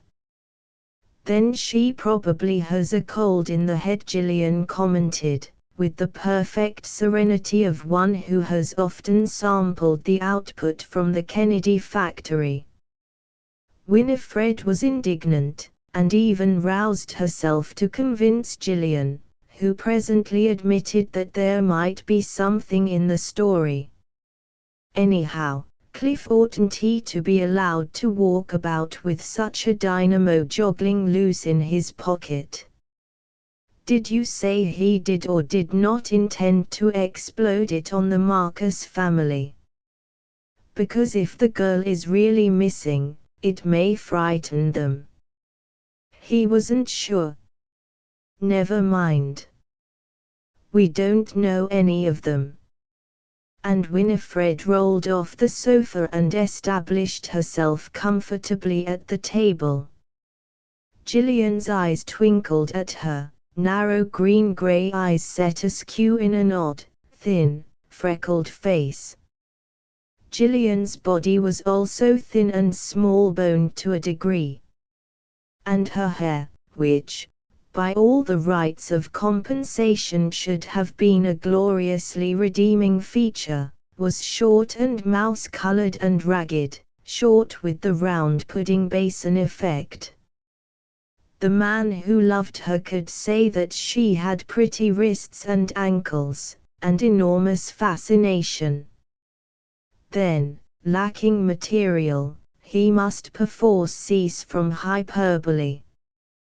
Go on, Theo, what next? And he could never be quite sure if she were willfully plaguing him, or else blind to her own shortcomings. Theo, do you know a bit in Browning about mistresses with great smooth marbly limbs? Jolly line, isn't it? Or do you admire the slender type more? I suppose you would call me slender, wouldn't you? Not exactly the right word, well, svelte then. Like ladies in the corset advertisements. No. Theo, not scraggy. Oh, you wouldn't call me scraggy, would you? Then, after a pause, still persistent, Theo, would you call me scraggy? Do tell. You're just the squeak of a mouse made concrete, Gillian. That's not such a good line as Browning's She sighed. And he, being a sensual epicure, sighed also, thinking of the great smooth marbly limbs, and for the 1000th time racked his brains for what attracted him so mightily and desperately in this exasperating bit of a creature with, well, Theo, expectantly. With remarkably pretty wrists and ankles. And, go on, Theo, in complacent appreciation of these. What next? Where's the blank mange? Enquired Winnie, whose favorite pudding it was. Gillian pushed her hands backwards through her hair, in an effort of memory. I believe I turned it out on the washstand in your room. You'll find it there when you want it. Why, are you going out again? As the other rose impetuously from supper. I'm not happy about that Deb Marcus kid. Not my business, but Cliff is such an irresponsible lunatic, and if even Antonia doesn't know what he's saying about it all, nobody knows but me and him, said Winifred importantly. It's a secret. Gillian bestowed on her a quick mobile grin. Mind you keep it, then. Did you say Antonia had gone round to Zoe? Winnie nodded, her mouth full of salad. Right. Night, Winnie. Lord, I'd nearly forgotten that key again. Why didn't you remind me? Think of the national calamity if I'd called you up out of bed. Winifred assented, but reflected no doubt that there was always the lodger on the third floor. You might give me the blank mange, Jill, as you're up. 3 I say, is my sister here? Zoe opened her eyes very wide. Are you Seul Ormond? She whispered cautiously, bending from the threshold towards Richard till her rumple of primrose curls fell forward over the shoulders of her frilly white dressing jacket. He stepped back a pace. Because if you are, with a gurgle of laughter, then I'm petite sœur, but you're not half as French as I thought you, and why aren't you in your nice uniform? Never mind, are you hungry? Did you cross today? Do you think you're going to like me as much as you supposed? Well, honestly, you're awfully jolly and all that, but you see we're a bit bothered about Deb just at present. Is she here? Deb, oh, then you're her brother. Mr. Richard Marcus, isn't it? Zoe immediately adapted herself to the change of notion, and all the possibilities it in its turn entailed. Do you know who I thought you were? My unknown correspondent at the front, I answered his ad. In the Vie Parisienne, there was no harm in it, was there? He wrote back such a darling letter, and promised to come here on his next leave. So of course I thought. But it doesn't matter one bit, so do come in. I'm really rather glad you've come, between ourselves, because my landlord's called on me and he's perfectly awful when he starts. What a beast, rather hazy, nevertheless, as to what it was the landlord started. Possibly the poor kid was behindhand with the rent, and he was trying to cart away her furniture. I say, is Deb here? No, but I dare say if she told you to meet her here, she'll turn up presently, so you might as well wait. I've often wondered what you were like, with a serious intimate scrutiny from under-drawn brows, which she always found went well with under 17 and over 60. Come into the sitting room. You'll excuse these clothes, but I was just dressing for tonight when he came, with a nod towards the room, and you won't believe me, but I've had to be perfectly horrid to him, to counteract the effect of my hair down, you know. I suppose he has the kind of wife who keeps hers always in iron curlers, shouldn't you think he has? So, poor man, one would expect a little agitation. But there are limits, aren't there? I mean from one's landlord. So you really are a godsend, a sort of guardian angel. Isn't it curious, but I've always, even when I was a kiddie, wanted to see my guardian angel in the flesh, at least in his clothes, you know what I mean.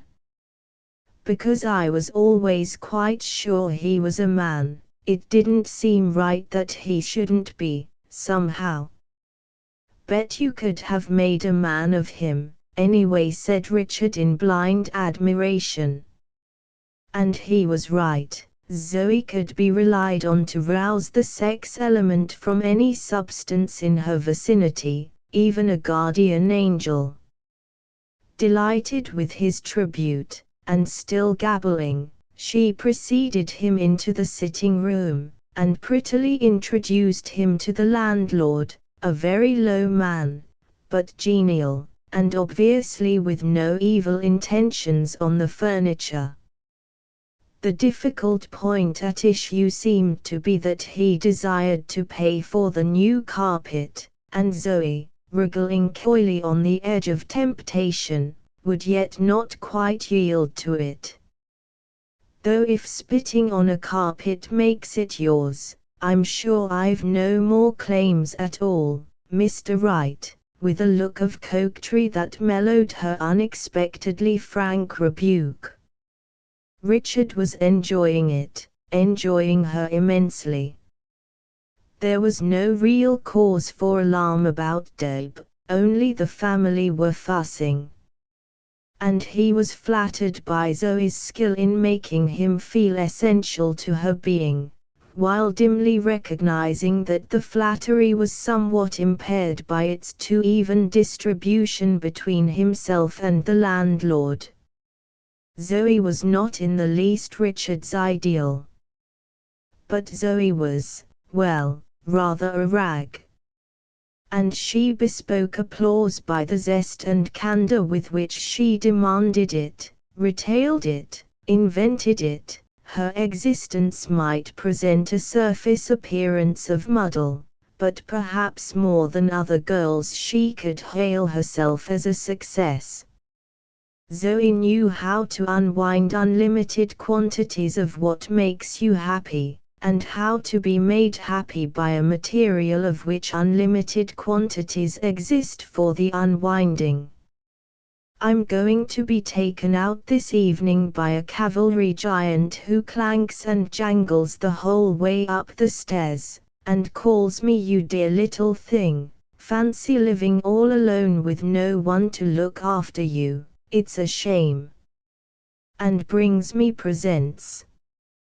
He's about 40 and thinks I'm not quite 17, and when I perch winsomely on his knee and turn his pockets inside out to find what he's got for me, he's just as pleased as a little child. Really he is. And then I spread out all my presents on the table to make them look more, and dance round them and skip and clap my hands with glee.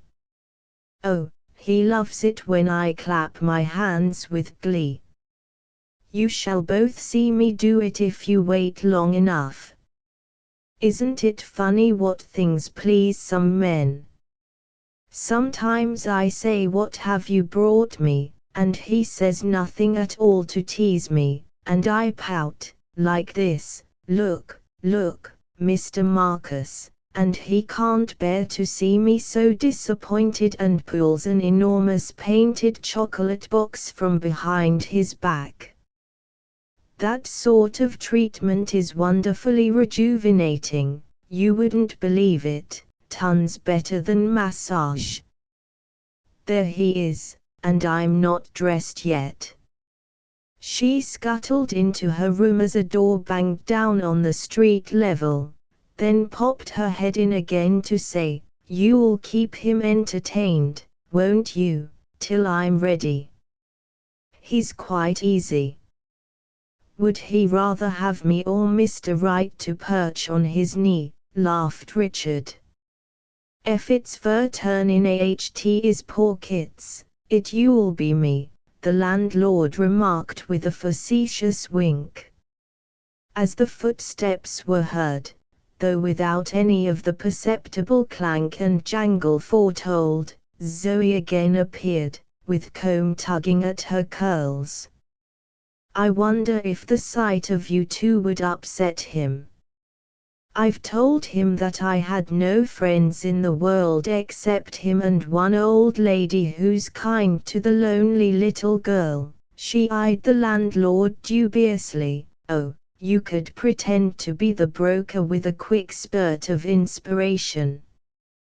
Will you, Mr. Wright? It might make him feel generous, mightn't it? And you, even in the extremity of haste and peril she checked herself from a tactless decision that maybe Richard was too young to matter much, you, behind the curtain. No, your boots will show. Get into the cupboard, quick. She banged the door on him, and banged her bedroom door, just as the front door of the flat, left open at Richard's entrance, banged shakily behind the entering newcomer. Like a bally old farce, Richard reflected, he did not know that people ever really hid in cupboards. Though in Zoe's flat such behavior seemed not only free from eccentricity, but rhythmically correct. He knew the flat quite well. Richard's imagination was not the choked-up affair of a year ago.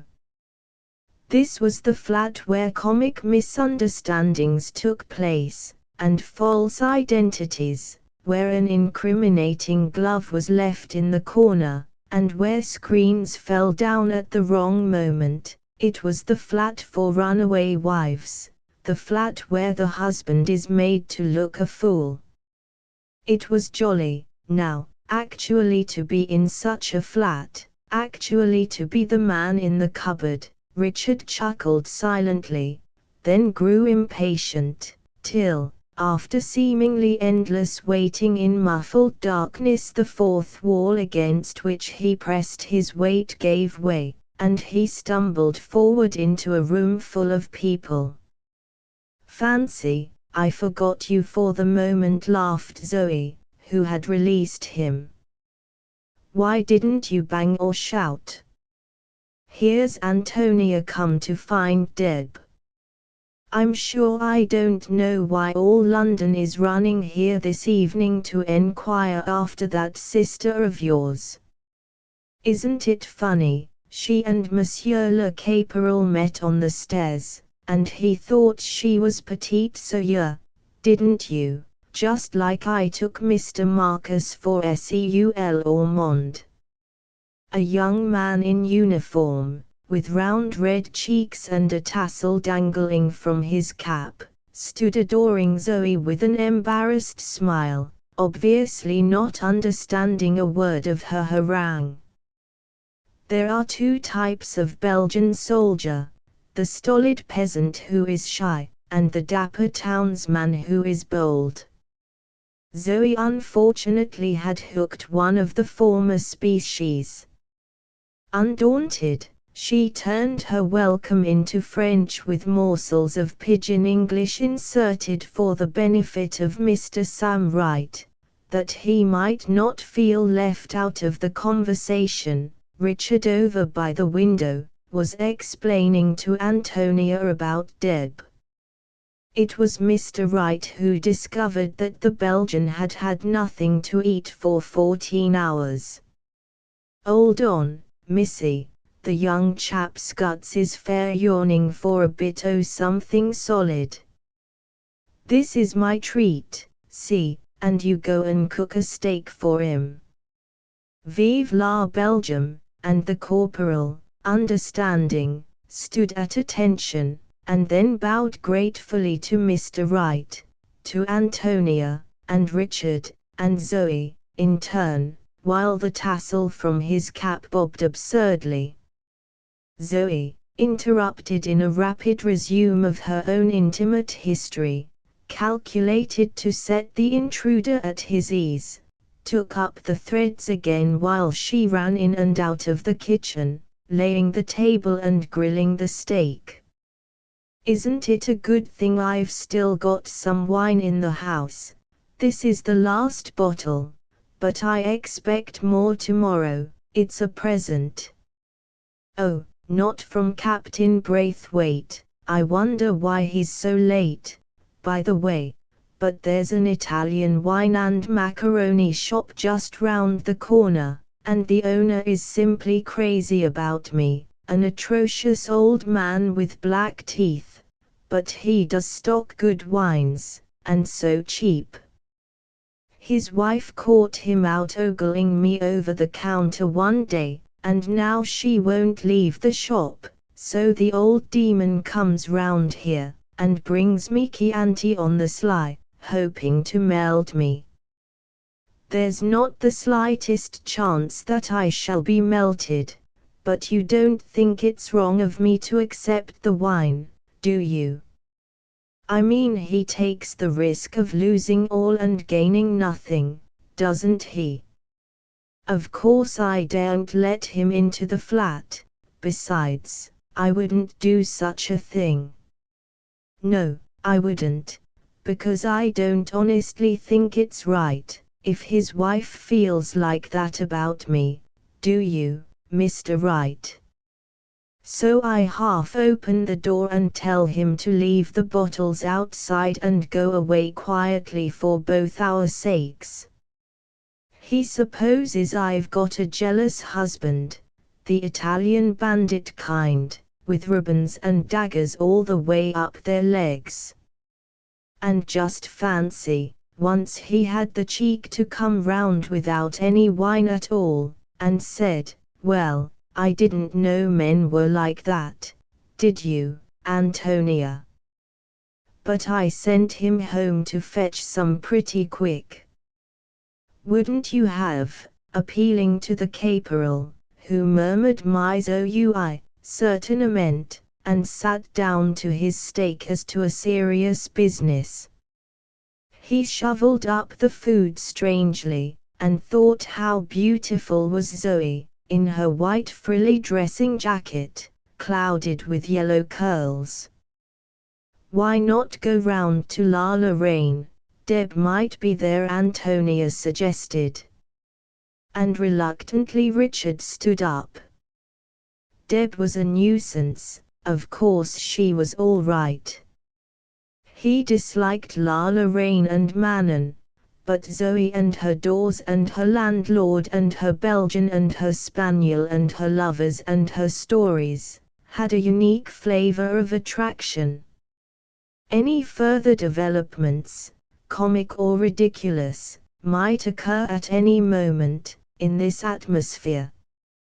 Sure enough, a door banged 4 flights of stairs away, scuffle of many feet approaching, and, "Why, it's Captain Braithwaite!" cried Zoe, in a clear, childish treble of astonishment. "And did you find little Becky and Mark and Joey on the stairs?" "What's the matter, Becky? Broken your scooter?" "Never mind, let me give you a ginger snap. 2 ginger snaps are better than 1 scooter, aren't they?" "What a pretty drawing of a thermometer, Joey. Is it for me? Now that is sweet of you. Mother faith, I'm to ask you to have a look at me Thor throat, myth." The children of the second Jewish tailor, whom the good-natured cavalry officer had gathered and brought in from the landing, were grouping themselves round Zoe's barrel-like representation of the lonely little mother to whom all the children bring their troubles, as spontaneously and efficiently as though they had been rehearsed for weeks.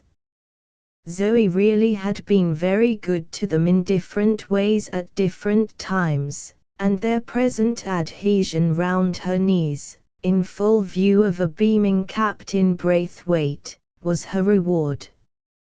Antonia, in an aside to Richard, anxiously questioned her own grotesque fancy that yet another set of doors had just banged, and yet more footsteps were scuffling and clattering up the stairs.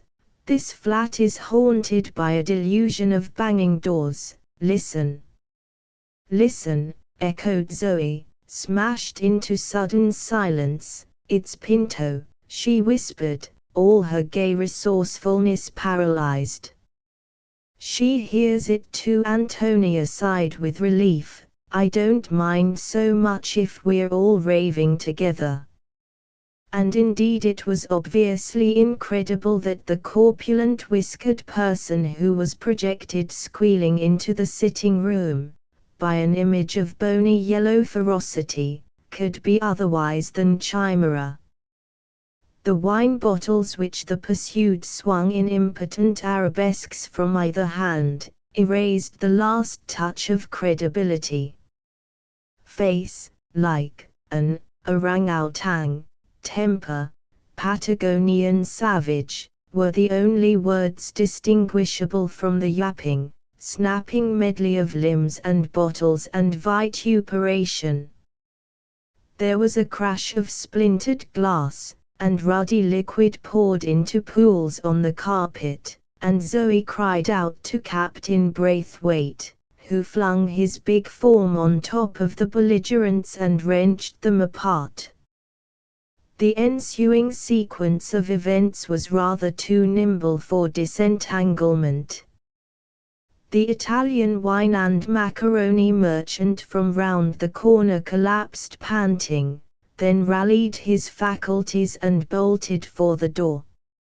Zoe darted in his wake, and returned triumphant, a few seconds afterwards, carrying the second and undamaged flask of Chianti. Meanwhile Pinto had vented his spleen upon the cavalry officer, the landlord, the round-eyed Belgian, and Richard, on whom each in turn he fastened his saga of face like an orangutan, temper of a Patagonian savage. The return of Zoe he greeted by a violent and incomprehensible outbreak of what was certainly bad language and probably Portuguese, informed her that he knew all about it, and was done with her forever, caught up a chair and wrenched it into fragments, glared viciously at the innocent amazement of Monsieur le Caporal, jabbed an accusing finger at him. "You, yes, it is you, you may have her, she is worth nothing, I tell you, stop eating and take her, take her, take her," lifting the remains of the steak from the plate and flinging it across to the window, where it narrowly missed Antonia. "Here, just you stop that," Richard ejaculated, doubling his fists truculently. "Leave him alone, sonny, he dunno what he's doing." The finger travelled instantly round to the pacifist. "Whose is this house, you?"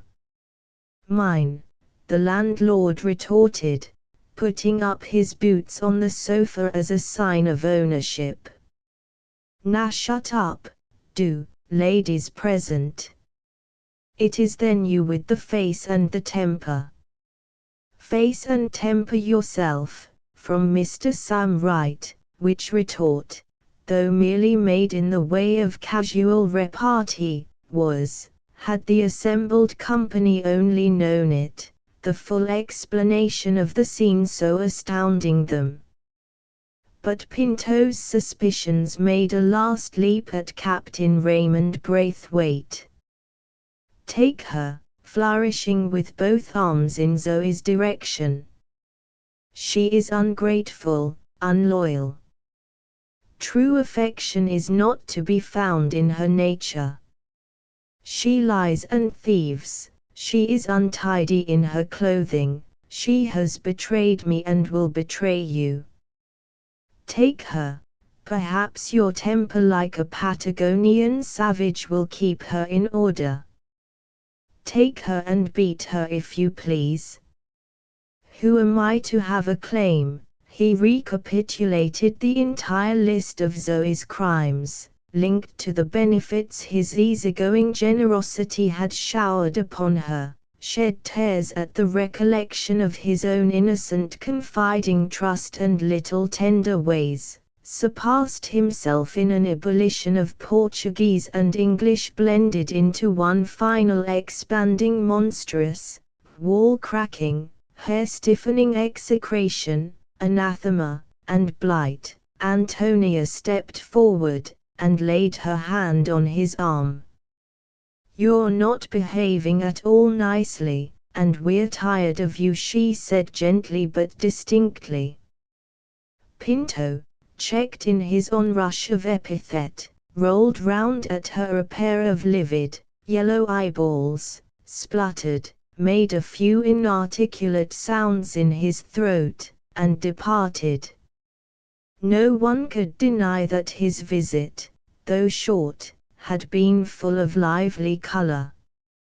"Foi," said the Belgian poilu, still gaping stupidly after his steak. Richard burst into a shout of laughter, and went on laughing boyishly, irresistibly. It was infectious. Presently Sam Wright joined in, and Captain Braithwaite, and Antonia, and even the Belgian. Zoe, on the verge of tears, was the last to succumb. "At least, we've got some wine now," she gurgled, divided between sobs and hysterical mirth. "And we'd better drink it, it's good wine and so cheap. I'm glad I remembered just in time to nip it." She darted away for glasses, but honestly, I haven't the faintest idea what Pinto was so cross and unkind about, have any of you? "He did seem a bit annoyed." "What?" guffawed Captain Braithwaite. "Here's to his good recovery." They all drank Pinto's health in excellent Chianti. A bell tinkled from below. "Oh dear, he must have jammed the downstairs front door in going out, and now people can't push it open. I do think he ought to control himself a little bit better than that, don't you? I mean, it's so horrid when one has visitors." The bell tinkled again impatiently. "Will one of you go down?" For Deb dawdled along the street, painfully carrying a suitcase. Lala Rain had insisted on keeping her to supper, but the Countess was occupying the only vacant room in the house. Anyway, you could always rely on a bed at Zoe's whenever you turned up, time enough tomorrow to think things over. Somebody was already on the doorstep pealing at the bell. The door usually stands open, but it must have got jammed. "Do you want Taylor Moses, Taylor Jacob, or Taylor Isaac?" "I don't want a Taylor at all, thanks. Not tonight, anyhow. I want Zoe Dean Cresswell. I wonder if she's in." Again Gillian tugged at the bell. "You look as if you ought to be Deb Marcus." "I am. I'm Gillian Sherwood." "Put down your suitcase and shake hands. I'll carry it up for you, if ever they admit us." Gillian at last. Deb was first conscious of triumph, followed by a quick pang of guilt. She had not sought out this meeting, it was purely accidental, but what would Antonia say? Antonia opened the door to them. Part 3 Chapter II Deb was living with Lala Rain. She indignantly refused to return home on the understanding that she was to be partially forgiven for an offense she had never committed. On the other hand, her affection for Ferdy caused her a pang of acute misery when she saw how the belief in her sins had stripped him of a certain chubby contentment which even the war and its complications had hitherto left unimpaired. For of course her swift dramatic rupture with her family toppled to an anticlimax. Richard took home the tidings of her whereabouts, and a day after her flight, Aunt Stella appeared at Zoe's for a parley. The tolerance of the period did not permit an erring daughter to be blasted with a parent's curse and left to suicide, or worse, in the dark cold streets of London. The tolerance of the period sanctioned some natural anxiety over the said daughter's material welfare, tentative negotiations, and a return home to a great deal of nagging and an atmosphere of reproachful discomfort. Perhaps Deb foresaw the final inevitable item, perhaps also her passionate self-persuasion that she could not bear continual witnessing of Ferdy's sighs and worried forehead, was the outcome of a guilty suspicion that it was more by haphazard than by virtue that she was able to mount her pedestal and stand aggrieved upon it. "It's the fault of my very lax upbringing," she argued with the guilty suspicion. "Yes, but it's lucky that I have a certain fundamental standpoint of moral decency with crushing pomposity." Yes, but the yes buts had it. "I can't live at home with Aunt Stella hating me like this weekly." And here she was right. Even Ferdy recognized that his sister and his daughter were henceforth not likely to dwell together in a state of affectionate harmony. Stella had been queer about Deb ever since discovery that Deb was initiated. What was to be done? And then Lala Rain appeared at Montague House, an emissary from Deb. "My dear, leave it to me."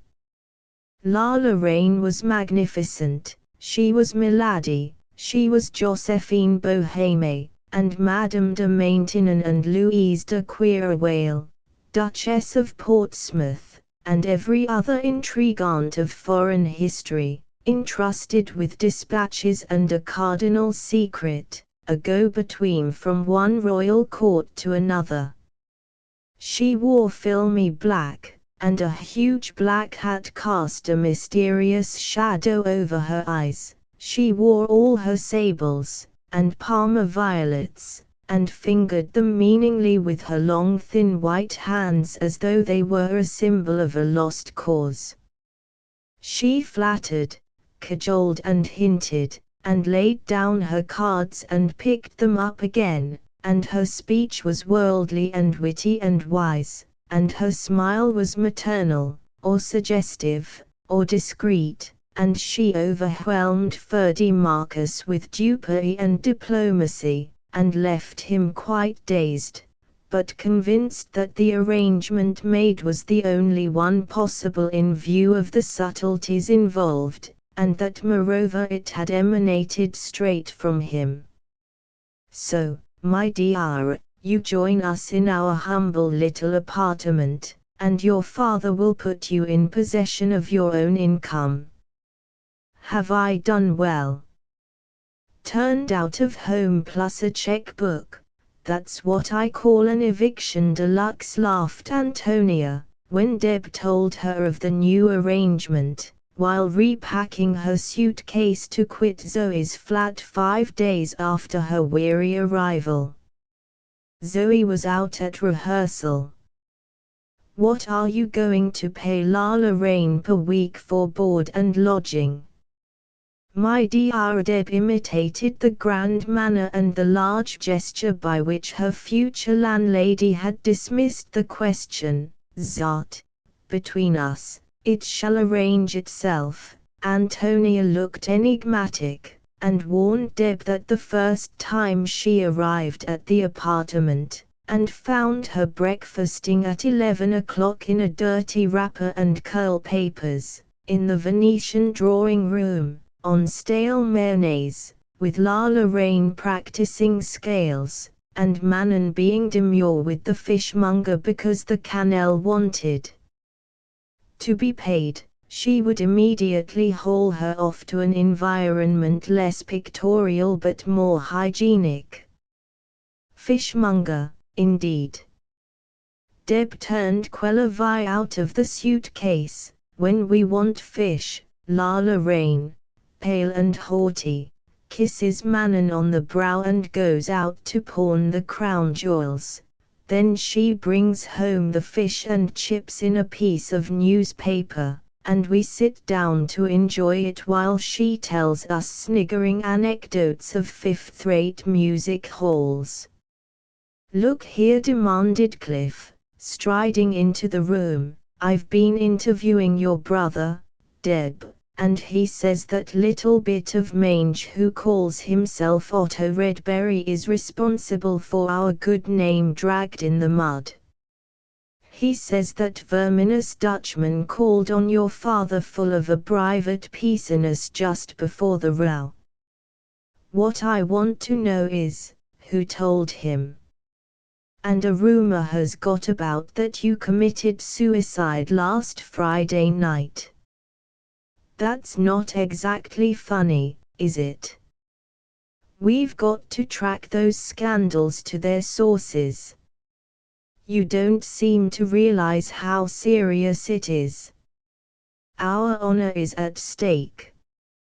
It's so good of you to include mine, Deb said meekly. Sit down, Cliff, and don't rave. I suppose I started them myself. And she related her dramatic confession to Samson Phillips. And Cliff listened, frowning. But this is all hypothesis. You mentioned no names to Phillips. You didn't actually specify that night at Seaview. I'm not reproaching you for the lie itself, Deb. That was merely silly, feminine boasting. But Otto must have got his definite facts from someone else, and I've written him an imperative letter on the subject.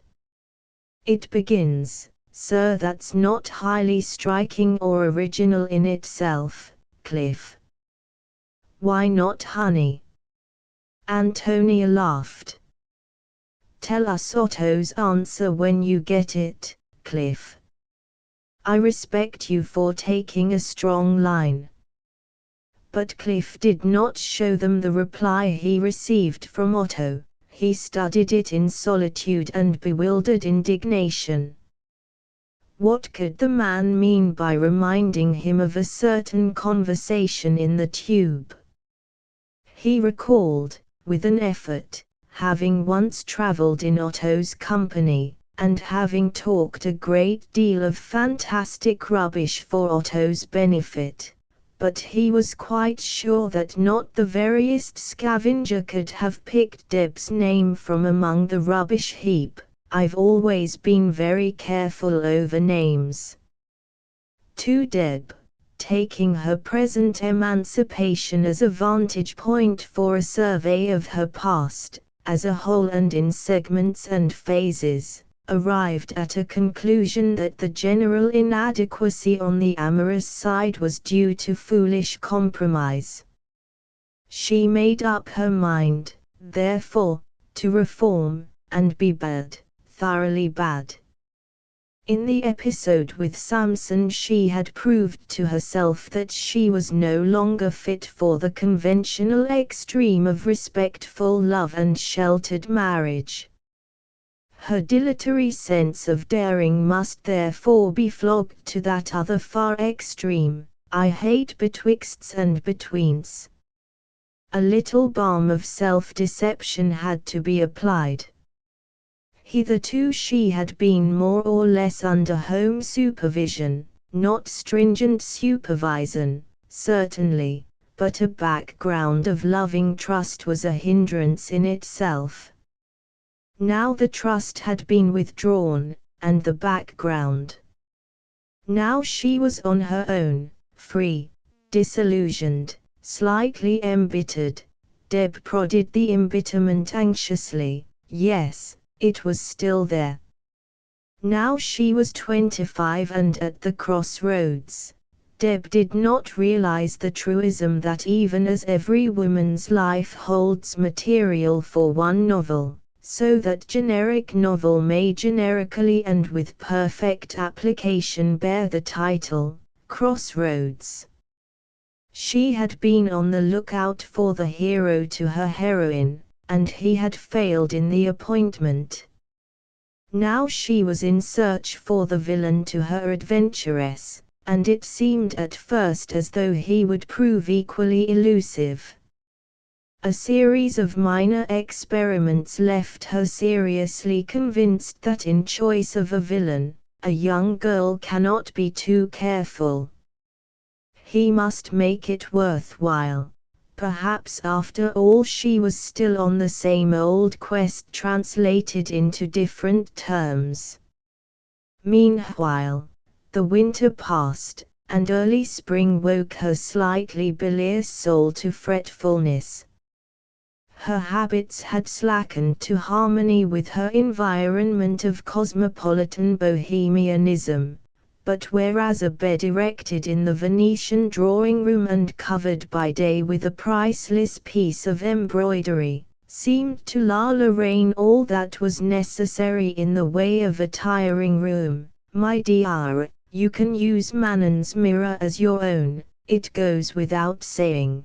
Yet Deb was not quite happy at the general sloppiness of tea gowns and mysterious foreigners and rich meals at all hours, or at no hours, Carmen for breakfast, Tosca for supper, and out-of-season dishes in between, music hall managers strolling in to slap my good Lorraine familiarly between the shoulders, and look avariciously at Manon, who, however, a child of mummers and motley, was interrogated with a strictness which Deb, daughter of strictest Israel, would never for a moment have suffered.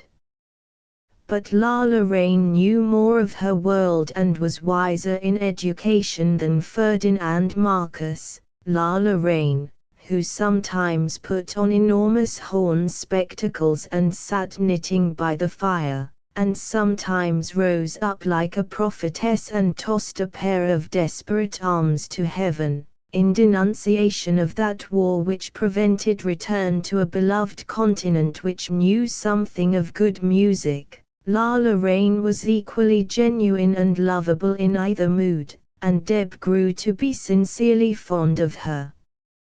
But Manon was another matter. Manon, at 18, held to her pose of exiled princess, a slender figure in the vast loneliness of the drawing-room, a lonely little heart mysteriously unsoiled by contact with aforesaid mummers and motley. She listened charmingly when Deb scattered ethics of rebellion. She appeared slightly shocked when decorum demanded that she should be shocked, and yet, for all the demureness of reproving eyelash and but, Deb, in the pretty lisping accent, Deb could not be rid of an impression that when it came to it, Manon would go further and fare a great deal better than herself. Manon had hitched her wagon to a fixed star, whereas it looked as though Deb had hitched hers to a traveling circus. "We've had enough of this," exclaimed Antonia, an unexpected visitor after a tour in the car which had lasted the whole of February, "not dressed yet, and it's nearly 12 o'clock, sluggish appetite, no wonder, if you smoke scented cigarettes with your coffee and eggs." Even as I prophesied. "Don't be hard on me," Deb pleaded. "I'm not entirely dead to better things, really, Antonia. I feel the call of spring urging me out and out. Let's go to a cinema, shall we?" "On the contrary, we shall gird up our loins and do war work, my child," grimly. "We shall speak to our mothers and ask them what particular niche is vacant for one willing but ignorant daughter of pleasure, and we shall send word of the result by this evening latest. And meanwhile, we will withdraw our plaits that writhe like blue-black serpents among the exquisite but macabre foliage of last year's tablecloth, and put away the dregs of green chartreuse, and sit up and comb ourselves out, and try to be a credit to a nation at war." Deb laughed and said she was quite willing to do war work, and had meant to enroll herself since some time, but had thought it too late. "Oh, I think the war may be trusted to last another month or two. I meant in fractious explanation, that it always seems to me too late to do something afterwards which one hasn't done before. Lazy little Oriental. You will visit my mother at 6 p.m. precisely this evening and receive your instructions, with which Antonia departed. Blair Stevenson is said to be coming back to the Foreign Office was the subconscious wriggle of motive underlying her sincere belief that Deb would be the better for a more strenuous existence. For Blair Stevenson, in the diplomatic service, was Gillian's friend. Antonia liked him, appreciating to the full his supple wit and undeniably perfect breeding. His pursuit of her was ardent enough for her to enjoy keenly the sensation of flying. He never drew near, and presently the pursuit slackened. He was sent abroad, British resident of some West African province, and when he returned, fell easily into place as one of her group, an excellent occasional. Antonia was aware that he was still on good terms with Gillian, and that if accidentally he met Deb there, what does it matter? But the fierce desire persisted to keep the child pure. The eventful climax of the meeting between Gillian and Deb on Zoe's doorstep, Antonia accepted quietly and almost with relief. It had happened, and there was no more to be done, by her at least. A week afterwards she was forced to leave London. Her Major General was perpetually touring and inspecting and dashing hither and thither. Deb in her letters had spoken no further word of Gillian. Deb was afraid, as a matter of fact, knowing Antonia's probable state of mind. But Gillian, in divine unconsciousness, dashed off a hasty postcard on which Dear Deb struck out, was replaced by Dear Antonia. It was probably the only card Gillian could find amongst the frenzied litter on a desk which Winifred ought to have kept tidy, but it told Antonia all she wanted to know, all that she did not want to know. Deb and Gillian were getting on nicely. And now Blair was returning. For all her liking of Blair's society, she infinitely preferred him in Greece, where he was at least safe from the result of Cliff's parties or Gillian's introductions. Antonia could not be forever vigilant. The Major General was beckoning once more, and then came that sunny letter from Cliff Kennedy informing her of a marvelous studio party he had arranged. I borrowed your studio as usual, and you can have sea view in the summer whenever you want it.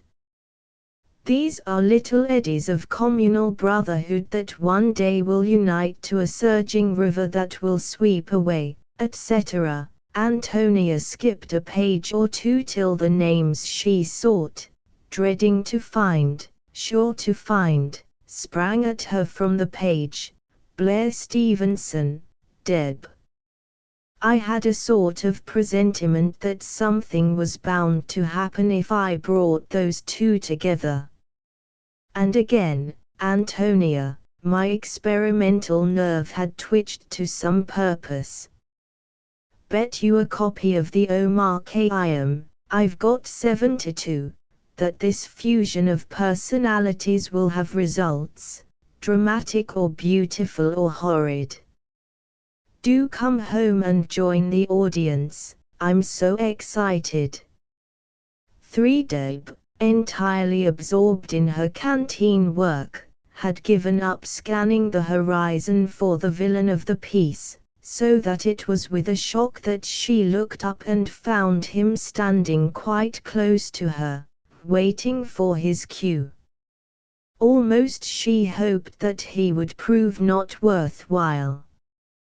Those nights under the gaunt station roof, watching the restless watchers for the leave train, watching the grimy burdened soldiers tumble with dazed eyes out of their compartments onto the platform, till roused to the necessity for rapid mechanical dole of coffee and sandwiches, wash up, start afresh, hour after hour. These nights had become more real than the arrangement and rearrangement of her own temperament. But Blair was so definitely worthwhile that Deb dared not refuse him as a prospective. What? The old dream was dead, of course. Dream of the big thing, husband who knew of all her past idiocies, and called her a goose and laughed at her, and understood. Small sturdy boy in a dark blue jersey and rumpled hair several shades too light for such a brown skin. You are being not only sentimental, but also futile, she informed herself. Next there will be pretty fancies all about a dream garden, and straightway there was the garden, at the magical hour of after tea when the grass looks as though it had been freshly painted, and the Canterbury bells are adrip from recent watering.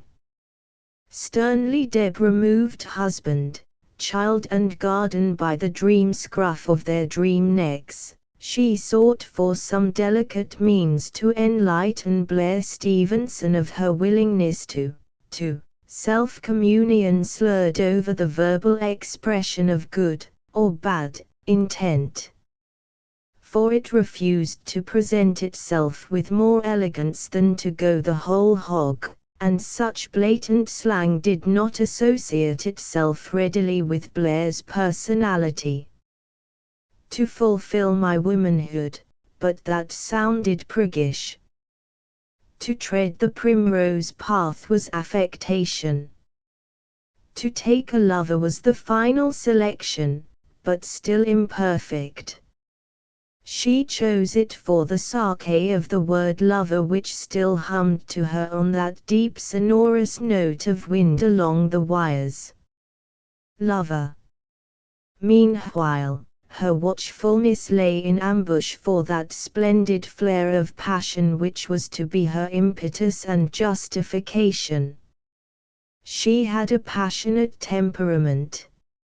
How could it be otherwise, with those eyelids and that mouth? Men and women alike had accused her of hot Eastern blood, insisted upon it, warned her, laughing or in envy, of the penalties. She accepted this established version of herself in an unquestioning spirit. Child, you'd lead a man to hell, a victim had once foretold. Now she waited for a man to lead her to hell.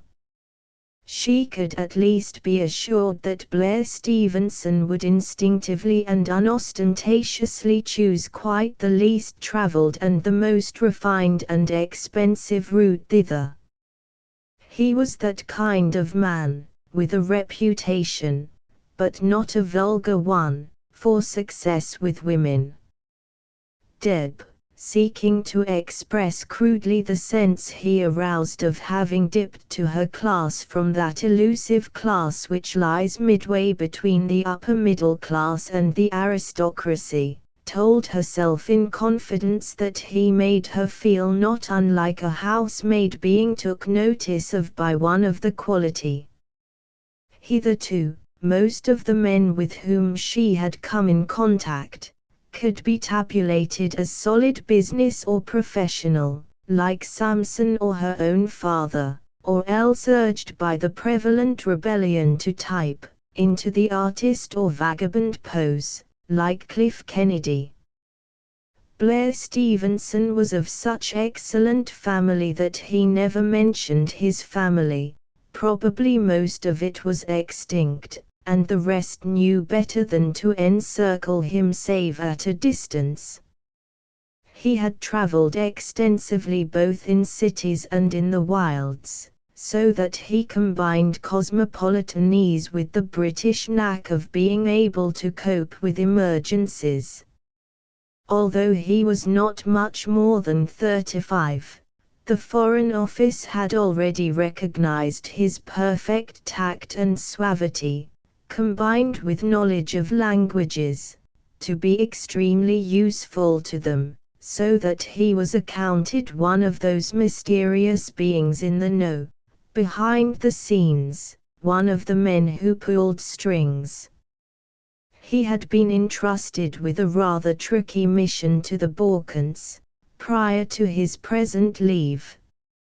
His natural appendages and equipments one would assume to be a faithful valet in his town chambers, a faithful maitre d'hotel in every capital, and a faithful mistress no one knows where, because Stevenson, though ardent, was discreet where women were concerned, but certainly the carriage of her head proclaimed her exquisite breeding, and she cost him a great deal of money. And all this about him, speculative and positive, did not quite convey why Deb was not always sure, metaphorically, how to use her knives and forks in his presence. Easy to make mistakes, tiny, silly mistakes of conduct or subtlety, and read in his eyes a dawning recognition that she was not quite it after all, or his amusement perhaps at her quaint lapses from sophistication, a mere amateur compared with what he's accustomed to. Then angrily, oh, he swanks, and I'm a snob, which was inaccurate. He took form for granted, and she was shaky about it.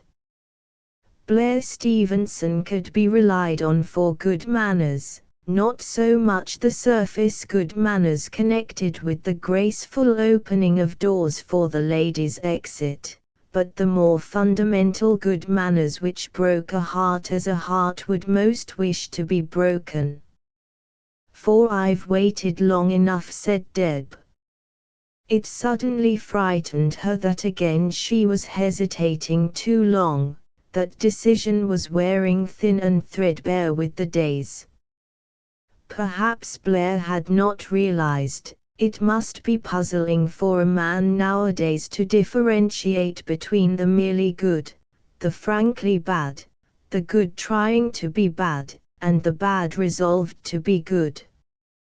I suppose he needs what Aunt Trudchen used to call a little encouragement, Deb reflected. Then by what sign could she convey to him that her intentions were dishonorable? They had, of course, dispassionately talked of sex, which is the weather subject of today's men and girls. Deb was afraid, standing on tiptoe to the clubman and the cosmopolitan, that she might have given an excessive impression of sophistication, and that he was inwardly astonished, now, that she delayed to pass him some customary code word or countersign necessary to his advancement. She had not the faintest idea what was expected of her, so she essayed a semi-confidence in Lala Rain.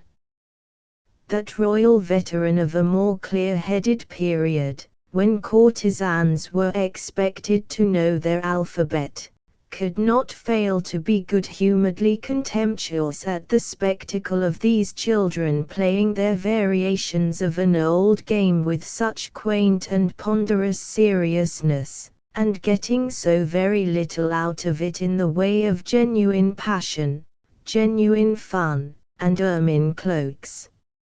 Out of the question, certainly, that Manon should join these games. But Deb was 6 years older and had made a muff from her chances as Manon would never be permitted to do. Moreover, Deb was not Lala Rain's own daughter. So Lala Rain shrugged her shoulders, and gave her the necessary tip. Deb was on her way to call upon Blair Stevenson unexpectedly at his rooms in Jermyn Street. It was 10:15 in the evening, and because she had just been relieved from duty at Victoria Station, she was wearing a long disguising cloak over silk garments that slip on the skin with a suggestion of suave fingers. Blair was at home. She had telephoned during the day, and, preserving an incognito, had asked the valet what would be the best time to telephone again. The valet said, "I believe that 10 o'clock tonight will be most likely to find Mr. Stevenson." Blair would realize the significance of her visit, and once lifted to response, her fatal temperament could be relied upon to do the rest. "I've waited long enough." "Oh, suppose I waited till nobody wanted me anymore, and then I wanted it more than anything else." She leant against the door for a pause of short, quick breathing. The neighborhood, the steps and passages, the windows, were all discreet good form, world of the clubman, the cosmopolitan, the man who knows, utterly alien world to the forlorn little virgin, who stands, suddenly erect and stiff and pearly white, thumb pressed firmly on the bell button of number 141B. It's now. Queer, never before had she realized the present so vividly. It has been a minute ago, it will be the day after tomorrow, but it's now. As Blair, with a smile and a subtle look, threw away his half-smoked cigar, took the half-finished cup of coffee from her hands. Now, she was one pulse that beat for initiation.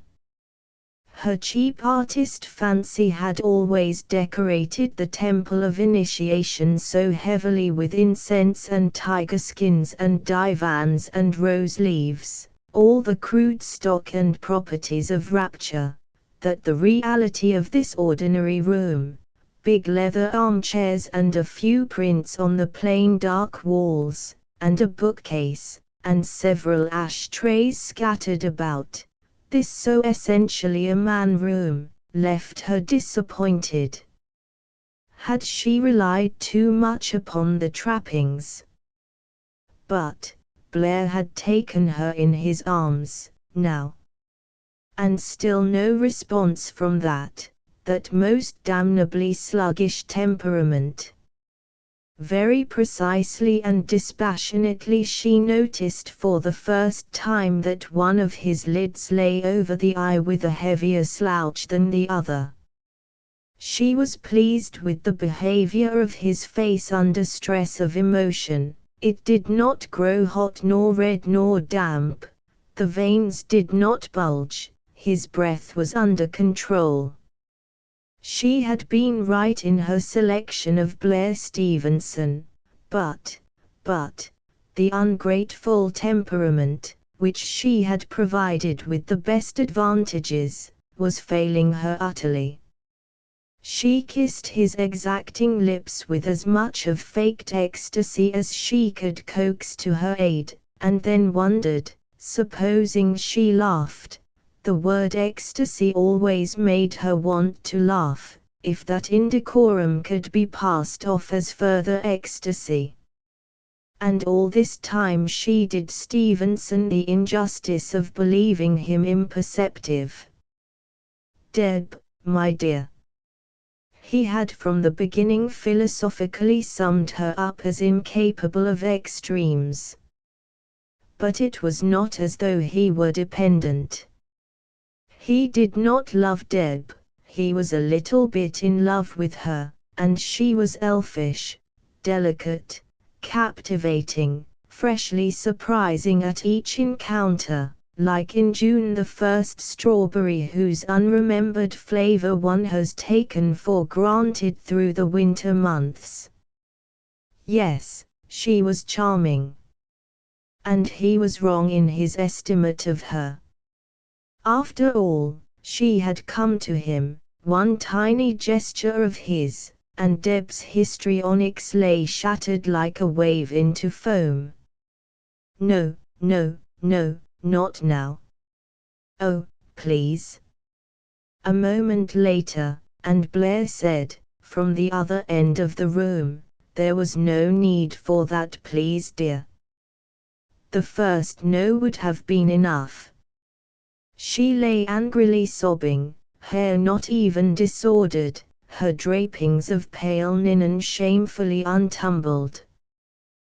The desperate encounter had yielded her one scrap of self-knowledge, nothing else, that she was not in the least passionate by nature, and that only love could raise her nature to passion, that she had been misled all her life by a mere illusion deduced by herself and others from her face and her way of moving, and her recklessness of speech and her Jewish pliability.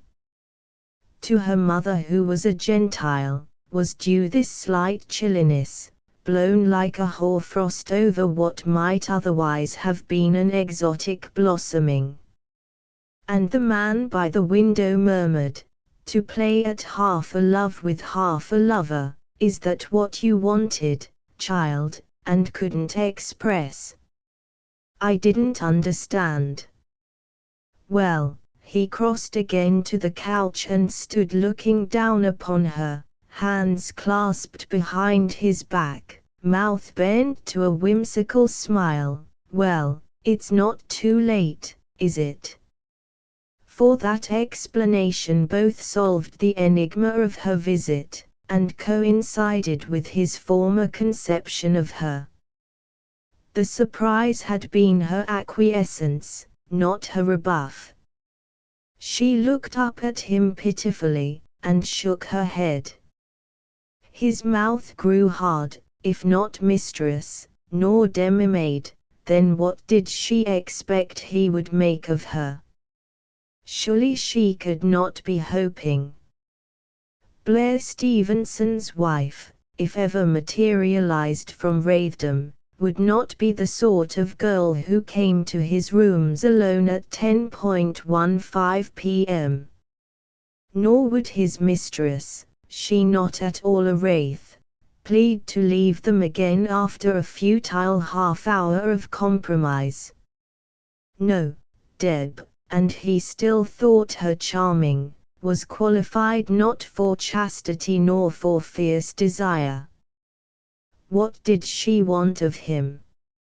Her intuition leapt to what was passing in his mind, and in stinging agony that he should behold in her a huntress for a likely husband, she said quickly, I did want to play, only to play. But, you frightened me, forget that. I'm getting old and dense. And all men try, once, you know. But it's all right, Deb, it was all right. Now, at the demi-price of her demi-virtue, she had saved at least that tattered beggar-maid she still called her pride. I believe you thought I had come with a matrimonial lasso coiled up in my hand, she taunted him. And Blair was deceived, for all his penetration.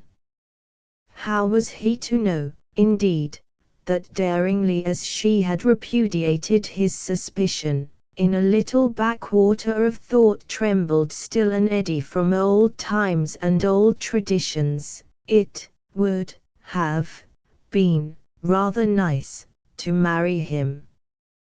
But you have just proved you are not in love with him. Oh, that kind of thing wouldn't matter. I believe it would grow of itself, if he were looking after me. Her set smile curved into real merriment as it struck her how Samson would approve of these sentiments. Perhaps she and Samson were kindred souls, after all. But Samson would most certainly not have approved of her present abandonment to a demi-lover. She lay with an apathetic hand straying over his hair and eyebrows, wondering a little at the hard cheek pressed close to hers, wondering a little, how soon she could say it was time to go, whether there were any letters waiting for her at home, if that pale young lance corporal who had fainted as she put the coffee cup into his hands, had recovered yet, wondering a little, as Blair shifted their positions, and drew her head down to where his shirt opened onto his heart. Did Blair really enjoy this? Ought she not to say she was uncomfortable and had a crick in her neck? Whether she were now what is called a sinner, pécheresse in French, or was it pécheuse? One of them meant the fisherman's wife. She remembered that from school. Yes, pécheuse, surely. They were taught to tell the difference by the resemblance of the circumflex to the roof of the fisherman's hut. The other has an accent aigu, but Deb had never been quite able to disentangle a vague notion that a fisherman's wife was also a sinner. Pécheuse, pécheresse. She wondered anew if that monstrosity on the wall opposite were a Haggoth. If her watch would be mended by tomorrow, as the man at the shop had faithfully promised. Are you happy, you small white Deb? She sighed yes. You must come to me often now we understand each other. And again, yes, often. Chapter 2 Antonia stood in the empty room in Bayswater, reading a scrawl of explanation which Gillian had left behind for her on the dusty mantelpiece. The floor was littered with bits of straw and string, a broken teacup, some torn-up MSS.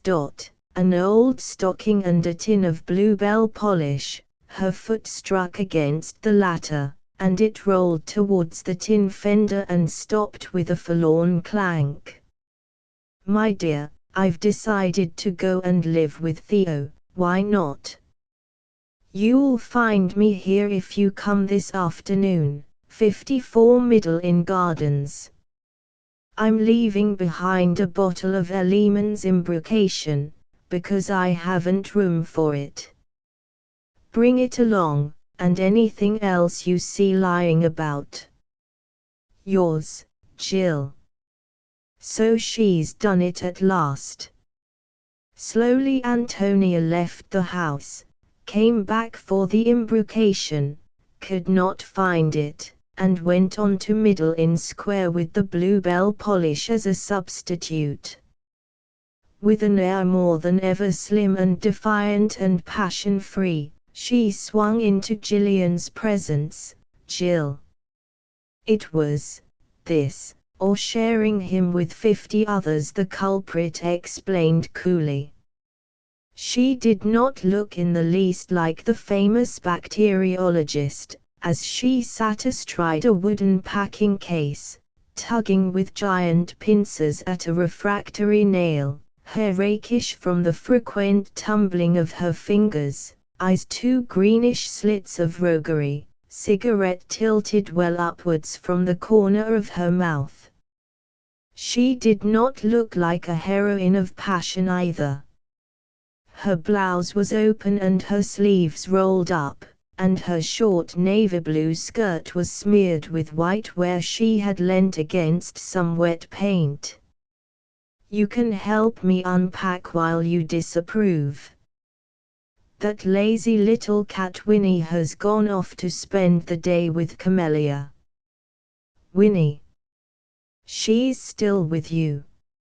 My dear, what was I to do with her? I couldn't send her home again just because of a whim of mine. It wouldn't be fair. She isn't happy at home. Antonia sat down helplessly. A year ago Deb gets turned out of home, plus an income.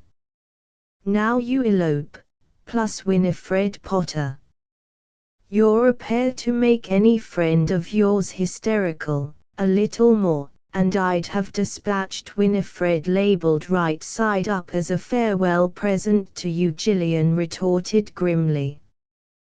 But she'll do for Theo to flirt with in his lighter moments. Theo's are mostly lighter moments, aren't they? Jill, I wouldn't have minded the sacrifice, I wouldn't have said a single word, if he'd been worthy.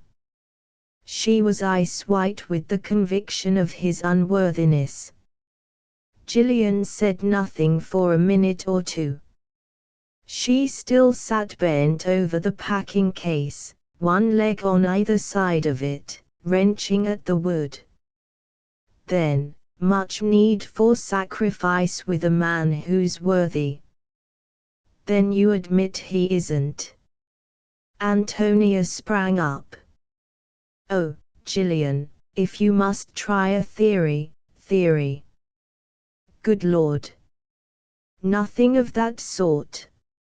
It's just that Theo isn't big enough or good enough, if you like, to remain faithful and decent and honorable to a woman who's only his spiritual love.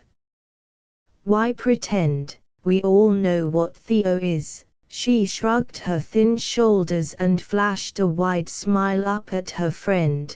He's clever, with a sort of malicious destructive cleverness. Otherwise just an amorous gutter snipe, who can't resist anything of the other sex, a Zoe in male. His reputation is a joke. I've heard scores of people chuckling over the latest Theo Pados story.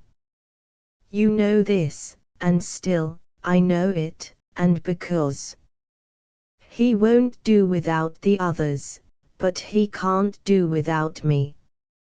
Look here, you blooming Artemis, I justify myself to you just this once and never again.